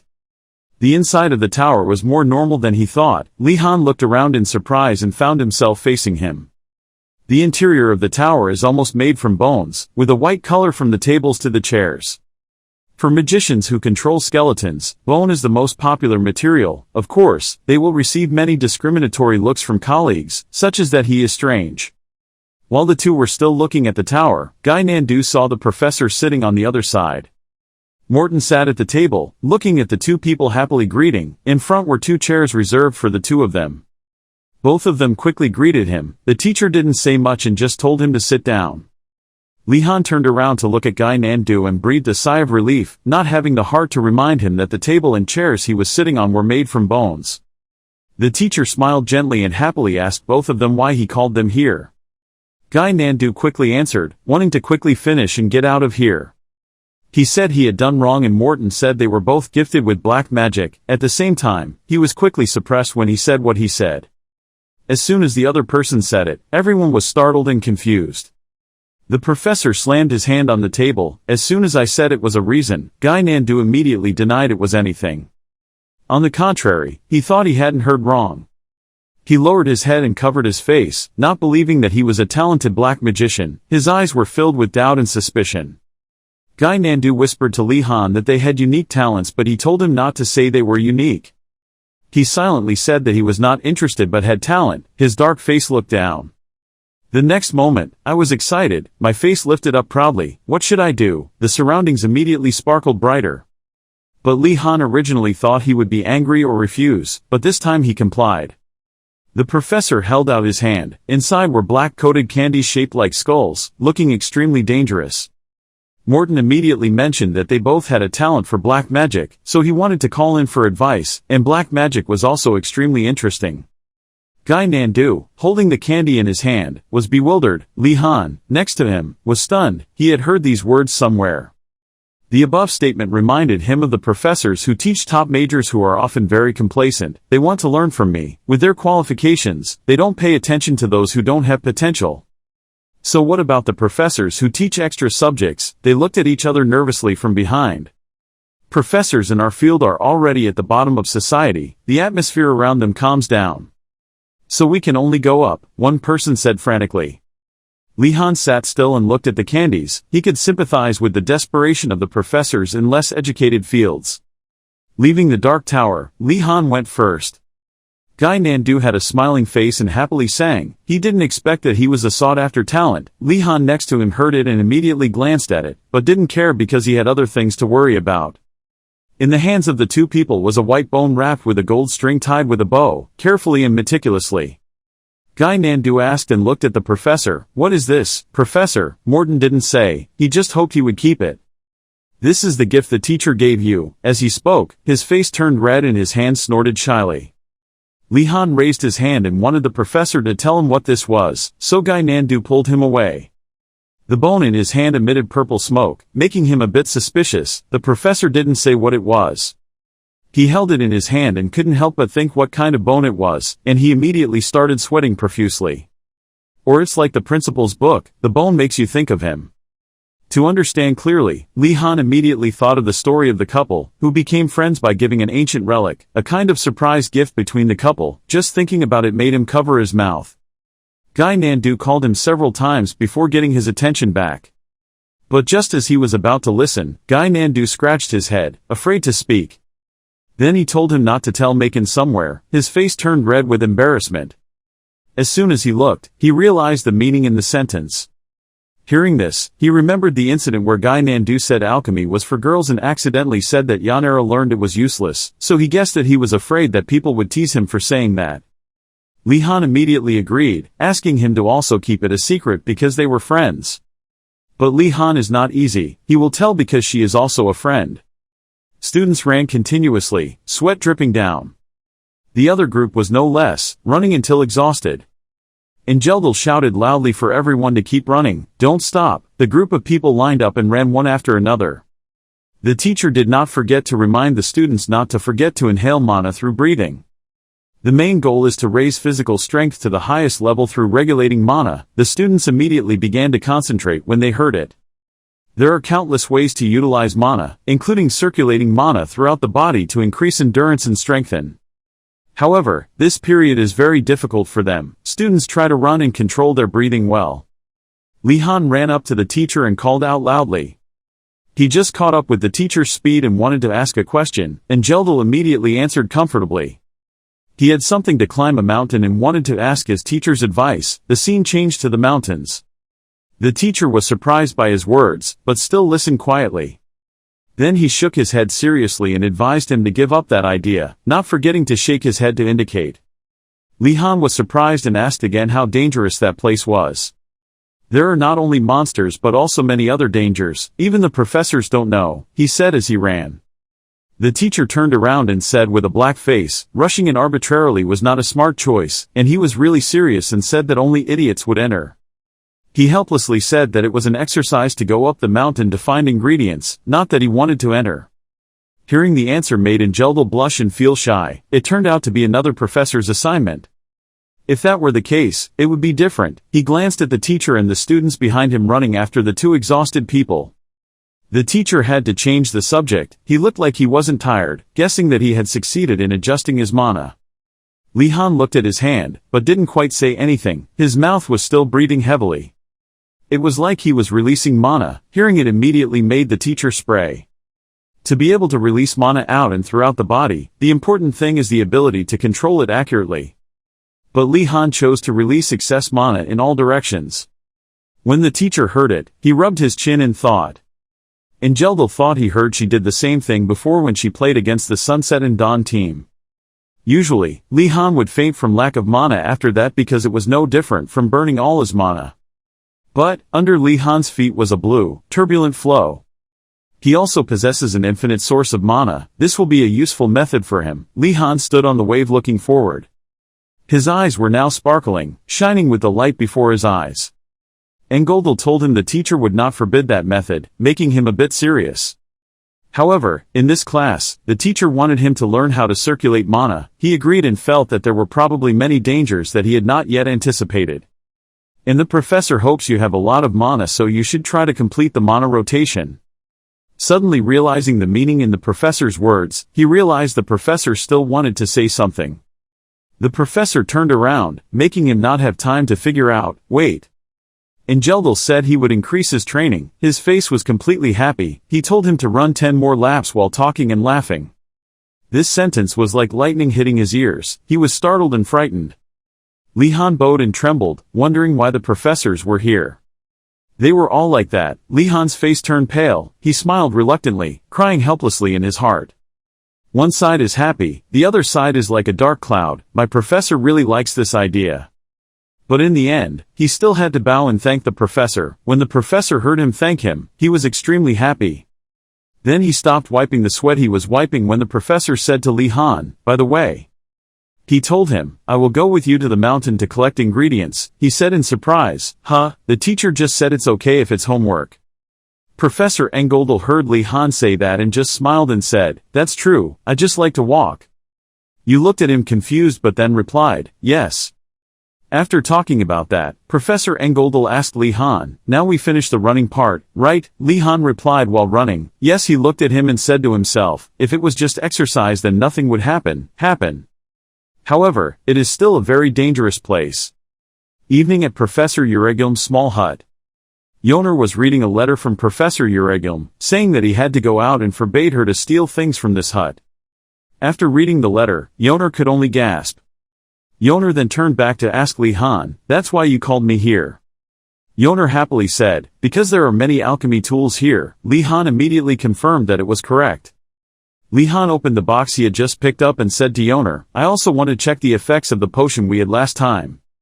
After checking the contents of the box, Li-Han said to Yoner, I don't know as much about alchemy as you. Yoner, hearing the compliment, Yoner smiled happily, I was also curious about their uses. Suddenly Yoner noticed a point. Yoner looked out the window and asked Li-Han, wait, what is that, a field? Hearing Yoner's question, Li-Han just calmly said, have you found out? She confusedly asked again, don't tell me you also plan to plant those things. Hearing that question, Li-Han immediately replied, yes, but it will take a long time. I heard it will take several months. Yoner heard Li-Han say that and pointed out the window wondering, but, I saw all the big trees. He followed the direction of her hand and looked. She meant, if you don't look, then stop looking and you will be extremely surprised. It was extremely surprising to see those trees wondering, really? Li-Han remembered a few days ago and confirmed for himself that it was definitely the tree he planted. Li-Han wondered confusedly, when did they become adults? Yoner didn't understand and asked him, what's wrong? Like remembering something. He looked towards the watering can on the garden chair and saw that the problem was with this watering can. Li-Han understood and laughed. It seemed like the professor had used a growth drug or something like that. The professor was so impatient. Ha ha. Yoner heard him say that and said the same thing. Oh, so that's it. But actually this is just a normal watering can. The tree grew so fast because of Li-Han's staff, but he didn't realize it. But they didn't know, so they blamed Uregilm. Li-Han asked Yoner, if that's the case, how about we harvest today? How do you feel? Hearing him ask, she confidently replied, just leave it to me. Li-Han and Yoner started taking the tools while preparing. He laughed and said, they grow so fast, and Yoner happily took the tools. After getting all the things, she happily held those things in her arms. The two only took the food and alchemy tools they needed and left, leaving a piece of paper on the wall. The content of the note left behind is, thank you Professor, we left some of the newly harvested items. Please feel free to sign Li-Han Wardanis' name. Now only Uregilm knows how much or how little they took. The next day they went to Thanglong Tower. When packing all the things out, the two of them looked sadly at these things and asked Yoner if he meant this was a miracle medicine. Yoner just replied, yes. Looking at the pile of herbs on the ground, Li-Han thought, unexpectedly, the two of them stayed up all night, busy testing medicinal herbs. Li-Han looked at the pile of herbs and then looked at the medicine box and was hugging again, but thanks for staying up late. With delicious Western wine and the magical elixir, when you drink it, you can sing as well as a mermaid in a short period of time. Thanks to staying up late, he and she discovered the uses of these two potions. Li Han imagined himself after drinking the elixir and turning into a handsome mermaid. Suddenly Yoner spoke up, blowing Li Han's imagination away. She said darkly, "Sorry, I can only identify those two bottles. Hearing that reassures me, otherwise it would be great." Suddenly a sitting person came, and it turned out that two people were here. The person who came was Ashan, and she said good morning to you too. Ashan smiled and asked the two of you, "Are you two ready to collect the ingredients?" Hearing that, Li Han just replied, "A little." Because he had plans for this weekend, Saturday he and his friends would return from the forest, and on Sunday, he thought as he put his hand in his shirt. Then he took out his pass card because he planned to use the pass card to go outside the academy on Sunday. Then Li Han put it back in his shirt and thought, wondering what traps there would be. At this moment, Ashan turned to him and said, "Oh yes, Wardanis."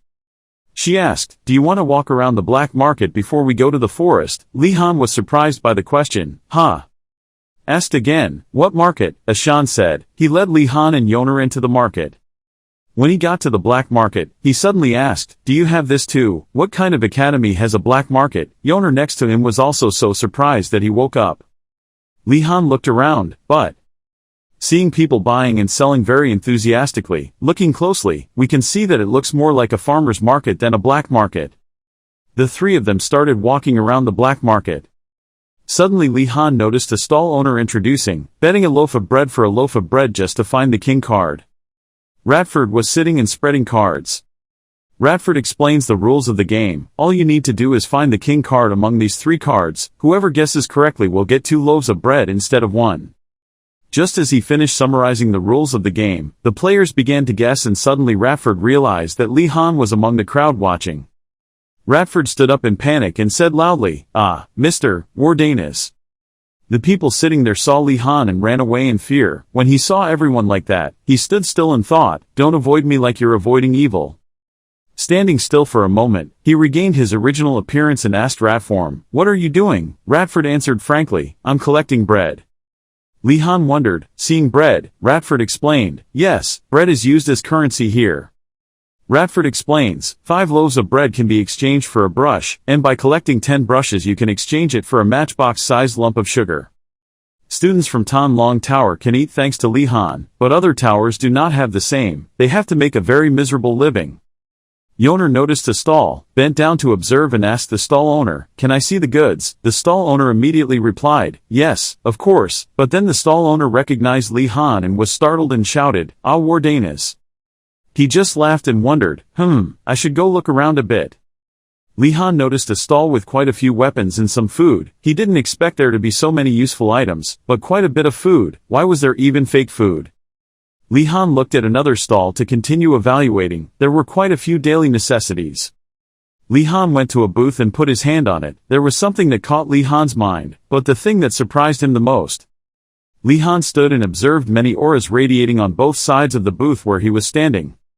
What surprised Li Han was the pile of antiques here. He didn't think there were so many interesting things here. Li Han placed his hands on the table and thought about what surprised him the most. He continued to put his hands in his pockets, pensively looking at the objects with light flying around on the wooden table. Just as his vision was attracted, what surprised Li Han the most was this pile of antiques. The green artifact stone appeared. Such artifacts are very rare, to the point that some people have never seen them in their entire lives. After that, Li Han quickly realized one thing. This place is Inrogard. The students studying here have countless talents, can create items, although rudimentary but very useful. And with life here, he can converse more naturally, if he is a student from Weinvu Tower. Radford saw Li Han stop in front of a stall looking at things and leaned in to whisper, "Is there something you find beautiful? I've tried a few of these things before but they're useless." Stall owner, seeing Radford's actions, he angrily wondered where this guy would blatantly sabotage his business. Li Han looked at the coat hanging horizontally on a wooden tree and asked Radford about the cloak. Radford replied that it was a protective cloak. This protective cloak can block attacks from sharp weapons, but the effect is only about 50%. After hearing Radford say that, the stall owner seemed annoyed and used his hand to stab the knife directly into his armpit. Radford made him panic. Li Han picked up the cloak and gently encouraged that this cloak still had useful points. Radford placed his hand on his chest, bowed his head and said in admiration to Li Han, "You are really great, looking at everything in a positive way. The light of tolerance is what makes you a true aristocrat." After a conversation, Li Han pondered that even so, Radford said they were all useless. Because he himself couldn't know the uses of most of the items, and based on the amount of mana the items emitted, some of them were expired. So compared to other items, this cloak is quite great. Li Han decided to buy it. Holding the shirt in his hand, Li Han slowly asked the seller if he could. Whether to use a debit card or not, the seller waved his hand and refused and asked Li Han not to do so. Seeing that, he pulled out a bag, sat down on the ground, and slowly opened the bag. A bag full of sparkling food appeared behind the bag's cover. Li Han said that he had brought a few things with him because he heard he could come to exchange. The food bag was opened, making everyone there gasp in shock. Li Han had just picked up the food he brought with him. Immediately a bunch of questions from people around him asked him if there was anything he wanted. Next was a flood of vendors rushing to invite him to exchange food for items. Looking at everyone jostling and pushing for him, Li Han was momentarily passive and didn't know what to do. Ignoring the greetings, he took out 2 potatoes to pay the coat seller. The coat seller held 2 potatoes in his hand and was so happy that he couldn't help but blurt out a few arrogant words, criticized the surrounding sellers as idiots with no eye for things like him. A blue-haired girl angrily explained that he was only lucky to be able to pick it up. But right after that, she followed the coat seller to negotiate to exchange potatoes for a few slices of bread, but as soon as she said it, she was rejected because the bread was soggy. Seeing that the cloak seller had already started a fire to roast potatoes, the blue-haired girl quickly ran over and asked to sell it to her, but the fragrant potato had attracted all of the coat seller's attention. He ignored the girl in the blue shirt, his eyes glued to the hot, delicious potato. A while after baking, he started peeling off the shell and preparing to eat it. Li Han stood from afar watching everyone's craving for potatoes and was at a loss for words with them. At this moment, the coat seller bit a large piece of potato into his mouth, his face showing a satisfied look. Li Han stood from afar looking at them and couldn't imagine how hungry they must be to be so crazy about a few potatoes. He thought back, it was true that everyone here had one thing in common. They were all hungry and thirsty and wanted to exchange items for food from him. Li Han turned to Yoner and asked for help. Yoner curiously asked what it was. He knelt down in front of the food basket and asked everyone to spread out. Then he announced that he would cook a free meal for everyone, but just this one time. When everyone present heard that, they couldn't believe it and were shocked.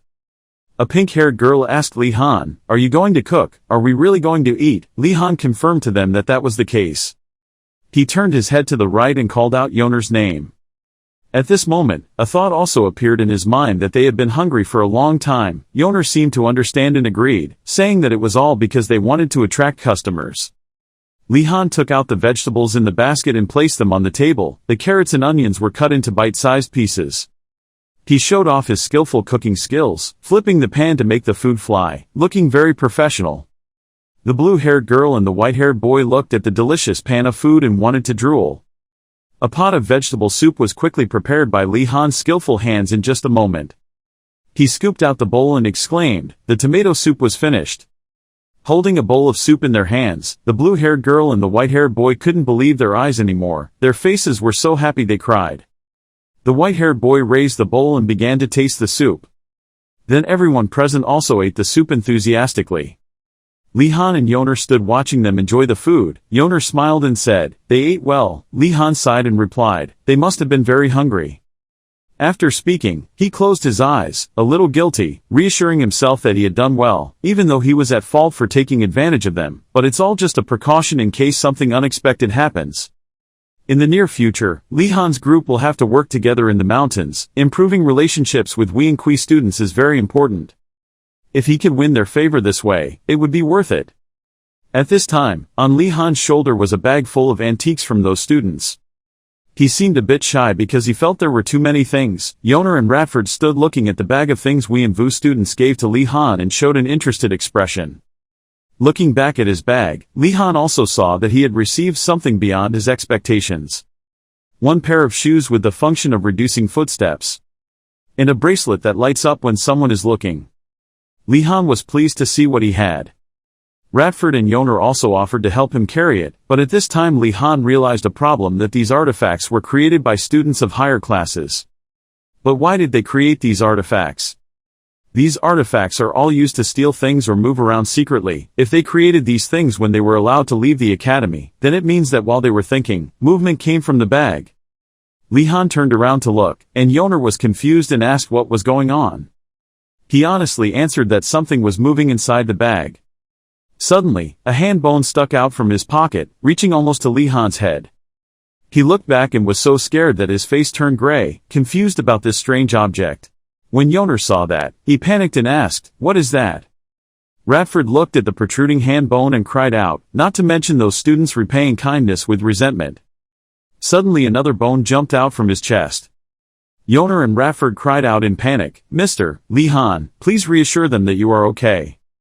Then calmly look at the bone to see the next situation. Another bone with a yellow bow appears next to the hand bone. Then the two bones quickly merge to fit the correct position of the bones of the arm. Li Han remained calm, waiting to see what would happen next. At this moment the long bone of the arm flew into the air. Yoner turned pale and asked Li Han what this was about. He explained that it was something Professor Morton gave him. At this time, the arm bone pointed the finger straight at Li Han's head. Then slowly shrinking his hand, he realized something was wrong. Li Han's face showed surprise. The bone flew directly closer. He raised his hand to block it. Bang! The tip of the red finger was pinned into Li Han's skin. Li Han endured the pain and closed his eyes in defense. When I opened my eyes, I saw the bone right in front of me. Radford and Yoner saw Li Han being attacked and intended to rush to help but were stopped by him. Li Han dripped a drop of strawberry syrup from his hand onto the bone. The bone now seemed to be awakened. Under its shadow the appearance of a dog appeared. Li Han reached out and tried to feel it. He discovered that this might be a magical dog. Li Han tried crouching down, giving the bone commands to try a few simple sentences like sit down, stand up, and saw that the bone followed. He continued to give other commands such as turn and clench his hands. Yoner and Radford looked at the drought and realized that this bone was black magic. Li Han breathed a sigh of relief. He was having fun with the bone he had just tamed and was a bit confused because the strange thing the professor had given him had now stuck to his body and wouldn't let go. Yoner called out to Li Han. Remind him that he should throw that bone away. As if understanding what she said, the bone was shocked. She saw the bone trembling in fear and crawling into his shirt, so Yoner waved his hand and retracted what he had just said. Radford approached and reminded Li Han that in the world of magicians, one should not get involved with black magicians. Radford glanced down. Where that bone was clinging to Li Han's chest, the more he looked, the more terrifying this bone became. Li Han also hesitated and looked down at his chest. Then he said thank you for the two of them reminding him. He thought carefully about their advice. Li Han found that although the bone was a bit strange, he felt like he shouldn't judge things by appearance. Yoner rubbed his chin thinking, why did the professor give something like this as a reward? Li Han was also confused and continued, yes, moreover, why did he take it apart and give it to me? Radford surmised that the professor had to find the remaining parts to put together. Upon hearing that, Yoner immediately waved his hand, dismissing the idea and saying that it was silly. Suddenly, Li Han heard Radford say that and turned his head. Yoner continued to dismiss Radford's idea, but Li Han found the idea very convincing. Because this professor's thinking is very different from ordinary people, if ordinary people think that who would like a collection of dry bones? Then what the professor thought was that he would be very happy to hunt for skeletons. Li Han rubbed his hands to express the chill. Yoner asked him about the skeleton. Li Han replied, about the professor's way of thinking. After speaking, Li Han turned his head and sighed, temporarily putting aside the dry bones because they looked harmless. In one area, Professor Angeldal was gathering with all his students. Take attendance of students with pointy ears. Then there are the ordinary practitioners. Next was Li Han's group. All the students had gathered. Professor Angeldal gradually opened his two fingers, reminding the students that safety comes first. Li Han thought and agreed because this mountain contained too many dangers. It was best to have a professor go with him. Professor Angeldal wants the students in the same tower to gather and memorize each other's numbers and faces. They would check roll regularly. The blue-haired girl and the white-haired boy turned pale when they heard that. They didn't expect this place to be so dangerous. The other two students also reminded each other not to separate, and the professor was pleased to see that. He thought that now that the students had all become alert, it was the right time to leave. Professor Engoldel took the lead and told everyone to pay attention and follow him. Just like that, the whole group of people walked along the long mountain road but did not know that at this time there was a glowing skeleton flying in the air. The skeleton correctly identified the vision and followed them. Look at the surrounding mountain landscape at this time. Professor Engoldel leaned on his cane and said, "This is exactly the place. Students will collect materials for class here." After listening, the students split up to complete the task. Some went searching in the bushes. Some people search on high tree branches. The professor stood attentively watching them work. "Pleased that things happen very smoothly, we can continue like this until we go down the mountain." Suddenly something caught his eye. Two large glowing blue hands intend to cover Professor Engel. With his hands clasped, the professor immediately disappeared. Only the stick remained. The place where Professor Engeldel had just stood was empty. The stick has fallen, but no one knows the disappearance of this professor. Suddenly, a blue-haired student turned around and wanted to ask the professor something. But there was no one behind her, only a few leaves blowing past, making her wonder where the professor had gone. Looking in that direction, she seemed to discover something. Look at the empty ground without leaving any footprints. The student gradually became suspicious, then her eyes turned white as if she had lost her soul and immediately panicked. "Don't tell me." Li Han's group of people, who were gathered in a corner of a tree, also had to turn around because of the student's scream. Her face was filled with panic. She pointed towards the tree branch and told the professor to disappear. Nelia and Li Han heard the news of the professor's disappearance like a thunderbolt, and immediately turned around in surprise. Of course, everyone couldn't leave the professor alone. The students gathered together to think of ways to search. Li Han stood on one side with a sad face. He had planned correctly. The thing they were worried about had finally come to pass. He looked over at another group of students. The two of them were equally worried. Everyone didn't know what to do now. In the immediate future, Li Han had to maintain confidence, so he spoke to reassure them, telling them to calm down first. He thought optimistically that the professor was only going somewhere for a while, so there was no need to be afraid. Seeing that what Li Han said made sense, the two of their faces became more stable and gradually regained composure, but he only said that to comfort him. There was no such thing. He then considered the situation and realized that there were no signs of monsters appearing and the group was not lost. There was nothing to be afraid of. He thought that if he followed the old path now, maybe he would find some clue. But before Li Han could do anything, it suddenly started pouring rain. Before he could react, he was already soaking wet. Li Han also felt that God really knew how to tease. Holding several cups of hot green tea in their hands, the students gathered together to sit under a sheltered cliff to shelter from the rain. Li Han breathed a sigh of relief because he was lucky that he had brought something just in case, but he also didn't think that Professor Engoldel would encounter trouble. Suddenly, while Li Han was drinking tea, someone approached and called him. Rowena thanked him for his help, and Li Han also politely said not to be polite. Then he continued to ask Li Han about the legendary soup he cooked for Weanvu. Hearing that, Li Han did not understand what he was talking about.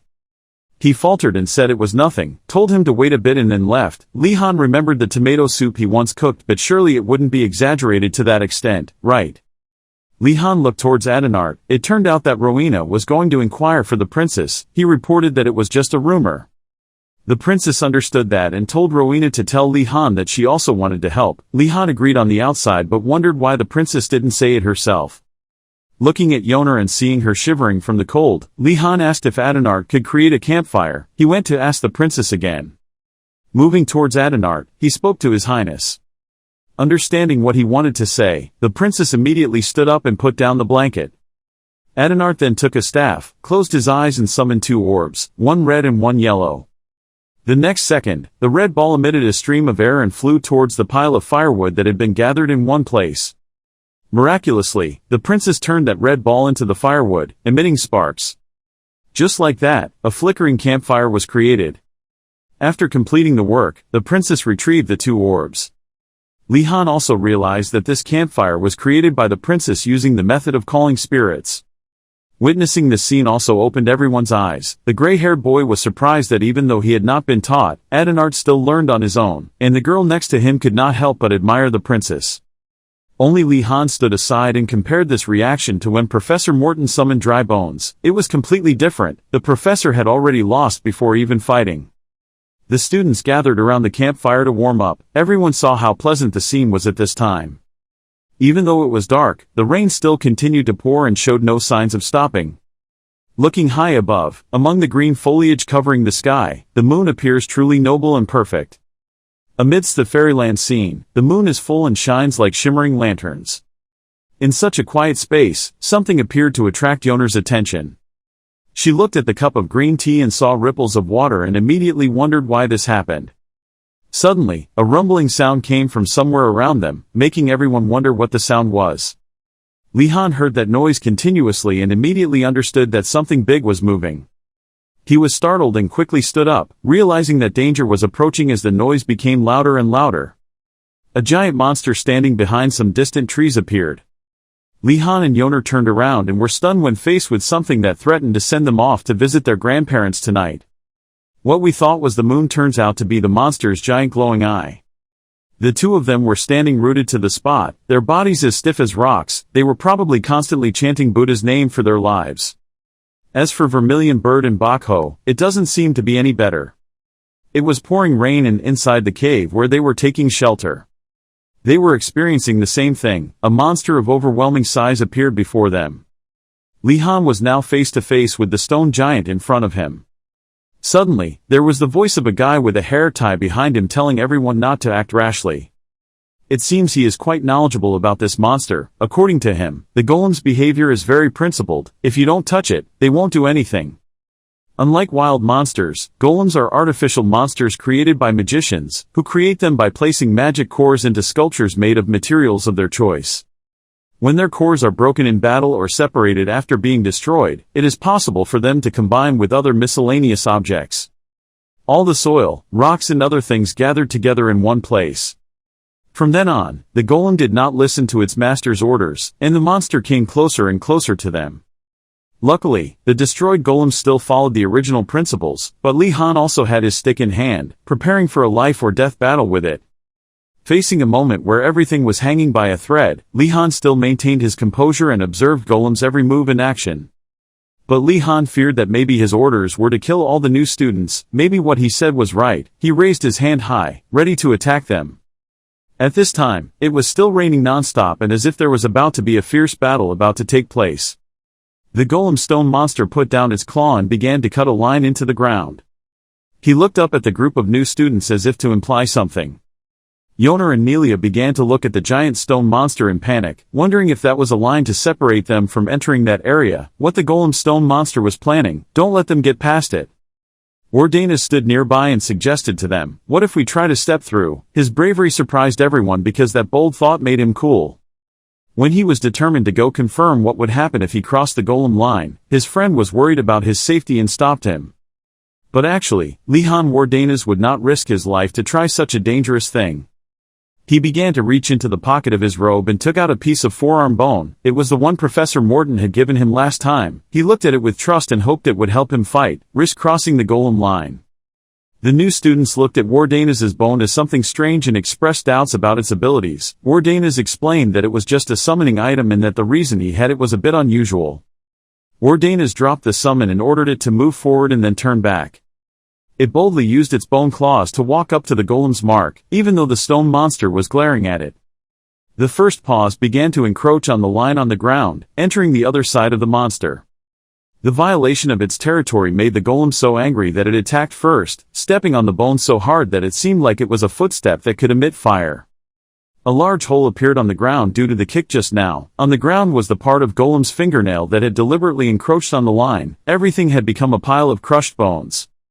Wardanis's group of friends, after witnessing this scene, were all panicked and afraid. They also implicitly understood what would happen when they desecrated the golem's area. They wondered if this was a way for the golem to trap them inside that line and what they must do to escape the immediate danger. The hole in the ground caused by the golem attack was also where the summoned object was starting to recover. Around it emitted a purple light like magic. Wardanis, standing nearby, witnessed this scene and was very surprised. The broken bones on the ground began to move on their own to restore themselves. In an instant, the summoned object returned to its original appearance as if no change had ever occurred. It started moving again, using its claws like a hand to step forward towards its owner Wardanis. Good job here.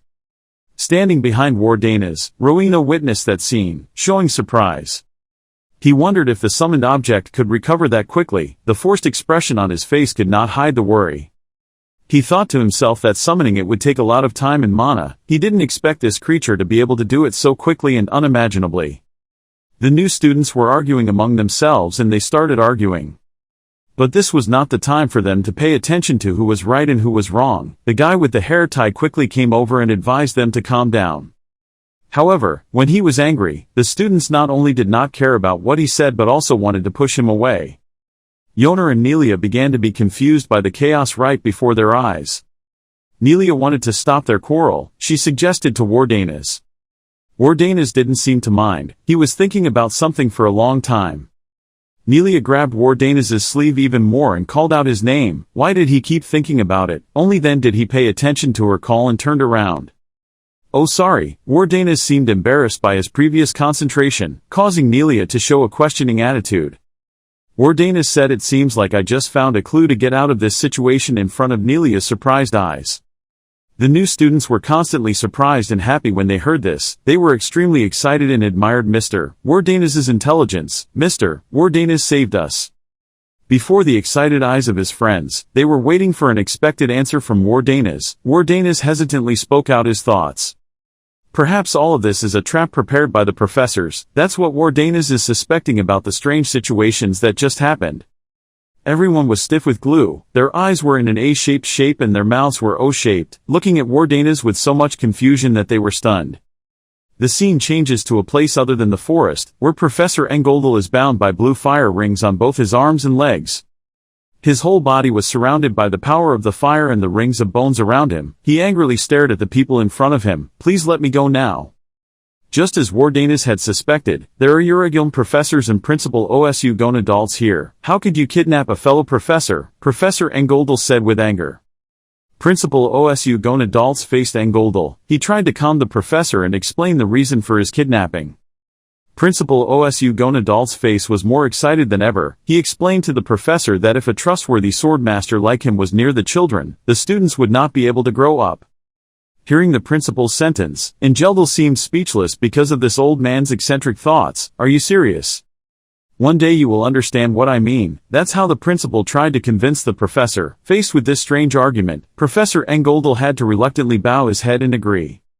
A decisive raise of the professor's head immediately followed. He seriously looked straight at the principal and wondered, what would we do if an unexpected incident occurred that we were not prepared for in advance? If something suddenly happens, will there be a satisfactory solution?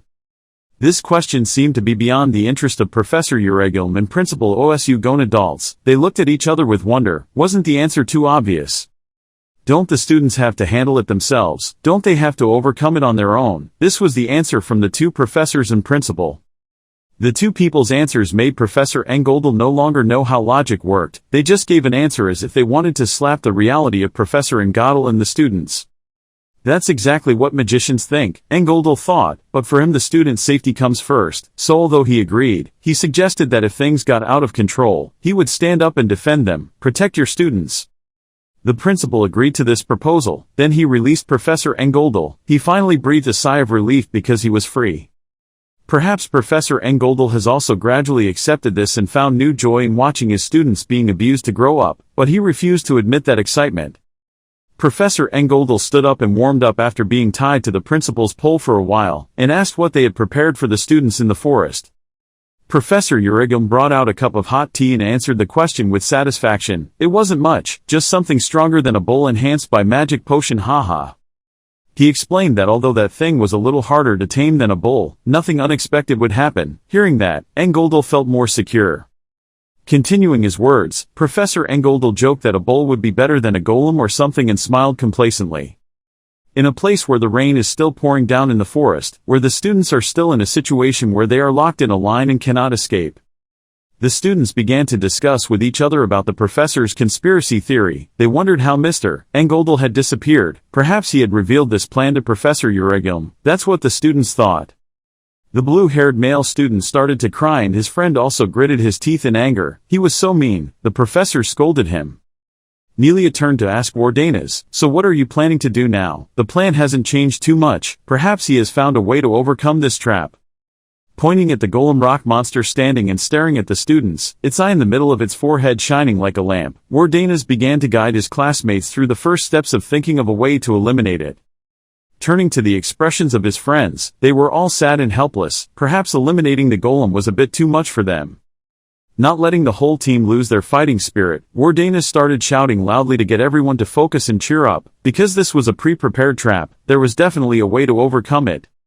Thinking of this, the whole team felt excited as if they had found a ray of hope. Everyone began to concentrate and think of ways to fight. Of course, there was no way the professor would use golem without thinking about this. Hearing that, Nelia also breathed a sigh of relief. It seemed like the first doors were opening for them before a challenging battle. Although Wardanis had mixed worries and determination in his heart, he thought he still wanted to try it out anyway. Their night was spent next to Golem in the locked area. It was still raining at night and the students sat together by the fire. They wondered if the Golem might have some weakness that they would have to personally find, and they discussed how to distract it. Nelia turned to ask Wardanis' opinion. "What do you think, Wardanis?" As soon as she finished speaking, she was surprised because Wardanis had evaporated without anyone noticing. She gasped, unable to believe what was happening. Shocked that some spiritual force had taken Wardanis away, she shouted loudly for everyone, "Everyone, Wardanis has also disappeared." She was panicked. At this point she was so scared that her face turned pale. She stammered loudly and shouted for someone. She shouted loudly, "Wardanis also disappeared." While being held captive, one person was still missing. At this time, everyone's mood was extremely panicked. Everyone gathered together and kept talking. They panicked, trying to search around. Ashan panicked and pushed up his glasses to look around. He thought the worst-case scenario was that he was kidnapped, and the blue-haired girl decided to risk everything and sneak away, entering the golem to look for him. Suddenly the orange-haired girl behind her seemed to see something that surprised her. She pointed forward and called everyone to watch. Looking closely, it seemed to be Wardanis. He was standing behind the monster in the rain. Miraculously he was okay. Everyone saw him standing here safe and sound and were surprised to simultaneously call his name. When they saw him standing so close to the golem, their first reaction was surprise, then they quickly warned him to run quickly and not to stand next to the golem for too long. Hearing them say that, he turned to look at it calmly. Seeing him looking at him like that, the golem also seemed to turn down to look at him. Only then did everyone notice that it didn't seem to react. When they saw that, they couldn't help but shudder at his bravery, then couldn't help but ask him what happened. Why did he disappear and then appear there again? At this moment, he pushed his cloak away, revealing a belt. It turned out he had used invisibility magic to get out. It turned out that while the other students were panicking, he used the invisibility spell to test if the golem would react to him when he was invisible. First he tried putting one hand out first. After seeing that it didn't react to him, he finally decided to step out of the line. Luckily, it didn't detect it and he got out safely. In addition, he also discovered an equally important information. Once he left the line, even if he stood in front of it, no matter what he did, it would not pay attention to him. The rest of the people heard that and admired his intelligence. They didn't expect him to come up with this method. After learning that he created an invisibility belt using ancient artifacts, they admired him even more. At this time, he humbly revealed that it was not he who discovered it, but the Presinga group that gave it to him. When the two of them heard that, their faces were scared. They sweat dropped, backed away, then tremblingly asked why he was related to that association. Seeing them reject him like that, his face looked helpless. There was no need to keep that distance. At this moment, Yoner spoke up to break the awkward atmosphere. She seemed to understand the Presinga Guild's artifacts quite well, so she explained to everyone that the Guild's artifacts were not easy to use. The white-haired boy finally realized the problem. He couldn't use that magic tool. He had to find another way. Seeing that he had finally realized it, the two nodded in agreement. When Ashan heard that, he was worried. Seeing that he was the only one who could get out, he asked for help. He asked him to go back and ask the professor for help. He shook his head sadly to show that he couldn't, but in his heart, he already knew he was in for this. It's the professor's fault, so it's useless to ask for help. Suddenly he reached into his pocket as if looking for something. Under everyone's surprise, he pulled out a staff and an orb, then told everyone that we had to solve the problem another way. The ball gradually flew up, thinking in his heart that if this was a test, it was definitely within the range of what first years could do. He controlled the ball backwards, intending to attack the golem's control core. He then gathered his strength to attack. This was his chance to end it. The sphere shot up, striking what was believed to be its control core. At this moment, everyone seems to be anxiously waiting for the results. The other two young men saw him hit and the golem competed in cheering even though they did not know if they had successfully defeated the monster. Only Yoner discovered something unusual. Now he was standing there in shock, his eyes wide open in surprise. At this moment every drop of raindrops slid down his dazed face. He remembered the moment the iron ball touched the monster's body. Clearly at that moment he had lost control over it. Looking at the iron ball still stuck to the golem's body, he thought to himself, damn it, I can't use the iron ball. He rubbed his eyebrows and thought about it. It was a monster that moved thanks to the mana emitted from its core. If the iron ball didn't work, he tightly grasped the staff, secretly determined in his heart, if the iron ball did not work. He raised his staff to try another way, and with his shout came a burst of power. At this time in another room, the principal and Professor Angeldal were sitting together. The professor looked very gloomy. It turned out that the professor was sad about his students. He was worried about whether his beloved students were really okay, and what if the students were injured. Seeing that the teacher looked gloomy, he quickly spoke up to comfort the professor. Just now, he only had a head, but now he added an extra hand to especially comfort the professor. The principal said that during his time, the trials were even scarier. While saying that, he winked and acted cute. When the professor heard this, he was speechless. How could these new kids compare to the old principal's days? He was worried, and Professor Uregulm had just brought tea and was sweating. Isn't the time he's talking about ancient? The principal reassured that this batch has many interesting new students. They will overcome adversity. Seeing that everyone was still not reassured, he added another sentence. Wardanis was also with the kids. Even though he knew that, Professor Angeldal still felt worried. Professor Uregulm poured him a cup of tea and the headmaster kept talking. No need to worry, especially when that kid learned magic from my grimoire. The two professors were so startled when they heard that, they didn't even pay attention to the spilled tea. Professor Angeldal couldn't believe what the principal said, as if he wanted to verify that he hadn't heard wrong. He stammered and asked the principal again, "What did you say?" "She learned from my grimoire, sir." The principal saw that they were overreacting like that and quickly explained, "It wasn't just me. Professor Vigrek also taught that kid privately. These professors are really cool, teaching magic to new students." Then he turned to denounce Professor Uregulm. Professor Uregulm heard him denounce him and sweated and said, "Professor Vigrek and I only taught a few first-year lessons." Suddenly the teacher turned louder and continued, "No, what Professor Vigrek taught was already beyond that level." Professor Uregulm was surprised to hear that, and Professor Angeldal thought he was a bit too loud. No need to turn his voice up, so it's so cramped in here that the teacher will take up all the space. The principal started to play mysterious games again, saying that according to what he heard, the professor was teaching 3 magic tricks. It is a type of magic that creates magic circles. The number of magic circles determines the difficulty of that magic. Specific steps are required to use the spell. When the user chants a spell, a circle will appear in the air. 1 circle is elemental magic. The 2 circles will be able to maintain its shape. And it takes 3 rounds to be able to control that magic. The teacher continued, "A true 3-ring magic can create all 3 at the same time, but if he can create each one, he will quickly grasp the 3-ring magic." On this side, he created a water balloon, which is now floating in the air. He caught the water ball. He knew that a water ball was weaker than an iron ball, and it also had difficulty maintaining its shape. At this moment, he began to focus his thoughts again. He remembered those strange teachers, even those insane professors, were not completely unreasonable and arrogant. He knew for sure that the lessons they taught could solve this problem. While he was concentrating, Yoner walked over and asked him what he was doing. He heard someone calling his name and opened his eyes. Seeing him spinning the water ball, I was curious and asked why he was spinning the water ball. At this point, he didn't know how to explain anymore. Maybe he should tell her that because he often rotates the water ball, he unconsciously did that. Hearing the word rotation, he suddenly seemed to realize something. He looked at the water ball in his hand and suddenly thought of another way. He thought maybe if he rotated the water ball fast enough, it would have a stronger penetrating force than usual. Thinking that he would raise the staff to try it, he secretly thought that's right. It will be like a bullet.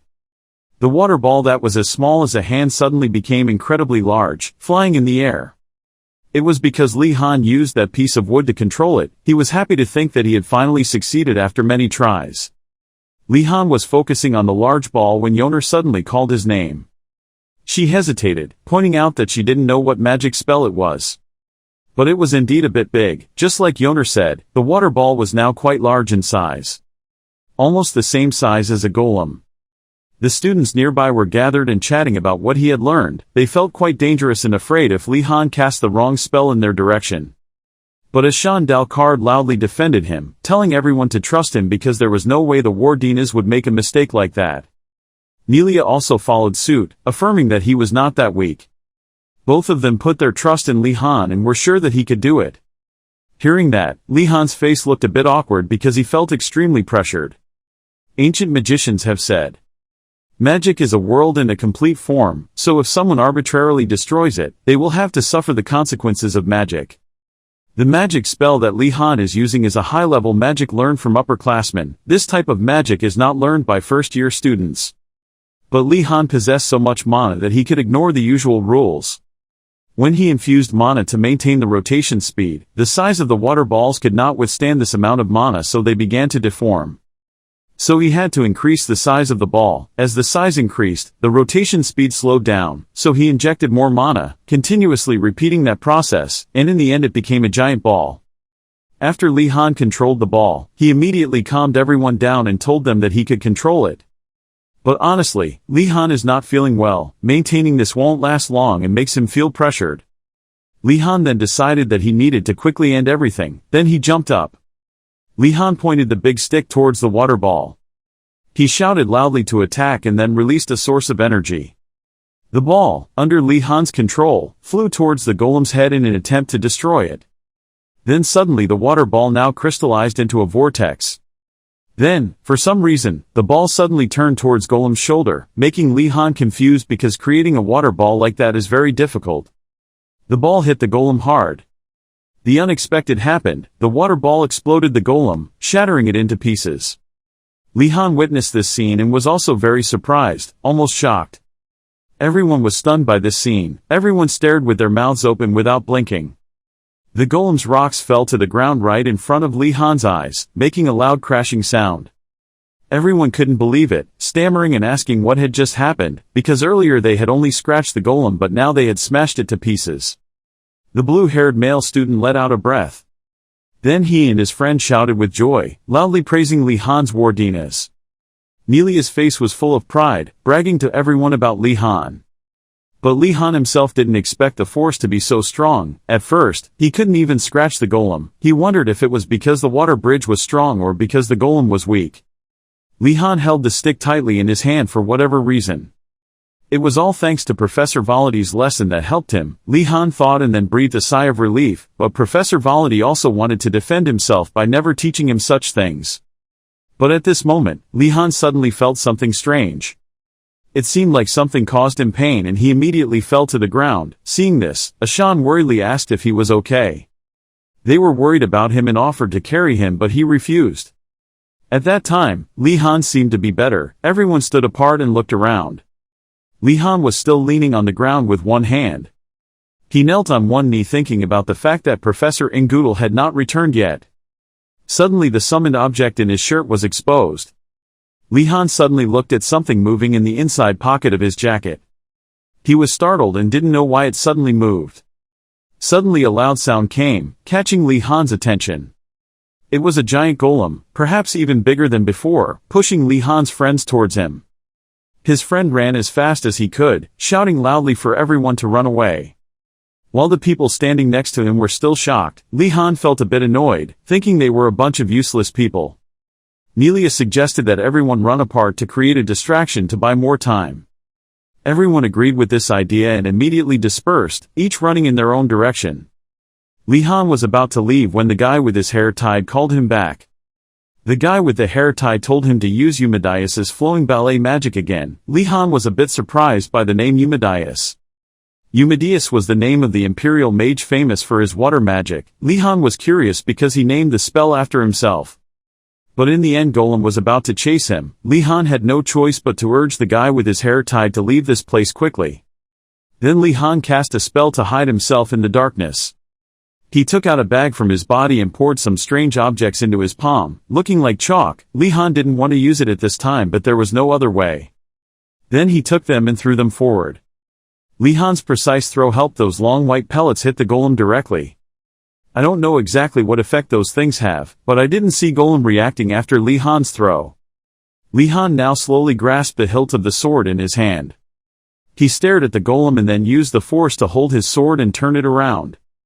Li Han raised his sword high, planning to sneak into the blind spot and attack the golem's legs.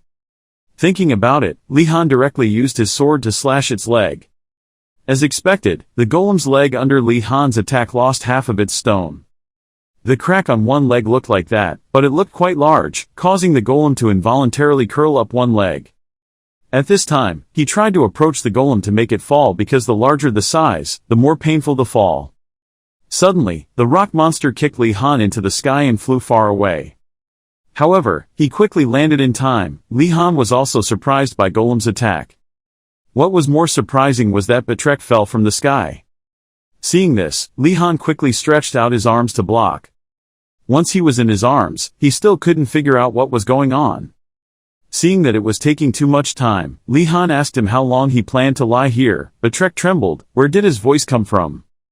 Li Han then placed Betrek on the ground. Having been saved by Li Han, he turned to ask, "Are you Wardanis?" to Li Han's surprise. Li Han also wondered how he knew him while he was still invisible. It was so obvious. He pointed at Golem and said that only Wardanis from Tan Long could do this. Betrek turned to Li Han and thanked him for saving his life. While the two were in love, Golem suddenly raised his hand high and prepared to attack them both. Without hesitation, it threw a powerful punch down. Li Han pulled him out of there and dodged in time. It lifted its hand and left a hole in the ground. That terrible force shattered the rock and earth. Then it stood up and turned around. Both of them also stood up. At this time, Li Han turned to tell him there was no need to thank him, then asked why he was here. Hadn't the golem blocked all the way? He said they used mud-dissolving medicine because Sister Sienna knew how to prepare it. Li Han seemed to see a ray of light opening up. He didn't expect that there was such a thing. If he knew how to take advantage of it, he could neutralize the golem. He asked Betrek with a bright face where the medicine bottle was, but he just patted his head and said he had used it all. At this moment, he could only silently say in his heart that the person he had just saved was of no use. But now Li Han realized something was wrong. Why didn't Golem go crazy and take revenge? Even the stone monster slowly moved away from him. While he was nervous and didn't know why, from somewhere a scream for help rang out. At this time, there was a student holding his head and lying on the ground asking for help, because Golem was targeting the injured. Seeing that the situation was not very positive and there was not much time left, he struggled to know how to stop it. But Li Han didn't know how to do it. He remembered when he talked to Professor Garcia. At that time, she advised Li Han not to abuse his huge amount of mana. He remembered what she had explained because the fire element had great destructive power. After that, Li Han was enlightened and knew what he had to do. He transferred fire energy into the stick. Then he quickly ordered it to burn. Li Han raised his stick forward, creating a dazzling light that glowed in the night sky. Looking at the scene of sparks flashing before his eyes also made him stunned for a moment. Next, a source of fire energy with strong burning power emitted from his side towards the golem. In just a split second, the fire covered the entire golem. After that, the fire became more and more intense and burned all over the stone monster's body. In its eyes, it looked down as if accepting that this was the end of its fate. The golem's eyes could not stand the terrible heat and gradually cracked. Then whatever happens happens, the stone monster is split into rocks, falling to the ground. Betrek stood to the side with his eyes opened, amazed that Li Han had crushed the stone monster.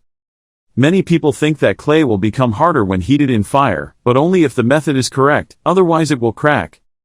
He was very pleased with Li Han's cool performance and thought this must have been all his plan in advance. After hearing the name for a long time and seeing it with his own eyes, he now knows why the students in his tower are afraid of Li Han. Seeing that he had successfully saved himself and others from danger, Li Han put his hand to his mouth. Then he covered his mouth in surprise, not believing in the terrible power of just now. At this moment, Li Han was secretly grateful to Professor Garcia for not letting him use it in class. Luckily everything was okay now. The students from far away happily ran towards him. A hand was placed on Li Han's shoulder. Everyone lifted him up and kept shouting, praising Li Han for being so great in defeating the stone monster. Everyone praised him for doing a great job. Everyone was saved thanks to Li Han. After a while of complimenting, Delmak also realized something. Then he was surprised to learn that Li Han was Wardanis from the Tan Dragon Tower. He saw nothing surprising and immediately thought he must have eaten something by mistake. When they realized Li Han's identity, Yu and the others were also surprised why he was here. After that, he flipped it over as hard as flipping rice paper. They thought he had an evil plan and was planning to show off his achievements. But without letting them talk nonsense, he stepped towards Li Han. Betrek explains that Li Han was the one who saved them. Seeing Betrek limping, Dumak was also worried, so he went over to ask, but he said he was fine and not to worry. Li Han asked Betrek to take care of everyone. He immediately agreed. When everything was over, everyone gathered, some to rest, some to cook soup, and to get medicine. Other students take attendance, making sure everyone is complete and no one is missing. Li Han went to Yoner to ask about the injured White Tiger Tower students, but Yoner said they were fine because everyone at Vermilion Tower was very good at first aid. When talking about it, we can't forget Sister Sienna. Yoner admires her very much when she can also use pain relievers and reduce swelling. When it comes to Sister Sienna, he's a bit cautious, in case that wonderful person wants him to disappear so she can become first class. Li Han was contemplating what to do next after solving this problem, when Sister Sienna came from behind and called him. She held a box full of medicine bottles in her hand and went to find Li Han. Sister Sienna heard that he directly fought Golem, so she brought Li Han some healing medicine and told him to use it. Seeing her so dedicated and thoughtful, he was also surprised, not thinking she knew such news. She put the pill box in front of him and persuaded Li Han to use it quickly. She did it all herself. Suddenly seeing that he was being cared for so much, he wasn't used to it and had doubts. Many times this was an opportunity. Yoner saw this and stopped him, telling Li Han it was okay, he was not injured at all. But contrary to Yoner's prediction, Li Han grabbed the medicine bottle. Then he quickly drank the medicine bottle as if Li Han had died and hadn't been able to drink water for several days. In a split second, he drank the entire bottle of medicine in front of the two of you, not leaving a single drop. Li Han felt empowered and eloquently said that this was the best healing medicine he had ever taken. Yoner saw Li Han change 360 degrees and was surprised why he behaved like that. He continued to turn to Sister Sienna. She made such wonderful medicine herself. How could a talented person like her be here? Of course this was his natural flattery skill. Seeing Li Han react so violently, she was also stunned and didn't know what to say. The next moment, Sister Sienna smiled brightly like a flower. Her face was cheerful, her heart was filled with happiness when receiving such a compliment. She humbly said that she still had many shortcomings, repeatedly placed medicine in his hand and told him that he could take it all. Li Han got so much medicine that he said this was enough. Sister Sienna was enthusiastic, allowing Li Han to just tell her when he needed it. Sister Sienna then left, leaving only Li Han and Yoner there. After a while of flattery and lifting Sister Sienna up into the clouds, Li Han also breathed a sigh of tiredness. But when he remembered the moment he talked to her just now, he felt something. Sister Sienna is very polite and has an eye for things as expected of a prestigious family. Fortunately, his method worked. Li Han waved at Sister Sienna, and she politely nodded in response. Seeing that she was friendly to everyone she met, smiling and talking happily, Li Han thought that perhaps some of the Vermilion Bird Tower students also had feelings for her. Suddenly, while he was still in a daze, Yoner put her hand on his shoulder and called. Yoner asked if he didn't owe Sister Sienna money. Li Han didn't understand what she was saying. The mountain scene was now late in the afternoon and became quiet. The two of them decided to go down the mountain. At this time, the students were gathering at the foot of the mountain. Everyone seemed to be waiting for someone. A student looked forward and said, "Over there." It turned out that the two professors had returned. From the forest they gradually appeared after a while of disappearing. Professor Uregulm happily said they were back, and Professor Engoldal, worried about the students, quickly ran over to ask if they were okay. The other students saw the professor and stood there for a moment without reacting. Suddenly, everyone got angry and blamed the professor for why he only came back now. Thinking that after a long time of not seeing each other, the students would be happy, but unexpectedly some wanted to defeat me, some wanted to step on me, surrounded by hostility. This made Professor Engoldal extremely shocked. However, Professor Uregulm was extremely optimistic when he looked into the students' eyes and realized that they had learned many things while he was away. Professor Engoldal was speechless when he heard that. The students heard the professor say they had learned many things and agreed, but with a very strange attitude. He said it was alchemy. Professor Uregulm then told the students to always be alert because disaster could happen at any time. But at this time, the students still have not forgiven the professors for letting them struggle alone, so they intend to create a disaster and make the professors pay the price. Suddenly, Professor Engoldel also apologized to the students. He immediately explained that he also wanted to go with the students, but the principal forced him. Before the professor could finish his sentence, they turned around and said of course it was, both the principal and the professor were the same. Professor Engoldel immediately clarified that he was telling the truth, but the students said it was too late and now they didn't believe him anymore. Hearing the student's face like that, his face turned pale as if he had lost his soul. The professor then slumped down dejectedly when the student he taught didn't believe him. But Li Han, standing aside, saw through it that everyone didn't trust the professor anymore. This was truly a way for them to grow up. Then he turned to Professor Engoldel's dazed look. Li Han thought that with his reaction, the professor must have told the truth. Another student couldn't believe this absurd explanation because it was impossible for a professor to be kidnapped by the principal. Li Han felt that with the bossy personality of the Skull Headmaster, it was very possible, and even Professor Uregulm also noticed Professor Engoldel's mood. Then Li Han sat down next to him and called the professor. He decided to turn his face to the world and believe in Professor Engeldel and even comfort him. Seeing the lovely student before him as the light of salvation, Professor Engoldel was so moved that he shed tears. Hearing that, he did not hesitate to open his arms and hug Li Han. Professor Uregulm on the side also realized that he was too flattering. Then he turned to the rest of the students and asked about the situation with the training. Ashan happily showed him how wonderful it was. Everything went very smoothly. Li Han achieved great success when using earth bombs and fire to defeat Golem. Suddenly, after hearing that, his eyes turned white and his face was sweaty, seeing that something was wrong. Professor Uregulm put his hand forward and told him to wait while his other hand held his head in confusion. His face became panicked when things didn't go as he planned. The professor asked what Golem, what about the bulls, where did they go? When he said he was just preparing the bull, the other students stood still for 5 seconds, speechless and not knowing what to say. They couldn't believe something like that could happen in the world, so they told him he should keep quiet. The professor couldn't fool them. Who understands this feeling? Professor Uregulm tries to get everyone to believe him, but the students just think it's a coincidence.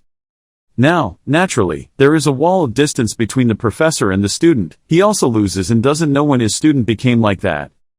The professor then decided to go find Li Han and ask him why. He wanted to ask Li Han to make sure it was a golem and not a bull, and he also said it was a golem. Hearing that, Professor Engeldel put his hand on his shoulder. He told him to wait. The atmosphere around him suddenly became darker and heavier than ever.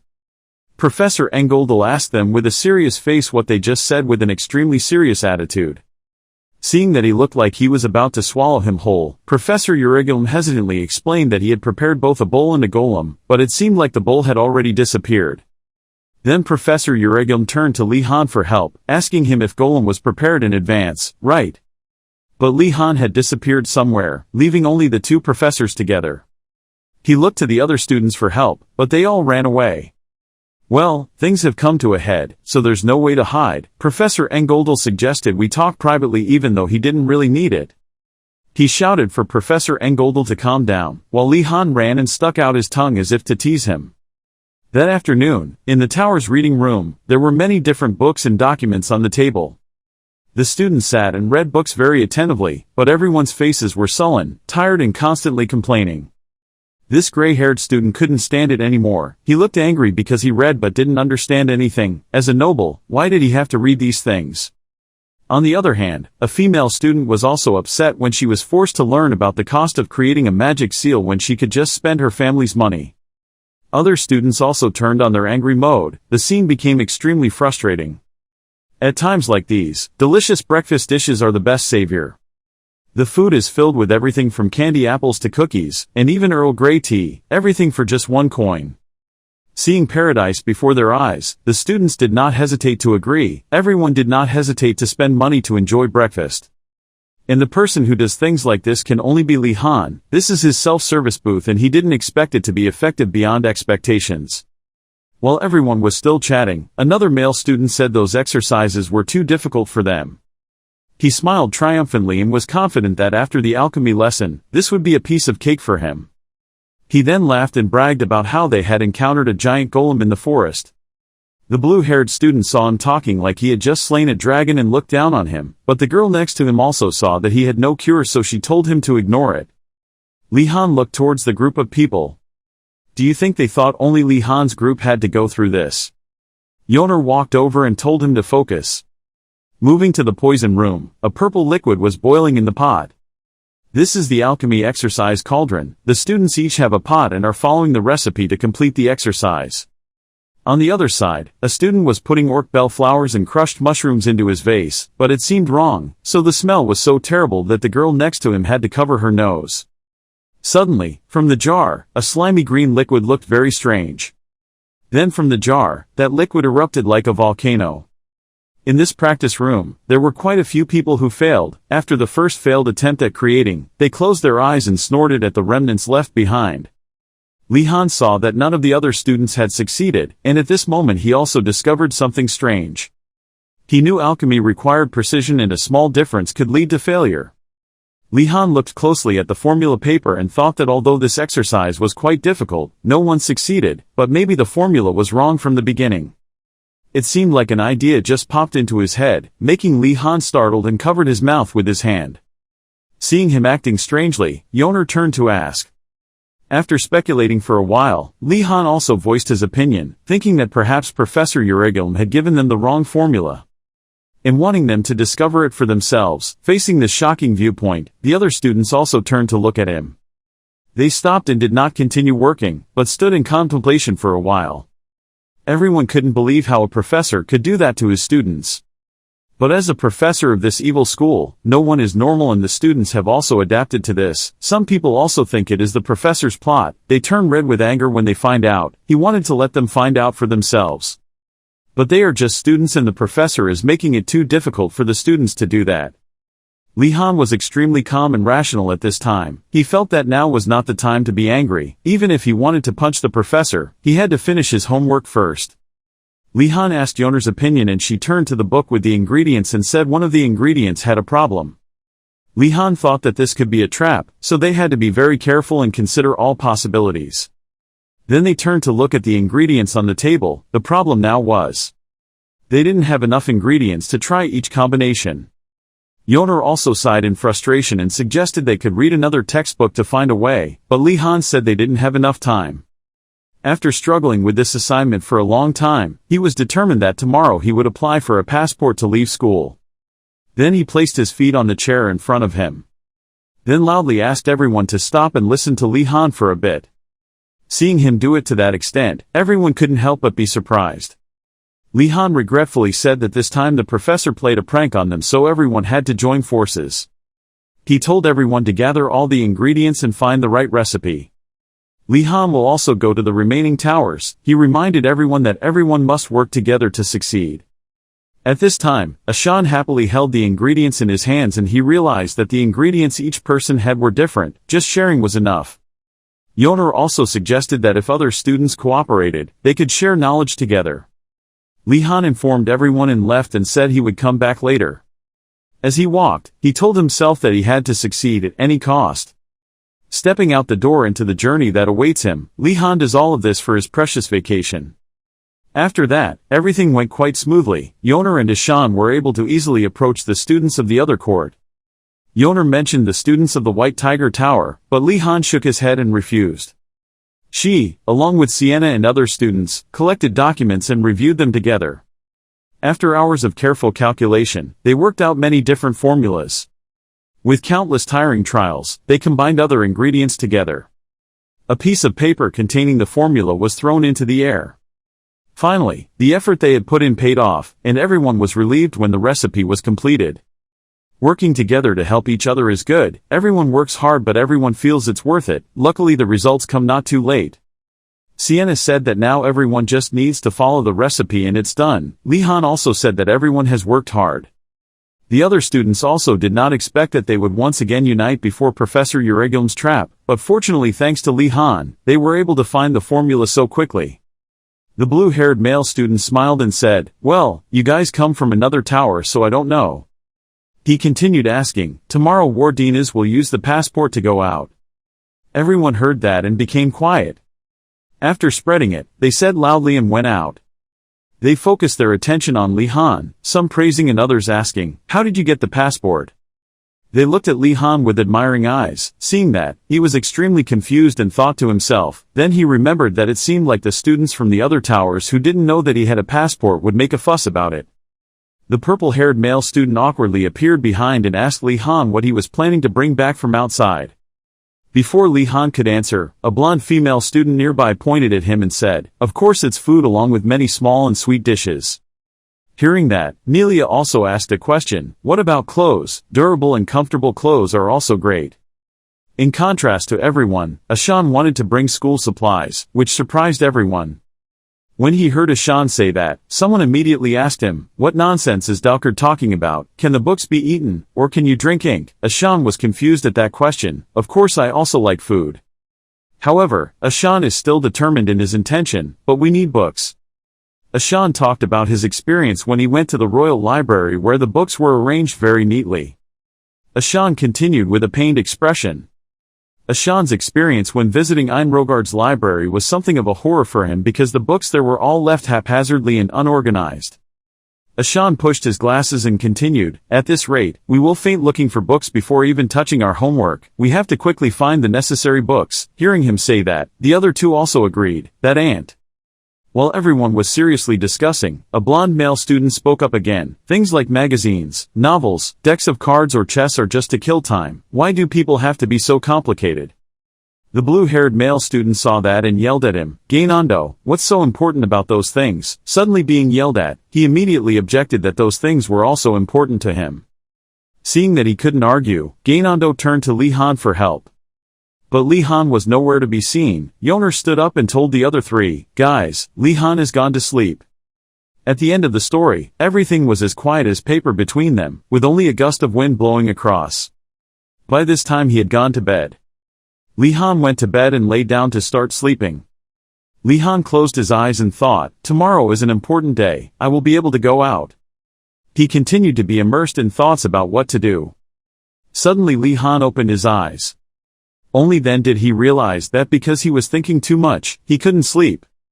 At this moment, he thought about what the principal had said. "Remember when you were tired of looking for the wooden house at night?" Those things made Li Han extremely worried. Suddenly, a book was pulled out by a stream of magic. Falling to the ground attracted Li Han's eyes. Li Han looked at that book and wondered, "This is the book the principal gave me, why did it suddenly move?" That book not only moves by itself but also opens automatically. The lines of magic in the book flowed out like water, making Li Han extremely surprised. They moved non-stop towards Li Han, making him panic. Those spells gradually penetrated his body, making Li Han wince in pain. A moment later he opened his eyes. When he fully opened his eyes, he realized he had been transported to a strange place. This place is extremely desolate. Li Han tried to bend down to check the ground under his feet and realized that this was an illusion created by the book. At this moment, when Li Han stood up, the book continued to appear. The book opened and stopped. Gonadaltus walked away arrogantly. Li Han saw that and asked, "It was magic that I learned last time, but it was only the theory part. Could it be that I should continue studying it now?" The book immediately nodded to show that he was right. Li Han looked at it and smiled, thinking, "He introduced this magic because he saw me pondering. What a good book." But then Li Han refused and asked the book to take him back. The book was surprised to hear that. He immediately sullenly turned the pages continuously. Li Han looked at him confused and wondered, "His personality is similar to the principal's, so I take back my previous compliment." Thinking about it, Li Han picked up his wand and spoke to the book. There was no other way. Li Han closed his eyes and began to study. The principal appeared and said fiercely, "Criminal number 24601. That guy heard that and denied, "Master, I'm not a criminal." Knowing that he had accidentally said something, the principal smiled and apologized to that old guy. Li Han stood there observing everything. Li Han yawned loudly due to lack of sleep. He remembered last night's exclamation. He didn't expect to be able to learn new magic in his dreams. There were indeed many types of training in this world. After successfully curing the countryside, the principal said to Li Han, "Congratulations on being released, Wardanis." The principal said with satisfaction, "This is a reward for what you have achieved, so be proud of it." Hearing that, he bowed his head and thanked him. The principal began to tell Li Han about the rules. He also added that if you don't return on time, a search team will be sent out, he said, pointing his hand at the guy next to him. Li Han looked at him and sweated, even though he knew the principal was playing big but didn't expect it to be so big. Not only that, the principal also continued, "You can only take home the things you bring yourself, you can't borrow carriages, or any other means of transport." As expected, he guessed correctly. Saying that, the gate opened before Li Han went to the principal to encourage him. "Okay, do your best, kid." When he set foot outside the door, the light overwhelmed him. Then Li Han turned his head to look at the closed gate and thought, "That's it, the rules aren't as harsh as I thought, I was prepared for the weight limit." Then Li Han turned around and left, thinking, but most of all, right now he is very happy. Because Li Han finally left the academy. Right now he begins to do his duty. After a while, Li Han also went to the village closest to Filani Academy. Li Han was talking to a resident there and he asked, all the nobles in the vicinity had left their mansions following the request from the academy, and the nearest mansion took several days of horseback riding. Hearing that, the uncle laughed and answered Li Han, "Exactly." The answer made him collapse. Li Han was so angry that he suddenly trembled and thought, no wonder the principal was so simple. Then he helplessly held his head and thought, clearly he had blocked my path to making money from the beginning. The most powerful nobles in the empire don't need to borrow money and goods, because there are countless merchants willing to give them their wealth to establish relationships, he thought. And people who grew up in that environment probably don't even know the concept of borrowing. But in everything there will be an exception. Li Han sat in some luxurious room face to face with a white-haired man. His face was serious, trying to suppress the shame in his heart, asking the person in front of him if he could lend him some money. Li Han's words were so successful that Arion, the manager of the Kako Merchant Guild, couldn't help but open his mouth wide, the tea in his mouth spilling out. He knew clearly that he was from the Wardanis family, so everything was even more unbelievable. The town where he lives now is called Flown. Although not prosperous, everyone lives together peacefully. People here do business bustlingly, hot bread stalls are sold every day. And the reason for all that prosperity is the Magic Academy. Not only did that place rely on the abundant natural mana in the area, but the school also needed many other materials for experiments. The school will offer a generous reward to hire adventurers to collect materials, so that the magicians can freely research, and when they run out of supplies, they will hire adventurers, and so on. A cycle happens, but every time they seeing invoices, the finance department always gets angry. In a certain room, there was a man screaming the principal's name in anger, while papers flew everywhere. Except for a few people, everyone in this relationship is happy. That's basically what this place is like. So luck is on Li Han's side, because as long as he has money, he will have everything. That's why Li Han sat opposite Arion, hoping he could lend him some money. Arion was still very bewildered after hearing this. Under the table, Arion's hands were almost clenched into fists, clearly showing his concern. If he lent him the loan, it would benefit the Merchant Guild because he would have a relationship with the great Wardanis family. But as someone who thought too much in the final stages, he was afraid that it would be a huge loan that the Merchant Guild would not be able to handle. Arion hesitantly asked Li Han how much he wanted. After hearing that question, he was stunned and hesitated, not knowing how to answer. Seeing Li Han's reaction, Arion's face was terrified. His overactive imagination began to kick in again. His hesitation in his eyes symbolized a huge amount of money that was hard to say. However, thinking about the relationship with the big family, there was fire in Arion's eyes. He was determined that even if he spent all his own money, he would still be able to connect. Thinking for a while, he finally said the price he wanted. All Li Han needed was 20 silver coins. Hearing that price, he was startled and said of course they could lend him such a large amount of money. But after a moment of recovering, Arion finally asked again in shock. Li Han was similarly bewildered. His reaction stunned Li Han. He gingerly negotiated another 15 dong. Arion saw that attitude and his face turned red. It turned out he had misunderstood the person. Li Han just needed a little money for shopping, only. When Li Han saw that he didn't say anything, he was scared and thought that the price he offered was too much, cutting it to only 12 silver coins. Arion saw that he kept reducing it, so he helplessly told him that he didn't need to reduce it anymore and that he would give it right away. From the money he borrowed, Arion was able to guess that he needed to buy a few things. He even suggested a tour of the town. Li Han was happy after hearing that, because it was too good. When the merchant guild employee came to give him money, Arion noticed something and turned his head. Looking at the original plates that were still filled with cake that had since disappeared, he was shocked because he didn't see him eat a single piece. Arion turned his eyes to Li Han's figure walking out the door. Attention was caught by his visibly bulging shirt pocket. Arion was speechless looking at that scene, not knowing what else to say. He began to doubt whether Li Han was a noble or not because of his actions, and in his heart began to plan how to deal with him. In his mind, even though Li Han was only a first-year student at a magic school, once he had the chance to go to the store, he would definitely spend freely. He couldn't help but imagine the future. I met Li Han again wearing a sophisticated outfit. Every time Li Han wants to buy something, he will calmly take the initiative and manipulate him into buying that thing. And for him to throw on the green winch, it was an excellent plan to impress the young noble. However, reality is always contrary to dreams. Li Han refused a merchant who wanted to sell him bread. Instead he wanted an item that could store canned food and large-sized furniture.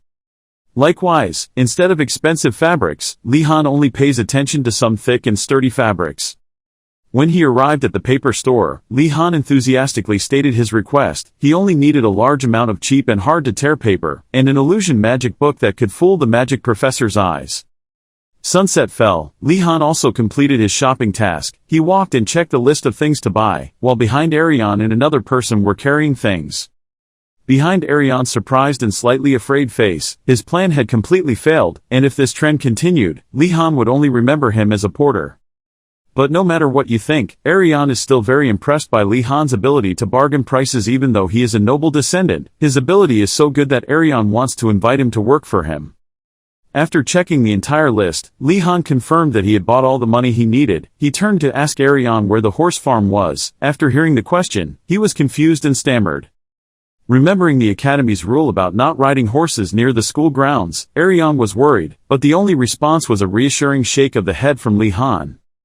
He was looking for a horse for another purpose. On top of the Academy, there was a man controlling an eagle. In the stables, the horsemen were also doing their best to take care of the irritable horses.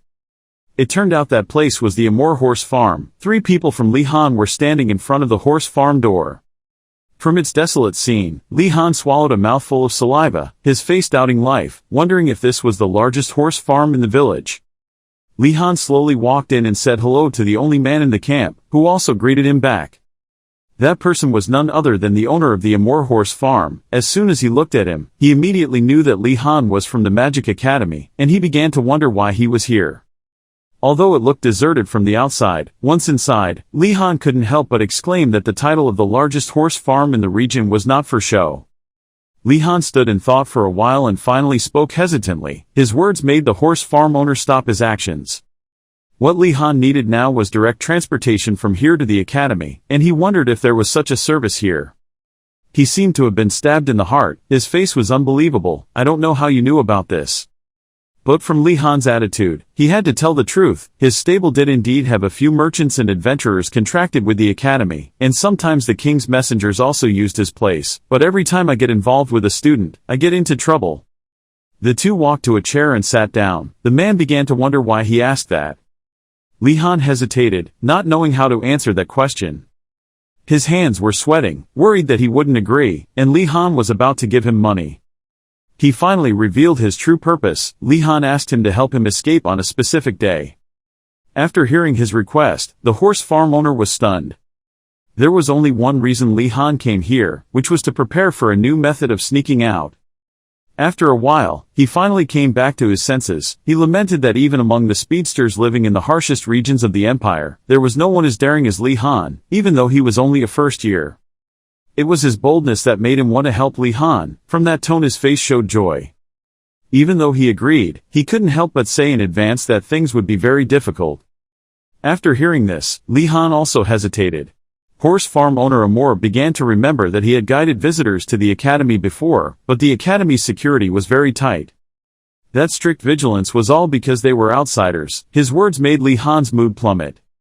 After those words, Li Han couldn't help but rub his forehead in anger, cursing silently. The principal is really too much. Things are not simple at all. Seeing that the other person's mood had changed, he slowly stood up, not forgetting to comfort him. He walked over to Li Han and placed his hand on his shoulder. His face showed happiness. As long as Li Han found a mount in school, everything would be much simpler. After listening, Li Han looked bewildered, not understanding what he was trying to convey to him. His bewilderment was beyond his guess. He began to explain. One time he accidentally escaped with someone else. The man realized that although the academy was strict with outsiders, it was very relaxed with others, people in the academy.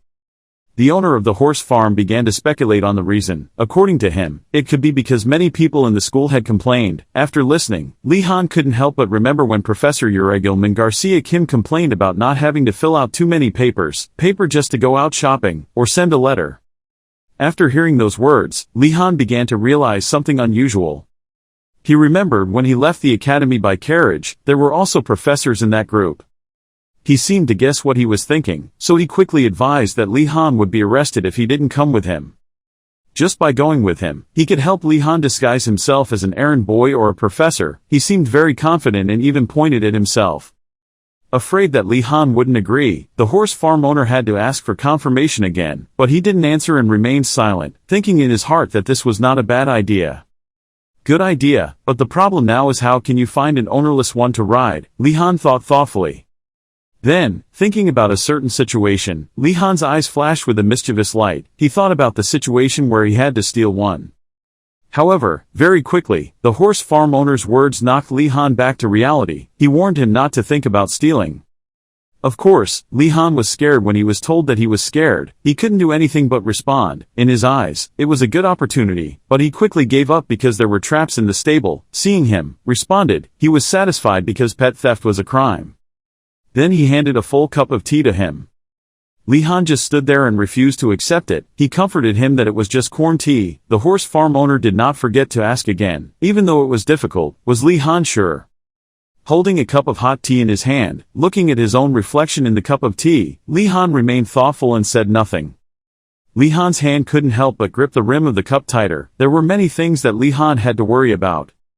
But in the end the decision was still made. Li Han had no other choice but to agree. After thinking about it, Li Han brought the cup of tea to his mouth and drank it in one gulp.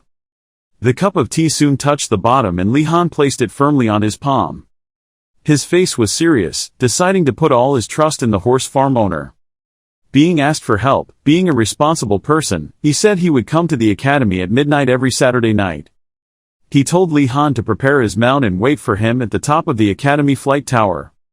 One night, Li Han wore a cloak and stared at the people who had just arrived. He did not forget to tell them to leave when Li Han was ready. Returning to the village, the sky had turned yellow because of the sunset. In the middle of the scene, a call ruined everything. Arion ran after Li Han in front, calling his name as he ran, hoping he could wait a bit. He was breathing heavily while carrying a pile of heavy things while trying to tell Li Han to wake up. He understood that he wanted to carry as many things as possible, but no store was willing to help. But all arguments are meaningless. Li Han is still determined to go ahead. The two of them followed Li Han, carrying a pile of things on their backs, their faces bewildered when they saw his figure gradually disappear. The two of them watched Li Han run straight to somewhere, helpless to do anything. Arion looked at this scene and couldn't help but put his hand on his forehead. He really didn't understand. He began to wonder why a student from a magic school would want to go to that kind of store. Li Han stopped in front of a certain place. Li Han stared at the store in front of him, his face worried.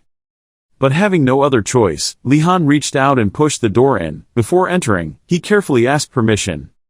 Stepping inside, Li Han asked to confirm again whether this was Baldororn's illusion magic shop or not. Inside the store a woman sat there with a crystal ball in front of her. She looked at who was coming, her face expressionless. When she saw him approaching, she gently invited him to sit. Li Han also followed suit and sat on the opposite side. She wondered what brought him here. Li Han hesitated to answer. Seeing his awkward look, she gently told Li Han to take it easy. Even though she was calm on the outside, inside her heart was a violent undercurrent. In her eyes, things had gotten worse since he walked in. She panicked and didn't know why a magic school student was in this shabby place. When standing in front of a Magic Academy student, she was like a duck standing in front of a goose. Because she was only a three-circle magician, compared to a student from Inrogard, she was only the size of a fifth-year student. During her second or first year, she began to panic and wonder why Li Han came to her when there were so many magicians in the academy. Finally, after thinking for a while, Li Han said the purpose of coming here, which startled her out of her thoughts.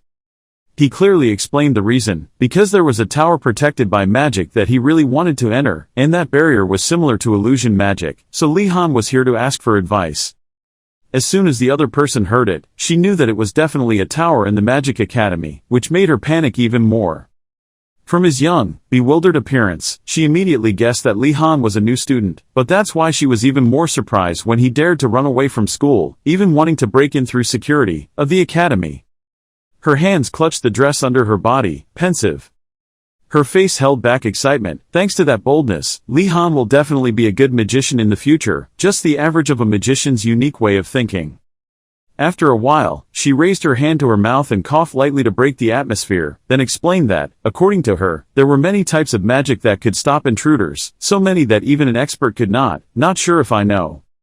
Talented magicians are like skilled safecrackers. They can figure out the structure of protective magic, and even better ones can use the information to crack them. But that required a lot of experience and understanding. Even if she taught Li Han the method, it wouldn't be so easy to do. Her words made Li Han pensive, but everything was not beyond his expectations. From the beginning he knew it was difficult. But everything has a solution. He thought of something. If I couldn't play it properly, I would play tricks. Li Han immediately asked her if there was any trick that could help him break the spell himself. She didn't close her eyes but just considered it a joke. But when she saw Li Han tilting his head and looking at her intently, she was surprised to see that Li Han was really serious about this matter. Playing with her hand for a while, she remained silent without saying anything. Thinking for a while, she finally said, what Li Han wanted to do was impossible. Afraid that Li Han wouldn't understand, she had to explain more clearly. Even if Li Han understood their structure, those protective spells were still very difficult to remove, wanting to defy everything and use force to break them. Saying that, she paused for a moment before stating the conditions, which required the caster to have a huge amount of mana to be able to overwhelm the spell, in addition to requiring a source of power, enough to shake the magical setting, and that was almost impossible. But as soon as he heard that, Li Han was stunned. Excited, Li Han stood up, not forgetting to hit the table. Mana was not a problem for Li Han, so he just needed her to clarify. But she only saw the other person shaking his head, because in the worst case, Li Han could lose his life, and she couldn't let that happen. Seeing her hesitation, Li Han also prepared in advance. He placed a bag full of silver coins on the table, not forgetting to affirm that he would not put himself in danger. Matter determines consciousness. Even though her face was sad, she couldn't refuse in front of the attractive light of money. From where she took out a circle with mysterious patterns. On it there were also 5 stones placed in a circle. The first thing Li Han needed to do was have a large amount of mana, and it was best to have such a magic circle. Arts and mana stones are a good choice. She started asking if Li Han had learned how to draw a magic circle. Hearing that, Li Han was a bit stunned but also said he had learned it in basic geometry and arithmetic class. Receiving the answer she wanted, the crystal ball transformed again with a small figure of Li Han standing in the middle. She pointed at the center of the magic circle, asking him to stand there, but it was still difficult to accept. Get a large amount. But the biggest difficulty was that Li Han had to put all his strength into one attack. Li Han looked at her hand thoughtfully. As she spoke, she compared Li Han's mana flow to a flood breaking a dike instead of a slow flow. When the person opposite saw Li Han crossing his arms and staring at his own ball, he guessed that he didn't understand anything. She was confused and tried to explain in a more palatable way. After only a short period of time, Li Han was as fresh as spring. It seemed like he completely understood. After listening to the answer, the girl looked at Li Han, rubbing his chin in thought. It was not strange if people did not listen to her warning. It was also true. If he was a student admitted to Inrogard, he must have as a young talent in his hometown. Very quickly, she immediately denied it. To her there was no such thing as talent. Arrogance was the poison that corroded young talents. Thinking as she reached down and opened a bag, something out. She took out a handful of strange powder and threw it into the air. It turned out that it was called night moon powder. After throwing that thing into the sky, she started chanting the spell again. I summoned moonlight to bend the water's silhouette, then pointed the tip of the staff at him. 3 magical circles, the lunally and moonlight maze, followed by a dazzling light. Li Han's soul left his body. Li Han floated in the air, surprised to find himself immediately pushed back. But it quickly stopped when I found myself still on the chair. But Li Han still felt like he was separated from this space. He finally realized it was a spell. There was a strange feeling under Li Han's feet, making him feel as if even one step was dangerous. Outside, she held a staff in her hand. To her, this was not a noble illusion magic, but just something she prepared for intruders, but that was enough to warn him, even if Li Han did not, but she still had to warn him not to move. But at this moment, one of his words shocked her. Li Han had already realized that if he took one more step, he would get lost in the maze.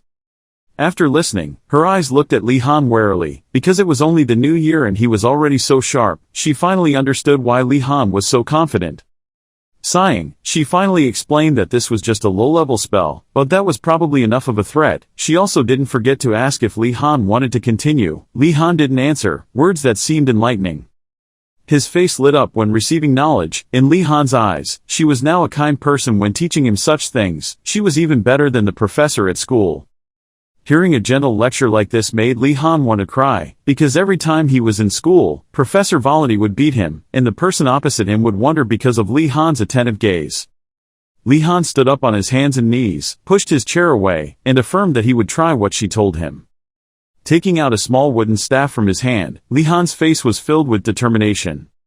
The scene was still constantly changing. Li Han retreated behind this enlarged, spellbound staff. In his eyes, it did not look like a stream but like a dam. Mana was like a whirlpool of water gathering in front of his staff. Then from there a stream of power like a cannonball shot out. In the place it aimed straight, it was not strange, it was where she was sitting. There was nothing else in her eyes now but only filled with that light. Even though there was no sound, she definitely heard it. The attack came in front of her desk and was blocked by a barrier. But it couldn't be stopped for too long. A deafening explosion made the hat on his head fly away. Accompanied by the explosion was the sound of the spell breaking. From all the doors of the house, a blinding light emitted, highlighting the entire corner. A moment later, the light gradually softened visibly. Inside the house at this time, tables and chairs were falling everywhere, and she was still sitting bewilderedly under the chair, looking at Li Han in disbelief. Her face was terrified, her eyes were A-shaped, her mouth was an O-shaped, and her hair was messy. Seeing the feet of the person coming, something seemed to break out of a cocoon. Li Han asked with a worried face if she was okay, not forgetting to kneel down and reach out to help her up. Unable to disappoint people's good intentions, she quickly shook his hand. So they did exist, geniuses, she was surprised. In front of the academy's gate, the principal and Professor Garika Kim were standing there, holding a piece of paper in her hand. Garcia glanced at the skull next to her, trying to chase him away so she could take care of this, but the principal just shook his head, saying how could he leave her here alone. I didn't know he was thinking of something funny, and smiled evilly. Professor Garcia Kim looked at him like that and was speechless. She knew in her heart that he was expecting Li Han to come home late, but she didn't say it out loud. Seeing that she could not change his mind, Garika Kim could only advise him not to put his hope in that. Li Han was different from normal students, and the principal did not deny it. But this has nothing to do with talent. Li Han has no money or time. The number of items he can bring back is limited. The more intelligent he thinks he is, the more constrained he is. The principal had an evil face and hoped time would pass quickly. Garcia Kim stood next to him, angry and annoyed by his blunt actions. But from a distance, a figure appeared, surprising her. What appeared was not a human shadow but more like a horse-drawn carriage. Garcia Kim looked at it and wondered.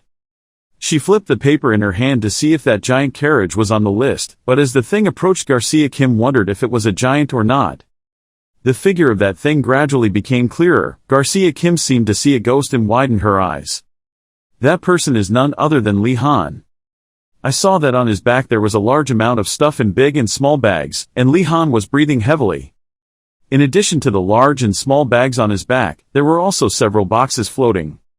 The principal and Professor Garcia Kim were also stunned after looking, but step by step approached Li Han. The two people were helpless and speechless. Garcia Kim couldn't believe his eyes anymore, because Li Han not only carried a mountain of stuff, but also used low-level control to carry several boxes. Carrying that much with only low-level control must have been very difficult. The principal's hand clenched into a fist. But then he released his hand, his face helpless. What Professor Volody taught him made him admire, because it seemed like the professor had successfully taught Li Han.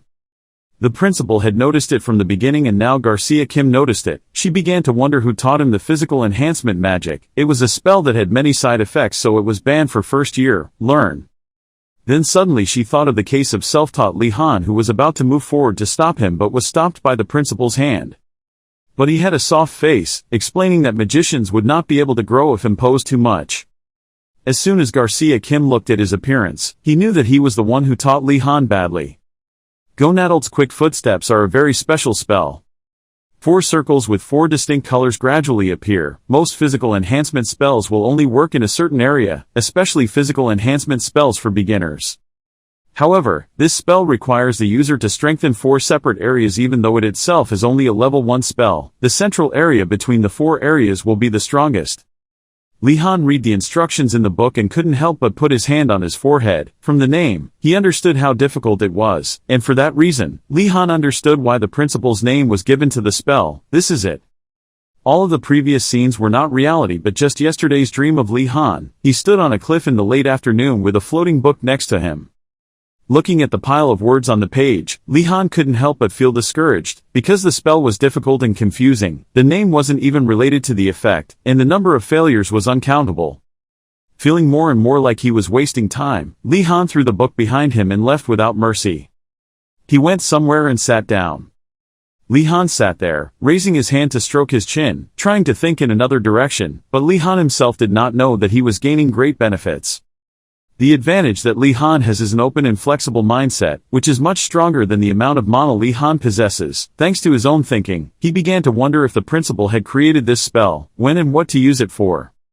A bold thought popped into his head, which was that he would try to recreate it because after all, this was just a dream. As soon as he finished thinking, a light appeared from the palm of his hand, then gradually turned into a handful of soil.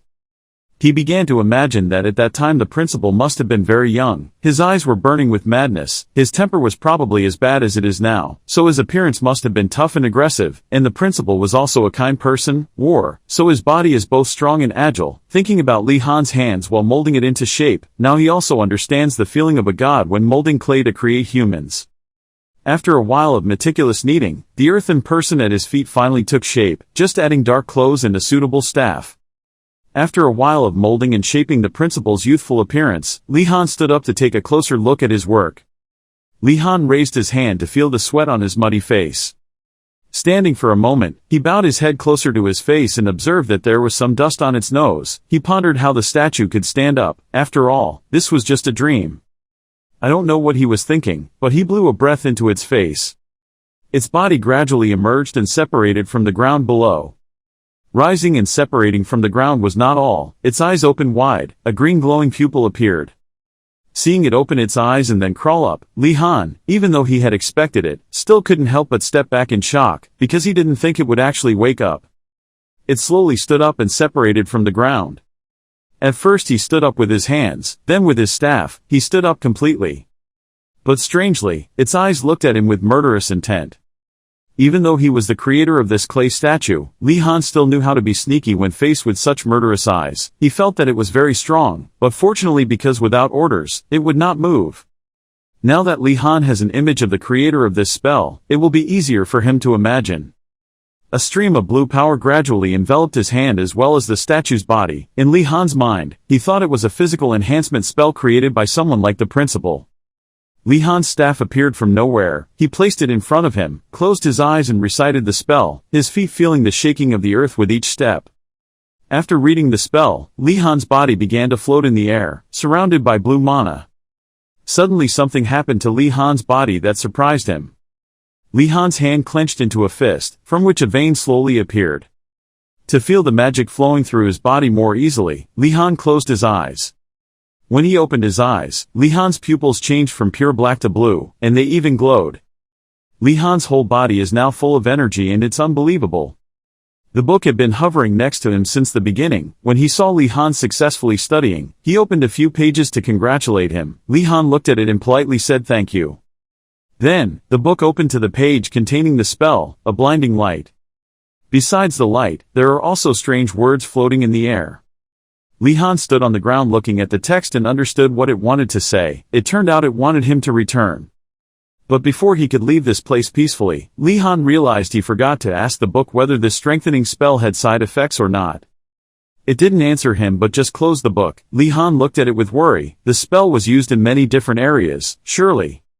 However, he didn't let him finish talking and immediately closed the book. At the same time, Li Han outside in the real world opened his eyes wide and woke up. Coming into his sight was the ceiling of a familiar room. Looking outside at the bright sunlight, Li Han immediately knew it was morning. That is the past, and now Li Han is still carrying big and small bags. His face showed signs of fatigue, breathing heavily. Even if he wasn't sure, he had to use a spell, because there were too many things to carry. In front of him was the principal and a confused Garcia Kim. The principal looked at him and knew he was using his magic and had a pulse, but he mistakenly thought he was just releasing mana, and not only that, he also used elementary control magic many times. Witnessing that scene, the principal couldn't help but glance away. A normal magician would definitely faint from mana exhaustion, but Li Han had a lot of mana, so he should have passed out the first time he cast a spell. Turns out he found it strange. He came in front of the two people to announce that he was home. Instead of a smiling face, the principal looked at him fearfully and said hello, looking at Li Han speechless, because earlier he saw him sad because he escaped the trap.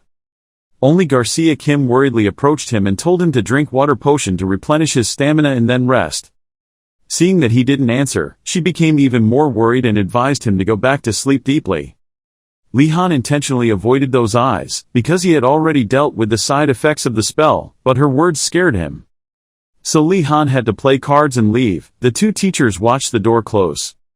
The principal quickly noticed something strange. He began to wonder where he got the money to buy that thing, without knowing that somewhere Arion was crying, hoping he would remember him. That afternoon, the students were standing there watching the goods being purchased. They suddenly turned happy when they saw someone. That person was Li Han, who had just woken up from a long sleep. Seeing that, the students quickly came forward to ask. They were all worried, asking if he was injured, but he only answered vaguely. Li Han approached a nearby chair, pushed it away, and started thinking about the problem of being too strong. He sat down on the chair and sighed dejectedly. He thought the side effects would last for 2 days. There was nothing wrong with this body, which made Li Han even more worried. A cup of hot cocoa was brought from behind, catching Li Han's attention. The person who gave that cup was Yoner. Her explanation was because she didn't ask for anything. Yoner sat down on the chair next to Li Han and said that he had taken care of the horse while Li Han was sleeping. After listening, Li Han politely thanked him. But he also couldn't help but worry about Yoner because that horse was very difficult to please. His words made her confused because when Yoner took good care of him, when she took him for walks he was very obedient. Hearing that, Li Han's hand holding the cup was tighter than ever. He was angry and couldn't believe that that horse was like that. You already took revenge, just wait and see. Yoner stretched lazily. A new week begins again. She suddenly thought about what homework they had left. Li Han said Professor Uragilm's homework was finished. Now there's only one exercise left. That was capturing the flag of the White Tiger Tower. The principal's homework is a basic character magic lesson. Don't know how it will improve one's personality though. But they need to get that flag. Li Han wasn't sure if anyone had tried it yet. The blue-haired male student was immediately frustrated. He tried many ways but it didn't work, and the black-haired girl tried to seduce them with sweets and it didn't work either. Can't break in. The other two immediately reacted violently, asking him what stupid words he had just said. Had he forgotten how they bullied Wardanis? Li Han stood in front of Gynandu, advising everyone to calm down. He guessed there was no other way but to ambush. Now he had a way. Before they knew what that method was, the blue-haired male student and the black-haired girl quickly showed that they were relying on him. Gynandu still thinks it would be better to exchange flags. After all, those white tigers are trustworthy. Li Han rarely saw him give his opinion, so he wanted to hear more about his thoughts. He immediately excitedly said that when they gave him bread and milk, they spoke to him very kindly. Li Han seemed startled. In a place like this, they give him milk and bread. It's definitely a trap, General. Li Han really couldn't say, did they want to bribe him, but thinking back, he was really a good target. Pitiful for Gynandu and innocently asked if he felt the same way. He suddenly opened his eyes wide. An idea just popped into his head. Li Han mysteriously called Gynandu closer, making him confused. Then, he whispered a few words into his ear. After listening, Gynandu became excited because only Li Han understood him. He said he would be back soon. After speaking, he immediately turned around and left. Li Han smiled and watched his back. A moment later, outside the tower, everyone finished shouting happily. The students gathered to look at the drawing of the white tiger flag. One hesitantly asked if they only needed to exchange this with the blonde guys, right? Marathi thought it looked like the real thing. It was definitely worth the effort. At this moment, Enrago rushed over to tell the news that the blonde guy had taken the bait, and they would meet him in front of the academy tomorrow at noon. Dumak praised him for doing a great job, but Enrago said that since he could eat delicious food, he should help them. The brown-haired male student saw that Marathi was still silently thinking. He was curious if there was a problem. Actually, Marathi wasn't sure if that blonde guy was trustworthy. What's more strange is, they agreed to exchange after listening to Wardanis. He was suspicious. Did Wardanis agree to this? Dumak advised Marathi to trust Enrago for once. The brown-haired male student also agreed with this idea. Marathi suddenly got angry because these guys thought so simply. But he just tried to endure it. It was good to be friendly every once in a while, so he immediately smiled and followed their opinion. Marathi thought to himself, anyway, even if you lose, you won't lose anything, because it's a false flag. At night, someone was secretly approaching the White Tiger Tower. That person is Li Han. Besides him there are also Yoner and Ratford. Li Han needed the perspective of a professional thief, so he asked Ratford for help. He felt this was an honor. Suddenly, Yoner screamed in panic, and Li Han looked over in surprise. She thought they should have asked Nilia as well. Li Han suddenly fell silent. In his mind, he imagined the image of Nilia. She asked gloomily, why did they go on the mission without inviting her? Wasn't she their teammate? After that, she sadly said she understood, thanking them for playing with her until now. Thinking of this, Li Han panicked.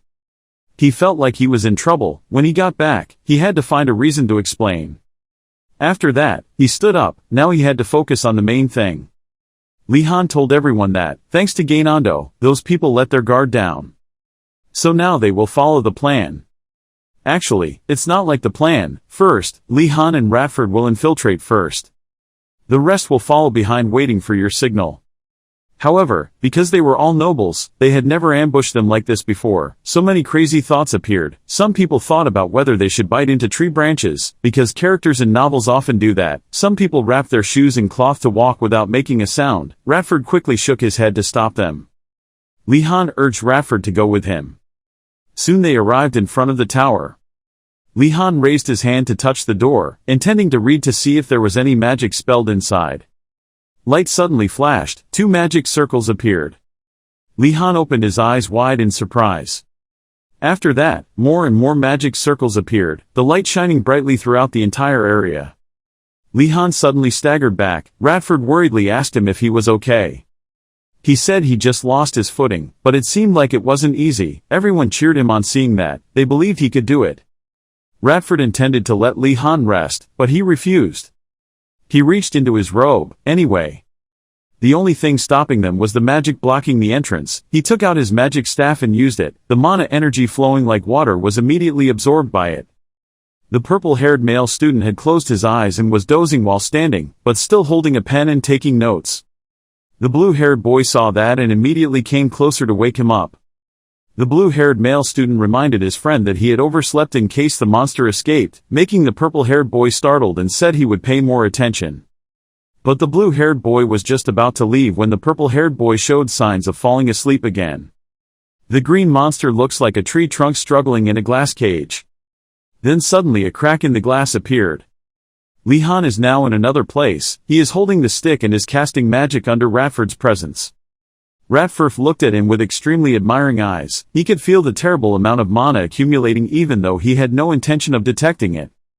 The image of Li Han closing his eyes, feeling the power and performing it is exactly what Ratford thought. Wardanis is a talent.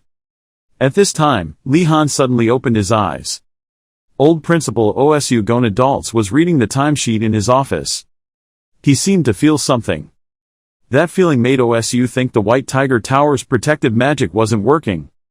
Osu immediately questioned another person. He wondered if it was because the anti-magic people were coming again, but the other person reassured him and said that it was not.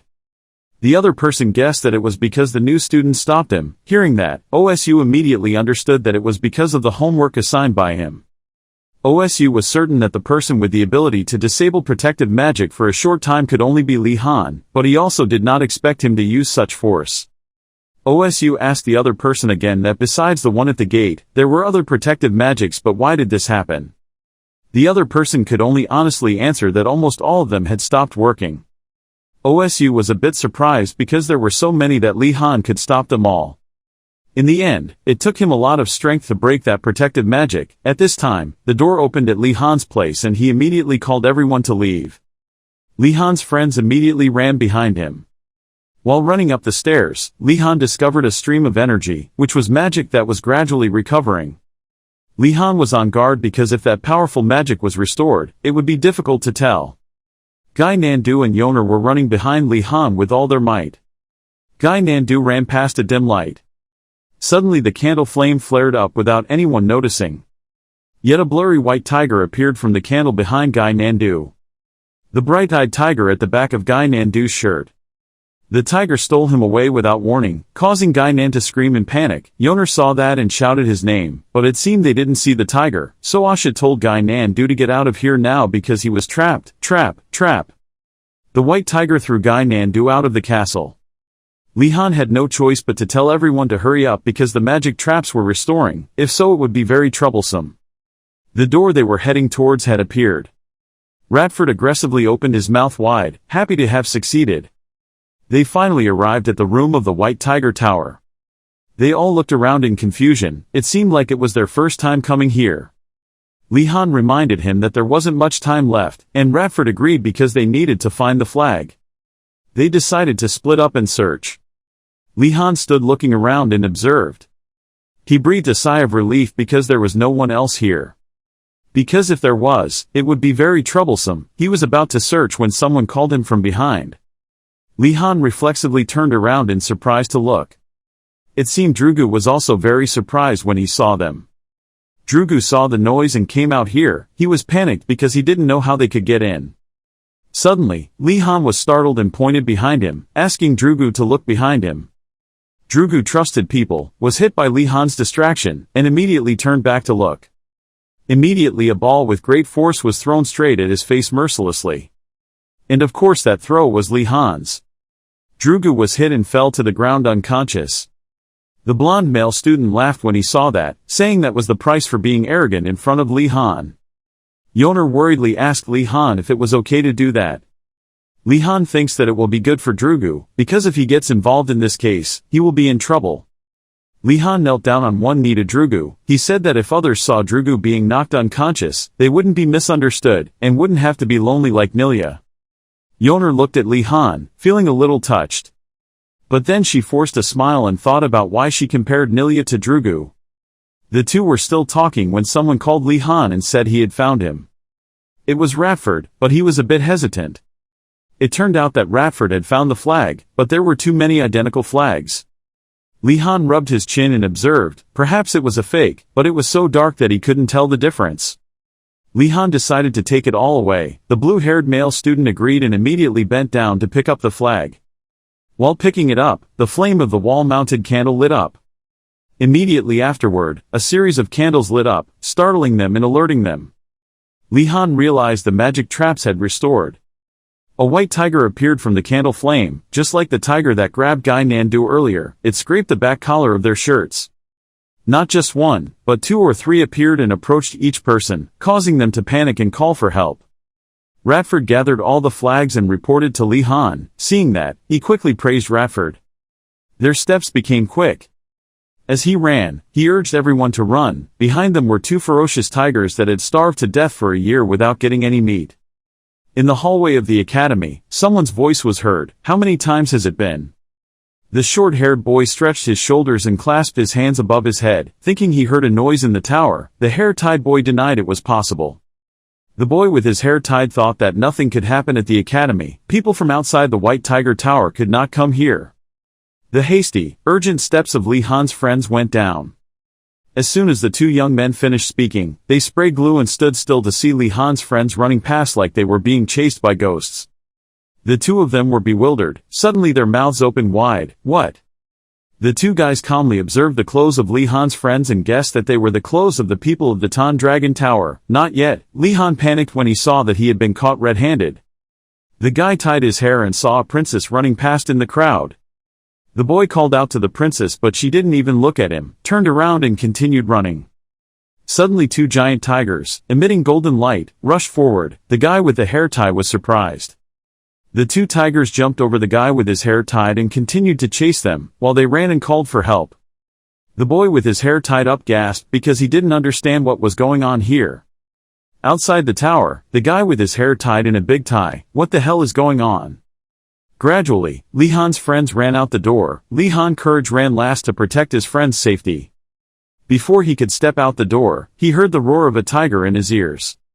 He quickly took a big step towards the door. Luckily, the tiger's claws couldn't reach his feet. He shot out like a rocket, landing couldn't have been softer. Phew, finally freed, he looked back at the tower with puzzled eyes. Now he took a deep breath, seemingly letting go of all his fears and worries. Once outside, no one had any strength left. Some sat on the ground, some were dizzy, some vomited. Li Han looked at everyone. We did it, at least temporarily. The voice of the guy with the hair tied in his hair rang out. He called everyone to teach and chase after them. Hearing that, things weren't over yet, Li Han suddenly called everyone to gather, warning the white tigers about to come. He was worried, so he moved aside so that one boy could carry a few people and run away. Having said that, he carried Gynandu on his shoulder, turned around and told Gynandu to stand up and teach. On Li Han's shoulder, he muttered to drive calmly, "Don't be nervous." In his mind, the scene of Li Han and him in disguise riding a horse-drawn carriage appeared in his mind. Li Han shouted helplessly, "I'm not the driver." Gynandu calmed down. Suddenly, a green hand from inside pushed open the door. None other than the White Tiger's men. They angrily shouted at the thieves. It's not over, they rushed out. It's really admirable that Li Han carried Gynandu on his shoulders and still ran at a good speed, which was extraordinary. He let everyone run ahead. He slowed down, thinking that if he kept running, he would get caught anyway. He quickly turned to tell Radford to distract them. Radford worriedly asked Li Han if he was being used as bait or something. Li Han quickly said of course not. Gynandu's face was green on his back and he was vomiting. Gynandu's tears held back long tears, swearing at the bastard Wardanis. Suddenly out of the bushes ran a young man dressed head down, with two horns on his head. He shouted loudly, not mentioning Rowena, but Durgu really trusted him. He was angry and bitter, his face red. He asked why Li Han had to rush Durgu to contain him. Seeing this young man running towards him, Li Han had a proud look in his eyes. It was a perfect opportunity. I don't know if it was because he had already planned it all. Li Han stomped his feet and turned around. His appearance is serious, his face is serious, showing the cunning of some kooks, saying that Durgu is just a chess piece in his hand. Durgu is stupid to believe his words. Hearing that, the young man was very bitter. He cursed Li Han as a bastard. Regardless of what the young man said, he still closed his eyes and put his hand in his shirt to get something. Li Han took out his magic wand from his shirt and called out the waves. Around the young man with two horns were ripples that wrapped around his wrists and ankles. He cried loudly. Then he was pinned straight to the ground by those four ripples. He angrily gritted his teeth and cursed Li Han for being a monster. Several people from the White Tiger immediately rushed forward, shouting loudly to that high-horned young man, Enrago. The few of them came to Enrago's side with short tears and long tears, but he was so miserable. He was truly an honorable person. Gynandu still hasn't woken up. His face is still green. He doesn't understand what happened, but he's still talking nonsense. Cuckoo people can never win against Wardanis. Li Han continues to carry him on his shoulders and go. Li Han stepped forward and raised his wand, calling to them. His face changed to a look of anger, threatening them not to chase him anymore. If they refused, he could use magic as much as he wanted. Not only that, you're also scaring the night away and you won't be able to avoid it. Having finished speaking, he turned around and continued walking. As he walked, he found another way to escape before many people arrived. For the time being, this threat would still work for a while. Unexpectedly, Enrago was so bold, he told his brothers to ignore him and chased after Li Han as Durgu's enemy. The whole group over there radiated a fiery atmosphere. The fire within them burned. They were determined to capture Li Han to pay the price for betraying Durgu. Unfortunately, Li Han's plan to scare him failed. He regretted not hitting him the most. A green foot walked towards me. Could it be Durgu or not? On the other side is a normal person's foot. Unexpectedly, the four of them were not afraid, but stood around Li Han holding sticks. Seeing this, Gynandu raised his head and asked, "Am I dead?" Li Han immediately took a stick and lightly hit him on the back, telling him to calm down. After speaking, he closed his eyes and meditated on how to handle this situation. Lihan Deo on the left uses a water ball, on the right uses a sword to block the attack, then he will run away when he blocks their sight. Suddenly Gynandu saw something on his back that startled him, his eyes opened wide. He quickly pointed towards what he had seen. You shouted loudly behind your back, "Pay attention." Gynandu didn't pay any attention, but advised you to lie still. The two white tiger guys laughed loudly. Those tricks don't bother me, do you think we're stupid? Suddenly something long and green wrapped around. It wrapped around the young man from the white tiger side. Now that he realized it, he was both shocked and confused. Before he knew what it was, he was lifted into the air. Lihan found it very strange. Looking back, he didn't know anything. Suddenly an announcement from the principal rang out, saying that a monster had escaped from the greenhouse. He didn't know anything, so he asked the culprit to go into the punishment room, be quiet, and catch the monster. The monster continued to lift the guy next to the white tiger. Hearing the announcement from the principal, Lihan didn't care. In fact, it was a touching conversation between the students and the professor about the failed experiment. Unexpectedly, that monster captured all of the white tiger's people. They called for help loudly. Seeing that, Lihan also felt a little moved. He thought that this was not for emotions. He didn't know what to do. He couldn't fight that monster while carrying Gynandu. Suddenly, whatever comes must come. That monster comes to attack him. There was a woman behind him standing and looking at him. She is Professor Garcia Kim. She waves her hand to create a blue aura. Throw away the monster's chain and help Lihan. Lihan gasped in surprise. Garcia Kim immediately came in front of Lihan. Lihan immediately recognized that it was Professor Garcia Kim. She immediately ordered him to move behind her. She needed a wand and said she couldn't believe another monster had escaped. This week had been very difficult for the new students, he immediately thought. Another monster. Lihan immediately abandoned that thought and pointed at the monster's red tentacles, asking the professor to catch the vine monster. She held the wand in her hand. Wait a moment, she recited the spell with her wand. Magic circles appeared behind her. A blue light appeared, illuminating the entire forest. The vine monster's tendrils gradually withered. Losing the name of the white tiger also fell to the ground. The name was nauseating. The name could not be said, I don't know. After dealing with the monster, Lihan turned to ask the professor what was going on. The professor immediately explained, about this, although this school has a perfect defense system against outside invasions, it has no effect on what's inside, because we can prevent accidents from happening when learning magic. This summoned monster was such a case. It seemed like the upperclassmen had failed in one of the experiments. The professor immediately laughed, thinking that such things happen often. Lihan really had 3 points, thinking that this was no laughing matter. Students in the school were being attacked and the professor was still laughing. He thanked the professor for explaining the situation. You reported to the teacher that there is not only this one monster, the other monster will also be dealt with soon, right? The professor suddenly laughed again. Don't worry, within a month they will be caught. So from now on, remember to be careful when going around the academy. God looked at the students lying down being attacked by monsters and the professor was still smiling, for a month, yet the professor only said be careful. He stood teaching and looked up at the sky. It was true, all professors were the same. The scene changes. The principal's system now announces that a summoned monster is lurking in the school. The students must pay close attention, reminding them that it is because a summoned monster is lurking in the school. In the room, there were 3 students sitting in chairs with their heads down, tiredly looking at the pile of flags on the ground. The black-haired girl was helpless, speechless and didn't know what to say. The blonde-haired male student suspected that they intentionally released the monsters. The blue-haired male student next to him agreed correctly. Otherwise, why didn't they immediately capture them? The person they suspected was the principal. Lihan raised his cup to drink water and listened to their story. He expressed boredom at school, thinking it was just because they were lazy. There are many magicians in the academy. I'm sure they could defeat a dragon if they mobilized all the professors.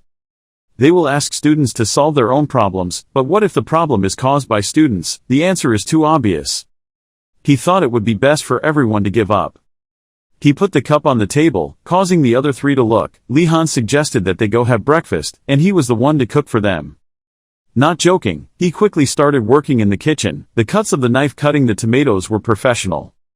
A pot of hot, fragrant soup, he added the meat last. The scene now is so poetic, the smell of the pot of soup spreads throughout the room. Indeed, his skills are very good. He took a spoonful to taste, he cooked a few dishes to nourish everyone because yesterday had exhausted everyone. The blue-haired male student tasted a wonderful feeling. Wow, it was so delicious, who would praise him? Stand in line. Gynandu scooped soup into his mouth and ate. He was lying on his back, dizzy as if he was drunk, but he didn't know anything. Now he taught him to eat like a hungry tiger, but today there was something good. The whole group gathered to eat together. The scene at this time was warm and full of happiness. Gynandu mentioned the white tiger again. Seeing them running made him satisfied. He and Yoner laughed happily. She thought that just because they cooperated together was also fun. Holding a bowl of hot soup in her hand, she said she also liked to enjoy delicious food together. The light entered the room, and in the afternoon she looked so beautiful, like a muse. They laughed and talked to each other, sharing stories about the past, wishing that their lives would always be like this. While we were cozy and together, the principal's system sounded a warning. I repeated that because summoned monsters were lurking in the school, the students had to pay close attention. Ashan Dalkard was bored and lost his appetite, while Gynandu was still happy and teasing her, so I'll eat it.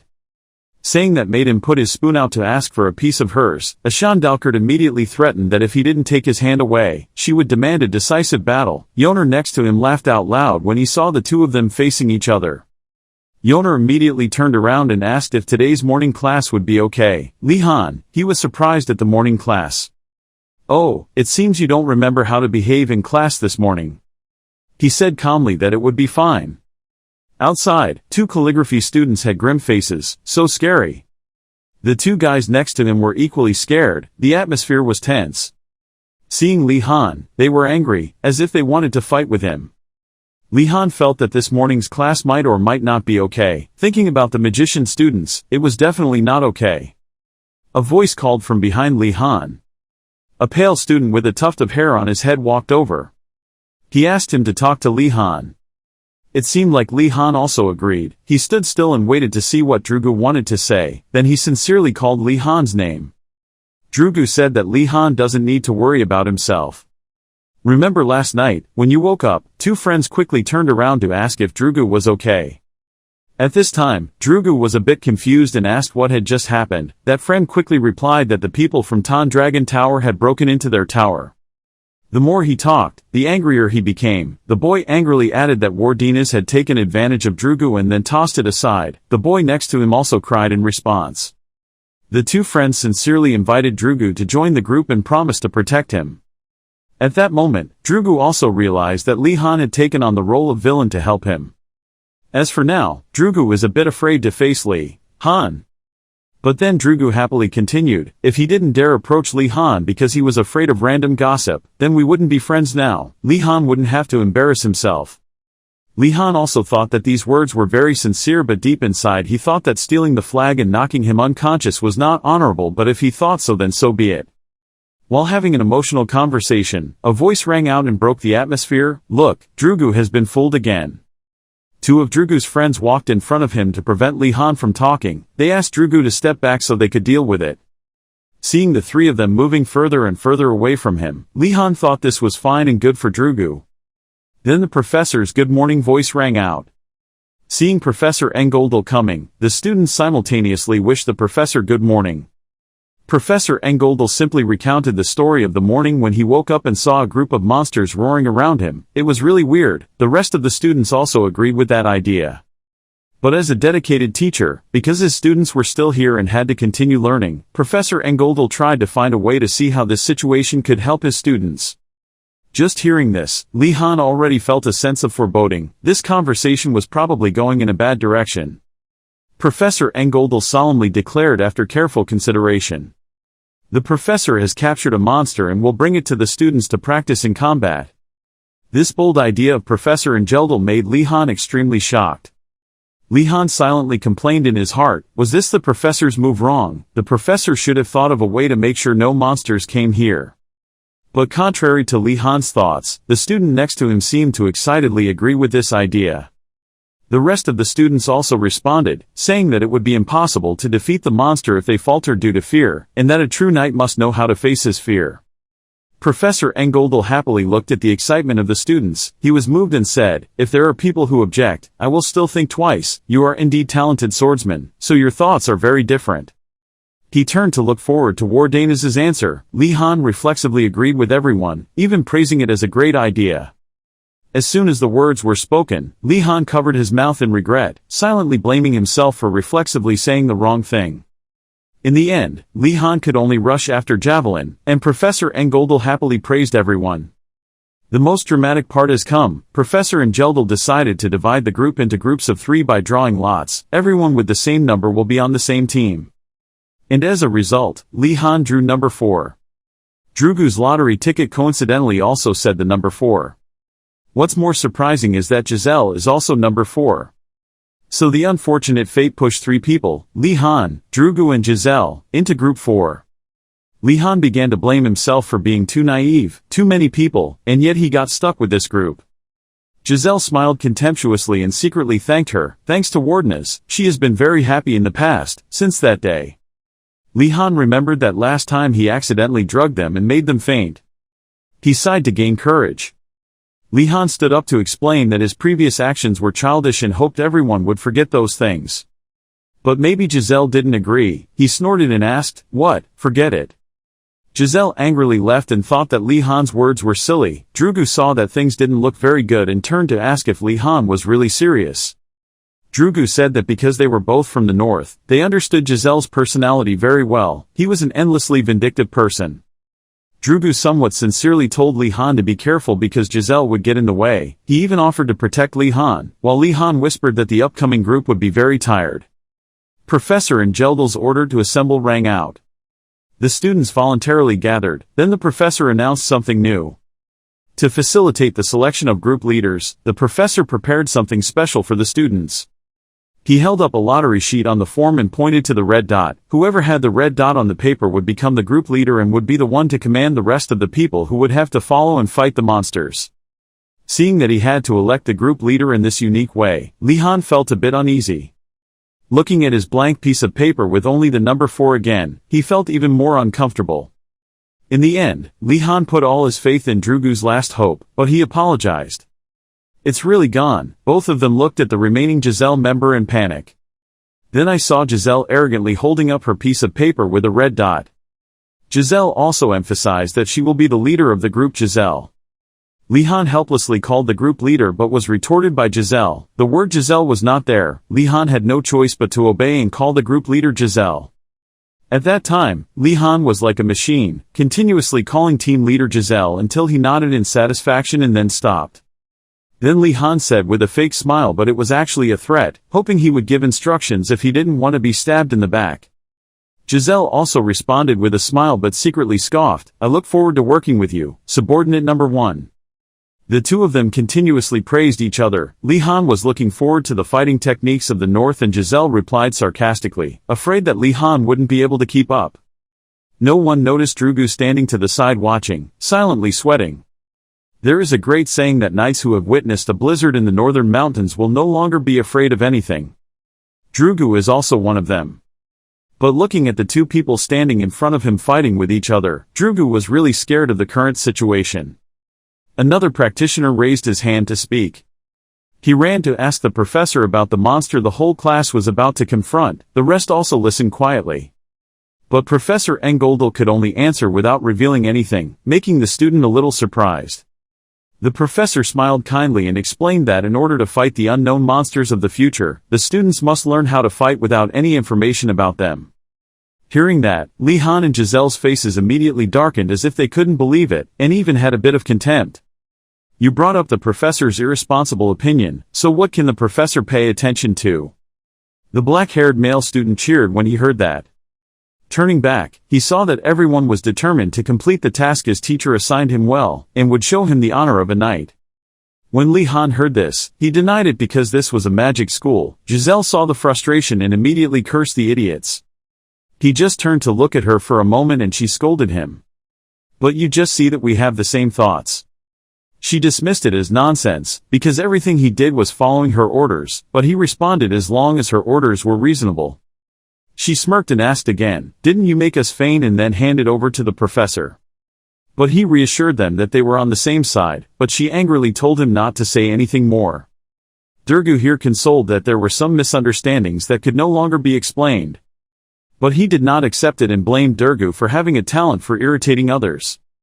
One by one each group entered, monsters waited inside, each group used their own way to run. The three of them, Durgu, Li Han and Giselle, walked forward together. Li Han bravely opened the door. He slowly walked inside. And even he had to admit that it was still pitch dark inside at noon, probably simulating an encounter with a monster. Suddenly Li Han held wooden sticks and lit them. A stream of light covers this place. Giselle on this side also looked impressed. She hesitated to think because this energy source was a strengthening drug. All three were excited. Suddenly one of the monster's feet stepped on the floor. It looks like a bull covered in diamonds, growling face with scary eyes. Giselle asked if it was the bull from before, but he denied it was not. And there was a loud sound. That energy is like a strengthening drug. Remember what the professor said, don't say it's a cow. But Li Han still firmly said it was not so. Durgu felt bad and asked him what was wrong. And he knew he should focus on the situation at hand. Because he felt two different types of energy from it, the enhancement drug and the spirit. Durgu started to get confused and didn't know what to do. Giselle found it easy to see and easy to analyze. Li Han then explained that normal attacks were ineffective and asked the two friends if they could infuse mana into their weapons. And all three said in unison that they could. Giselle on this side angrily wondered where he came from the Night Clan and how he did this. Then she spoke to Durgu and asked him in the center position, who would stand in the most dangerous place, standing directly in front of the bull would easily attack, she kept saying ignoring Li Han standing next to him. He asked Durgu to tell Giselle that the center position was naturally taken by the captain, causing him to suddenly include Li Han as well. Then she slowly teased Durgu by raising her middle finger. And these two feel like children. The three decided on a game of rock paper scissors, a while later. Every single step. It was Li Han who came forward. He was sad because it ended up like that. Simple strategy, we will split into three different sides and slowly approach until it reacts. The targeted person will focus on dodging, the remaining two will attack. The problem was the person dodging the attack, and he felt that it would only make the person doing the decoy more tired. Without waiting any longer, the bull moved forward with its head. It growled and screamed, looking very ferocious. Start casting your magic spells. Not only did Giselle become deaf, but also Durgu. When fighting, Li Han felt like this one wouldn't be easy to defeat. If so then instead approach it. Then he asked to listen to the flow order. Holding a sword in one hand and a wooden stick in the other, he looked so serious and fiercely majestic. But on this side, the bulls are no less. Its eyes began to glow, baring its teeth, just looking at it was terrifying. Durgu also couldn't believe it, as expected of Li Han. But there was something that made him cry out in alarm. Looking at the direction the water bridge was pointing at the bull, Giselle could guess somewhat. Giselle stood still and saw that all the water bridges were facing the bull. The wand appeared billowing with mana waters that were still sustaining them. Li Han's face was expressionless, he just calmly performed his magic. Seeing Li Han act like that, Giselle was extremely upset and angry and scolded Li Han for this name. An idea had previously come up when she chose a position for each person, after seeing Li Han talking to Durgu. Giselle wanted to lure the bull towards Wardanis, causing her to smirk smugly. However, as always, Giselle thought that Li Han had the same plan as her. Not to be outdone, Giselle rushed forward because for her there was no way she could not defeat her. Giselle stood behind Li Han, surprising him, thinking that she had caused him difficulties. She was even more pleased. However, every move she made was discovered by him. Li Han deployed magic to hide in the darkness, leaving behind a rushing stream of water. Giselle was startled, she did not expect that he would disappear. At the same time, the bull approached her while she wasn't paying attention. Giselle didn't expect it to come so close. If you throw a javelin, you must follow the climb. Giselle makes a move to turn the bull into gold. The first wooden sword grazed the bull's neck, causing it to clench its teeth and a bright color spurted out strongly. After being attacked by Giselle, the bull's body cracked further, revealing the bright color of mana. Being attacked, the bull turned and ran away out of control. Spots of light appeared on its body. Giselle stood still and watched it run away. Looking at the wound on the knife and the bull's current situation, Giselle expressed regret because the wound was too shallow. After a while, the bull recovered and returned to its original aggressive state, exhaling white smoke.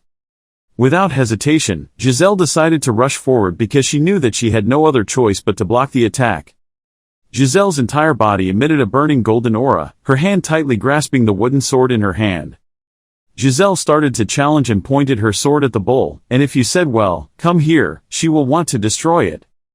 But unfortunately, Li Han was quicker, his sword forcefully appeared on the bull's head. Li Han decided to end the fight. He relied on his seasoned technique to hit it hard. The bull resisted, but it was insignificant. The only thing left was to stand still and absorb the blade. The bull looked blankly and didn't even understand what was going on. The swing of the sword caused the bull to fly far away, its whole body floating in the air and then landing on the ground. Giselle lowered her sword next to Durgu, who was also standing motionless, looking at the motionless bull. Giz stood looking at the bull with a bewildered expression.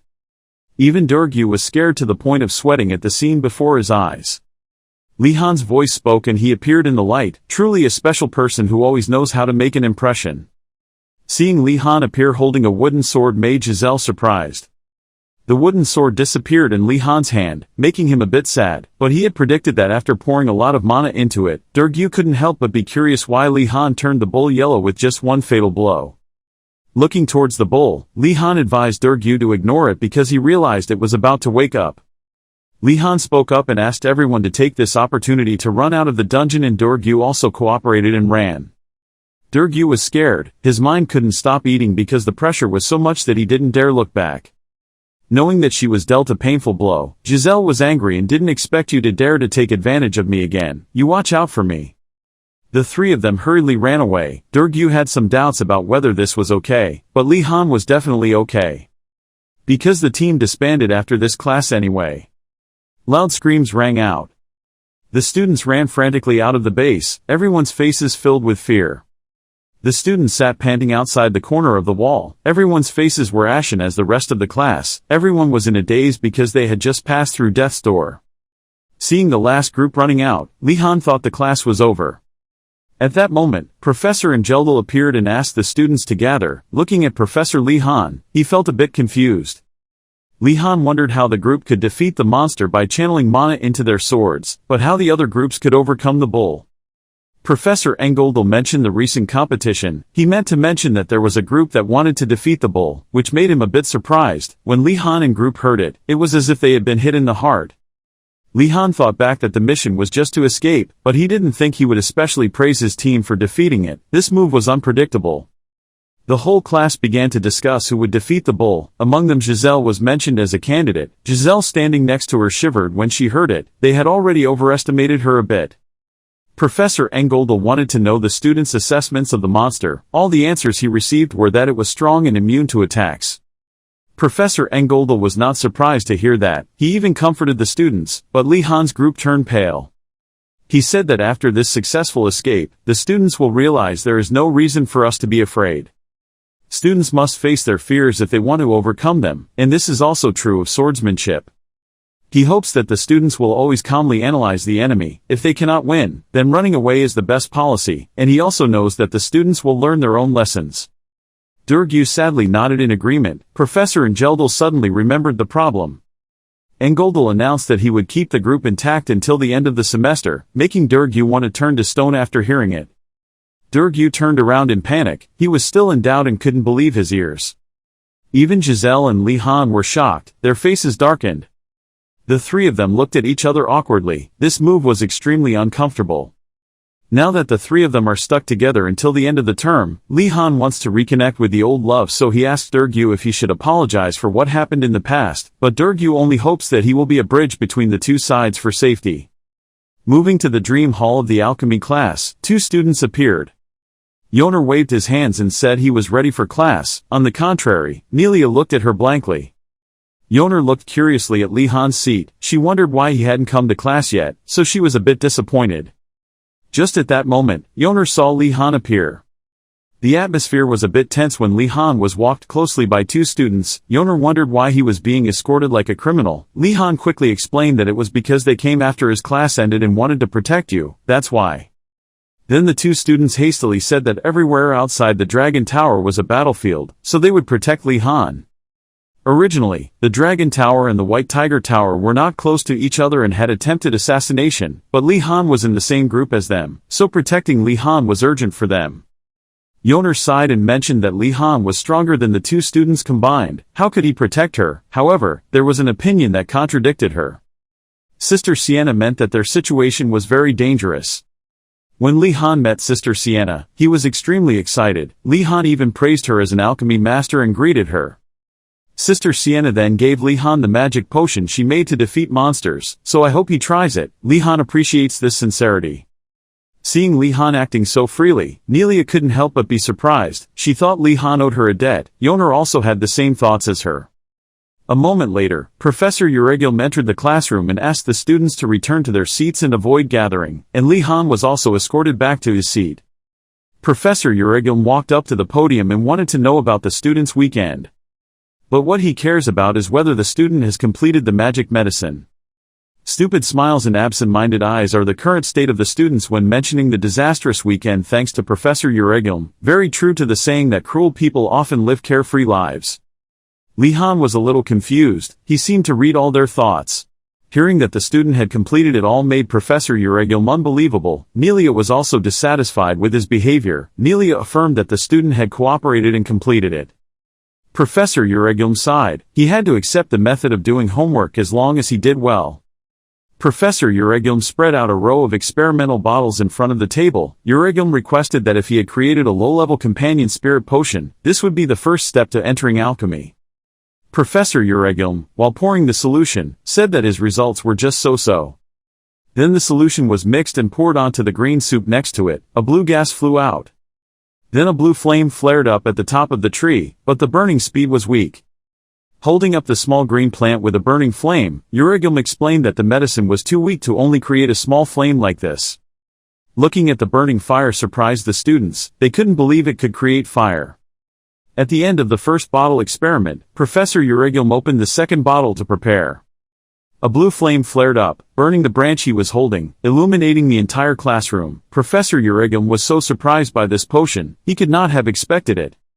He was curious who the author of this comment was and looked at the note from Li Han Wardanis. Professor Euregilm was surprised to realize that it was Li Han. He was suspicious when he saw the professor looking at him with that look. Professor Euregilm looked away, intending to remind Li Han not to become complacent too soon even if he had prepared a few good potions. Trees to try to disappear. He said that the curriculum will only begin to be difficult later on.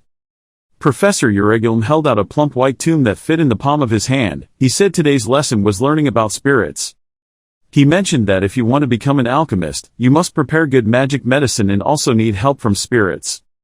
The students started to stir when they saw the spirit for the first time. Li Han wondered how spirits all looked like that. Li Han pulled off his jacket and a white skeleton model appeared. He observed it for a long time. Li Han understood why no one wanted to learn black magic. Professor Euregilm introduced the ice spirit he often used. Although he was small, he had martial arts. The students were smitten when they saw his cute, chubby appearance. Even though he's a small spirit, this kid can take down the whole class by himself. He just needs to look at life through his nostrils. Li Han and Yoner began to enjoy the spirit in front of them. He did not forget to remind the students that it was too early to form a contract with this child, so they should try with a low-level spirit first. You cannot immediately make a contract with a high-level spirit, but first need to start with a low-level spirit and build trust, which is important to repeat 3 times. Spirit energy appears in abundance, a jade-green color in many different shapes. Professor Euregilm spread his hand while holding a small bag beside him. He said that in places filled with spirit energy, it will be easy to enter the spirit world. He is increasing that source of power. He asked the students to make a plan to become close to a spirit through sincerity and honesty. Yoner began to lick her lips in preparation. Professor Euregilm also reminded that if you approach a spirit with bad intentions, it will detect it and run away. He hopes the students will do well. Having heard him say it for a long time, Li Han now has the view that this is a supplementary class, his most helpful ever. Each student was given a blue potion. He asked the students to drink it. Li Han hesitated for a long time. He still didn't open the lid and kept looking at it. Yoner then obeyed and started drinking. Ashan was a bit hesitant. She raised her hand to adjust her glasses. Li Han opened the lid of the medicine bottle and started drinking. Professor Uregum smiled. He really wanted to see the student's new image. He wished the student a happy trip. Truly cruel people often live leisurely lives. A moment later, the energy flow transported Li Han, who was still dreaming. Li Han started to wake up and opened his eyes slightly. Li Han was present in the spirit world, covered with snow all year round, rolling mountains and hills. Li Han looked around. He felt like the principal's black book. Now he understood the feeling of entering the spirit world. He remembered that when he woke up in the spirit world, he fell next to a place inhabited by fire spirits and ice spirits, feeling like both were not bad at all. The battle begins. Li Han begins to walk forward. Yoner was extremely excited, exactly what she wanted. Yoner happily recounted her feelings. She couldn't believe it had only been a few seconds in the real world, but she felt like she had been in the spirit world for a long time. Ashan also mentioned the conversation with the carp spirit. Suddenly Professor Uregum covered his ears. He asked the academy to stop, and if he wanted to talk, he went back to the tower. He wanted the students to improve their abilities, and he mentioned that the students should try to get along with the spirits whenever they had free time. The professor's voice dismissed the class at the end of the period. The students thanked the professor and left. The students left the classroom with laughter and chatter. Li Han was asked by Professor Uregum to stay. He was a bit worried when asking him about this. He hoped he hadn't made a contract yet. Li Han knew he had noticed, so he could only stay silent. He was nervous when he said he had a big problem. Professor Uregum burst out laughing when he heard that. He thought this was a true alchemist rookie. He asked him if they didn't listen to him, but the problem was more than that. Li Han pointed at himself nervously. He said everyone gave up when they saw him. He met many spirits, but they all ran away. There were fire dogs, but they all ran right before his eyes. Even pigeons had the same result. He didn't understand why. He was startled when they all ran away. Li Han bowed his head in disappointment. Professor Uregum stroked the legendary beard. As far as he remembered correctly, he had heard the same thing before. It is the story of a magician who returns to the spirit world after becoming a great magician. That person entered the spirit world more easily thanks to his abilities, but the spirits did not like him. That's because the aura emanating from his soul scared everyone to death. But Li Han wondered why they treated him like that. He assumed it might be because of the mana he possessed. That made his headache worse. His face darkened. Professor Uregum had some hope that there was a way to solve this problem. He told the ending of the above story. The great magician successfully became close to a spirit. Li Han was curious how to do it. According to his story, Li Han began to imagine the image of that person using magic to tie them up and forcing them to be friends. For Li Han, this method is a bit childish and unworthy of a gentleman when forcing them. Li Han wondered and asked the professor, aren't spirits stronger in the spirit world? He thought for a while before answering. It was true that there was such a small problem. After that, he encouraged Li Han to try harder because maybe this will be very interesting. Li Han also replied silently, yes, but inside he was really confused, but the professor could still speak. From then on, he made up his mind that the next time he went to the professor's cabin, he would steal food. Sienna told her friends, that was Li Han's big problem. After that, the whole group of friends went together. Because there are many cases where spirits are afraid due to misunderstandings, after listening to Sienna, the blue-haired student and Miss Giselle thought, since when is he standing here? I mistook him for someone from the past, our tower. She also added that it also happened in her church. Li Han didn't know if there was any way to avoid it. The church used magical potions, which were similar to the ones we used in class today. Sienna's explanation surprised the other three students. Whoa, some even said, I didn't know it was possible to do that. Sienna said there was a preparation method passed down in the church that was specifically used for spirits, and she had also helped prepare it. If I have enough ingredients, I will make it for you. Anyone who needs it can ask me. Everyone who heard it was excited.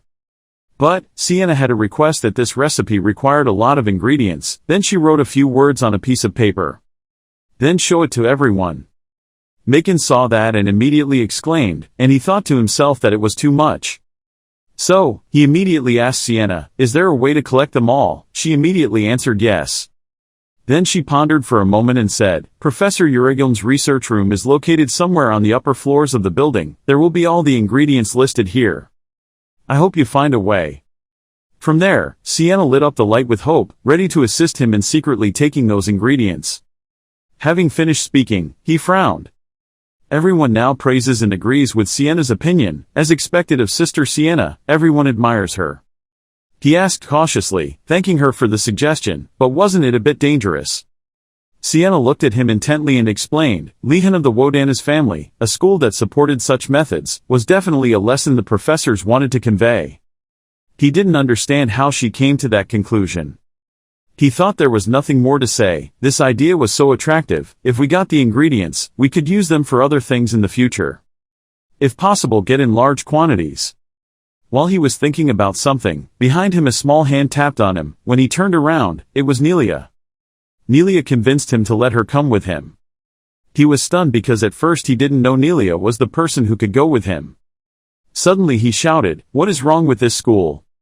No matter how many things change, some things remain the same." Then suddenly someone came and attacked him from behind. He gritted his teeth in pain. Then sat down with his face down. For example, this is Professor Volodi's class, and he was told that he was not paying attention. Knowing his mistake, he apologized to the professor, but he still couldn't understand how to react when the professor increased the difficulty again. Lihan has a silly face, where are his interesting lessons? Professor Volody had nothing more to say to him, asking him why he could avoid such difficulties. He thought, clearly the professor could easily penetrate the student's defenses, but the professor didn't even realize that. After pondering for a long time, he came to a different conclusion. The professor could read his thoughts and replied that he understood. Face to face and look at each other, the teacher stops and then we take a break. The teacher explained that Wardanis knew the reason why he couldn't concentrate in class. He suggested, you want to recreate the spin like when you defeated the golem, right? He sighed and thought, simply because it's too difficult. Trying too hard will become too late, no need to rush. Suddenly the professor threw something at him. For the first time, put yourself in the student's position to think. What if I were her? Even if I was banned, I would still do it. Because anyone who is afraid and cannot move forward will not have the qualities to be a magician. The professor replied that he understood. He was confused as to why the professor understood. He came closer and knew his temperature was getting hotter. The teacher said something that made him blush, I will help you concentrate. The answer is very simple. Before he could figure it out, the teacher gave him a blow that he couldn't dodge in time. Suddenly, the professor's magic made him scream, causing him to have his shirt torn on his shoulder. He avoided it, thinking it was just luck. Before he could completely dodge this blow, he suddenly had to dodge more blows that the professor gave him. Too helpless, he used all his strength to control his staff to control the professor's power. The professor was always the one who helped the students in the school. Why now he harmed each of them and he was beaten up, which surprised him, but he had not yet developed his full strength. Li Han was attacked to the point that he was completely drenched and looked very miserable. He looked at Professor Volody and wondered, what the hell is that? Seeing that he was so self-indulgent, even the magic balls were heavier. Oh! Li Han looked at Professor Volody's face and asked in his heart, is the professor planning to attack his student? He bowed down tiredly and continued to think, if it was Professor Volody, it would be possible. Li Han frowned, thinking, everything had come to this. A thought that made him fear that he would have to punish his teacher, but then he thought again. While he was busy thinking, Professor Volody continued to attack. Fortunately, Li Han reacted quickly and dodged the attack. Li Han looked nervously at Professor Volody and thought, although it seems impossible, I have to think of a way to stop him first. He held his wand tightly and decided to take action. Li Han recited the spell, the village flowed, a large source of water gushed out. Professor Volody saw this and wondered, she was trying to increase the number of control water balls. Seeing that, Professor Volody couldn't help but applaud him, but his direction was wrong. Although he was successful, he consumed quite a lot of energy, making him pant. After resting for a while he stood up. This move is called, the magic shield covers a large water shield that he throws out. This water shield was a second-level magic, it completely embraced Li Han. The magic itself isn't too difficult, but it made Professor Volody very impressed because Wardanis had never learned water shielding. Professor Volody saw this and was pleased that this showed that his potential was great. But that wasn't enough. Professor Volody looked at Li Han and thought, however, once I penetrated, that thin barrier would be useless and continue to attack him. Li Han hummed coldly when faced with Professor Volody's attack. The professor's other ball hit his shield with extremely strong force. He gathered his strength to directly confront Professor Volati's attack. It was unexpected that Li Han could cause Professor Volati's attack to be disabled for him. The professor was quite surprised to see that his move did not cause any damage to the other country's shield. At this moment, the professor saw that the reason Li Han was able to block his attack was because he did not need to control the barrier back and forth like a water bridge, so he only needed to focus on compressing and strengthening the shield. Li Han smiled with satisfaction. Right after that, he immediately returned the blow to Professor Volati. The professor did not react to the attack. He just gently tilted his head to avoid it. Li Han saw that his attack had no effect on the professor at all, so he decided to use the summoning object. Li Han swung it to the ground and ordered it to bite Professor Volati. He knew that wasn't enough, so he looked around looking for more tools. Li Han noticed the table next to him and without hesitation kicked it straight into the table. The table and the summoned object flew towards the professor together, determined to take him down. Unlike his expectations, those two things were completely reused in the air. Professor Volati looked at Li Han and smiled. Li Han saw his smile and was unconsciously scared and sweating. The professor waved his hand around a nearby sphere that emitted red light. The next second the ball started moving. It rushed off the table in an instant. Fly around the professor's body. Even flying through the summoned object, causing it to shatter. The professor looked at Li Han with cold eyes. Li Han was stunned and couldn't react. The ball flew straight towards him and penetrated his water shield.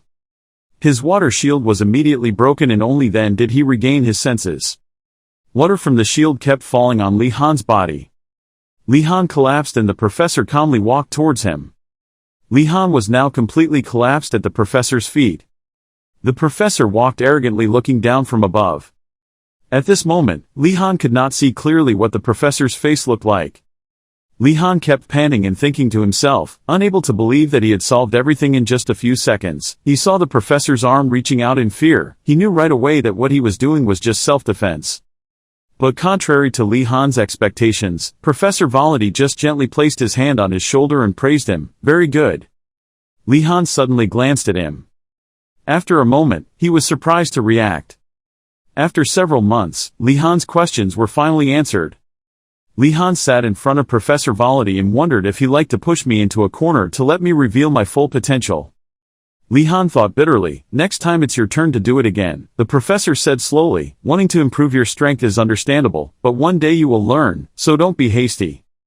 The professor also added that sometimes taking a step back is a shortcut, although the professor said that, his imagination was very different.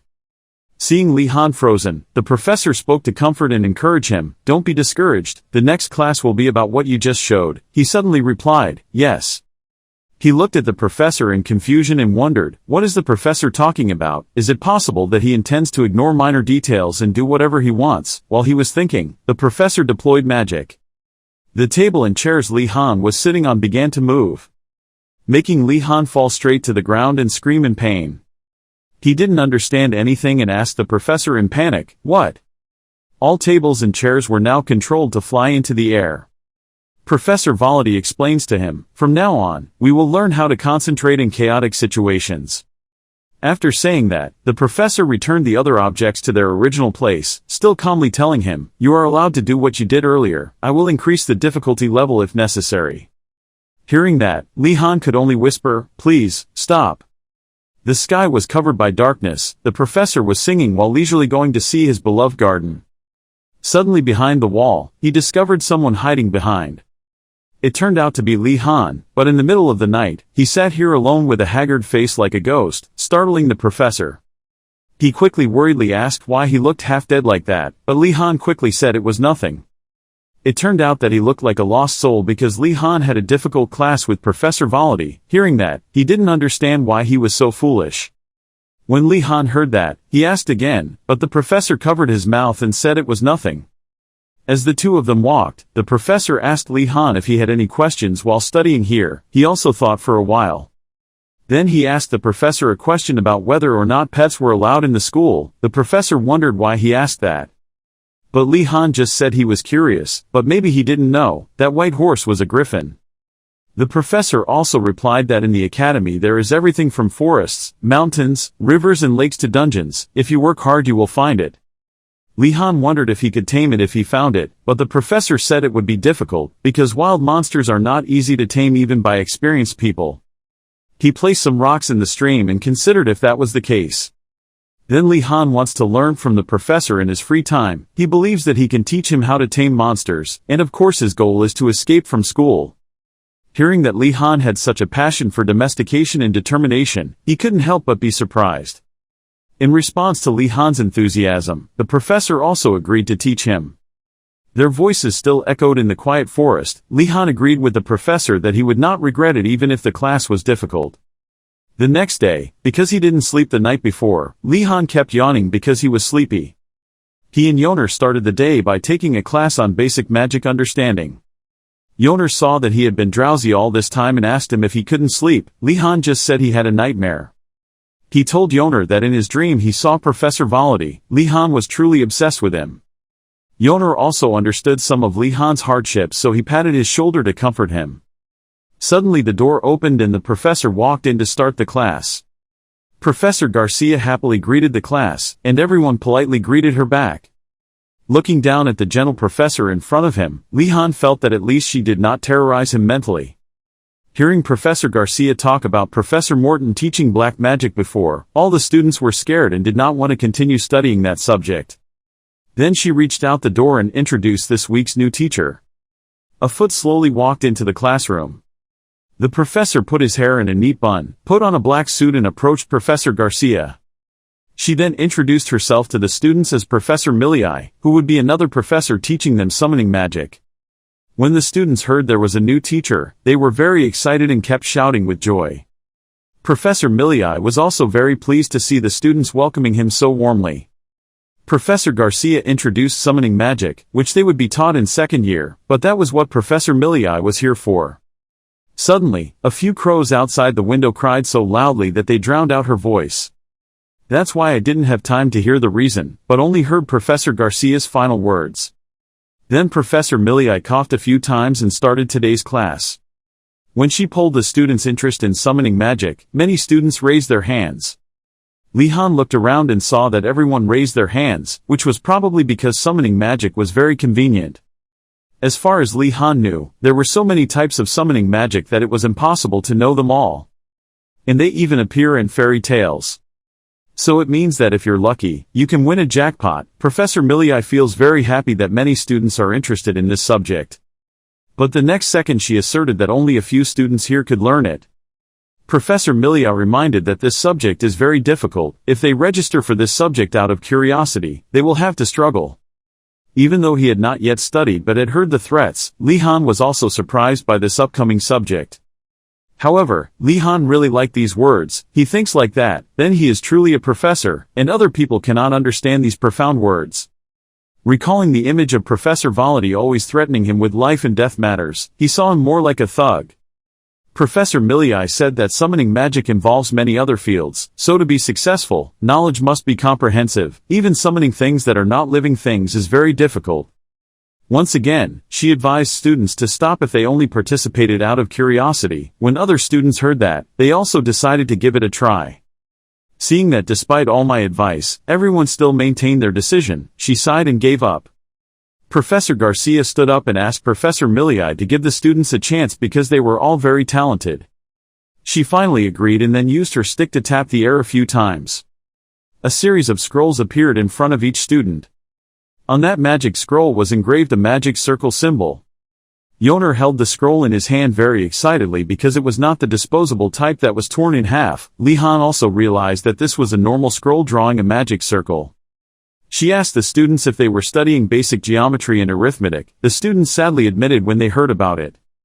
Li Han saw that the classroom atmosphere had become gloomy. There were indeed some students who were not good with numbers.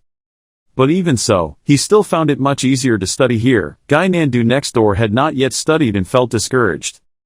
Hearing the mention of calculations and the students were out of energy, Professor Millii said that there was no way they could use summoning magic. She asked the students to pay attention during that class because drawing a magic circle also required calculation. Then the professor told them to draw a circle in their heads. Before practicing, Li Han picked up the scroll to examine. He looked closely at the magic circle before his eyes. It resembles a type of circuit board. The flow of mana in it is similar to the current in a microelectronic board. The higher the level and difficulty of the magic, the more complex it is. The magic circle was born to help with these things. These are amplification, reduction, bypass, containment and many other things. To circulate mana, there are countless different formulas to reduce the burden on magicians. After thinking for a while, Li Han has grasped how mana circulates. Suddenly a memory flashed across his head, making him remember something. It was nothing else but a quill pen. Opening his eyes, he wondered why he remembered that thing, while Professor Millii was still introducing the magic circle. She held a quill and said that was the magic that summoned this thing. Hearing the magic that summoned goose feathers, Li Han also thought of something. After that, Li Han also knew why he remembered them. When he had conveyed all the knowledge, Professor Millii asked the students to start practicing. The students all chanted spells, waved their arms and legs, and did everything they could to summon a quill. Suddenly, a ray of blue light shined directly on the paper. Then the paper exploded like a firework, only to see a bright blue light that blinded the students' eyes. They realized that even high-level magic scrolls would be damaged if abused too much, so the professor immediately gave them new ones to continue practicing. Right where Aldinart was sitting, a blue light appeared, causing everyone around to pay attention to the princess. From the princess's hand that successfully summoned the quill, the other students also summoned the same thing. When everyone could do it, the students burst into laughter. Even Professor Garcia below was speechless, thinking that they shouldn't be satisfied with just summoning the same thing. It's the meticulous attention to detail that makes summoning such a difficult subject. Summoning the same thing means failure, unless everything is perfect, otherwise it's meaningless. In creating that requires a magician's will, Ashan was currently struggling with the quill that refused to listen to him. There was a slight possibility that it would attack the summoning magician, but Gynandu was repeatedly hit on the head with a quill. Ashan was not yet proficient in controlling the quill, causing it to move wildly, attacking Gynandu to the point that he held his head in tears and scolded him. Being overwhelmed by the situation, Gynandu told Li Han that someone was intentionally trying to kill him. Li Han was too familiar with this game, so he calmly told him to be quiet. He was still focusing on summoning his quill. Seeing that Li Han had not yet summoned the brush, Inrogard couldn't help but feel pleased. He has such an attitude because he has summoned a complete brush. Then he glanced at the other student, confidently thinking that no one else could do better than him. Inrogard put his hands down on the table and stood up, intending to show off to the arrogant Tan Dragon crowd. He went to Li Han and teased him when he still couldn't summon him. However, Li Han only saw Inrogard's words as the wind blowing through the clouds, so he remained silent and did not respond. When he saw that he was being given a huge lump of butter, he bitterly told Li Han to look here. Yoner saw that and said that he didn't have a brush at home. Why did he have to scream like that? Inrogard wanted Li Han to look at the brush he summoned, but he still didn't care and picked up the stick. Then Li Han concentrated on chanting the spell. Then he ordered the brush to appear, and around his body began to emit blue light. Suddenly Li Han's paper flew up and moved back and forth, just like a naughty boy. Then in front of him, strips of blue light emitted from the paper everywhere. The symbol engraved on the paper still radiates strong streams of light. The paper just glowed without any change, and nothing appeared. Right now you're a little disappointed thinking you failed. Suddenly from outside the window, an extremely strong light shined in. It seemed that Li Han had just been shocked, so he fell to the ground and lay motionless. Yoner saw everything happening in the blink of an eye, then turned around and stammered to ask what was going on. Inrogard said it sounded like something had exploded, but Li Han didn't seem to care too much, because now he had successfully summoned the brush. The shocking thing was that he summoned not just one pen but countless pens. Quills fell from above and fell all over the classroom, making the students bewildered at this rare sight. Everyone was amazed at the scene before their eyes. They thought it was Li Han who summoned them all. Hearing that Li Han surpassed them, he also did not accept the truth. Then Li Han held in his hand one of the feather pens he summoned. Even he found it difficult to control the abundant mana he possessed. He secretly thought that he shouldn't overdo things like this. Li Han thought that he had used too much energy, so the scroll must have been abused to the point where it could no longer be used. But surprisingly, it remained unharmed and completely normal.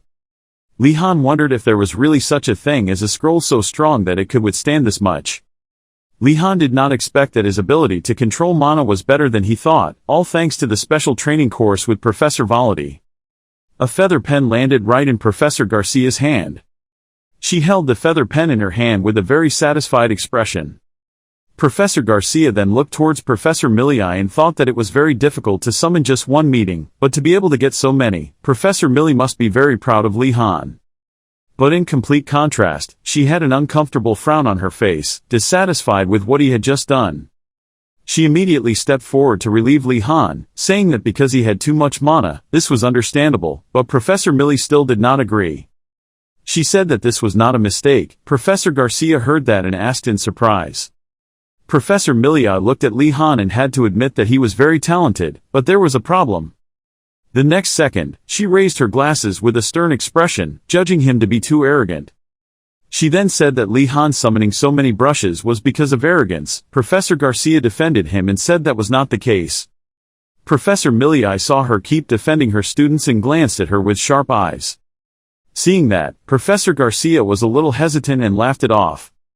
On the professor's side, there is also a hierarchy, which is even more accurate when a professor was once a student of another professor. It turned out that Professor Millii had once been her professor. She reminded her that it was good to care for her students, but she had to teach them their behavior. She had no other choice but to obey. Seeing that Professor Garcia seemed uneasy, she looked at her for a moment. Then he reassured her and told her there was nothing to worry about. Professor Millii looked at the students and said there were many ways to treat arrogance. Li Han also retaliated against Enrago for teasing him before by writing on his face while he was extremely resistant. Then the whole class was in an uproar. Some said they had to protect Enrago, some said stop. The confused professor standing below could only ask the students to calm down. Then she asked the class to be quiet so the lesson could continue. At this time, the students had stabilized their positions and were no longer noisy. Professor Millii continued to say that through today's class, they will learn that many things are not as easy as they imagine. Even though the students found it difficult, she still said that today's lesson was basic. Usually they had to do this without scrolls. She looked towards Li Han and added that if anyone wants to continue, go to her class. Many people believe that the most important thing when learning magic is talent. At this moment, Li Han also felt like she was looking at him. Professor Millii continued, the most important thing is patience and perseverance. She said the important thing twice. She pushed up her glasses and said the most important thing was patience and perseverance. At this time it was dark. Li Han and Gynandu were in the dark building. At Gynandu's feet were full of potion bottles and strange-looking bones. He felt that this gloomy place should be made a little more pleasant. The reason Li Han gave was that these subjects were not important, let alone the two of them were interested. As soon as they finished speaking, they both had to stop when they saw someone standing in front of them. In front of them were two other students, one kneeling and the other standing in front of the gate. The two people turned to look at them, but due to the gloomy space, they couldn't see their faces clearly. Li Han was also surprised that there were still other students because he thought it was supposed to be just them, but there were two more students. Gynandu saw that sudden appearance and frantically asked why those people came here to study. Li Han asked him back why he hated this subject so much. He then argued that it was because Professor Millii said he had talent, but Li Han thought that Gynandu hated dark magic. The two people's conversation shocked the others, causing them to come over and say that they were both really noisy. Standing in front of Li Han was a very classy and polite student who quickly recognized him as the infamous Wardanis. On his serious face, perhaps the highlight is those golden eyes. The closer you look at those yellow eyes, the more fascinated you become. Li Han guessed that he must have come from the White Tiger Tower. His yellow eyes and strange aura attracted his attention. Li Han looked closely for a while and seemed to notice something. Maybe he was a Nephilim, a descendant of fallen angels and humans. Laftel arrogantly thinks that even a sinner like Li Han can recognize the blood of his great ancestors flowing in him. However, Li Han did not appreciate him very much because even though he was a half-celestial bloodline, Laftel's blood was not as pure as Digiling's. And even though Laftel appears to be a natural enemy to Li Han, he doesn't look like the type of person who would follow Giselle. Li Han thought he should take advantage of this opportunity to give the White Tiger Tower a shock, so he asked a noble person like him why he worked for Marathi. To Li Han's surprise, he objected and told him not to misunderstand. Because an arrogant person like Laftel absolutely did not listen to Marathi, he was upset when Li Han seemed to intentionally insult him. Face to face, Li Han wanted to know why if he didn't work for Marathi, why did he have a trash personality, but what he meant was that he was stoned. And that's not what Li Han meant. What he meant was why Lafdal was hostile towards him. Gynandu on the other side also saw Li Han trying to brace himself and stammering. Not knowing, he asked, but Lafdal thought Li Han was pretending to be a bewildered golden deer and angrily pointed at him. The reason he was hostile towards him was all because Gyu, Lafdal's respected friend, had his honor insulted by Li Han. It turned out that it was because of great friendship. At this time, Li Han also understood, but he also gave up on such a reason. When Gynandu heard about this, he suddenly realized that perhaps he was from the Grawl family. The Grawl family, which is a family of knights from the south, is very proud of their angelic blood and is also one of the families that worships justice the most. Lafdal also admitted that he was from the Grawl family, but what Gynandu wondered was why he learned dark magic, when that family was famous for its knights. He looked disdainful when student Tan Long also needed to explain some basic things. He learned to kill dark magicians faster. Li Han thought that if the professor heard these words, he would cry. I was talking to Lafdal all this time and forgot there was another student there. Gynandu looked that way and asked why he was learning dark magic. Suddenly that tall student stood up and made Gynandu completely startled. She was like a big bear. Gynandu only stood close to her shoulder. Gynandu smelled danger and immediately trembled and hid behind Li Han. He was also impressed by the other student's height. Li Han thinks that she possesses such outstanding height because she probably possesses half of the bloodline of a giant. But the interface was one thing and the operating system was another. She turned around and politely introduced herself as Imrog. Nice to meet them. Just met, but Imrog was very friendly, saying that he liked dark magic so he came here, hoping to get close to them, but Lafdal stood to the side and seemed to refuse. In response to this kindness, Li Han also hopes that everyone can get along. He also changes his opinion about her. It is true that he cannot imagine her by looking at her face. She was happy to hear that Li Han also wanted to get along and the two gave each other their first handshake. However, the joy of having new friends didn't last long when something seemed to happen. After that, Li Han was stunned. It turned out that Imrog was shaking hands, but accidentally used too much force, causing Li Han's hands to tremble and turn red. Li Han just saved my life. If he hadn't injected mana, she would have broken her bones. She's really strong. After Li Han, Gynandu was also very happy. When he met Imrog and wanted to shake hands, Li Han stopped him. But it was too late. Gynandu's hand was probably broken by that terrible strength. It was time to get down to studying. Seeing the students arriving, Professor Morton invited them in. Seeing that there were quite a few people coming, he was also very happy because he did not expect so many students to be interested in this subject. Looking at Lafdal expectantly, Professor Morton said that he seemed particularly excited. Lafdal also agreed without hesitation. As expected, Gynandu's hand was gone. Li Han helped him give him first aid, but he still felt sorry for the professor. The new students also hoped he would take care of them. Then Professor Morton told them to stand behind the table he had prepared. More importantly, the professor asked Li Han if he had found the summoning bone. He replied that he had not found it yet. Hearing that, the professor winked and suggested that he try going to strange and dark places to find out. Although the suggestion sounded very unusual, Li Han still reluctantly agreed. Professor Morton asked everyone about the previous lesson and said that today they would first improve their understanding of the curse. Gynandu quickly said that cursing was much more fun than summoning, so the professor who was explaining the concept immediately stopped hearing that. Then he turned to ask if he had learned summoning. Gynandu calmly confirmed. Suddenly, he asked with a dark face how the other students reacted. Gynandu quickly said that they all liked it. Everyone else came to the classroom today, and Li Han sitting next to him was also speechless. The professor's mood after listening was gloomy and not very happy. Then, his hand placed on the books and said today. Then the professor, looking up, decided to teach them how to summon undead instead of learning curse spells. When everyone heard that, they were very excited. Only Li Han was skeptical and wondered if it was okay. Because he realized, they had leapfrogged countless knowledge already. Professor Morton said that summoning undead was the core and most basic thing. Lafdal immediately had a question. He asked if it wasn't necessary to summon the undead. Professor Morton saw that and immediately replied, it's true that in the past, there were some dark magicians who still enjoyed digging up graves even though they knew it was taboo.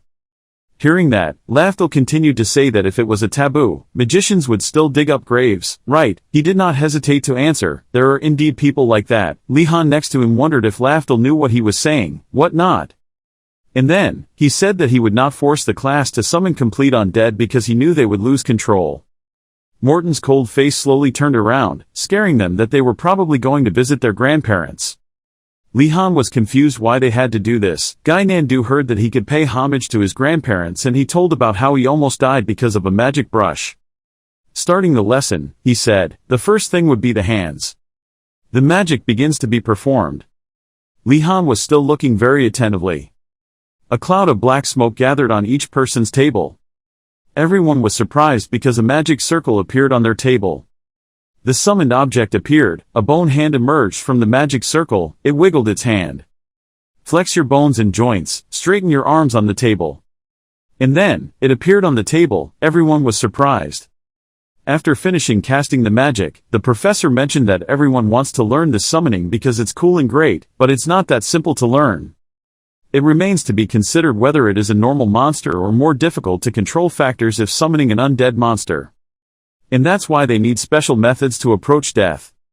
So they couldn't perform magic yet, now they just needed to try to approach the hand using any method they could think of. Gynandu starts with light touching first to see how it goes. Li-Han pondered for a moment. He asked the professor a question, asking if there were undead monsters that were easily frightened. He replied that there would be no because they weren't creatures so they didn't know what fear was. Before he could finish his sentence, his eyes opened wide. Opened very, very loudly and was surprised. The summoned object was trembling. It trembled, right in front of Li-Han too. The professor was worried why it was behaving like that. He wondered if there was a problem with the medicine he was using. Turning to Gynandu, seeing him being attacked by it on his face causing swelling, I thought it was not normal because of the drug. He immediately had an idea, maybe it was. Then call Li-Han in. Please try summoning one yourself. He hesitantly asked if he could do it, but the professor still confidently said of course. He threw a small bone to Li-Han, explaining that the strength of a black magician is that the training can be adjusted. After listening, Li-Han secretly thought that this was improvisation rather than self-adjustment.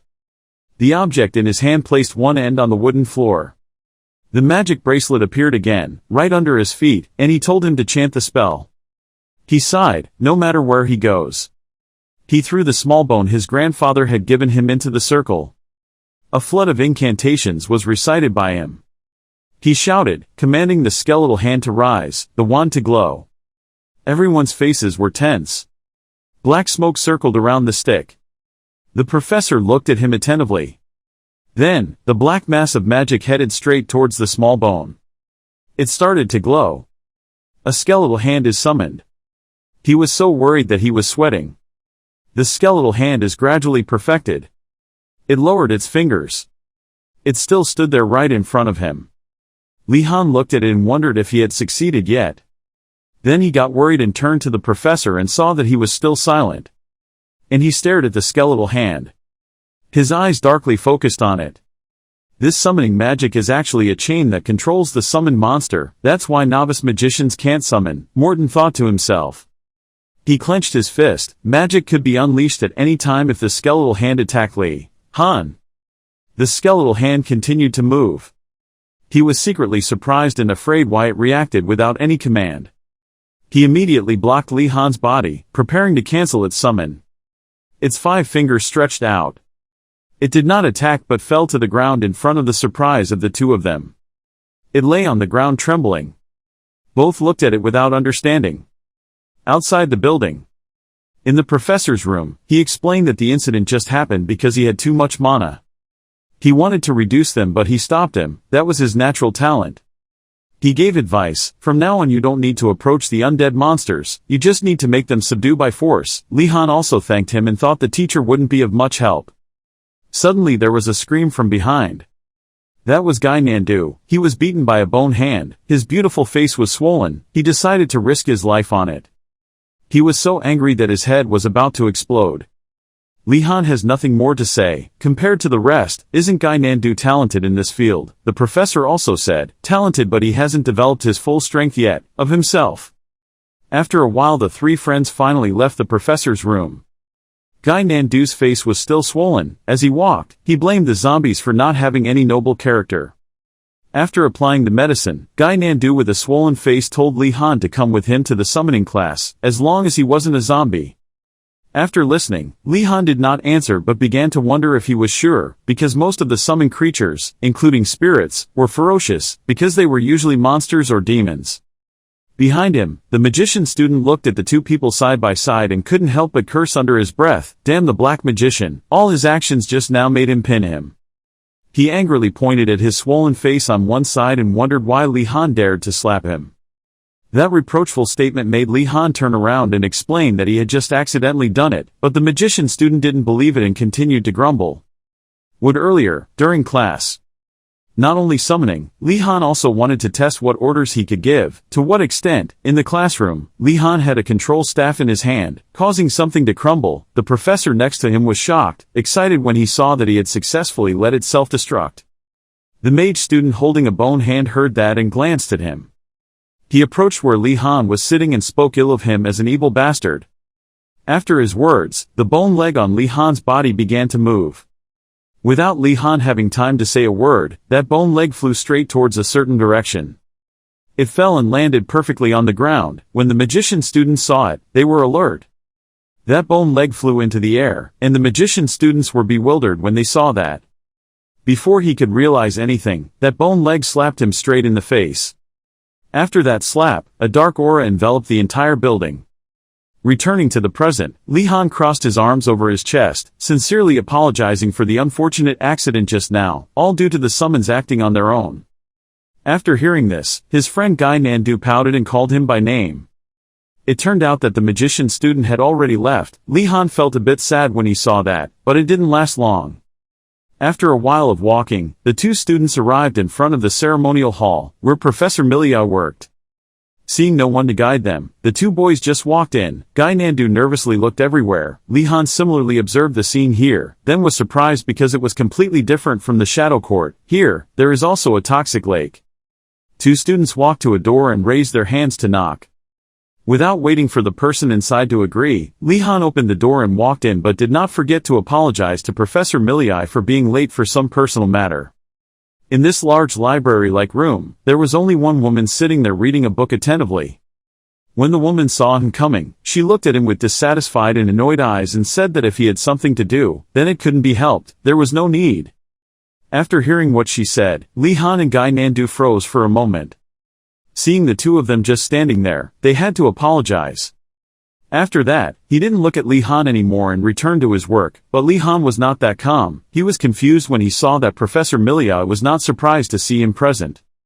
Questions began to arise in Li Han's mind. He wondered if Professor Mortem had told the other professors that he would become his disciple, warning no one to touch him. It was very possible, happen. Unlike Li Han, who stood still, Gynandu began to walk around and observe. Looking everywhere and seeing no one, he went to ask the professor where his friends were here first. The professor simply replied that they had class so they had gone home to do their homework. Hearing that, Gynandu gently breathed out a breath. The word successful homework shocked Gynandu. He couldn't help but ask again, homework, you already have a bunch of homework from other classes. After hearing that, Professor Milia rubbed his forehead. After hearing this, Professor Milia did not say anything but raised his hand and flicked it. Following that snap, two floating books appeared in front of the two people. The book that fell into Li Han's hands was a book about the basic theory and application of summoning magic. Then two tables appeared. Professor Milia asked Li Han and Gynandu to sit down there. After the two sat down, Professor Milia began asking them to read the book, mark it, then answer the question. Li Han also listened and began to open the book. The book opens prominently with the title, Questions about Application, Principles and Practice. Li Han squinted his eyes and read each word thoughtfully. The more he read, the more he realized that this was a good book. Even though he had seen all kinds of textbooks about his major before, this one was much easier to understand. Most books in Li Han's eyes are evil things. Their only goal is to waste Li Han's time. But this book is different. Li Han feels like it is reminding him to read slowly. He will gradually understand and remember the basic knowledge. Thanks to that book, Li Han's impression of Professor Milia was better. She was a great professor. However, his starry eyes made her feel a little shy, not understanding why Li Han looked at himself like that. Gynandu collapsed in front of the book. He lowered his head and groaned that he missed Professor Mortem. Professor Millii, even though he looked at him like that, was still very surprised. Normally, this type of teaching would make students angry, complaining, especially these kids. However, the student she thought would be the most arrogant quietly followed instructions. She started to remember what Garcia Kim told her. She said Li Han wasn't like that. A decision was made. She decided to pay attention to this Li Han a little more. On the shelves are neatly arranged books. Finally the class ended. Professor Millii said that's it for today, followed by a stack of papers placed down firmly. Seeing that the two of them were bored looking at the thick stack of papers, Professor Millii finally told them to remember to read and study all of these books next week. Li Han and Gynandu held hands on the stack of papers. Gynandu picked it up and agreed to the professor, but his face showed no regrets. Li Han looked at his friend like that and immediately knew that Gynandu would no longer come to study, and Professor Millii also thought that he would definitely never come back again.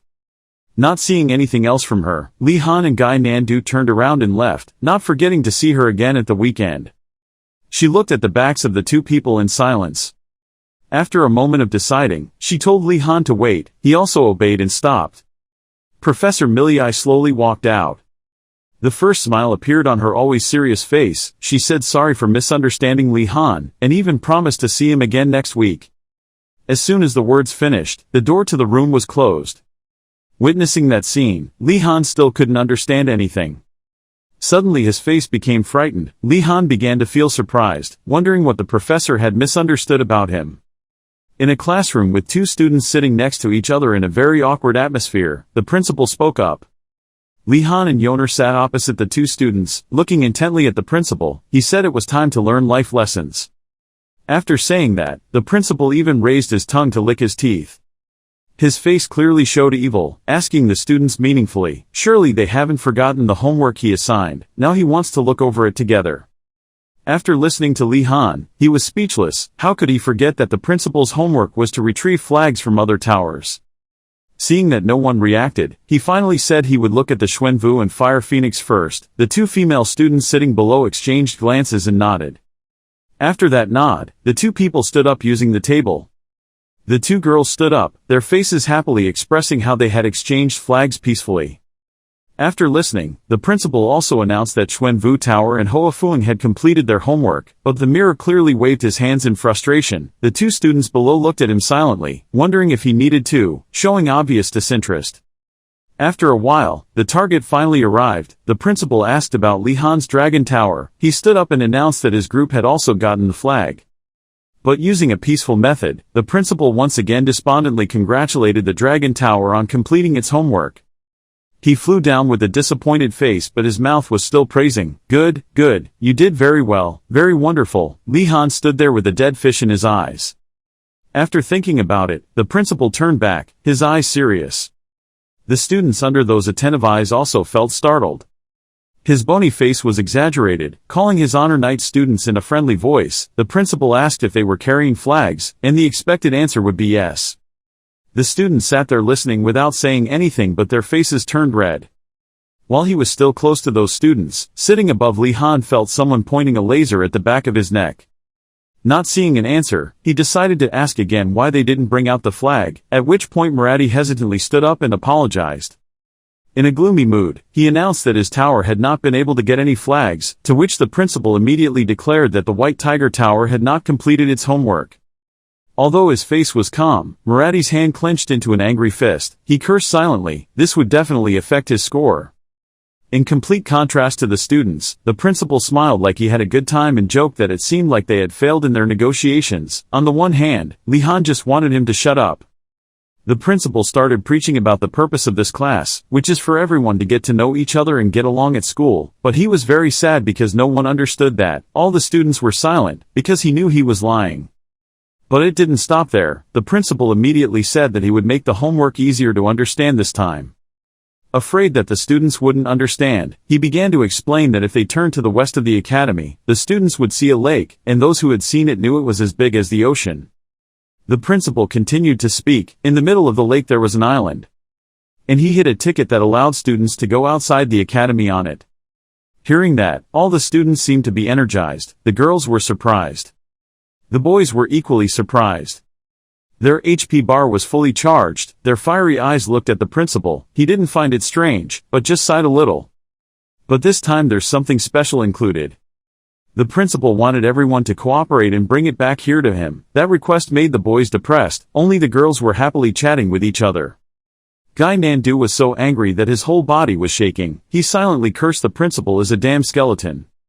He couldn't hold back any longer and angrily pointed his finger and asked why he had to work with these people. The other party couldn't help but respond, asking Gynandu what he was barking at. Back a while ago, the principal had completed the team pairing. Xuanvu and Fire Phoenix would be on the same team. The Azure Dragon and the White Tiger would be on the same team. But he also did not forget to put a barrier in front, depending on whether they wanted to follow instructions or not. The model of the dragon and White Tiger in his hand was broken. Leaving behind only an empty hand, the principal's face filled with murderous intent threatened that if they failed because of that, there would be big consequences. Returning to the present, while the girls were chatting happily and harmoniously, the boys were extremely gloomy and disappointed. Li Han stood looking at everyone lost their souls and exclaimed, the atmosphere was so heavy, and if things kept going like this, things would gradually get worse. Unable to leave things like that, Li Han stepped up and said in a flattering voice, dear friends at the brave White Tiger Tower. He proposed that everyone can ignore all misunderstandings and cooperate, so that honesty can still reach out. But the person over there didn't respond. He criticized this as being more unlikely than the academy collapsing. After hearing it, he argued that it wasn't that bad. The person opposite continued to curse loudly. They got this score because of Li Han. He was surprised he didn't think they were worried about such a score. However, Li Han was still determined. He went forward to explain that it was just a misunderstanding, and advised them to think carefully. Afraid they wouldn't believe him, he began to explain, if the principal taught the class to be able to teach students, would he really give his students an F for just a small mistake? But an F will come if they don't cooperate. Li Han continued to explain, whether they thought, but someone interrupted. From behind a slow figure approached, advising everyone to wake up. The person who came was Marathi. He stood with his arms folded on his hips. Marathi's attitude is extremely bad, advising everyone not to be fooled by Li Han's boneless tongue, because they have never had a good thing happen when they were involved with him. They were even punished because of Li Han, or recently they were secretly attacked. Li Han stood aside and listened without having time to refute anything. Marathi added another question at the end. He asked everyone who thought they tricked Durgu and Enrago. After that sentence everyone turned around, throwing Li Han a look of hatred. Yoner saw that the situation was not good, walked up and patted his shoulder and shook his head. Unable to do anything else, Li Han can only do that. He called Durgu who was passing by to come closer to him. When he saw that action, he wondered. Even though he didn't understand, Durgu still approached and Li Han raised his hand. Without saying a word, he held him down by the neck, and that made Durgu confused. Then the wand was pressed directly into his face, and Li Han loudly threatened that if he did not cooperate, another tragedy would happen. This time he would drop Durgu into the lake. That action surprised the students at the White Tiger Tower. Yoner behind him did not expect that his friend would do that. And the main character doesn't understand anything. His face was worried. He didn't expect Li Han would choose this despicable way to make everyone cooperate with each other, panicking and asking for help. The students behind saw this and shouted his name in panic. Li Han not only did not let go but also clamped tighter. They awkwardly said they would cooperate, so let Durgu go. Afraid that Li Han wouldn't believe them and even promised honor, after listening he looked at Durgu for a while. Then let him go, not forgetting to give him a slap on the back. He agreed to let it go this time. Before leaving, Li Han gave one last warning, hoping they would be more careful from now on. Durgu returned. Everyone worriedly asked if he was okay, not forgetting to curse Li Han as an evil bastard. Marathi stood still for a moment, still unable to recover. He couldn't believe Li Han would do that. Although there are some complex relationships created in basic magical personality education, that is not the focus. The problem here is due to the tiger's unwillingness to cooperate, the clever transformation between the dragon and the white tiger, between the bird and the turtle. So, Sienna's face is covered with snake skin. She put her hand in front of her chest and sincerely asked Li Han when he would start. He turned half his face back and said he was still thinking. Because the raid on Professor Uregum's laboratory is a truly urgent matter. He closed his eyes thinking that the right moment was very important, making Macon a bit hesitant about suddenly being so formal with Sister Sienna. Put your hand to your mouth to signal Macon to be quiet. If we go there, Narrowing his eyes, he looked through the half-closed door. Professor Uregulm has a bushy beard, eyes as bright as car headlights, and is holding a bottle of medicinal herbs standing in front of the door. If this happens, he will probably have nightmares for the next month. It's best to find a doctor, out his schedule without being discovered. There are white hills and mountains of all sizes lying in the distance. The basic horse riding training lesson has come to an end today. Everyone did very well. Image of students standing and talking, including Wardanis and Mage. The professor called behind Wardanis and he turned around to look. Turn around and walk towards her. What's wrong? There's no need to go to the tent today. The professor happily said that she would take her nephew to the market with her. The thunderous news that he would only return tomorrow made his eyes widen. After saying that, the professor left, not forgetting to wave goodbye to him. In his heart, he thought they would leave tonight, so suddenly. Maybe it's just what you mean. This is a rare opportunity, so you have to take the opportunity. He was full of enthusiasm and walked towards Mage. His friends were also there. Mage raised his voice and asked what was going on. He walked straight, wrapping his arms around everyone's neck and whispering something. The time to act has been decided, he said firmly. It was tonight that made Nelia a bit surprised. Tonight. Dalkard pushed his glasses and said it was a bit sudden, but that's fine, then we can rest comfortably on the weekend. Mage stood next to him and said the moment had finally come, but it seemed sharp. These two people's faces were a bit worried about this campaign. Mage was the first to raise his hand, signaling his determination to the end. In the end, all of them were determined to join forces for a peaceful semester without homework. He looked at them and felt bored but couldn't do anything. When did you guys come up with this slogan? There were two types of students. One was the type who had sneaked out many times at night and the other was never. Mage and Nelia chatted loudly while Radford kept staring at something. The three remaining young men stood next to each other. They seemed very scared about this mission. But of course, someone's footsteps gradually appeared. It's Lihan. He is definitely the best type. My friends who will carry out the operation quickly gather here. Perhaps your leadership will make everyone feel more secure for the mission.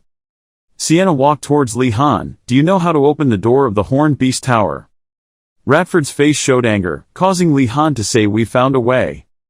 Everyone is still watching silently, and soon we will see what we have prepared. Each piece of stone on the wall cracked.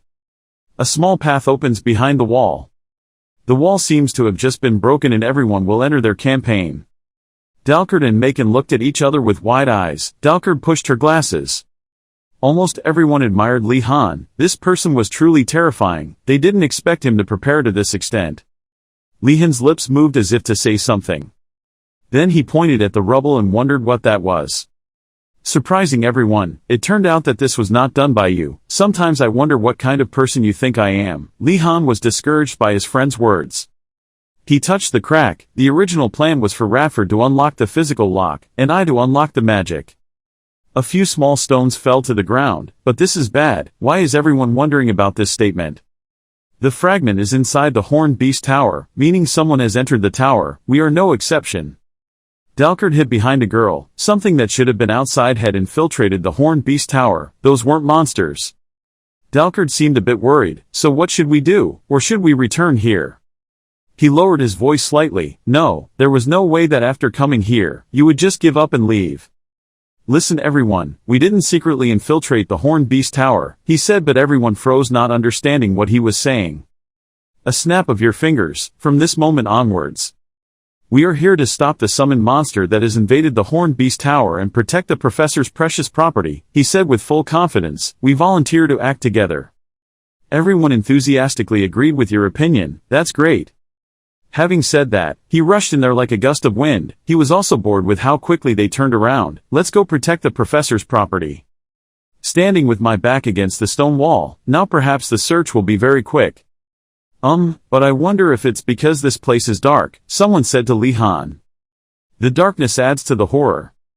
Everyone looked around to see if they could find anything. Lihan held a small chopstick in his hand. As he finished speaking, the light was lowered. It was like a spell. Everyone stood there watching him do it. Don't worry about this. The darkness is not a problem. Walking up the steps, perhaps the real problem is. Turning half of his body towards everyone, he slowly said that we had only visited the first floor. The second floor was a completely unknown area. It makes them even more eager to search. Let's go. He looked at everyone and felt something strange. Even so, even though they followed him, everyone was worried, and he couldn't blame them. However, we can't turn back anymore. If we throw a javelin, we have to follow the javelin. Just one more step will be the second floor. What else will we have to face? It looks normal on the outside, but we can't let our guard down because this place is quite dangerous. He casually waved his hand in the middle of empty space. His face was hit by that light, a bit worried and gloomy, not knowing what was waiting behind. A light of many colors, it was winding, it was attractive as if drawing him into another dimension. That flow of power startled him. Mage walked over to ask him, then said he felt a source of mana power. Perhaps this space itself was filled with mana, maybe it was as he guessed. The attractive force attracted his hand and slowly pushed it deeper. He was transported into another dimension.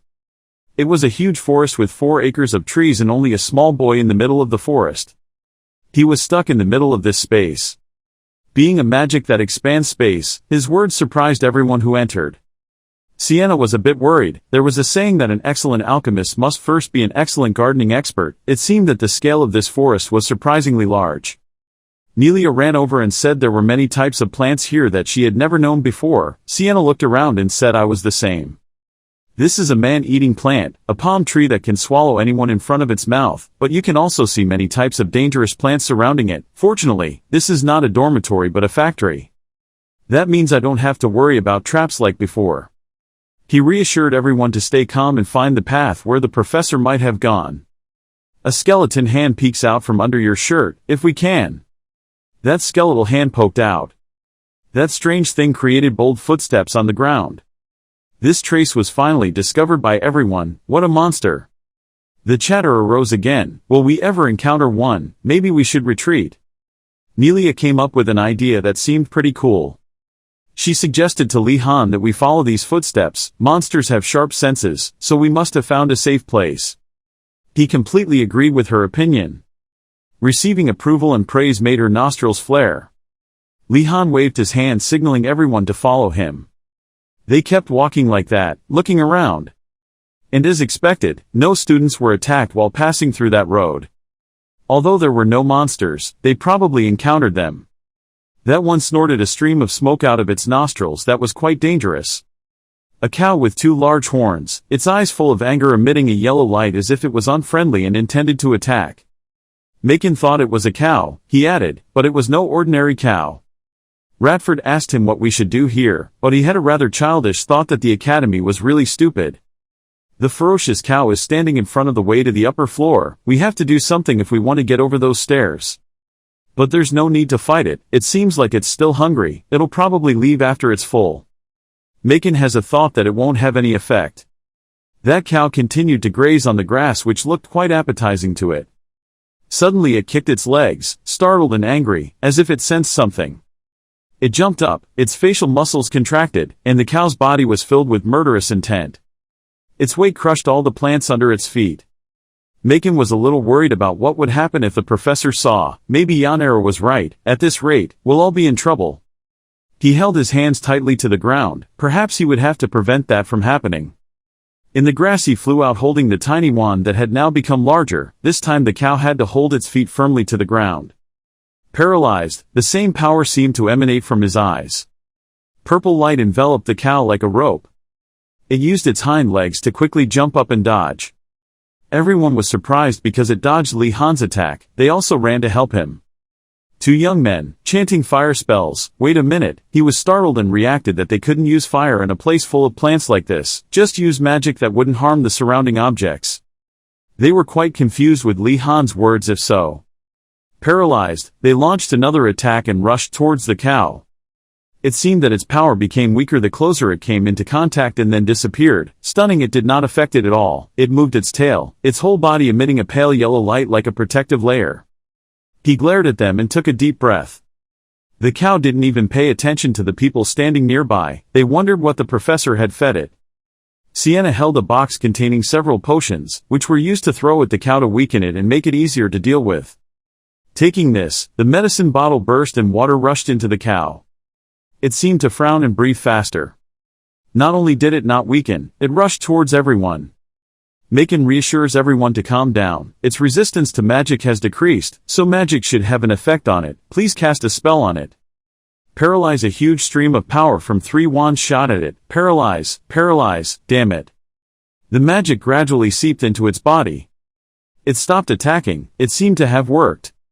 The cow gradually weakened and fell to the ground. It ran like crazy, rushing towards where everyone was standing. Then suddenly it rushed forward again. It could move. Get out of the way. It flew straight over the head of a purple-haired young man. Help me. Guys, Li Han witnessed his friends being injured. They won't be fine at this rate.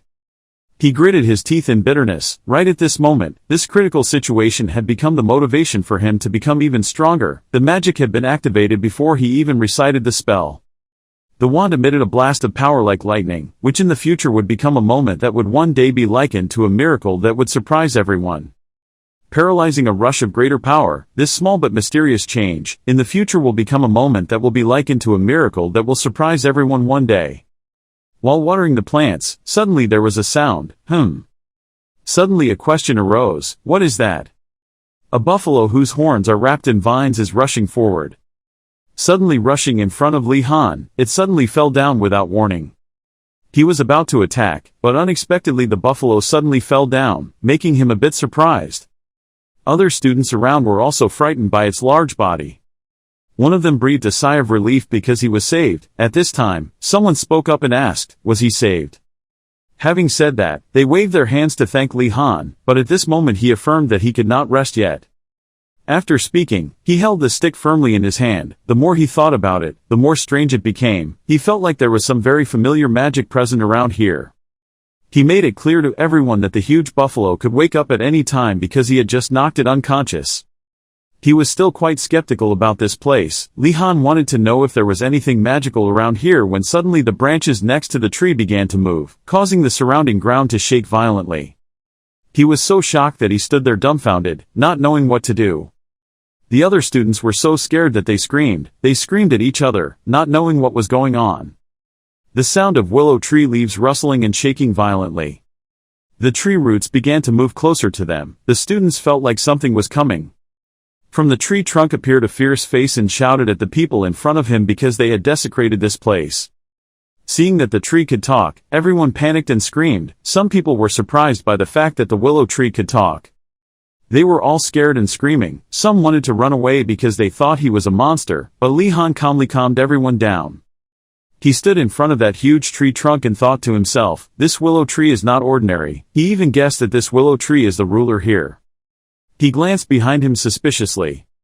Then he calmly explained to him that he was just protecting Professor Uregilm's tree. Yoner also echoed him to make him more confident. At this time, that willow tree was also more harmonious than before. He praised them endlessly for their efforts in protecting the tree when the professor was not present. Li Han only bowed his head in polite response. Then the willow slowly introduced himself. He was a botany professor, you could call him Willow. As soon as he finished introducing himself, he bent down to look at the fainted animal below and began to praise him. Seeing that, he also accepted the compliment and thanked the professor in front of him. This professor slowly used his vines to wrap around the animal and then explained to him that this was the cow that Professor Urigilm raised, but because it was so clumsy and could not distinguish directions, it ran away naked. Seeing that, he continued to ask him if he was always taking care of the trees here. Professor, Willow slowly answered, today I was assigned the responsibility of protecting this place. Speaking of this, he began to sigh and complain to him, because Professor Urigilm went to meet the king's people, so now he has to take care of this place. Hearing that, Li Han was a bit surprised. He naively said, Professor Urigilm said to go to the market with Professor Thunderstep. He asked again with some doubts, but Li Han did not lie. He told him to ask Professor Thunderstep to know. Seeing that he had been tricked, he was shaking all over, trying to squeeze out every word to thank you. Then suddenly he asked him what he would like to give because he had a great contribution in killing the cow to protect the flowers and grass here. He did not hesitate to ask directly about the ingredients and reagents for performing alchemy. However, after hearing that question, he hesitated a bit and said that this place had too many dangerous things for them. Seeing that he did not succeed in his plan, he immediately decided to change to another method to convince him to reveal the ingredients. Then he scratched his head and apologized to Willow, because perhaps he was a bit greedy with this wonderful place. He slowly covered up his plan. He switched to another explanation. He said that he was also curious to see Professor Urigilm's laboratory. it seemed impossible, but he agreed to his proposal, making him a little surprised and stuttering.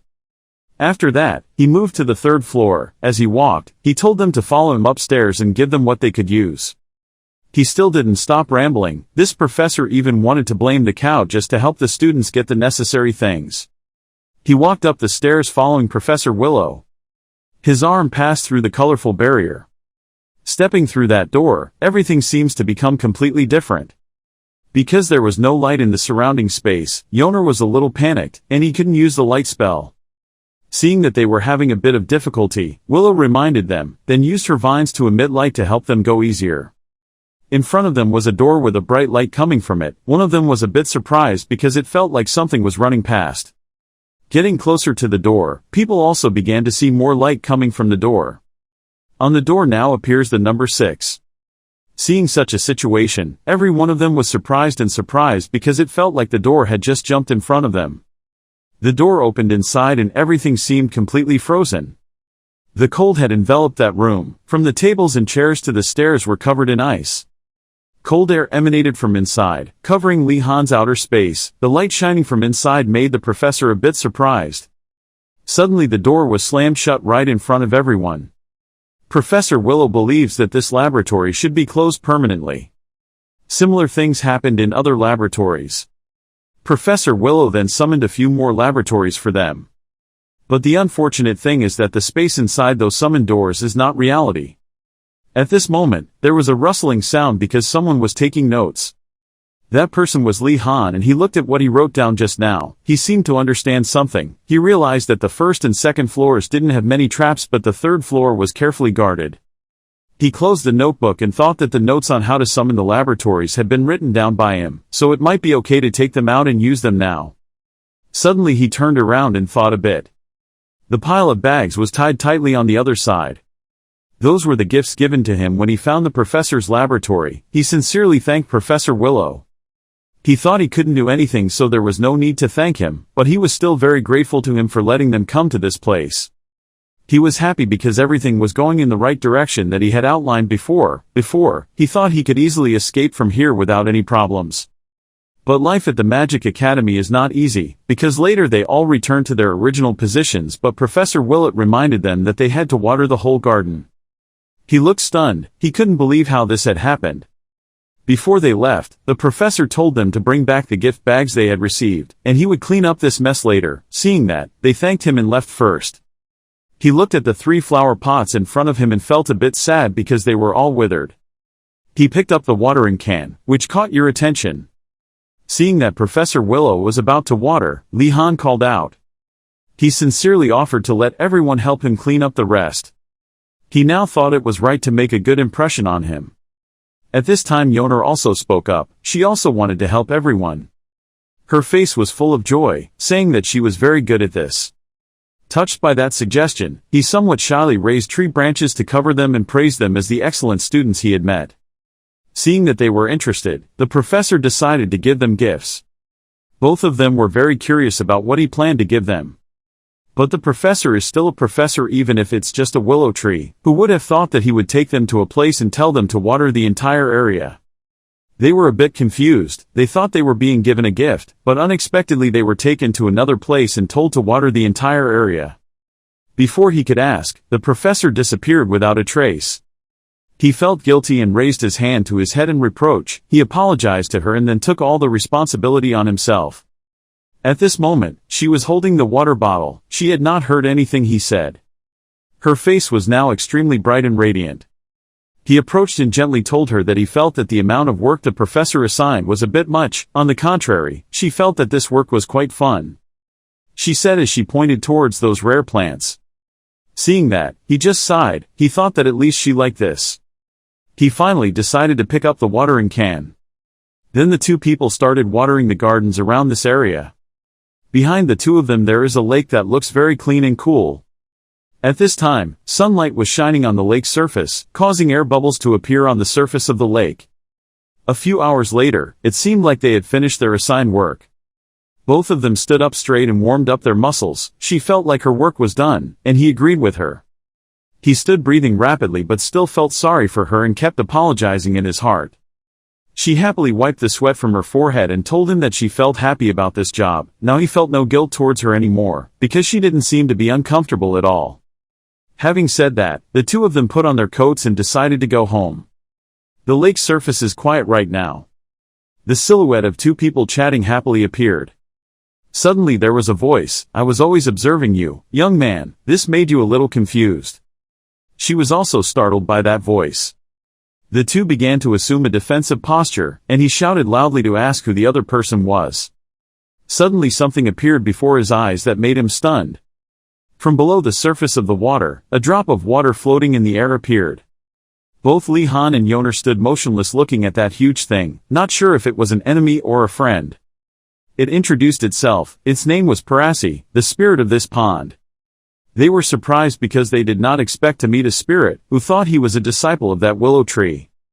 They looked at each other and silently affirmed that it was definitely not dangerous to them. He was a bit surprised because he knew that professor. He also said that he had signed a contract and he was taking care of this garden. It seemed very satisfying to see young people like them taking care of the trees. He now thought that Professor Willow brought them here to work because he wanted to leave a good impression on this spirit. He happily wanted to support him because he helped him take care of this garden. He now felt a bit guilty because he was upset with the professor in the beginning. At this time, it said, it could give him the advice that he was wondering about. He was a bit surprised to hear it say that. He also honestly asked for advice on how to make friends with other spirits, because they all ran away when they saw him. It seemed a bit surprised by this question. It thought it knew what the reason was for him, because he was carrying a wood spirit with him. He explained that an oak tree had been given to him, and it seemed like he understood. It reassured him, then said that the wood spirit in the tree was also afraid of him, but it said that his nature was very good. He held that thing in his hand and was a bit confused because he didn't think it was afraid of him. She now seemed a bit worried and asked Parasi about how to let Li Han form a contract with the spirit. It calmly said that low-level spirits would run away as soon as they saw him. It continued to give advice, telling him to find a fierce and violent spirit that would suit him. He bowed his head and thanked it. Then suddenly it said things that only happened with a very low probability at this time. He felt that the advice this spirit gave was a bit unreliable. She now thought that everyone had finished talking. She boldly asked Parasi if he could make a contract with Li Han. It seemed like she really cared about him. Before her actions, he was a bit surprised. That spirit was also a bit surprised by her words. He was a little worried and told her there was no need to do that, but she seemed very determined, because opportunities were hard to find. He still tried to reassure her, but before he could finish speaking, he suddenly stopped, not knowing how to continue. Because inside he is now very embarrassed by her behavior at that time. He thought she was quite similar to the kind of kindergarten teacher who was pairing him with other friends. He spoke calmly, afraid it wouldn't work. Because it had already signed a contract with that willow tree, it couldn't sign any more. Hearing this, she was a little disappointed and he was a little less shy. Suddenly it put its hand into the pond and said with an amused expression, "If you don't want to leave empty-handed." It continued, "Let me introduce the spirit I know." Parasi thought that the character of the spirit he introduced was a bit strange, but in the end, it was still better than nothing. It told him that when he met that spirit, if he said he knew him, it would seem that the spirit would listen to what he had to say. As he spoke, he thought about that scenario and hoped that this meeting would be beneficial for him. Water drops began to rise. A large drop of water appeared above, and the two looked like they were about to crystallize together to form a block of water.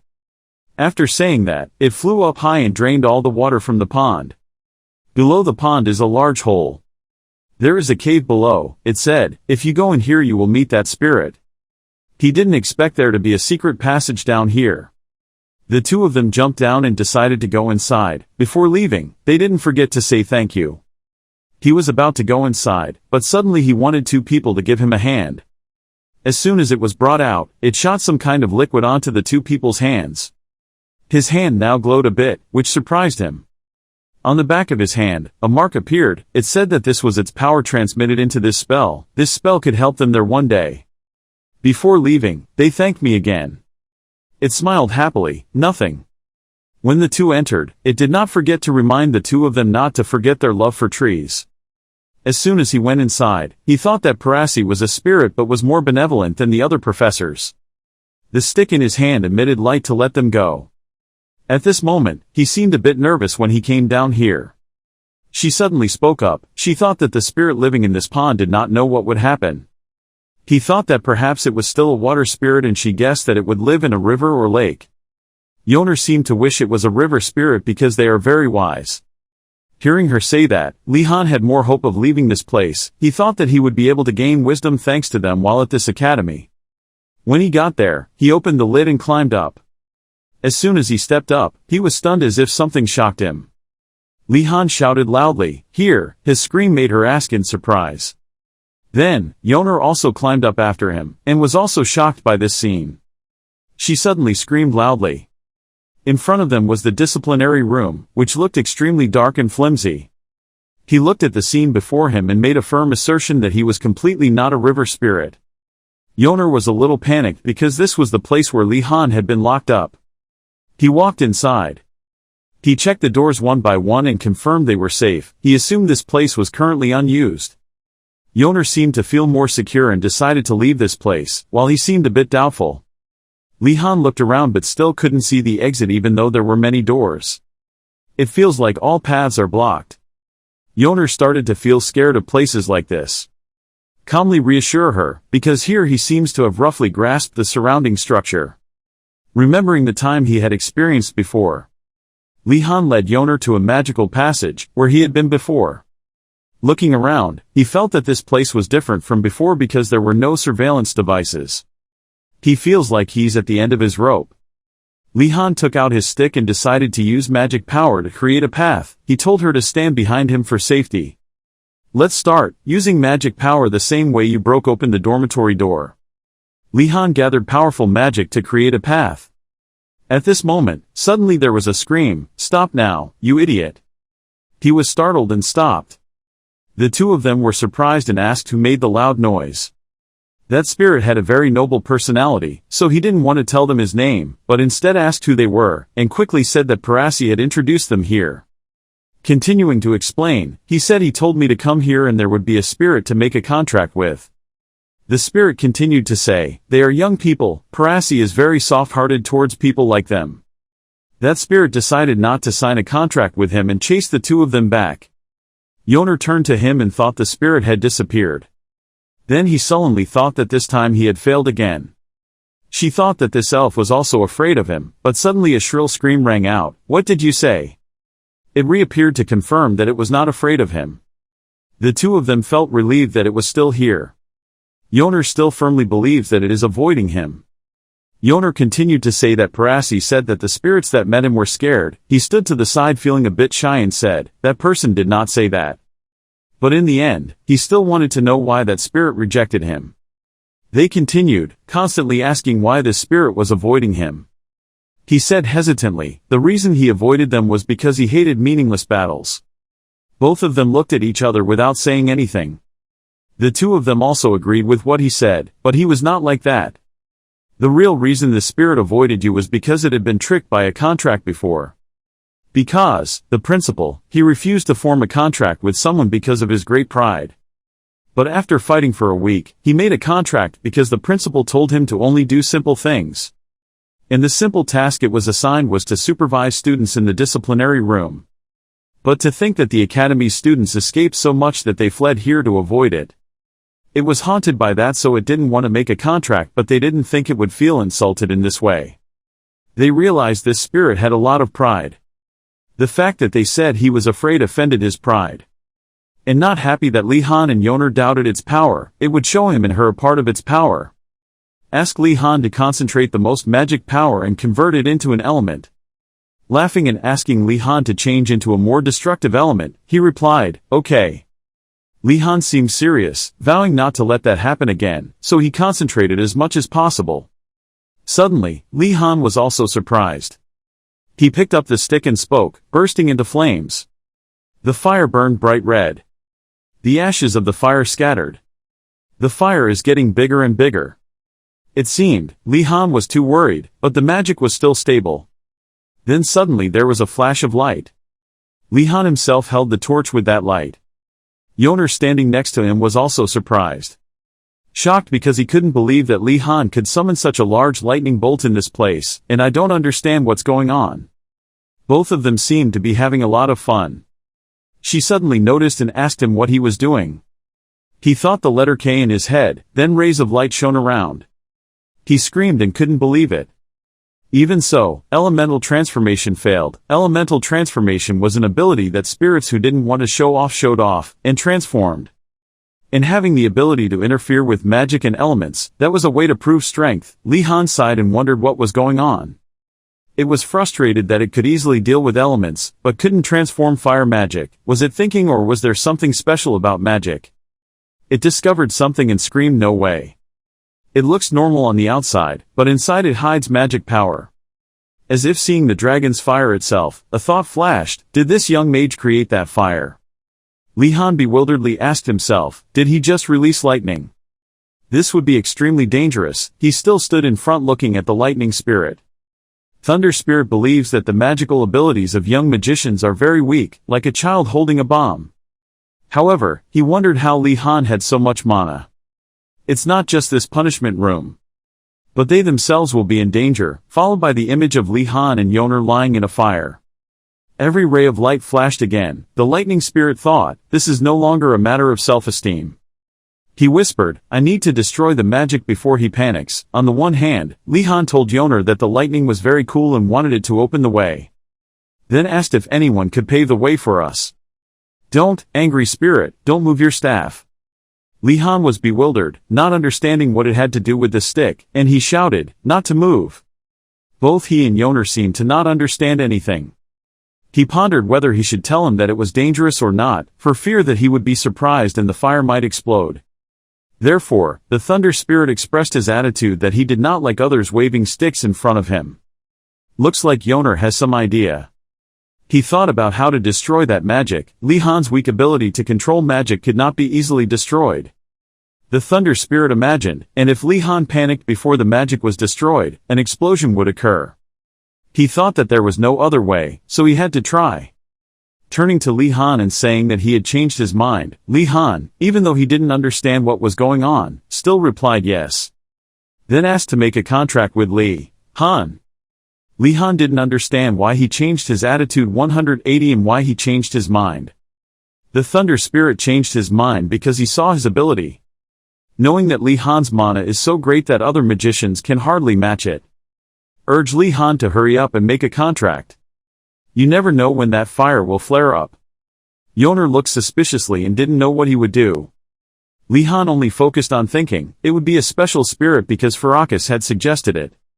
Li Han wondered again that his mind was a bit suspicious, pulled the spirit that wanted to make a contract with Li Han and urged him to hurry up. Then he sighed. After all, he wasn't in a position to be picky, so he decided to make a contract. He happily thought that Li Han made the right decision. The contract begins, open your soul and accept me. Li Han continued and acknowledged him as his partner. And you have the right to summon me, so remember this well. However, he did not forget to warn Li Han that he was neither his servant nor his master.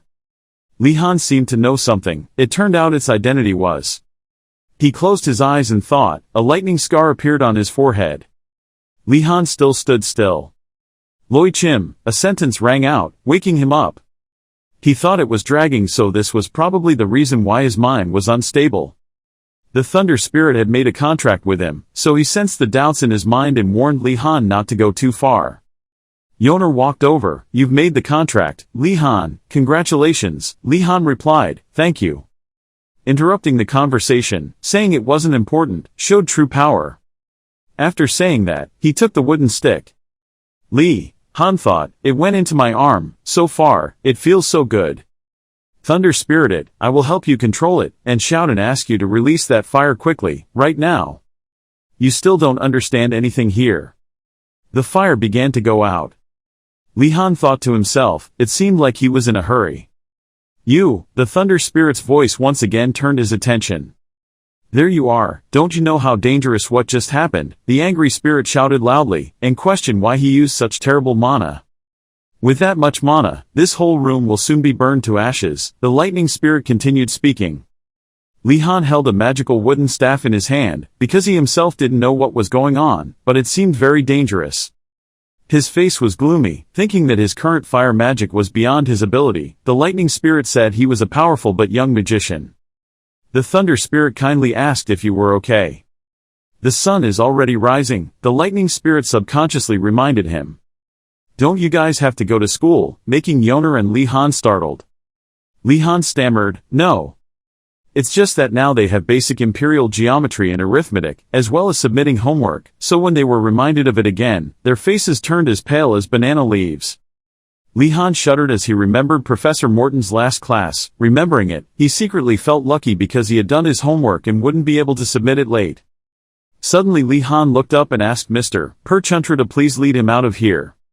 Perchuntra heard that and stopped talking because he couldn't do it. When Lihan and Yoner heard that, their faces were filled with disappointment. Because I had made a contract to protect this place, said the spirit. He frowned and thought, even if he helps, I'm not sure if I'll be able to get to class on time. Li Han was so angry that he shouted, oh my god, how could you help me? Why did you even make a contract with me? Yoner thought he was crazy, a graduate student afraid of submitting his homework late. Being stuck in the punishment room is another matter. Wait until you get out of here, summon me again and I will prove my true bravery to you.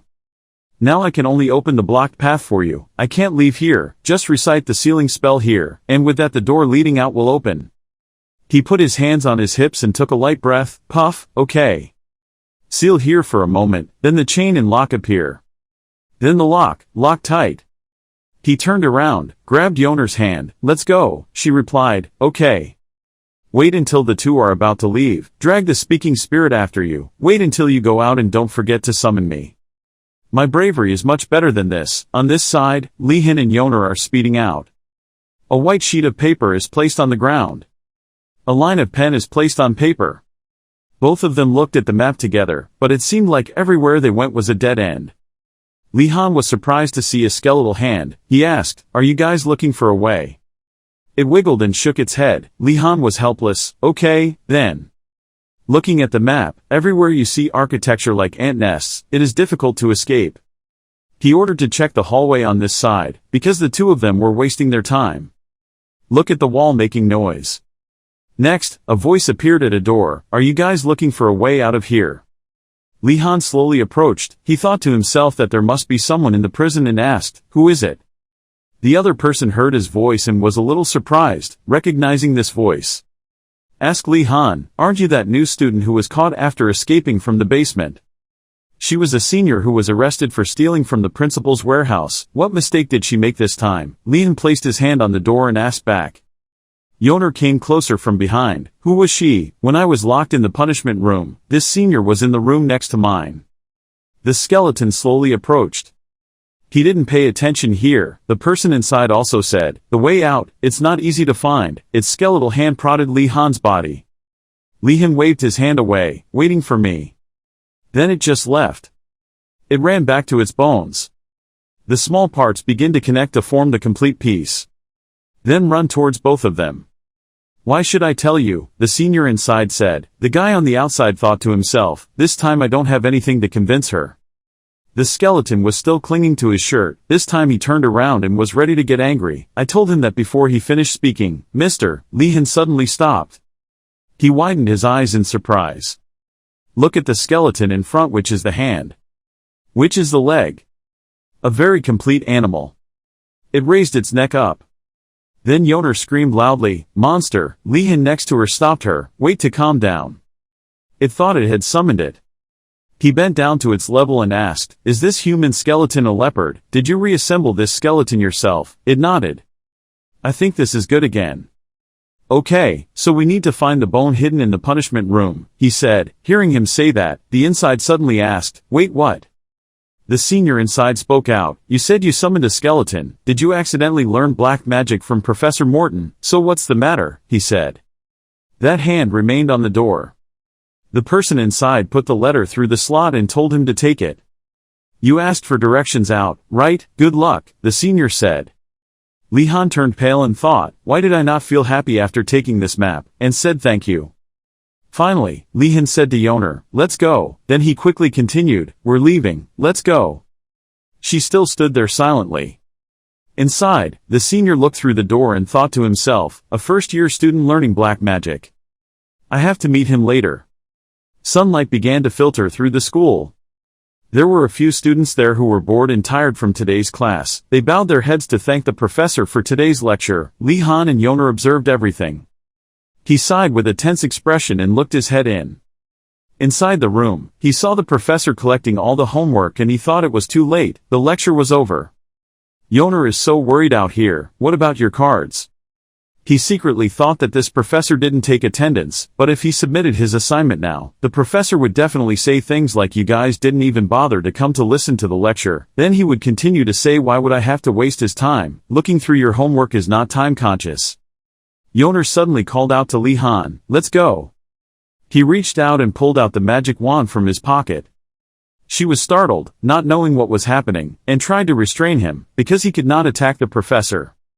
Li Han was confused, looked at her and said, over there I have no intention of doing that. Because you're aiming for the pile of homework. And about to put both of their cards in the pile of paper, Yoner asked with an incredulous expression if he could do that. Li Han reached out to pick up the exercise book, of course he could and he would throw it in there right away. He calmly stood in front of the pile of homework, completely prepared. All the troubles I went through because of my professor were this moment. He raised the tip of his stick, tilted it towards the stack of papers and shouted loudly, get out of the way. Yoner stood next to him, watching with only admiring eyes. He did, elementary control magic, it looks so easy. Li Han was truly outstanding. Hold the stick firmly in your hand. He raised it high and thought, simply put them in the stack of papers and not be detected. Then, close your eyes tightly. Suddenly there was a silhouette, briefly behind him, whispering in his ear that he was concentrating. Li Han was stunned for a moment. Then he opened his eyes wide in panic, thinking that he had encountered too many things and had hallucinations. Suddenly, he heard Professor Volodi's voice. A voice came from behind. It was just a simple operation like stuffing paper into a stack of papers, but... Li Han turned around to look. He actually didn't hear wrongly, it was Professor Volodi's voice. He crossed his arms and told you, why are you looking this way? Let's concentrate. Hearing that, both of them turned pale and thought that besides meeting the professor unluckily, who was the professor standing next to them? He had yellow hair, one hand was raised to his chin with a judgmental expression, but there was a barrier around the target, right? As soon as he touches the barrier, he will immediately report back. Although it is invisible, it is quite fragile and meticulous. He raised his stick and pointed in the other direction, making the stack of books float. He hesitated in thought, a barrier. Then looking closely at the stack of books in front of him, he whispered, now that he looks closely, he can see a little. If he could see it, 2 books were flying in the air. The 2 professors were still discussing because they couldn't surpass him. He tried his best and thought, I can do it. 2 books were flying towards the stack of books. Just fly straight there. Finally, 2 books fell down. In the end, his and Yoner's 2 books lay peacefully there. Returning to the staircase scene, it's a bit murky. Li Han's charismatic and confident face is still clearly visible. Seeing Yoner and Li Han talking, the 2 professors were surprised by something. Because of such a thin barrier, it is possible to notify him if he makes a small mistake. It's unbelievable, how could he do that? The blonde professor exclaimed. Professor Volody immediately replied that it was only because he had learned the lesson, but he still politely thanked him. The blonde professor came up to talk to him, and acknowledged that he was too good to be just under his school and that his name was Wardanis. He also introduced himself as Professor Kermanchu who teaches magic. His specialty is magic barriers. And he offered to shake hands, but he advised against shaking hands because of race. You think I'm under illusion magic, but I have to maintain my image. And surely you will meet him in the lecture, and teach you interesting things about illusions. Professor Volody on this side was thoughtful. Because he thought illusions were useless, magicians, once they reached a certain level, would not be fooled. Li Han was surprised that the professor had just spit on someone else's strengths in front of them. The atmosphere was definitely gloomy. Kermichu did not forget to ask more. Why just now he wanted to try to insert paper into the stack of papers through the barrier. He was surprised why the professor did not pay attention. He must have gotten used to it. Li Han scratched his head in embarrassment because they submitted their homework late. Professor Kermi asked, did you do that just for a small assignment? And laughed at him, because he was truly a magician who worked hard. If it were me, he wouldn't have bothered to do the assigned work in the first place. He wondered, why is that? Because of Professor Alphen Knighton, a voice spoke up.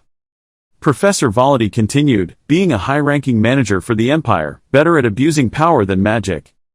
Kermi told him that in order to expand, he cut research fees in half, and so did Professor Vodali. The cautious sentence means that the professor used to be a manager. Then you need to maintain your image first, this person's face, Li Han thought to himself. And Kermi advised him to be careful, otherwise he would become an imperial official. Professor Volody, he seriously told Kermi that's enough joking, there's no way Li Han would choose a lowly path that doesn't involve magic. Seeing the two professors talking, I could only stand still and watch. He looked in the mirror and told himself he should just hide. Because your dream is to be a manager for the Empire. One beautiful morning, staying at the tall tower, Yoner breathed heavily because he was finally back. And suggested calling everyone down to share. What a coincidence, he said after seeing everyone gathering over there. Li Han quickly asked, everyone did it yesterday, but before he could finish the sentence, his friend Ashan Dalkard suddenly turned around and asked if he was home. She grabbed his shoulder tightly, because there was a big problem and she needed your help. Durgu and Gynandu were taken away, she shouted loudly. Hearing Ashan Dalkard scream, the group of students rushed over like the wind. Wardanis looked at the scene for a moment to grasp the situation. Ashan Dalkard recounted the incident when they finished class and returned. A monster was summoned and attacked the group. Most of them were able to escape but Gynandu tripped and fell. After that unlucky stumble, the monster took the opportunity to use its plant tendrils to wrap around Gynandu's legs, causing him to be controlled and unable to run away. Wardanis clearly understood the situation. So why was Durgu also arrested? Wardanis asked. It was because he tried to save Gynandu. The answer couldn't have made Wardanis more disappointed. Durgu, you're really unlucky. All the students were confused by the situation of their two friends being taken away by monsters. They discussed asking each other for help from the professor because they were near the main building. Ashan Dalkard was on the side listening. See. The monk students have arrived, everyone is looking forward to it. It seems like they have just tried to seek a favor from the professors. How is it? Will he go save Durgu? Responding to the students' expectations was a disappointed face from the tower student. The teacher said, solve it yourself. As soon as the sentence ended, both friends were in despair as if they had just fallen into the abyss. The students were confused and speechless. Everyone was worried about Gynandu and Durgu. They were trying to figure out how to solve this problem. In contrast to the troubled faces of their friends, Wardanis sighed. I immediately knew something like this would happen. Well, maybe you're no stranger to these troubles. But because the male lead's aura never fades, Wardanis becomes the enlightener for his friends. He suddenly flashes an idea. I guess that's the mark left by the monster, Wardanis thought to himself when he found a clue nearby, a groove scratching deep into the ground, creating a long, winding trail. Wardanis pointed towards the monster's path. Things have come to this, we can only follow the traces they left behind. This is the only way we can find the next clue ourselves and rescue them. Master, if you want to save Durgu, come with us, Wardanis suggested to the students before leaving. The two monk students seemed uncomfortable with Wardanis's recent proposal because they felt they were being asked to be his minions, but because they also wanted to save Durgu, they had no choice but to agree, follow Wardanis. The students were excited about their upcoming challenge. They began to become more determined and united to solve the problem at hand. They all tried to rescue Gynandu and Durgu. They didn't miss a single moment. The blue-haired student with a face full of forced resignation, Wardanis, we can do it, it will be okay, Wardanis answered confidently and firmly. If the professor doesn't want to help, we'll have to find another way, Wardanis said complacently, determination shining in his eyes. He reached into his coat pocket, preparing to pull out something. It was his familiar staff. He held it with both hands and placed it on the ground, pressing it with great force. Everyone was surprised by his sudden action. Li Han, what are you planning to do? Li Han remained silent, looking mysterious. He began to raise his hands in preparation for some magic ritual. Lightning began to appear from his hands and fly into the air. He was using his magical power to summon a spirit. Oh spirit, call rain and lightning to me. Even though he was the guardian of the once collapsed Bell Tower Kingdom, those who often traveled the sea still haunted his name. Aldinart saw the magical scene before his eyes and kept thinking, the spell used to summon a spirit shows the proficiency and level of that spirit. Would Wardanis use such a long spell? So how powerful will this spirit be? At this time, Wardanis still focused on the summoning rituals. He began to recite very long spells to summon the spirit. I, the one who made a contract with you, have the right to call you. Appear. He finished his spell as the tip of the staff lit up, streaks of lightning beginning to appear around it. This light gradually forms streaks of light, which create the shape of a flower petal using lightning. Petals began to appear, from one petal and more appeared. A total of 5 petals made of lightning formed from Wardanis' staff and placed completely in his 2 hands. This thing then disappeared, leaving only a ball curled up from the lightning just now, floating in Wardanis' hand. Wardanis was surprised by its appearance after the final summoning ritual was completed, just as small as a ball of lightning. He began to feel confused. The glue was stiff and unacceptable. What's wrong? I thought it was going to be some kind of powerful spirit. His friend started to look down on the spirit that had just been summoned. He was so small. Ha ha. Why did you only appear partially? Wardanis bewilderedly asked the lightning spirit. Have you forgotten? I'm stuck somewhere because of you. Even so, this is too small, Wardanis sighed. If you always have a reason to hide when I need you, how can I trust you anymore? Wardanis' face darkened in disappointment, and he said. Wardanis' attitude made the lightning spirit extremely uncomfortable. He secretly thought that he could shock the arrogant and illogical old men to death if he wanted at any time, pulling the spirit to show a tense expression. There is an enemy, someone is hiding. The spirit sent a warning to its master Wardanis. Wardanis felt a bit scared when he heard it. I will hide in the darkness. Wardanis carefully looked around in case of danger. He was here. I didn't see anything nearby. But what Wardanis did not expect was that cracks began to appear under his feet, on the ground, and the earth began to move. Below him, the thunder spirit quickly alerted its owner, but the monsters acted too quickly. They began to rise from the ground. Giant moving trees and tendrils appeared on the ground, dynamic. Wardanis had not yet had time to react to the sudden change before his eyes. He had no prior preparations. It immediately used its tendril power to wrap around the legs of the nearby students. The students screamed in terror. That monster was probably capable of walking underground. Thunder miscellaneous speak. Probably the magician in this place did something unnecessary, for example giving it a skill, pulling the spirit to say what it thought to Wardanis. He stood to the side and observed carefully and guarded against danger. On one side, his friends were hung upside down by the tendrils. The monster's magic power radiated a red color around them. It drained their magic power to the point of exhaustion. Be careful if you get caught, then you will suffer like them, said the thunder spirit. Okay, I will destroy it immediately, Wardanis said loudly with determination. As soon as he finished speaking, the thunder spirit right next to him questioned harshly, you are not allowed to use fire magic. Wardanis was shouted at by him. Lightning spirit stopped him because if anything happened he could burn the other students to death, but he ventured to ask the spirit if he would take action. The thunder spirit replied falteringly, with my current situation, it was a bit difficult. The thunder spirit showed a weak appearance because of her small figure. Wardanis heard this and sighed helplessly. But there was still a way. It seemed he had just found some insight. Its finger-shaped lightning flashed. Pointing at Wardanis in front of him, I will teach you a magic. You need that. Wardanis was also a bit surprised by this proposal. He was stunned for a moment. What, isn't it more dangerous than the magic I just learned? He asked Loy. He embarrassedly shouted at him, stop talking.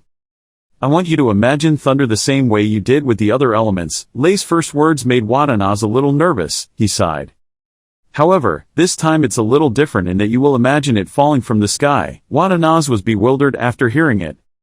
The magic circles overlapped layer by layer and shone brightly at their center. To use magic power needed to be concentrated at one point. However, the image of thunder was the complete opposite. Because lightning does not stay in one place, it splits into many rays after striking, so it is very suitable for the current situation. After the lightning strikes the ground and spreads to a large area, it will eliminate the target, underground. Contrary to magic, if the lightning splits in many directions, the worst situation can happen. Wardanis is a bit worried about using this magic. It's really dangerous. It's difficult to keep the lightning from separating like that, so I'll help you. The two thought thoughtfully with determination to save everyone. The staff began to emit light around it, which was the magical blue color of Wardanis.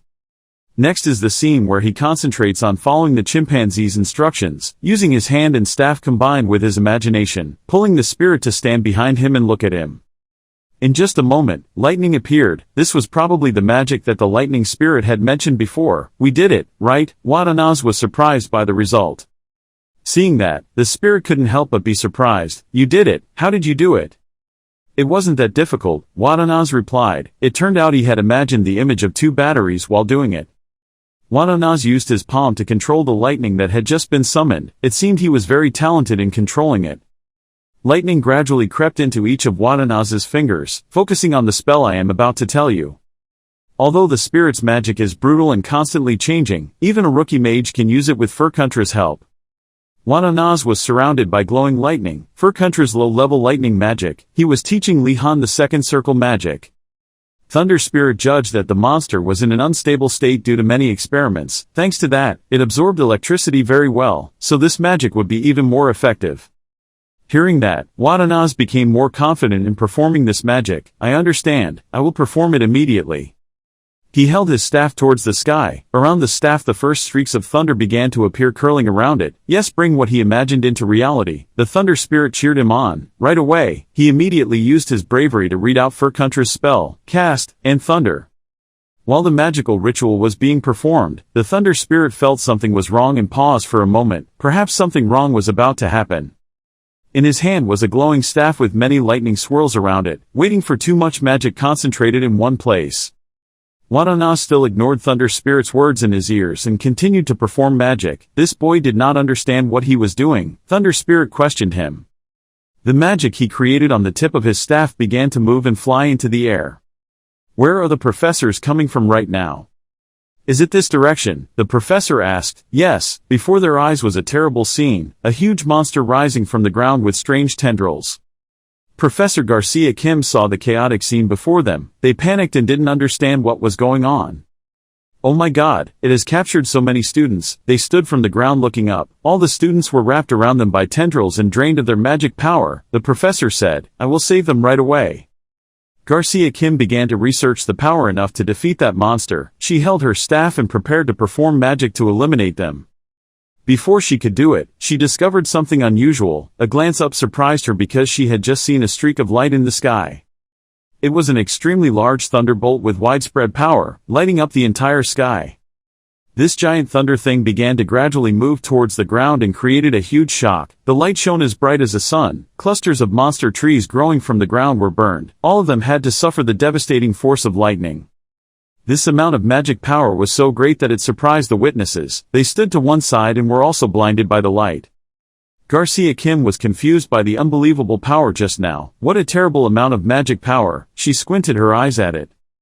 Each of the tentacles of the underground monster was burned by low-level lightning magic. They shriveled like dry tree branches and gradually withered and then slowly fell to the ground. Who could? The professor wondered. Before the professor's surprised eyes, the kidnapped students gradually fell from the top of the monster's tendrils.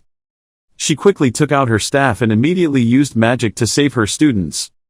The first rays of light came from Garcia Kim's cane. They were blue and gradually moved towards the students. The students who were falling at a sudden speed suddenly slowed down, which was because the rings of blue light surrounding them kept them weightless in the air. They began to slowly move down to the ground and landed safely. Was everyone okay? Were they injured anywhere? Professor Garcia Kim asked the students. Oh my god, Garcia Kim was surprised by the scene before her eyes. It was a monk student. He was affected by low-level lightning magic, so his whole body was blackened. His face and limbs were shaking. The expression on his face showed fear and horror. On the other side was the sight of Wardanis and the monsters. After being completely eliminated, burning like a pile of ash, it was burned. Wardanis said with satisfaction. Am I doing it right? I have a feeling you're not very focused. Wardanis asked the spirit. This is not my fault but your fault. The spirit answered angrily. I was wondering whose magic power it was, and as expected, it was Lihan. While Lihan heard the professor's words, he glanced over. Professor Garcia. They faced each other and exchanged surprised looks. Lihan saw the professor approaching and asked, How are the arrested students? I'm also worried about the children, but there's no need to worry, the professor replied. Lihan heard a sigh of relief. He thought he had successfully overcome this problem. Immediately after, the professor smiled kindly and said, They were just a little numb from the electric shock. As soon as he finished listening, his expression couldn't have been more awkward. His face was so bewildered that he didn't know what to say. The atmosphere was as quiet as Lihan's embarrassed silence. Here, let me heal you guys, the professor said as he held out his magic stick and performed actions that caused blue streaks of light to appear around the stick. Lihan looked at the actions in bewilderment. Looking at the professor's reaction, it seemed nothing serious. Lihan calmly reassured himself. Furthermore, I didn't know that Professor Garcia could use healing magic, Li Han thought to himself. Usually professors don't know anything outside of their major. Blue streaks of light began to run around the professor's body like a ribbon, each feather falling to the ground as the students began to recover. They lifted each arm and leg and sat up with difficulty. We are alive, thank you Professor Garcia. Don't thank me, thank Li Han. Professor looked at Li Han with gratitude and admiration. He was the one who defeated the monster to save you guys. When they learned that the person who saved him was Li Han and not the professor, they were a bit surprised. Only then did they turn around immediately, because they had just received a rather painful electric shock from Li Han. Maybe they were very bitter this time. Li Han stood there looking at them and thought to himself, being electrocuted is an even worse injury than having magic power sucked out, so I understand why they are angry. Maybe Li Han hasn't been cool for long before his image as a male lead has already begun, turned off. Li Han stepped forward to say, if you have any problems, before finishing your sentence, the monk students bowed their heads to thank Li Han. Thank you Li Han. Li Han was a bit confused by this action of the mage student. It was indeed awkward, but for a knight, if I was helped and not thanked, it wouldn't be right, the mage student replied, with a look on his face. Even though he was a bit tearful, he was still shyly grateful to Li Han. Immediately everyone came and were grateful to Li Han. Thank you for that, I can understand why Durgu believes in you so much. Thank you Wardanis. This thank you made Wardanis a little touched, his face showed happiness. Not long after the seemingly rosy outlook, a sentence seemed to pierce Li Han's heart. Of course I don't intend to consider you a friend, however I won't forget this, I cooperate best was on the lake mission. Maybe they wanted to repay Li Han for saving his life so they wanted to offer to cooperate with him next time. See you later, the monk student said goodbye to him and left. These people know how to draw boundaries, Li Han thought to himself. Professor Ogre Garcia Kim seemed curious. She wanted to approach Li Han to ask about him. Li Han, can we talk about the lightning magic just now? The thunder spirit standing next to him looked surprised. It's time for you to explain. Wardanis turned to talk to his spirit, but the spirit seemed uneasy about this proposal. Sorry, but the summoning time is almost over, Lightning Spirit replied seriously. Looks like you have to deal with it yourself, the Thunder Spirit said to its owner. The professor standing on the side was a bit confused. Next time I will show you my true power. As soon as he finished speaking, the Thunder Spirit disappeared into the air. The remaining pieces of light lingered for a bit and then disappeared. The disappearance of the Lightning Spirit left an awkward space between Wardanis and the professor. Are you a user of lightning magic? The professor asked. Faced with this question, Wardanis did not know how to explain. He wanted to tell her the story behind it. A foot stepped in front of Professor Garcia and Wardanis. They suddenly raised their eyes to look at that person. In his hand he held a fragment from the underground tendril monster, but it was burned and paralyzed by Wardanis's lightning. It turned out that it was Professor Volody. Perhaps he was standing behind witnessing everything. Interesting, the professor said absent-mindedly. Wardanis saw the teacher. He looked trembling, scared and a bit awkward. A worried look appeared on his stiff face. Wait, Professor Volody, why are you asking about lightning magic? Professor Garcia Kim asked harshly. With one hand she stood up to protect Mr. Wardanis. It is necessary for his teaching, the professor replied.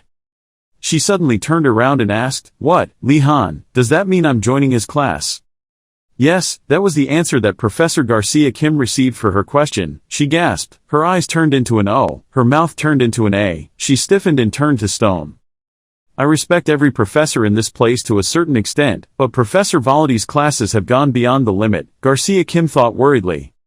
She thought they were too harsh for students to catch up with Professor Volody's lectures. The image of him in her imagination with his eyes burning like a fire seemed like a monster about to devour him, live all the students with his lesson plan.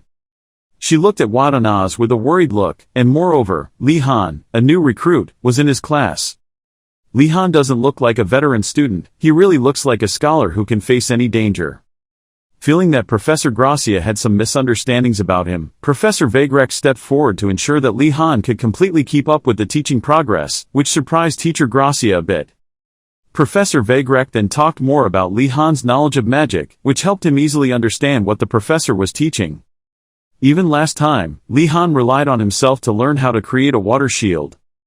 Indeed, Professor Vagrek was extremely appreciative of Li Han. He did not hesitate to praise Li Han for being so eager to learn that even he had to hold back. Saying this made Professor Garcia spray glue again. She looked at Li Han and silently blamed her fate. Look at the student who is so talented that he glows and is rushing headlong into an impossible class because of that same innate talent. Professor Gracia could only sigh. She couldn't keep Li Han if he could keep up with Professor Vagrek's class. Professor Gracia could only sadly give up on a genius like Li Han. Professor Gracia sadly told Professor Vagrek to take good care of him, but Professor Vagrek, still indifferent as usual, replied that he would not be biased. Anyone. Unable to speak anymore, Professor Gracia's face turned a bit serious and she turned to wish Li Han good luck, looking at the professor as if wishing him safety in death. He also trembled, hoping the professor could say it all clearly. In return for Li Han's professor's screams that echoed through the sky, there was only silence. Now he was probably staring and worrying about his fate in the next classes. Somewhere in the school, Gynandu and Ishan were holding a shopping basket. The two of them were walking somewhere side by side. Ishan looked at the basket in his hand and silently appreciated Li Han's kindness. One day they will definitely return the favor. Ishan turned around to praise Li Han and Gynandu. Li Han always gave them good things, so now they can go there and buy some delicious food for themselves. Talking about delicious food, Gynandu was not excited at all. He remembered the last time he visited the black market. There was very little good food there. Ishan could only comfort his friend, telling him a story. A few days ago, a large amount of food was imported from the black market. It seemed they had already traded with the Tiger Tower. Gynandu also just hummed, "Yeah, that's it." As soon as they arrived at the gate of the black market, an elf raised his hand to stop them. It seemed like he was in charge of checking those who passed through. That boy looked at the two of them and said, "Hello, everyone from the Tan Dragon Tower, nice to meet you," then introduced himself. "He is Salko from the Tutana family." Ishan had heard the name of this family. They were very famous in the field of stone mining in the empire. Looking at the boy in front of him, Ishan was a little confused because that dwarf family was very good at manufacturing. But why was there an elf in this family? But Ishan still politely greeted him and introduced himself as Ishan comes from the Dalkard family. Ishan lifted the cloth covering the basket to reveal the potions stolen from Uragum's laboratory, then said his purpose was to exchange these potions for other things. As soon as Salko looked in, he was silent for a moment, as if he had realized something. Salko seriously apologized to them and then refused to trade, which made Gynandu and Ishan scream in surprise and ask why. While the two sides were arguing back and forth, Li Han was walking behind him, wondering why his friend was standing in front of the market gate and having a conflict with someone. As soon as they turned around, they saw him carrying a basket coming. The two of them quickly shouted, "Li Han!" Gynandu pointed at Salko and asked Li Han to talk to him because he refused to exchange clothes with them. Li Han went over and asked if it was true. Li Han very calmly asked Salko what the reason behind it was. He simply answered because the law required him to do so. Salko stood there and informed them of the new rule. They could not bring impure items. Li Han stood looking at this serious classmate and immediately understood. This student is probably the leader of the Turtle Tower. Not making things difficult for Salko anymore, Li Han lifted the towel and asked him if he could bring the vegetables harvested from his garden to the black market.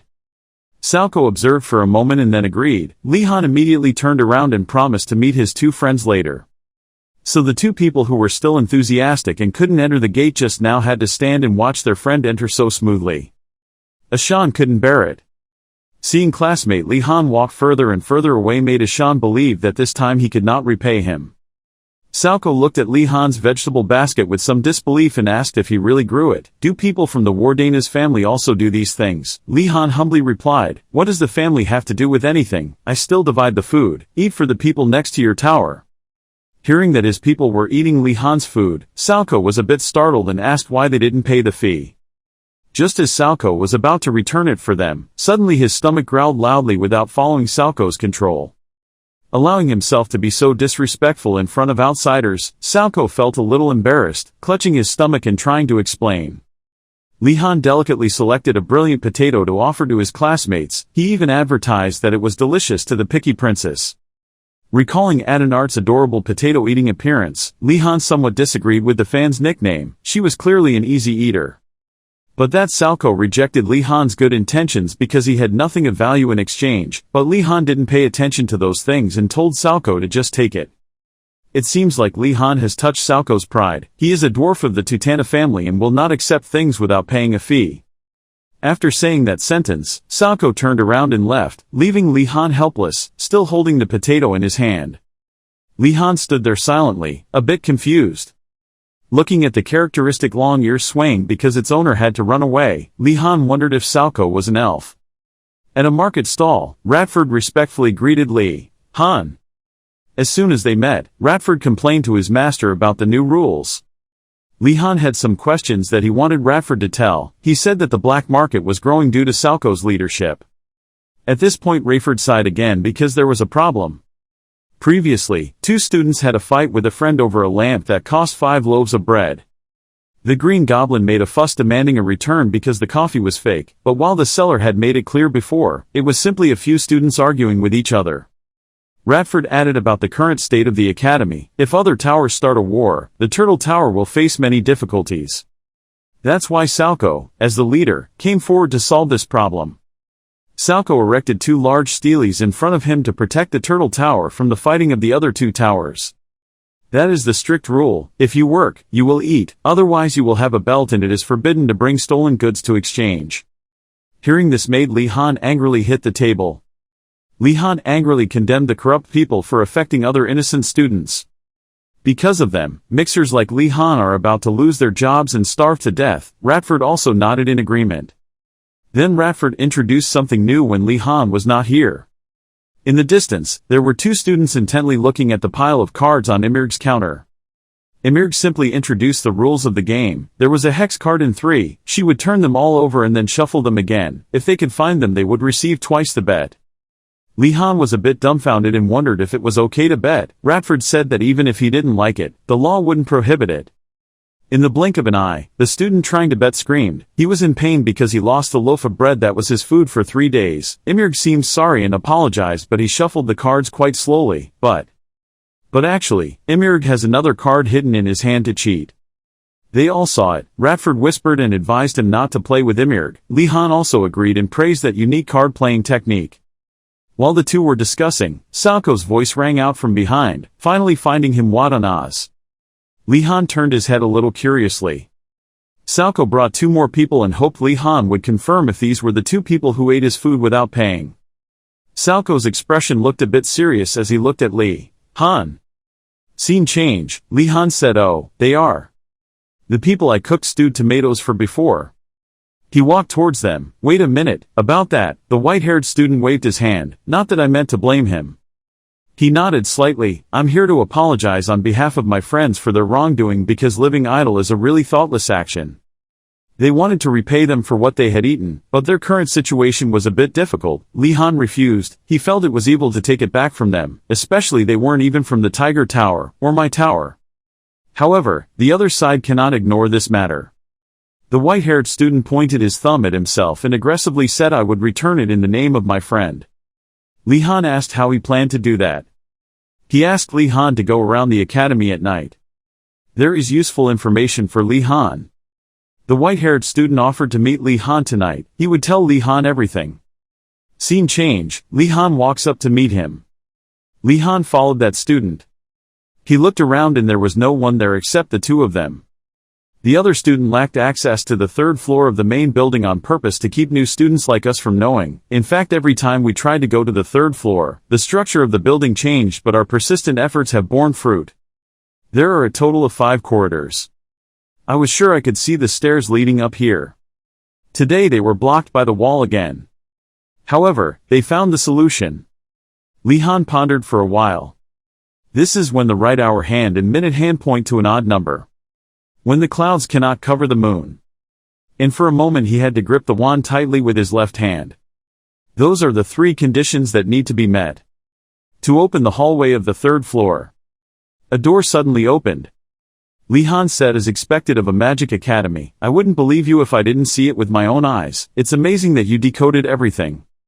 Li Han asked, "If you told me to come here just to say this?" The other person shook his head. This was just preparation.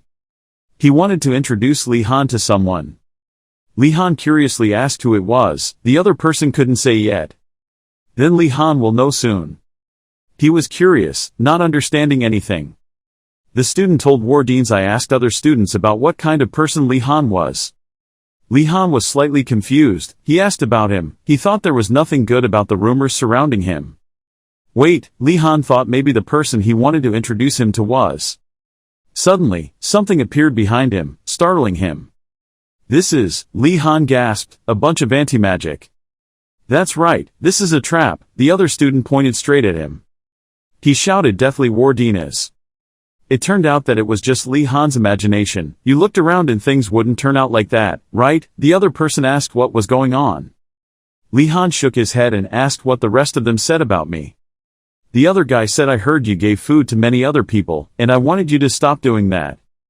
Those who cannot find food or clothes for themselves will not know how precious they are. Li Han sighed softly. He was right. The friend asked Li Han if he agreed. Li Han replied that there was nothing wrong with that. Li Han closed his eyes and said that those who do not work do not know the value of labor, especially professors. My friend was a bit surprised. He clenched his fist. Maybe I misunderstood him. Please forgive me.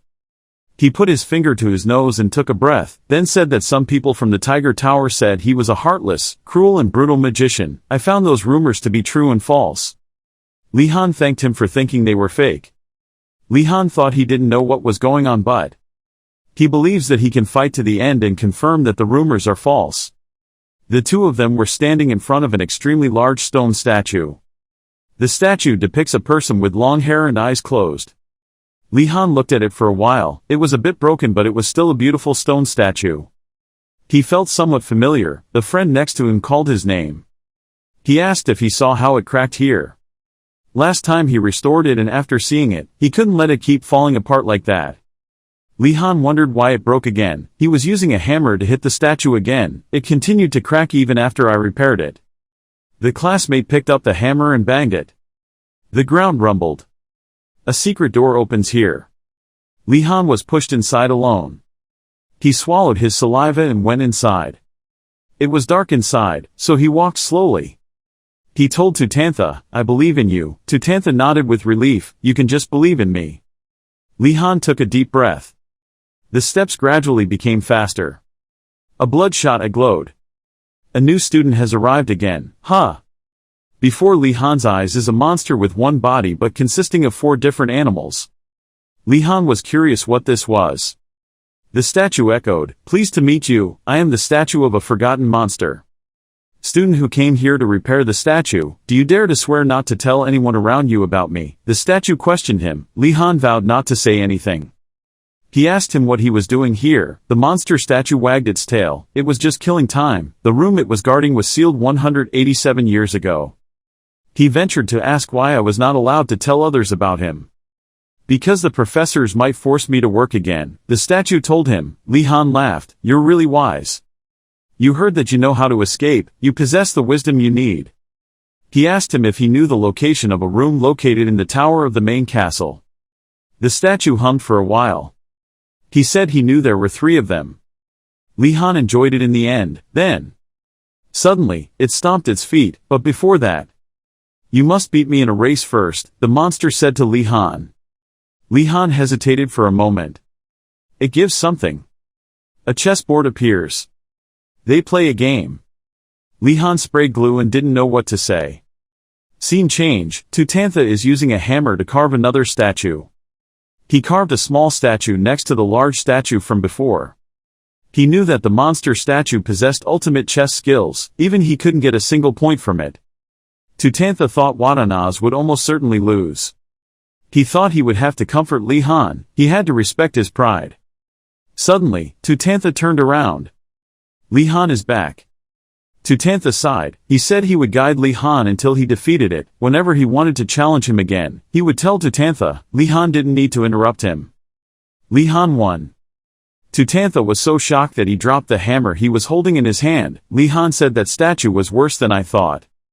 He said his skills weren't even as good as the foreign professor who lived next door to him. Of course maybe that professor was super good. Tutantha didn't believe it. Really? Li Han nodded yes. He also told me that thanks to me he could finally sleep well. It's good that Tutantha's voice is low. He led Li Han back. He asked Li Han how he won.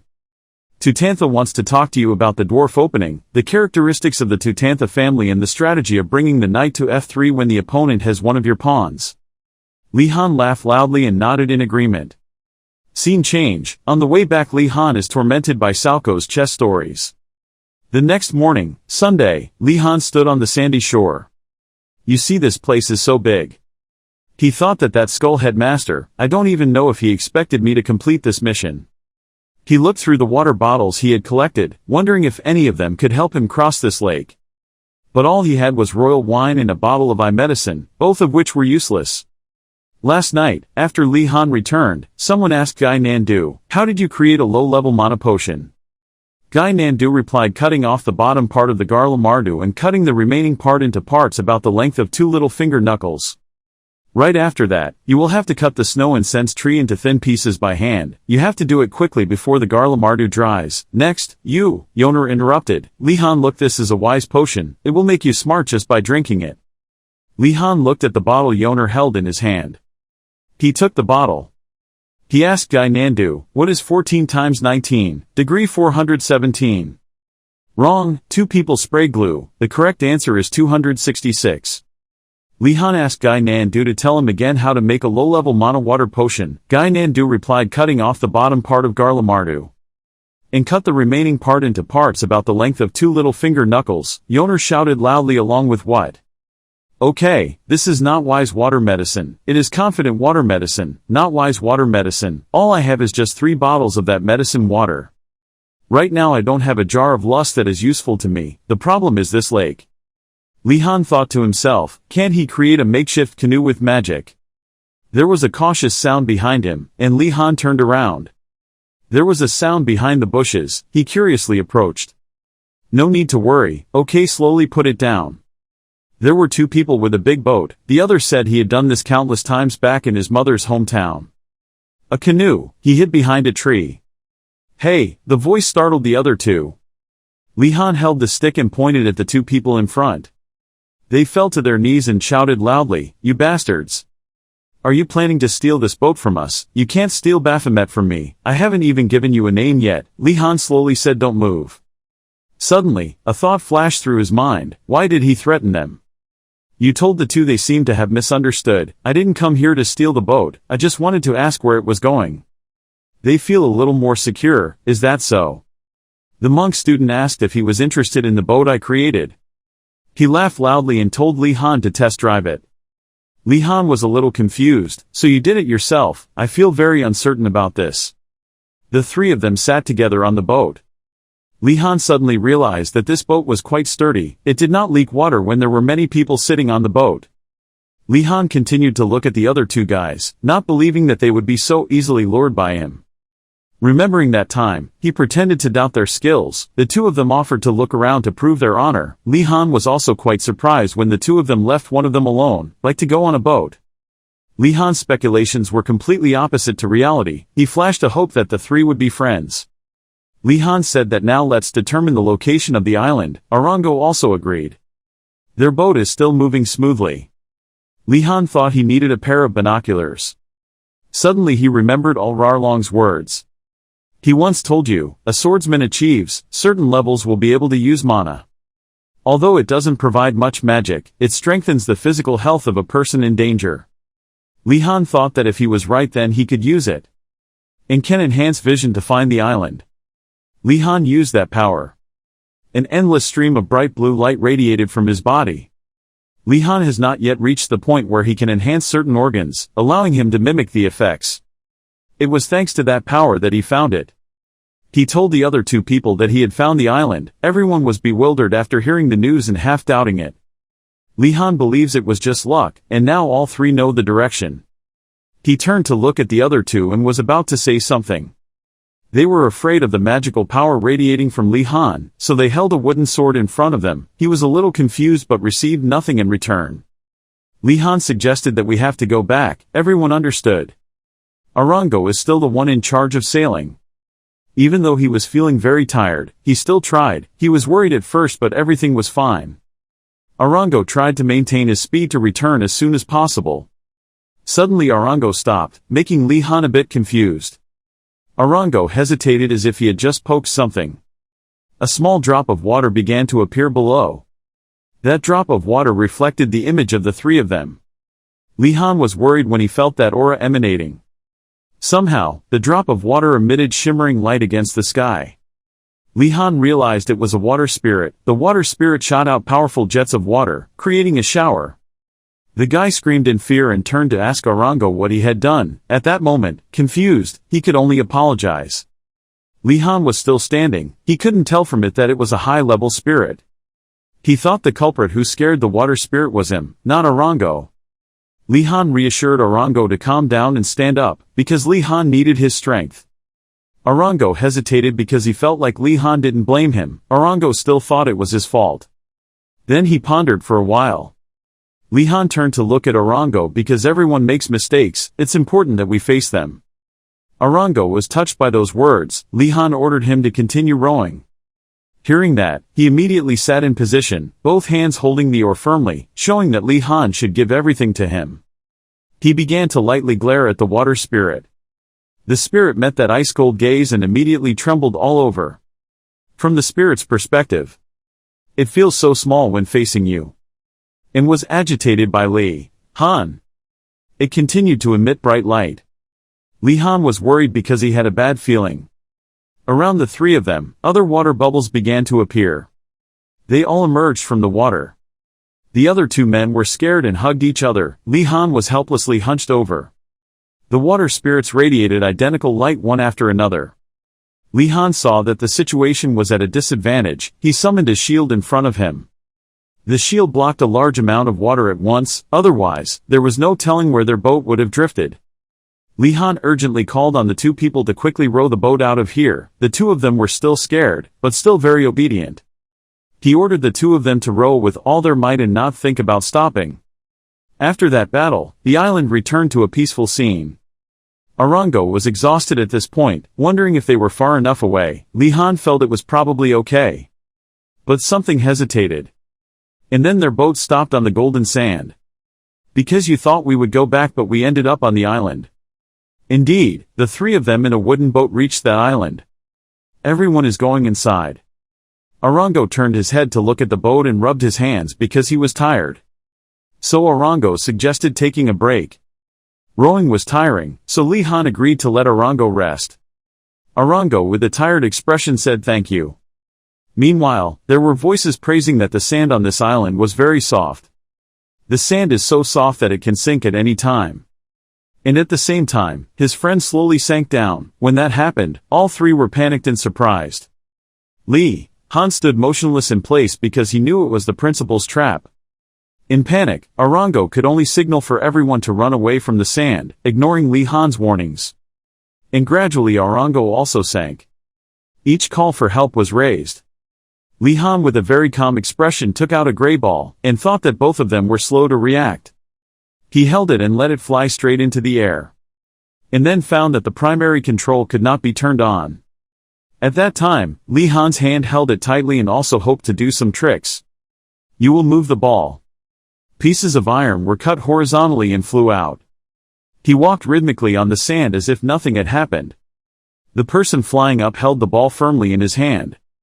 Li Han realized that he wanted to turn the ball around and use it to get out of the current situation. Meanwhile, the others were almost completely submerged in quicksand, so he could no longer freely use the ball. Li Han's whole body fell directly onto the large rock. At that moment, he was annoyed and realized that the boat was gradually lost in the sand, and so were the other two guys. The boat was also corroded by sand, so it was difficult to use the boat to escape. The next shock Li Han received looked at the shifting sand. From under the sand, something protruded. Slowly a pair of legs formed. He just stood there and witnessed it, but he was still stunned. A monster wearing brown gloves, with a large, muscular body, emerged from the sand, looking very scary. The monster complimented him, but with the unflattering implication that he was good at running away. Li Han thought that monster was undead, and that it was a trap for the principal. He politely bowed his head to greet him. Next, Li Han wondered what he was doing and what task he had come to assign. When he heard it finished, the monster wondered if he wasn't surprised at all, but then he had to stay calm. Knowing the question, even the undead admired him for asking, so it answered. And its main desire is to sink all three people into the sand to test their teammates. The monster even offered to let him inside because everyone was waiting. As soon as he agreed, Li Han immediately pulled out a brown wooden stick from his hand. Li Han raised the wooden stick at the undead and ordered the iron ball to go. The monster was hit in the head with a ball but did not react. Then it just fell to the ground. At that time he was angry because he didn't understand what he had just done. Li Han immediately bowed his head to admit his mistake, making Undead surprised with his attitude right now. Meanwhile, it ordered him to go. Each heavy and ferocious step continued. This time it was actually hit by something. Li Han continued to swing the wooden stick again, making the monster really angry because he was toying with him. Hearing the scolding, he stood dumbfounded. Li Han pondered for a while. Instead of trusting his teammates, he would rather defeat them. He started chanting the spell. The monster was surprised why this Li Han could know its spell and thought he stole it. He thought that he didn't even want to learn that magic, and shouted loudly and began to rush forward. The monster raised its arms to fight, thinking he was a nuisance. The undead recognized his move and immediately took advantage of it. He thought that for a new student, his thinking was bold. And that's all it took to look down on him. At this moment, its body emitted bright red fire. The monster's angry fire had covered everything around. Li Han came to this island like a mouse caught in a trap and could not escape. The spike was released slowly. Make it crash into you. Undead always provokes you to not run away, blaming you for absorbing its mana. At that time, Li Han pulled out the sword called Morning Star. The sword is made from black magic stone. In such a situation it has the ability to absorb mana.